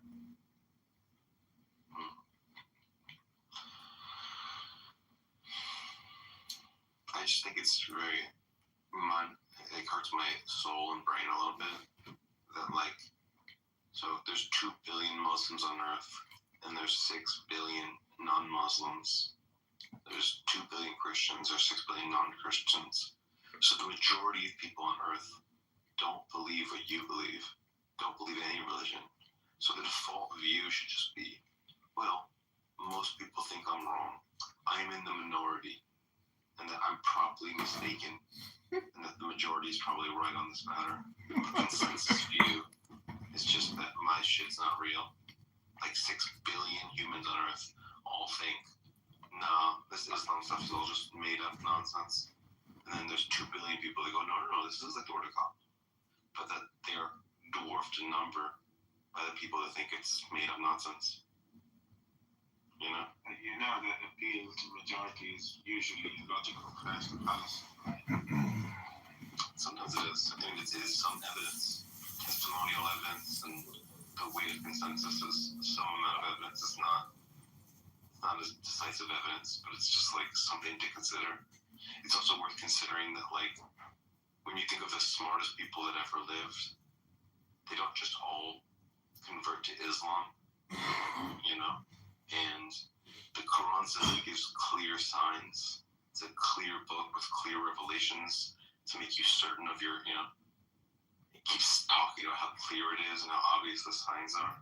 But yet, the greatest thinkers of all time, the great inventors, the great mathematicians, the great philosophers, when they read, it's not like there's some grand pattern of them finding the Quran and converting.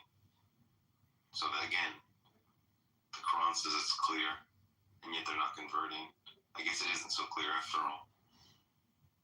Well, the Quran says God guides whom he wills, and he lets go astray whom he wills. So he's got reasons that why people. He says he does not guide the wicked, the wrongdoers. So people may be doing certain wrong things as a result of which they're not being rightly guided. I don't know. Maybe that's it. But why would he purposely not rightly guide the smartest people? Intelligence is one thing, and a beneficial thing. The Quran encourages the use of reason and understanding in these matters. But it just doesn't mean that just because someone is using their mind properly in a certain field, that means they're also using their mind properly with regards to God's existence and their relationship with Him. Yeah, well, one hypothesis is that God is purposely making it obscure for the smartest people that ever lived. Another option is just that the smartest people that ever lived look at the Quran and find it not plausible that the creator of the universe made this, and that your worldview is untrue, and that it can be seen, it can be known by people. Very smart people can just tell this. That's like another hypothesis that explains the data. I mean, you've asked questions about the Quran, about testimony, about sleeping with slaves. I've been able to respond to them. And I'm not a particularly intelligent person, I don't think.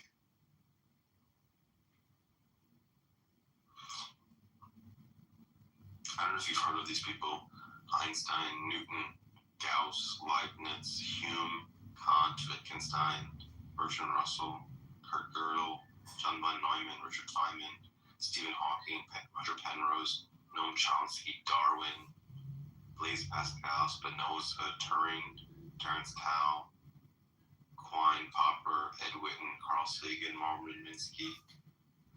I can keep going. It's just unbelievable geniuses. And they just look at the Quran and they go, oh, this is not plausible.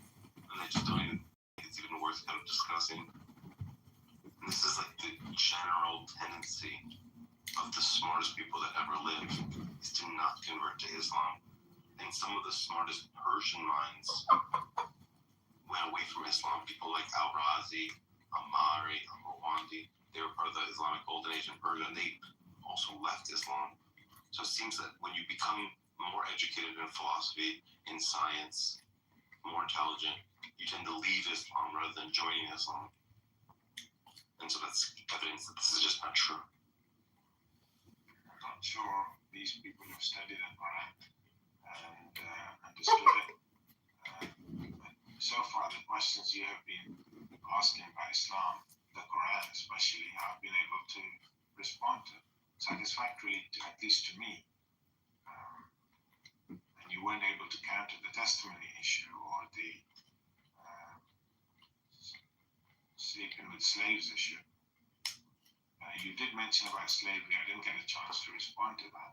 The Quran actively encourages the freedom of slaves.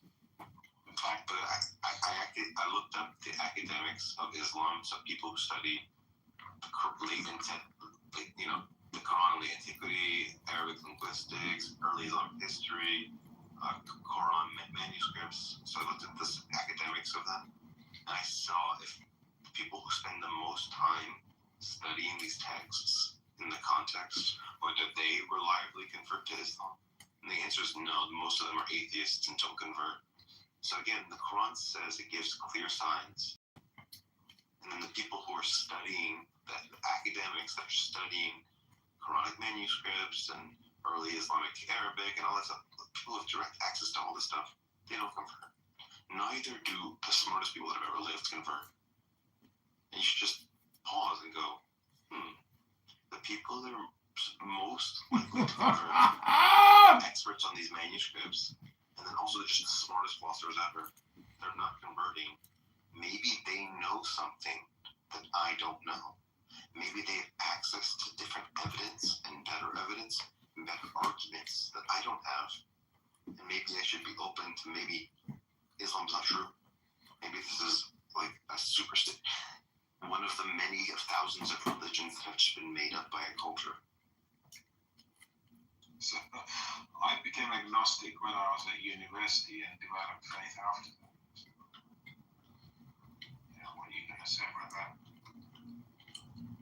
That you can then lose faith again. That a person changes their mind over their lifetime as they consider more evidence and reason about it more.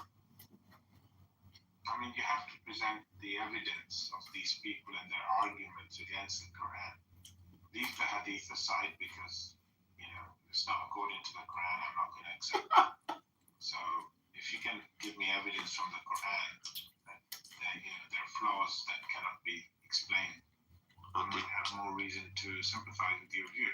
Have we talked about the point about how because there's so many religions, the default isn't 50-50. The default is that any religion you consider isn't true. So like if I just randomly open up some random book on some Druid religion in ancient Brussels, okay, that's probably not the true religion because most religions are false. So it's not that I need some extreme amounts of evidence to show that Islam is false. The default is that every religion is probably not true and that they need a lot of evidence to go against the fact that there are thousands of religions that are all mutually contradictory to each other. You understand? So the default is, if you don't prove that religion, that Islam, the Quran, was created by the creator of the fucking universe, the default is that you just shouldn't believe it. So, I mean, my knowledge is more related to the Quran than any other book, or about Islam than any other religion. So if you can establish that Islam is false, especially from the Quran, then I would be inclined to sympathize with your view. But if you're just talking hypothetically, that in my view, I've already explained to you that religions were corrupted over the generations following the prophets. If you can, so there will be some truth in most of the religions, some element of truth in them, which I will find consistency with the Quran, to be consistent with the Quran. If not, then maybe it is a false religion. That's my yardstick. So if you can establish that my yardstick is flawed, I would be more inclined to sympathize with your view. So I'm very confident that you can just falsify the Quran, but I'm saying that even if I cannot do that, the default should be don't believe that. If I told you right now, I'm a prophet of God, you should think probably not, because most people who say they're prophets of God are in fact liars or insane. So the default should be don't believe someone that says they're talking from God unless they show very extreme evidence. But I'm happy to just show you what's wrong with the Quran and why it's just false on its own, like for its own sake. But you should understand that the default is just that you shouldn't believe someone saying that they're a prophet, because most people that say they're prophets are not prophets. Yeah, okay. Many I would say are not. Maybe even most, but some are, and that is good enough for me. So I don't think any are, so okay. But you have to prove it from the book that actually this book is flawed. The 2 or 3 issues that you brought up that we've discussed haven't been enough to convict. Okay. So if you want to look at just very obvious errors, it says that all fruits come in pairs. They don't.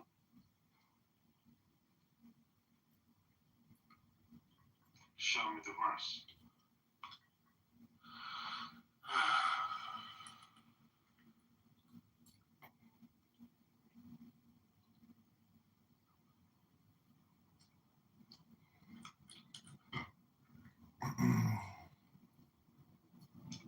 Okay, 13:3.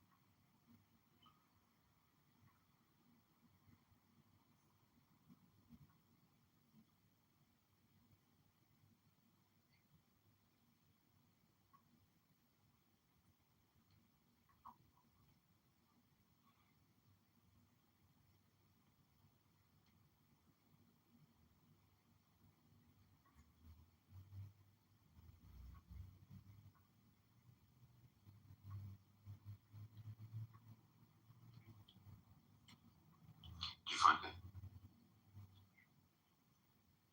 Yeah, I'm just reading it.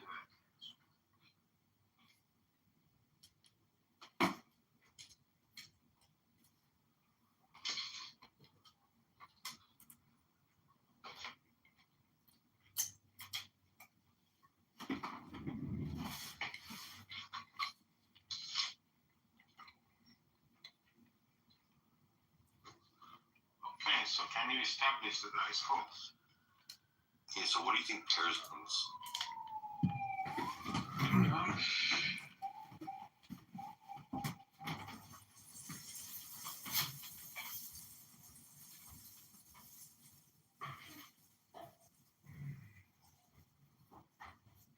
Pairs? 2 pairs? Yeah, so it says every fruit. Allah created fruits of every kind in pairs. What does that mean? Let me act on that. I need to just put up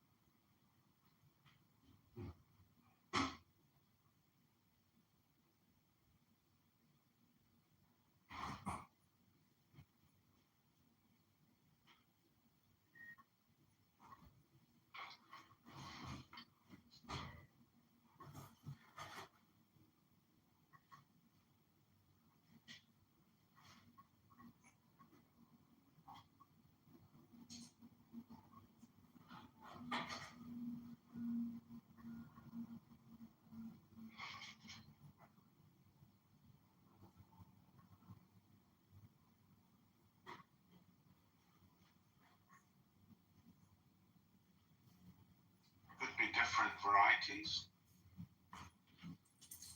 So there's like Granny Smith apple and a Red Delicious apple. Is that what I'm talking about?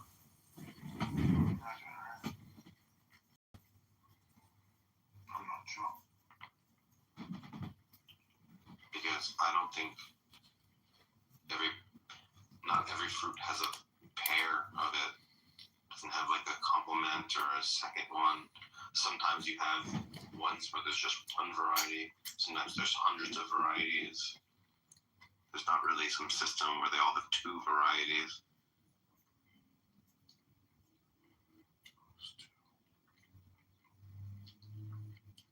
Okay, go on. Yeah, so that's it. There's Islam schools that said that every fruit comes in pairs. They don't.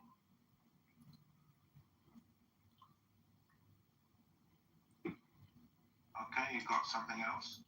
Why would I move on from that? That just is enough to settle it.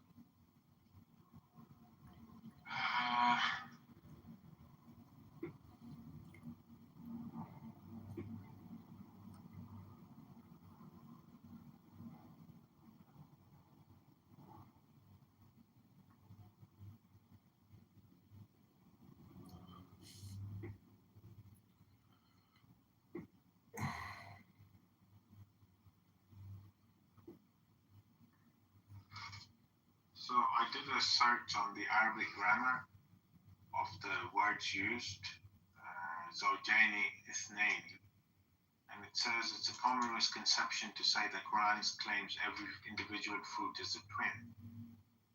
The verse uses a dual form, Zawjani, two pairs or two categories.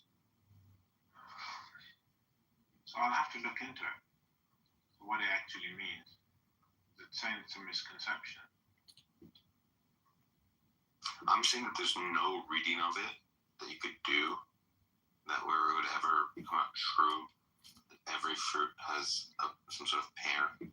Like there's no reading of it that would save it because there's just nothing about it. It could be varieties, it could be genders, it could be the first ones being two, but there's just no reading. None of those work.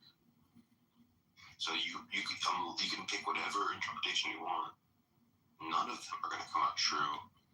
Every fruit has some sort of pair situation going on.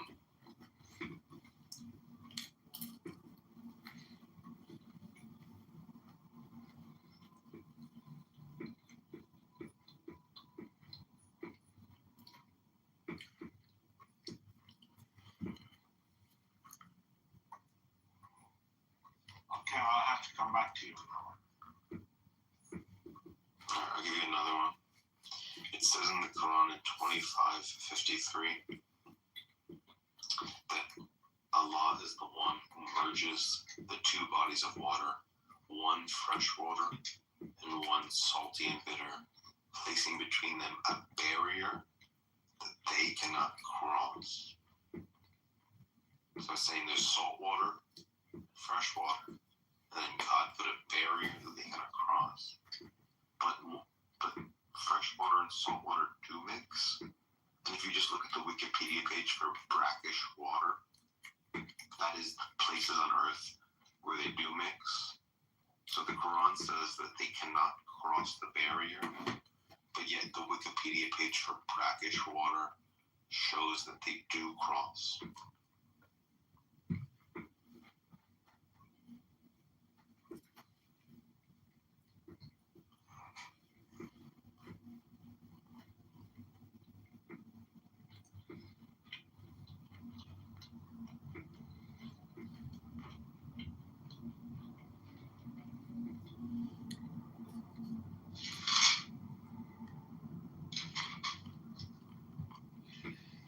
Yeah, so you're saying that this is not a barrier that cannot be crossed?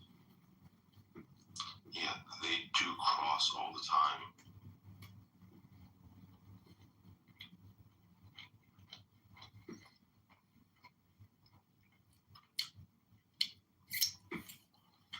You sure about that? Yeah, look at the Wikipedia page. Actually, I'll just read it to you because I don't need you to go look it up yourself.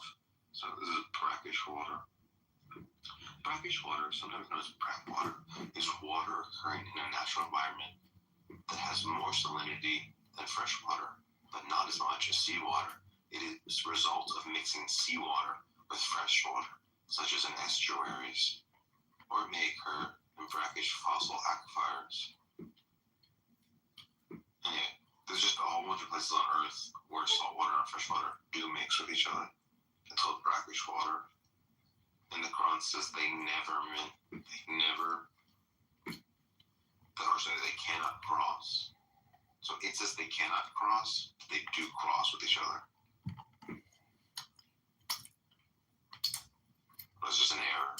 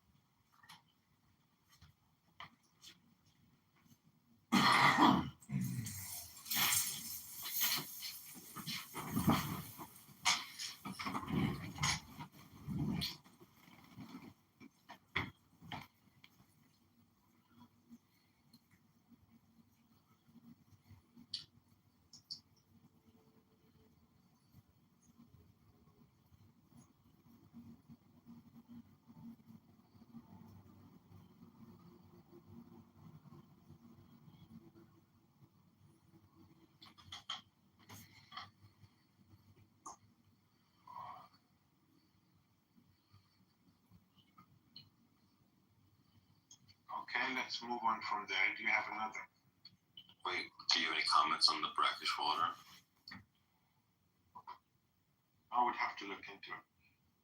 Okay, well, it seems like we've got two issues right now where it seems like the Quran is just false, and you want to just move on.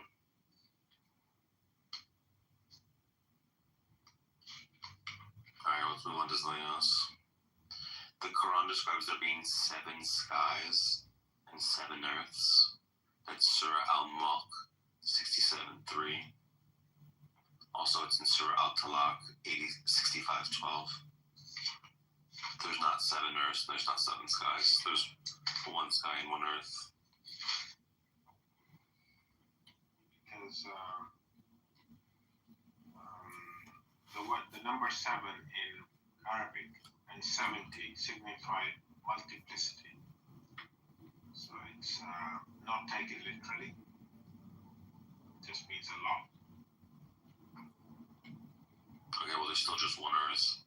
There's other planets, but there's just 1 earth. 67:3, did you say? Yeah. Who has created the 7 heavens in harmony? Just doesn't mention Earth. Well, it says 1 above the other. So this, I guess, is where the 7 heavens, but then the other one says the 7 skies. Sorry, the 7 earths. Surah Al 65:12. The Quran is about the earths.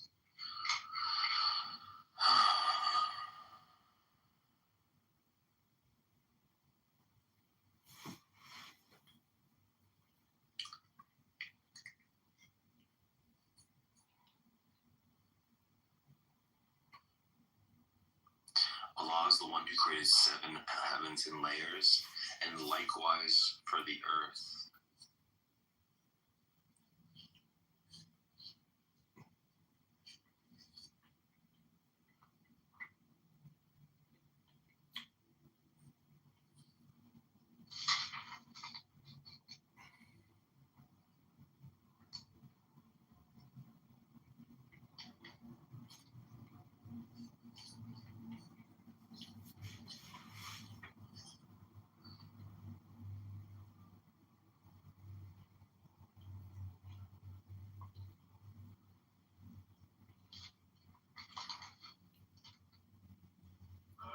have to go and research these verses. Let me write them down.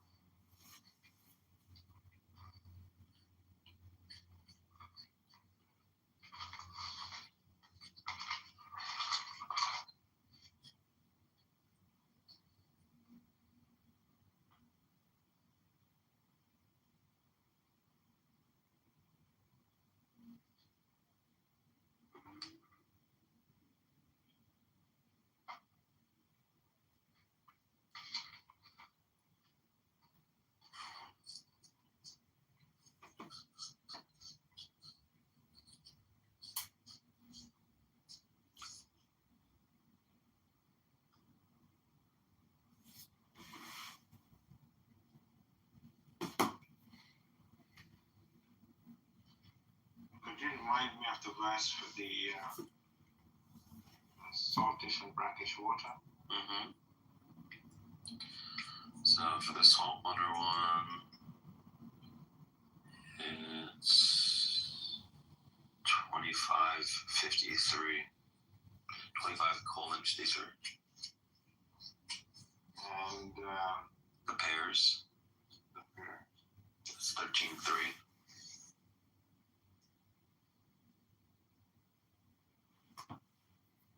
Okay, got any others? Yeah. I got a lot. I wrote a whole book on why Islam's not true. So I can literally do this all day. So it said that Adam and Eve were created directly from clay, and they were shaped like with the breath was put into them, and they were molded out of clay. But we know that we evolved from apes rather than being made of clay. Which verse?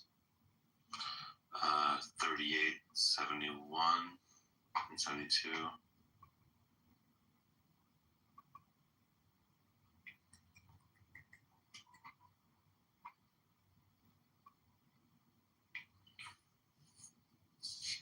I'll read it to you. Remember, O prophet, when your Lord said to the angels, I'm going to create a human being from clay. And so when I have fashioned him and had a spirit of my own creation breathed into him, fall down in prostration to him.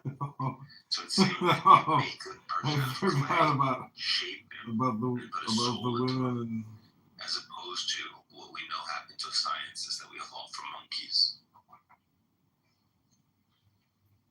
Okay, I have. I forgot about the women and children, the future of Islamic scamming. I'm not by any means an evolution scientist, but I forgot about the women my and children, understanding the is future that of the Islamic Quran scamming. talks about creation by means of evolution. So whilst it does not necessarily endorse Darwinian evolution or even creation or development from the I apes, see. You care. it does talk about the process of gradual development. So this verse, I would read it differently. Willfully. All life from water. It talks about I see. creation from You care about humans who are willfully fish, ignorant organic scammers who demand you accept their So it worldview talks or about be the different killed. stages Okay, in the creation of good choice. life. And in this particular instance, when I have fashioned him into perfection, right? So when he's already physically perfected, and then have breathed into him of my spirit, may refer to divine revelation, not breathed into it. I don't know what, or the soul, breathed the soul into it, but breathed into it of my spirit, meaning divine revelation. Fall ye down in submission to him. That is referring to a prophet who receives divine revelation. So it's your understanding of the passage which is at flaw here as to what the verse is actually saying. Don't you think that the natural reading of it is that they made him fashioned a clay object and then put a soul into it, and then that was the person? Because when I read it, that's what it in looks my like it's deal saying. with OJ was and is more real than anything a Muslim has ever declared. Okay, well maybe the other verses just are contradictory with this. Like, you are assuming that the Quran has to be consistent with itself, but or maybe it doesn't have to be. Maybe the book is full of contradictions. Like, that's also possible. No, on this one I I would argue my case based on other verses, along with this verse. This verse is talking about prophethood. So it says the angels all submitted. Angels don't fall in submission to a non-prophet. They do to prophets. Okay. Other stuff, which is an issue. It says that ants can have human concepts in the Quran. This is Surah Al-Nami 27:18. So I'll just read it to you.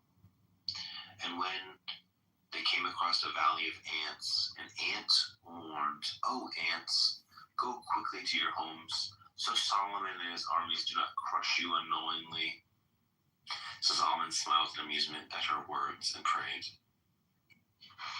So the ant there's an ant, and it understands who Solomon is, understands that Solomon has a name, that there's such a thing as kings, with people with names. He understands the concept of homes and armies. These are human concepts. Now, the way ants communicate is with pheromones. They fart out various smells that make them follow each other. But no scientist thinks that ants have concepts like this. No? Yeah, I've looked at this before. Again, not in a great deal of detail. But the interpretation of these verses is that the valley of the ants is actually referring to valley of the tribe known as the ants. And Arabs have these names. Banu Asad means the tribe of the lion. So these kind of names exist in the Arab world. And so reading the Quran, I favor the understanding that this was a valley of a tribe known as the ants. And a member of the tribe said, "O you, Nemo," that is the people of the ants, "enter your habitations, lest Solomon and his host crush you whilst they know not." So it's talking about people entering their habitations. Ants don't do this, and Solomon and his army wouldn't be after the ants anyway. The one problem with your interpretation is that if you stepped on a person or a person's house, you would know that you did it. Whereas if you stepped on an ant, you wouldn't know you did it. So when it says they don't crush you unknowingly, that better is explained by the people you're crushing being so small that you can't see them. That's why it's an unknowing crushing. No, I don't buy that. Because the response of Solomon is, it's not possible for literal ants to recognize Solomon. So I know, that's what I'm saying, it's an error. Well, I'm saying it's just a misunderstanding. In fact, the previous verse says that they were gathered into Solomon, verse number 17. They were gathered into Solomon, his house of jinn, men, and birds, and they were formed into separate divisions. So these men and birds and jinn are not actually literal jinn and literal birds. They are the interpretation, which I've looked into before, not recently, but I was convinced that this is not referring to literal birds, because they are his hosts. And actually, it's not just, there's another verse which says that Allah has taught us the language of birds. So, literal birds. It's not literal ants. Move on to another one. You won't convince me on this one.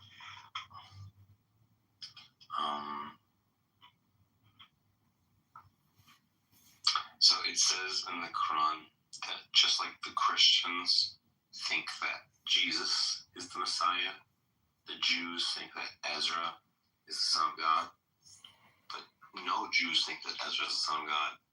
There's no evidence that any Jews think that Ezra is the Son of God. And the fact that you're comparing it to a general belief of Christians means you're talking about a general belief of Jews.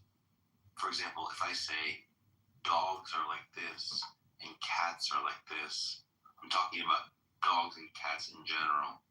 So if I say Christians are like this in general, that they think that Jesus is the Messiah. Then when I say that Jews think that Ezra is the Messiah, that means in general they think that. And that's definitely not true. Jews do not in general think Ezra is the Son of God. So I would read it. It mentions the Jews first. It mentions the Christians afterwards. And the Jews had this concept of sons of God. And they were not supposed to take it literally. It meant a servant of God who was close to God. It was not a literal son of God. But if they elevated someone and took the expression more literally, they elevated someone higher than he actually was. And this is what it is indicating. It mentions Jews first because that's where the concept originated from and where the corruption initially happened. And it went full scale with the Christians. So it's not widespread, I agree, amongst the Jews. But apparently there was a group of Jews in Yemen who believed him to be the Son of God. I've heard that that's not true, and that there's literally zero evidence of any Jewish sect believing this. So you should ask ChatGPT, is there any evidence that this is true? And make sure you ask, not just do Islam. In a good, powerful sort of woman way. Yeah, about the same length. I think my ring finger might even be like slightly longer. I've heard this before. Testosterone. But that's meant to be the But I don't testosterone. think I'm high tea. You're the monster. She's the high tea matriarch of the Thacker race. You got more than I have, darling. Oh my god. She hates when I make her matriarch. I'm never opening another room again. And I'm going to the hormone clinic to Embrace it. You're a Yukon mom. You're gonna make Can you show me the scripture? No. Did he tell the man to pick up? I'm not asking who he told. I'm talking about he himself. Show me where he himself did it. So clarification, are we referring to physical labor? There's all types of physical labors at work in the context of the scripture. Even the verse tells that you have to be on the train, any type of physical labor or doing any type of work is breaking the Sabbath. Okay. You should actually get up from your bed. You gonna make your sister talk? You shouldn't even get up from your bed. You should just lay down on your bed all day. At this point, I'm gonna get pissed off. We can't have women getting pissed off. No, but sometimes, I wasn't left for me tonight. I ain't got pissed off if I'm not landing my foot. Y'all going down. Slow down, Steve Biscuit. I'm trying to understand, y'all. God said he already supposed to cause confusion either. Y'all cause confusion.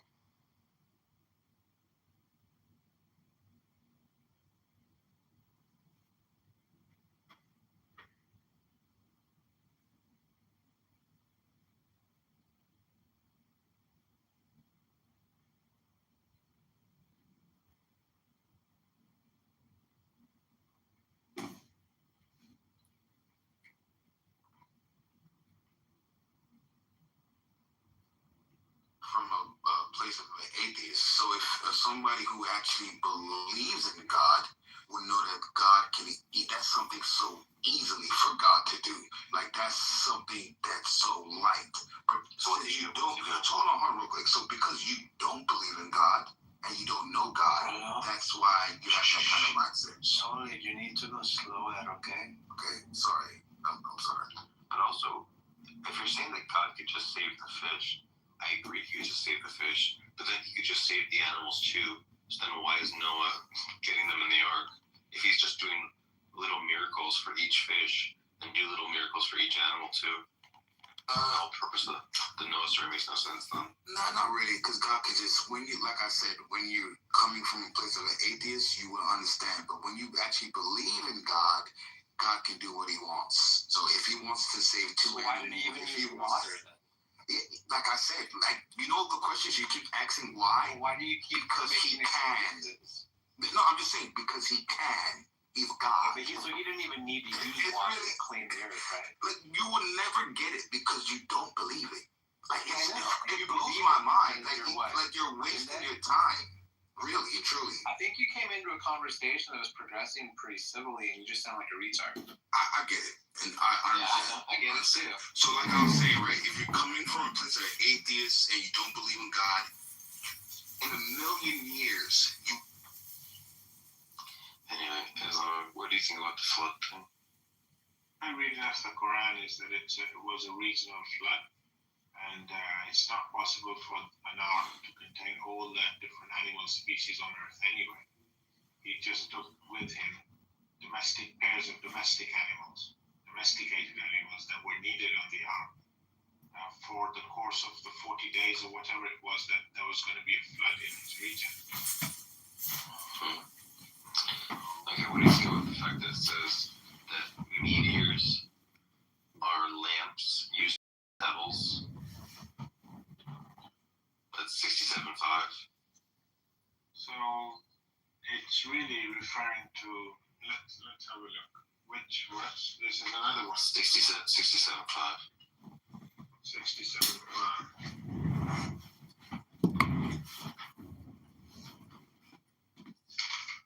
67.5.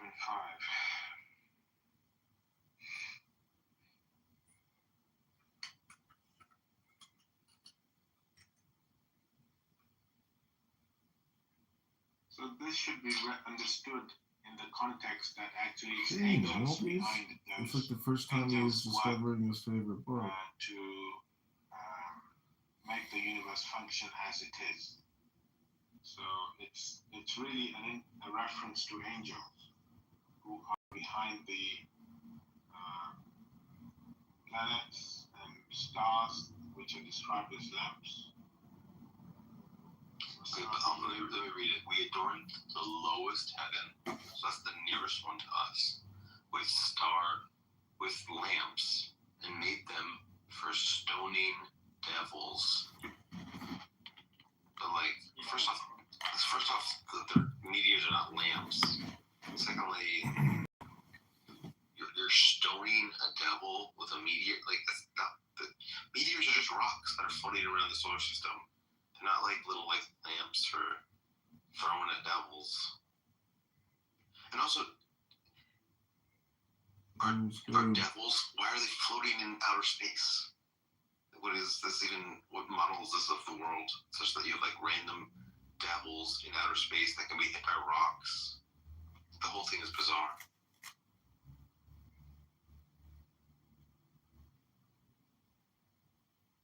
Okay, I read about this recently, but I've forgotten the details, so I'll look into this as well. Okay? Okay, sure.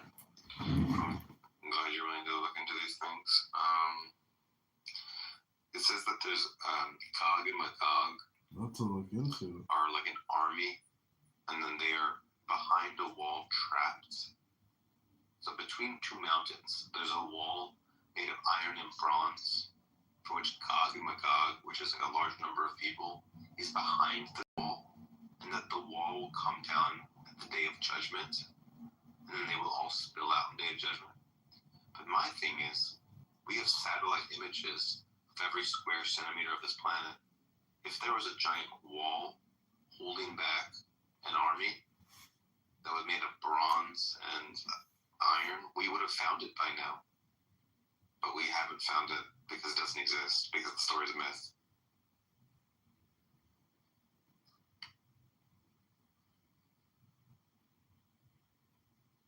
Okay, I'll add that to the last item on my list. What's the verse number? This is from the dual Cornane verse, but the exact, it's somewhere in the chapter, which is the dual Cornane chapter. 18. Is it 18? Okay. It's in the sort of toward the end of that one. Does it talk about Gog and Magog behind the wall and stuff?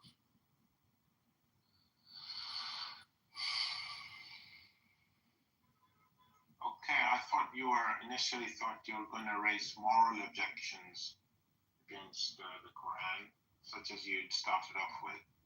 But I wasn't prepared for these ones, or most of these ones. So I'll see what I can do.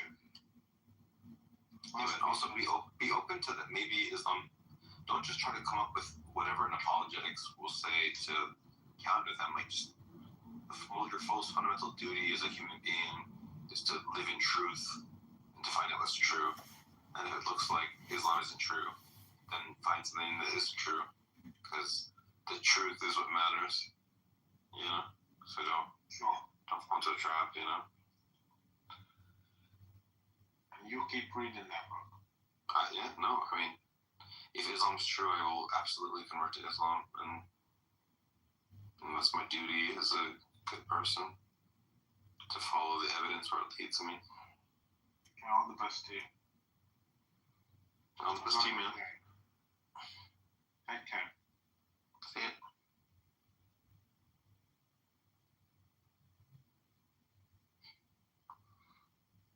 That was the most respectful Islam interaction I've ever had.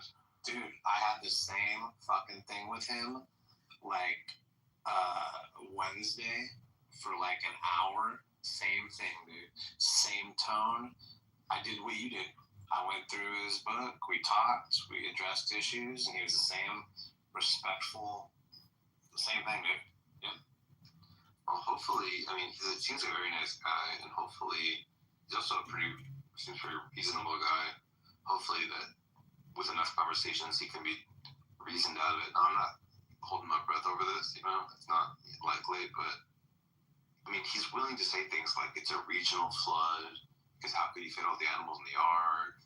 Or ants don't have human concepts, so how could probably it's the people called ants. Like he's willing to be kind of like make, I don't know. So that gives me hope for him, you know. So yeah, no, that's what I. It's interesting, dude. You and I literally had very similar conversations with him within a week.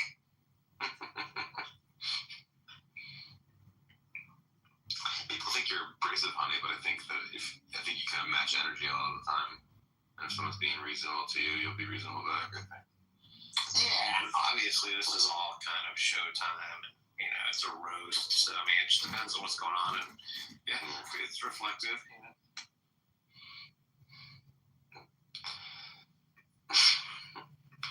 He's like a rather perspective as well. So go ahead, see. No, you go ahead. Were you listening to that conversation? Did you see how it all went down? I was listening to a lot of it. I had so a button, but yeah. He's part of a really weird sect. He thinks that the Mahdi has already come. You know what they're called? Ahmadiyya Muslims. And they think that in 1989, a guy named Mirza Ghulam Ahmad in British India is the long-awaited Messiah and Imam Mahdi. So it's a rather interesting fact there. I don't know if that makes him more or less reasonable. I don't know what you would think. Okay, so one belief in the Messiah has arrived in 1989. Does that factor in at all on how reasonable you think they are? Well, I mean, a couple things. First off, I was born in 1988, so they get the 1 year off, you know what I'm saying? Like, before when the Messiah came. You think every Muslim is a Salafi? You know that social Islamic group is an Ahmadi, and they come from we're just talking about that as well. Yeah, and they don't believe in miracles or any such thing. Like they see these as visions, theophanies. Like without studying his school of thought, you thought you could attack him, or at least knowing who he is, with your freaking dumbass points that are made for the literalists, right? So I mean, he's obviously laughing at me.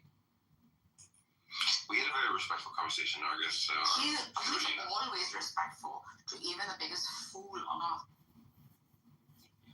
Yeah, so we had a nice conversation. He had never heard of a lot of the things I brought up. So, you know, like the salt water, fresh water, all fruits are in pairs, Gog Mahog behind the wall, stars are used to count devils. He's a hafiz. You can tell him, just utter a word and he'll tell you where it is in the Quran.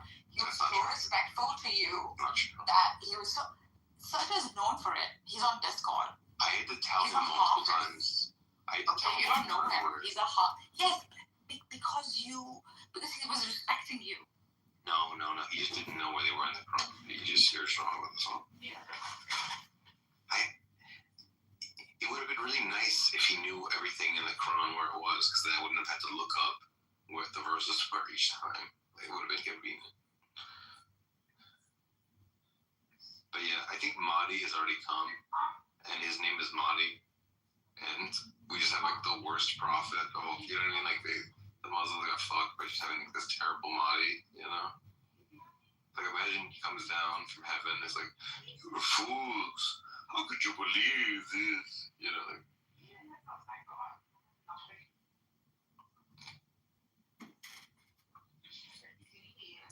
Yeah, brother. Yo. Did you see? Check your messages on Discord because I found an Ethan Muse clone I want to show you. Give me just a few minutes. Oh my god, you baby. Hey Sam, have you ever talked with this guy Mohammed?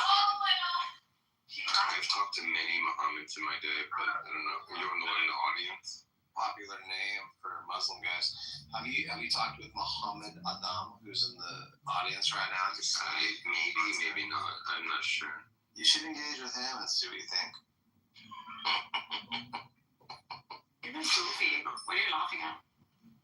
I'm guessing. I somewhat doubt that Honey is being like, oh yeah, be a lovely, respectful conversation. I don't think he's as bad as Mahdi, but I don't think he's as smart as Mahdi, so you can't do what Mahdi does.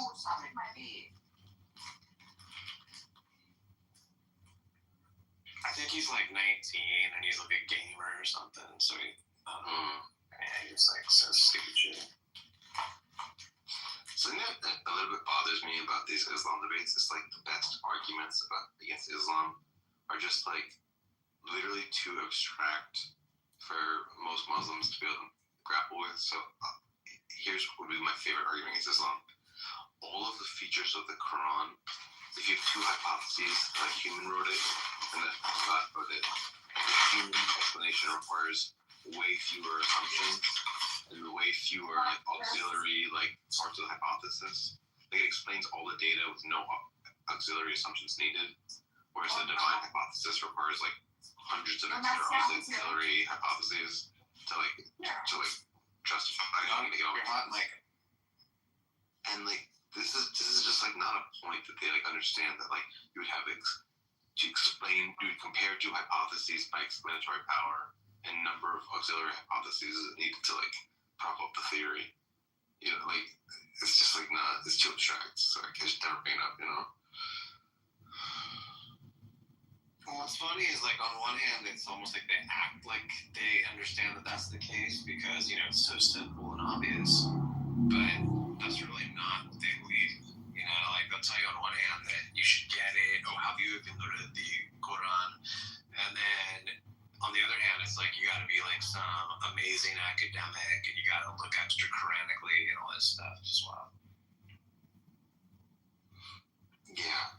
So I have it written out like this, that a human author would produce a text that reflects local culture, norms, animals, politics, revises itself over 20 years as circumstances change, contains ambiguity and abrogation, uses threats and insults and loyalty enforcement, grants special privileges to the leader, borrows and reshapes existing myths and stories, shows stylistic evolution over time, needs scholars to fix and harmonize and reinterpret it, relies on unreliable oral tradition, has no knowledge beyond its horizon of its era, inspires civil conflict after leader's death. Like all of that, just like directly, you have the human hypothesis, all of that just like naturally follows from it. You don't need to like throw in extra assumptions or extra there's nothing that, it just smoothly follows from it. Whereas when you have the divine hypothesis, it's like, okay, God purposely chose ambiguity while claiming clarity. God uses purposely chosen error-prone oral transmission, for mandatory guidance for some reason. God revised his perfect rules for some reason, and then stopped revising for forever for some reason. God allowed false world models to his tags. Like, you just have to keep adding in like excuses and theories to justify these different things. Whereas the human one, everything is entailed by like a human wrote it, so all of that would be expected, you know? Interesting. Did you say you wrote that this is like a essay or something? Like, what is this? Did you do this on paper, or is this like a? Yeah. What is that? Everything, bro. Like, what do you think? Interesting. Like, where is this, like, in some kind of like academic paper you wrote, or is this just for yourself, or what? Because I kind of want to see it. I think that's cool. I want to assess it and like use it. Sure. I'll send you. Okay.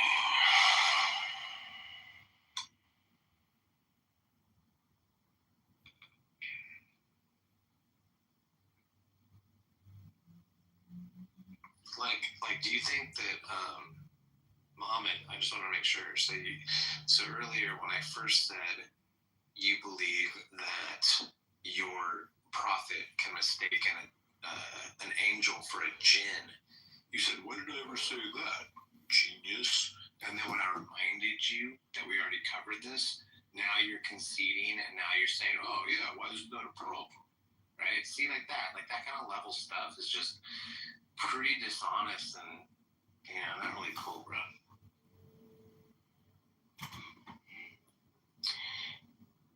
Yeah, so Honey Badger, I linked my book that I wrote for Why Islam's False at the top. And then the thing I said where I compared the two hypotheses back to back, that's in the summary at the top of the page. There's like a shorter summary of the entire book where I compare the two hypotheses next to each other.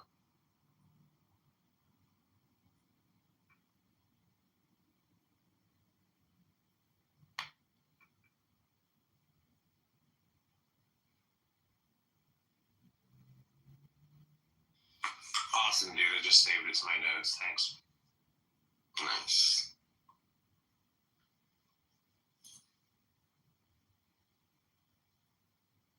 Okay, wait, just tell me the detail again. So I took what you put in there, and then what did you say? Was there like extra stuff? So at the top of the page of the document, so the document's like really long. But then there's at the top of it, there's a shorter summary, which is a link. You try to, it says why Islam is false. Shorter summary can be found here. And you can I'll put that in right now. There you go. Yeah. Sweet, dude. That's gonna be great. I love this. Is like, because I didn't even crack a Quran until like the last 2 years, so it's been interesting reading it because it's really not that interesting yet. It's supposed to be extremely interesting. It's horribly written. It's really boring and repetitive. It literally keeps over and over saying how I'm going to be burned to death and tortured over and over. It just keeps repeating that over and over. Well, it really wants to, drive the point home. You know what I'm saying? Oh yeah, it really drives it home. I didn't. You keep telling me. I didn't know that was your stance, Quran.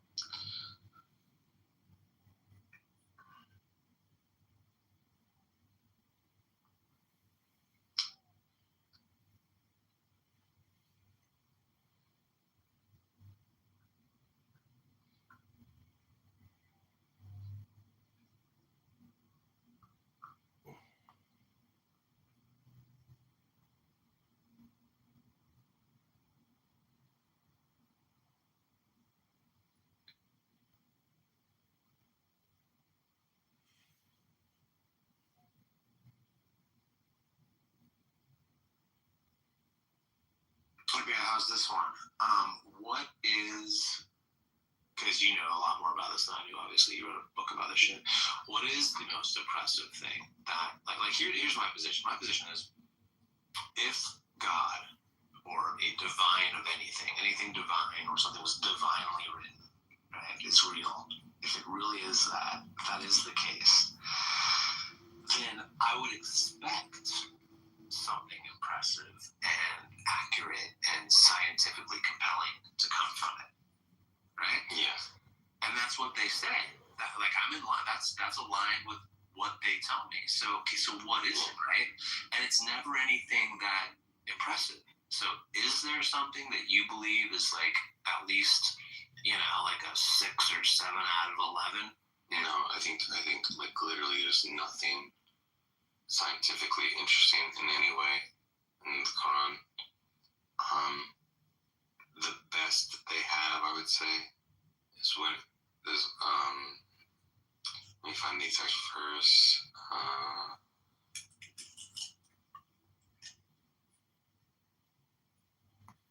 Okay, so they think that the expanded universe is predicted by the Quran. Okay, it says we built the heaven with power, and we built the heaven with power. We are its expander. Okay, and he's saying that means that they predicted the expansion universe. So first of all, it could just mean that when you make something, you like expand it. So it could just be that. Secondly, many different translations of that have it as we made the universe vast, we made the universe ample, we made the universe big. So like many translations of it aren't even that they has expanding it. Okay. The Lamusiun in classical Arabic equals possessors of vast power and abundance, expanding space-time. And then like early tafsir never mentioned the cosmology of that or the expanding universe. So it just, it's you take a word that means we made the universe ample and big and try to like turn that into we've predicted the, expansionary, Big Bang model and shit like that. Like, no, you didn't do that. You just, you know what I mean? Like, it's like always shit like that where they're trying to take a really vague word that has always been translated one way, and then after the discoveries in the 20th century or 21st century things, to say, oh yeah, we predicted it all along. It's always that. It's always being that. Yeah. Oh yeah, always. And isn't there something even more like accurately depicted in like the Bhagavad Gita about something like maybe the age of the earth or the age of something? Like there's actually something that's in the ballpark that is more concise and is scientifically rigorous and not as embellished and vague. There's something like that, but I don't remember exactly what it is, and it also isn't accurate. Like last time I just looked into it, it was not right. It's still inaccurate, yet it's like a 7.1 out of 11 instead of like a 4. Yeah, exactly. Yeah, exactly. There's one thing which is really cool in one Hindu text, or maybe it was Buddhist text. I think it was Hindu. They said, "How long is a kalpa?" And a kalpa is like one of the eons of the universe, or whatever. And they said, okay, you take a mountain, and then once a year, you rub the mountain with a piece of like basically tissue paper, okay? And then when you've rubbed the mountain until it's nothing but dust, that's how long a kalpa is. And it's a very poetic idea, but also I love that they are able to think about numbers that big. Because usually people in the ancient worlds just aren't thinking on that fucking level of, length time, So I just like it for that.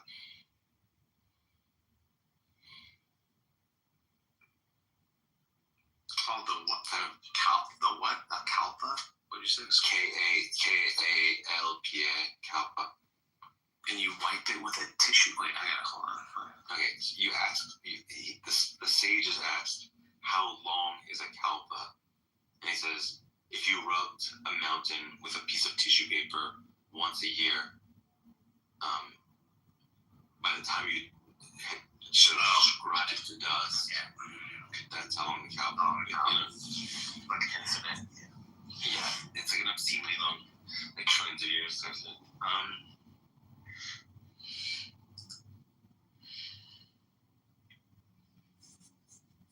And so what's the use it as some kind of measurement for something, or what's the deal? Well, I just think it's cool that they're thinking about cosmic time as like usually most ancient religions think that shit's not that old. So it's kind of nice that they're able to reason about it like that. I'll give you like an example of that. So the ancient Greeks actually did posit maybe the sun, Earth goes around the sun. But what they said was, well, if the Earth was going around the sun, we would see the stars in the background moving because we were moving so much. We would see the stars moving. And if the stars were closer, they would be right. But because the stars are like light years away, that's not true. And so they just didn't fathom that the universe was as big as it is. So it's kind of like one of these things where like ancient peoples just thought things were smaller in scale than they actually are. You know? Right. Oh yeah. Yeah, of course. It's wild. I mean, it's kind of like us now. Like we're like, holy crap, we don't know shit. You know. That Kalpa thing, that's interesting. It's like a day of like in Brahmin days, like the Brahma. Yeah, interesting. Hey, at least they were, that's pretty good. I mean, at least they got that far. That's pretty good. I'm a big fan of Hinduism, and I think Hinduism is a way more interesting religion than Islam, both like philosophically, morally, like basically in every way possible that a religion could be better than another religion. Oh yeah. I mean, and I'm not even interested in really talking to Hindus just because I'm sure it would probably be a colorfully pleasant talk that wouldn't really be too confrontational, Yeah. And they think that there's like partial souls inside rocks, and I go like, okay, well, like that's not a big deal. I don't need to like fight you on that. Like it's whatever. Like, like whatever, bro. Which is kind of interesting, really, because honestly, I've said even in a serious way that I believe that like reincarnation is actually more reasonable and plausible than and it can kind of go into that, like DNA is kind of a trip, even just on a real scientific level. If you think about it as memory, like what's going on there, like even, I don't know, there's tons of shit we don't know about, but like, that's interesting. Partial souls in rocks. It's almost like it's like the anthropomorphizing of physics, Yeah. One thing that's annoying about Hinduism is like there's so many different sects of it that it's very hard to characterize it as a whole because it's like, okay, well, this guy thinks this, this guy thinks this, other thing. But in general, you got to think of it as like they rhyme with each other. They're influencing each other. They're riffs on each other. So you can kind of talk about general tendencies. And in general, Hinduism tends to be nonviolent and about, good karma, doing your dharma, reaching enlightenment, very reasonable goals, at least much more reasonable than, using violence to spread jihad. Jihad. Yeah, I mean, Islam seems a lot like a militant version of Calvinism or something. Yeah. It's kind of funny that in Islam the Protestants won, whereas in Christianity the Catholics won pretty much. What I'm kind of getting at is that like the Shias, the Sunnis are more like the Protestants, where they like sola scriptura, everyone can read the Quran, whatever. Whereas the Shias are more like, no, you need an expert to tell you what the Quran says. It's more like the Catholic Church. Yeah, see, I don't know much about that. I don't really looked at that too much. Oh, now I see. I said this. Someone had said something about Mikhail still defend the Trinity, and I thought he was referring to Daniel up here with Mikhail's picture. I didn't even see the freaking thing at the top. The poll. Did Mikhail get? He's off the app. please don't do that. Please, one of the most odious people I've ever had the misfortune of meeting. I must just feel bad for the guy. Why? Because he seems just, like, damaged and angry. Fair enough. I mean, he's obviously rancid and mean and stuff, and won't shut the fuck up, but, you know, I mean, probably just feel, you know, like, poor guy, you know. He kept trying to get me to debate him on Islam. And I was just like, bro, you literally have, to my face, defended the rape of political prisoners, killing of apostates, Holocaust denial, like just the most fucking vile shit, you know, like having sex with 9-year-olds. He's defended all of it. Like, why do I want to talk to you? You're just like kind of gross. Like, yeah, I mean, it's almost unbelievable, right? That's what I mean. It's like so extreme, and he's just so like, it's just weird. Like he can't really believe that stuff and take himself seriously. He has to be, you know, front. I don't know, man. I think people do believe stupid shit.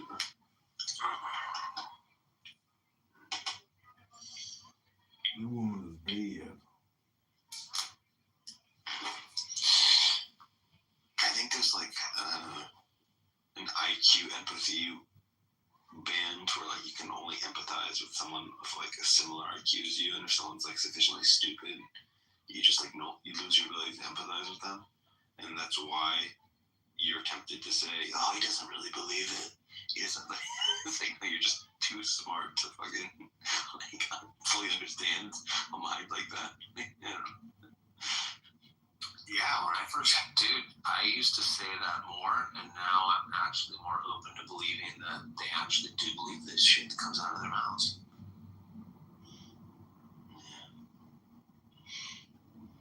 Because I've had people that I respect on here be like, you know, no, dude, you gotta understand, these people do believe this, bro. I'm like, really? What? Wow, fucking crazy. Yeah.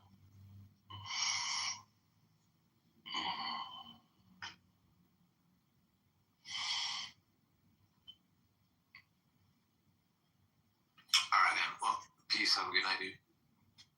Good night, brother. Dan, you there, man? Danny boy.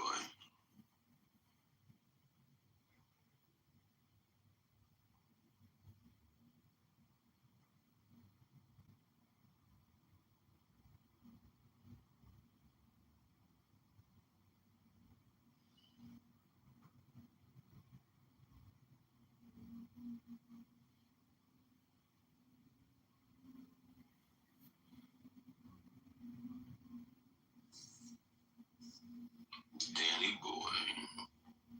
Hey, Danny.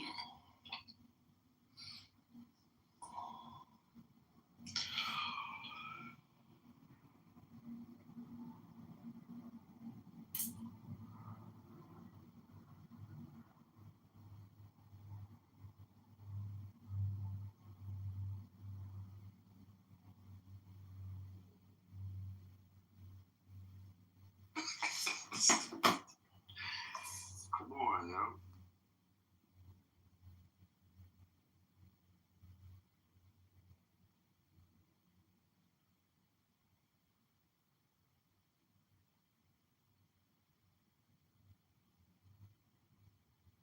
Refueling.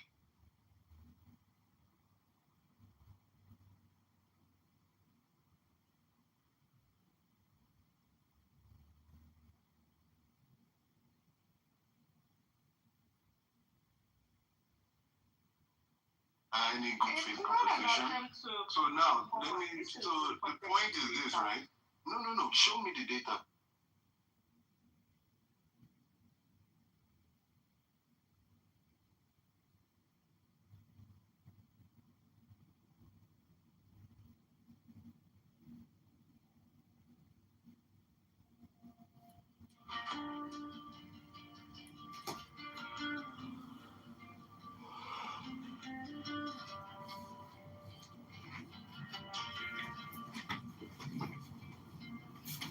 soft and fair, crowded in your chest.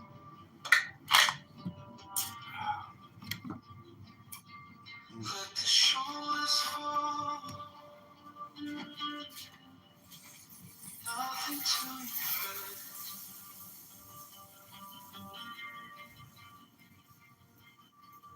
Eyes on point, steady as a stone. Thoughts drift past, you let them go. Bend like water, follow gravity down. Slowly breathing, roots you to the ground. Focus like a flame, still in all the sound. Bend like water, you will not break now.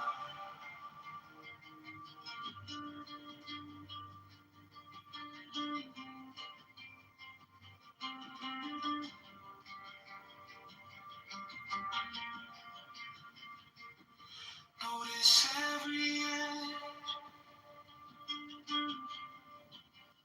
where the tension hides. Send your breath in, feel it loosen, slide.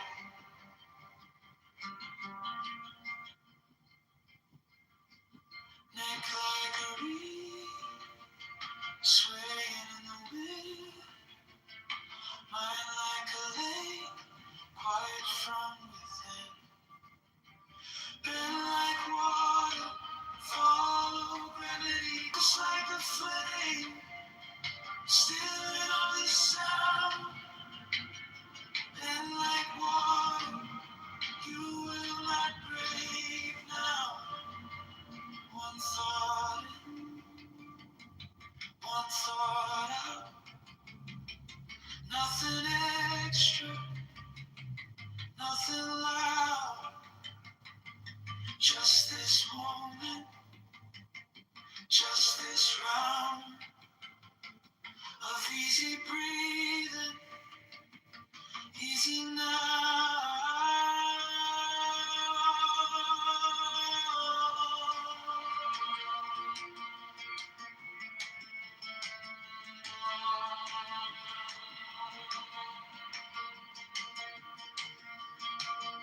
Bend like water, follow gravity down. Slowly breathing, roots you to the ground. Focus like a flame, still in all the sound. Bend like water, you are stepping out.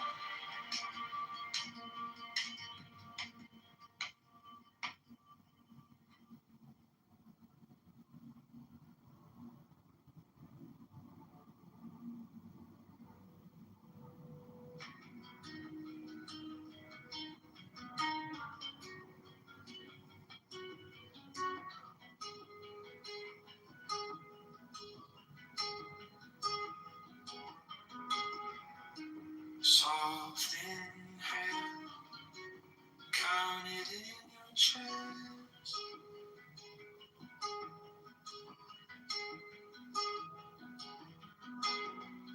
Let the shoulders fall, nothing to impress.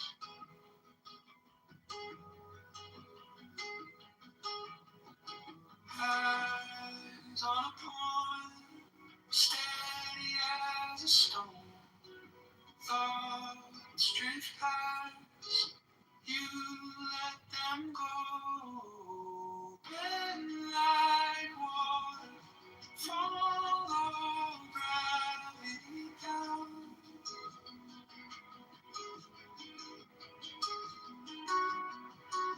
Slowly roots you to the ground.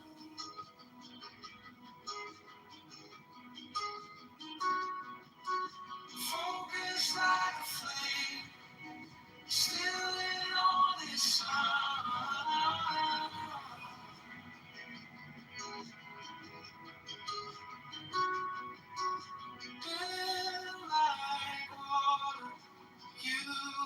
will not break down.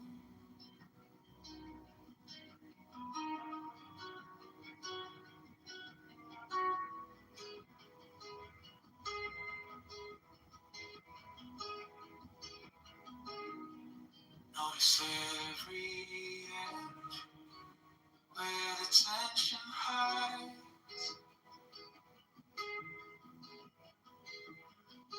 Send your breath there, feel it slide.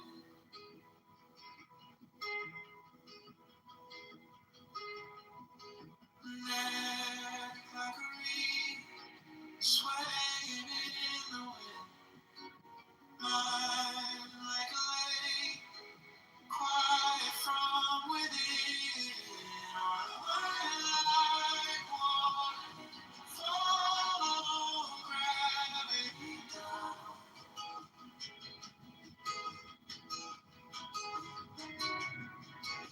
Slowly breathing roots you to the ground.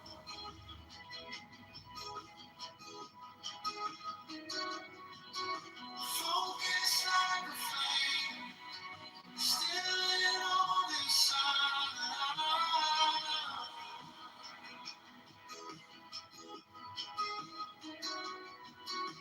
Then like water, you will not break down.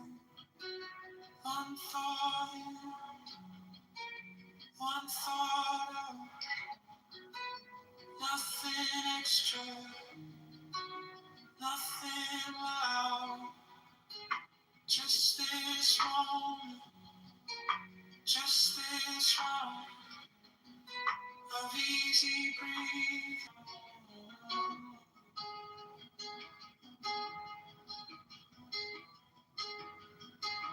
Then like water, follow gravity down.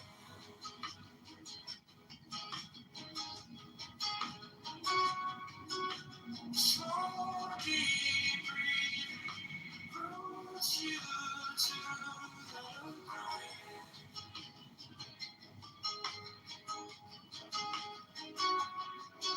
Focus like a flame, still in all this sun.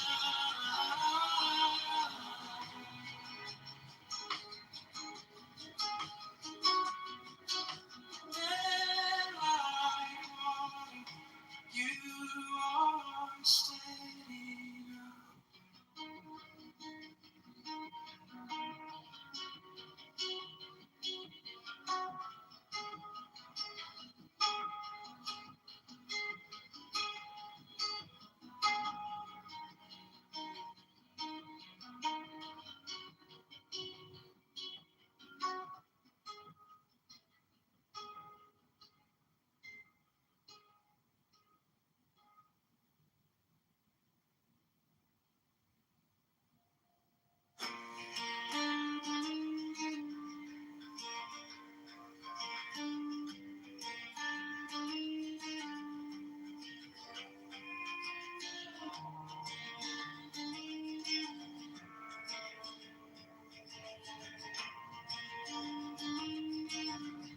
Inhale slowly, count it out, 1, 2, 3.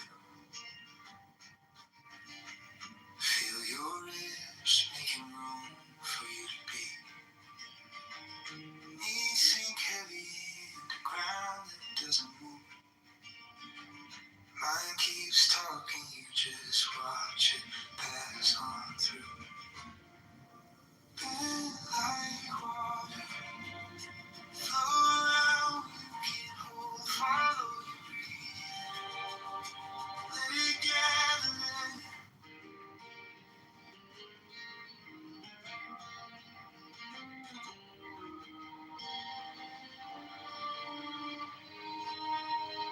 Inhale slowly, count it out, 1, 2,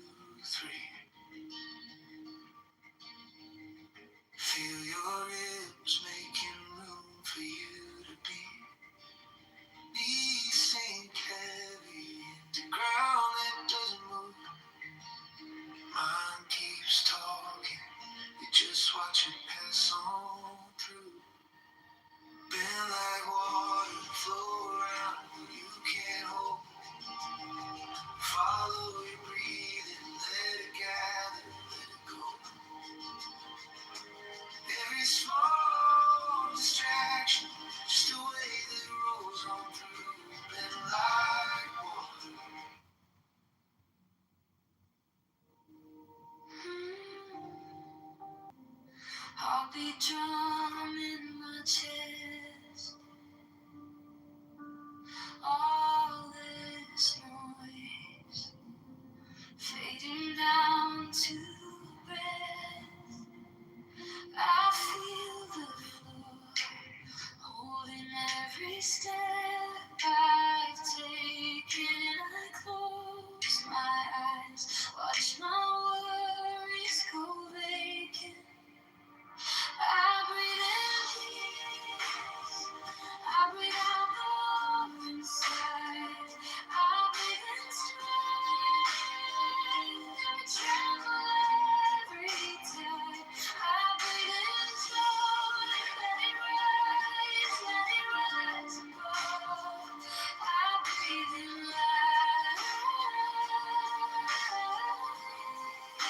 and I breathe out love. Soft blue sky, even with my eyes closed. Every scar, like a map where I've grown. I bless the cracks where the gentle light is pouring. I bless the past for the way it keeps unfolding. I breathe in peace, I breathe out the war inside.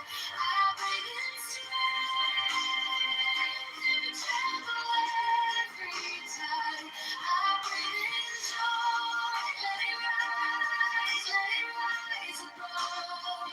I breathe in light, and I breathe out love.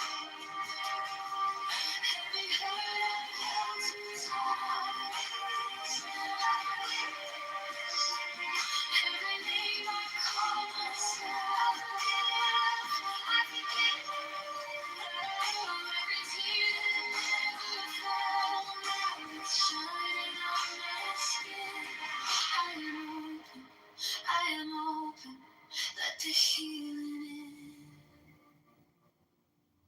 I breathe in peace, I breathe out the war inside. I breathe in strength, every tremble, every tide. I breathe in strength, let it rise above. I breathe in light, and I breathe out. One more breath, resting in the quiet now. Stronger, softer, learning how to bow to the peace, to the strength, to the joy I'm dreaming of, to this endless, wordless ocean made of love.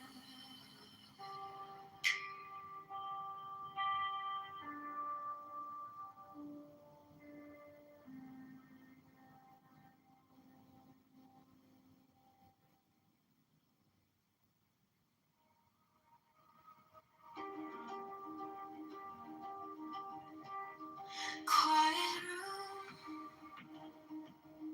heartbeat drum in my chest. All this noise fading down to breath. I feel the floor holding every step I've taken. I close my eyes, watch my worries go vacant. I breathe in peace, I breathe out the war inside.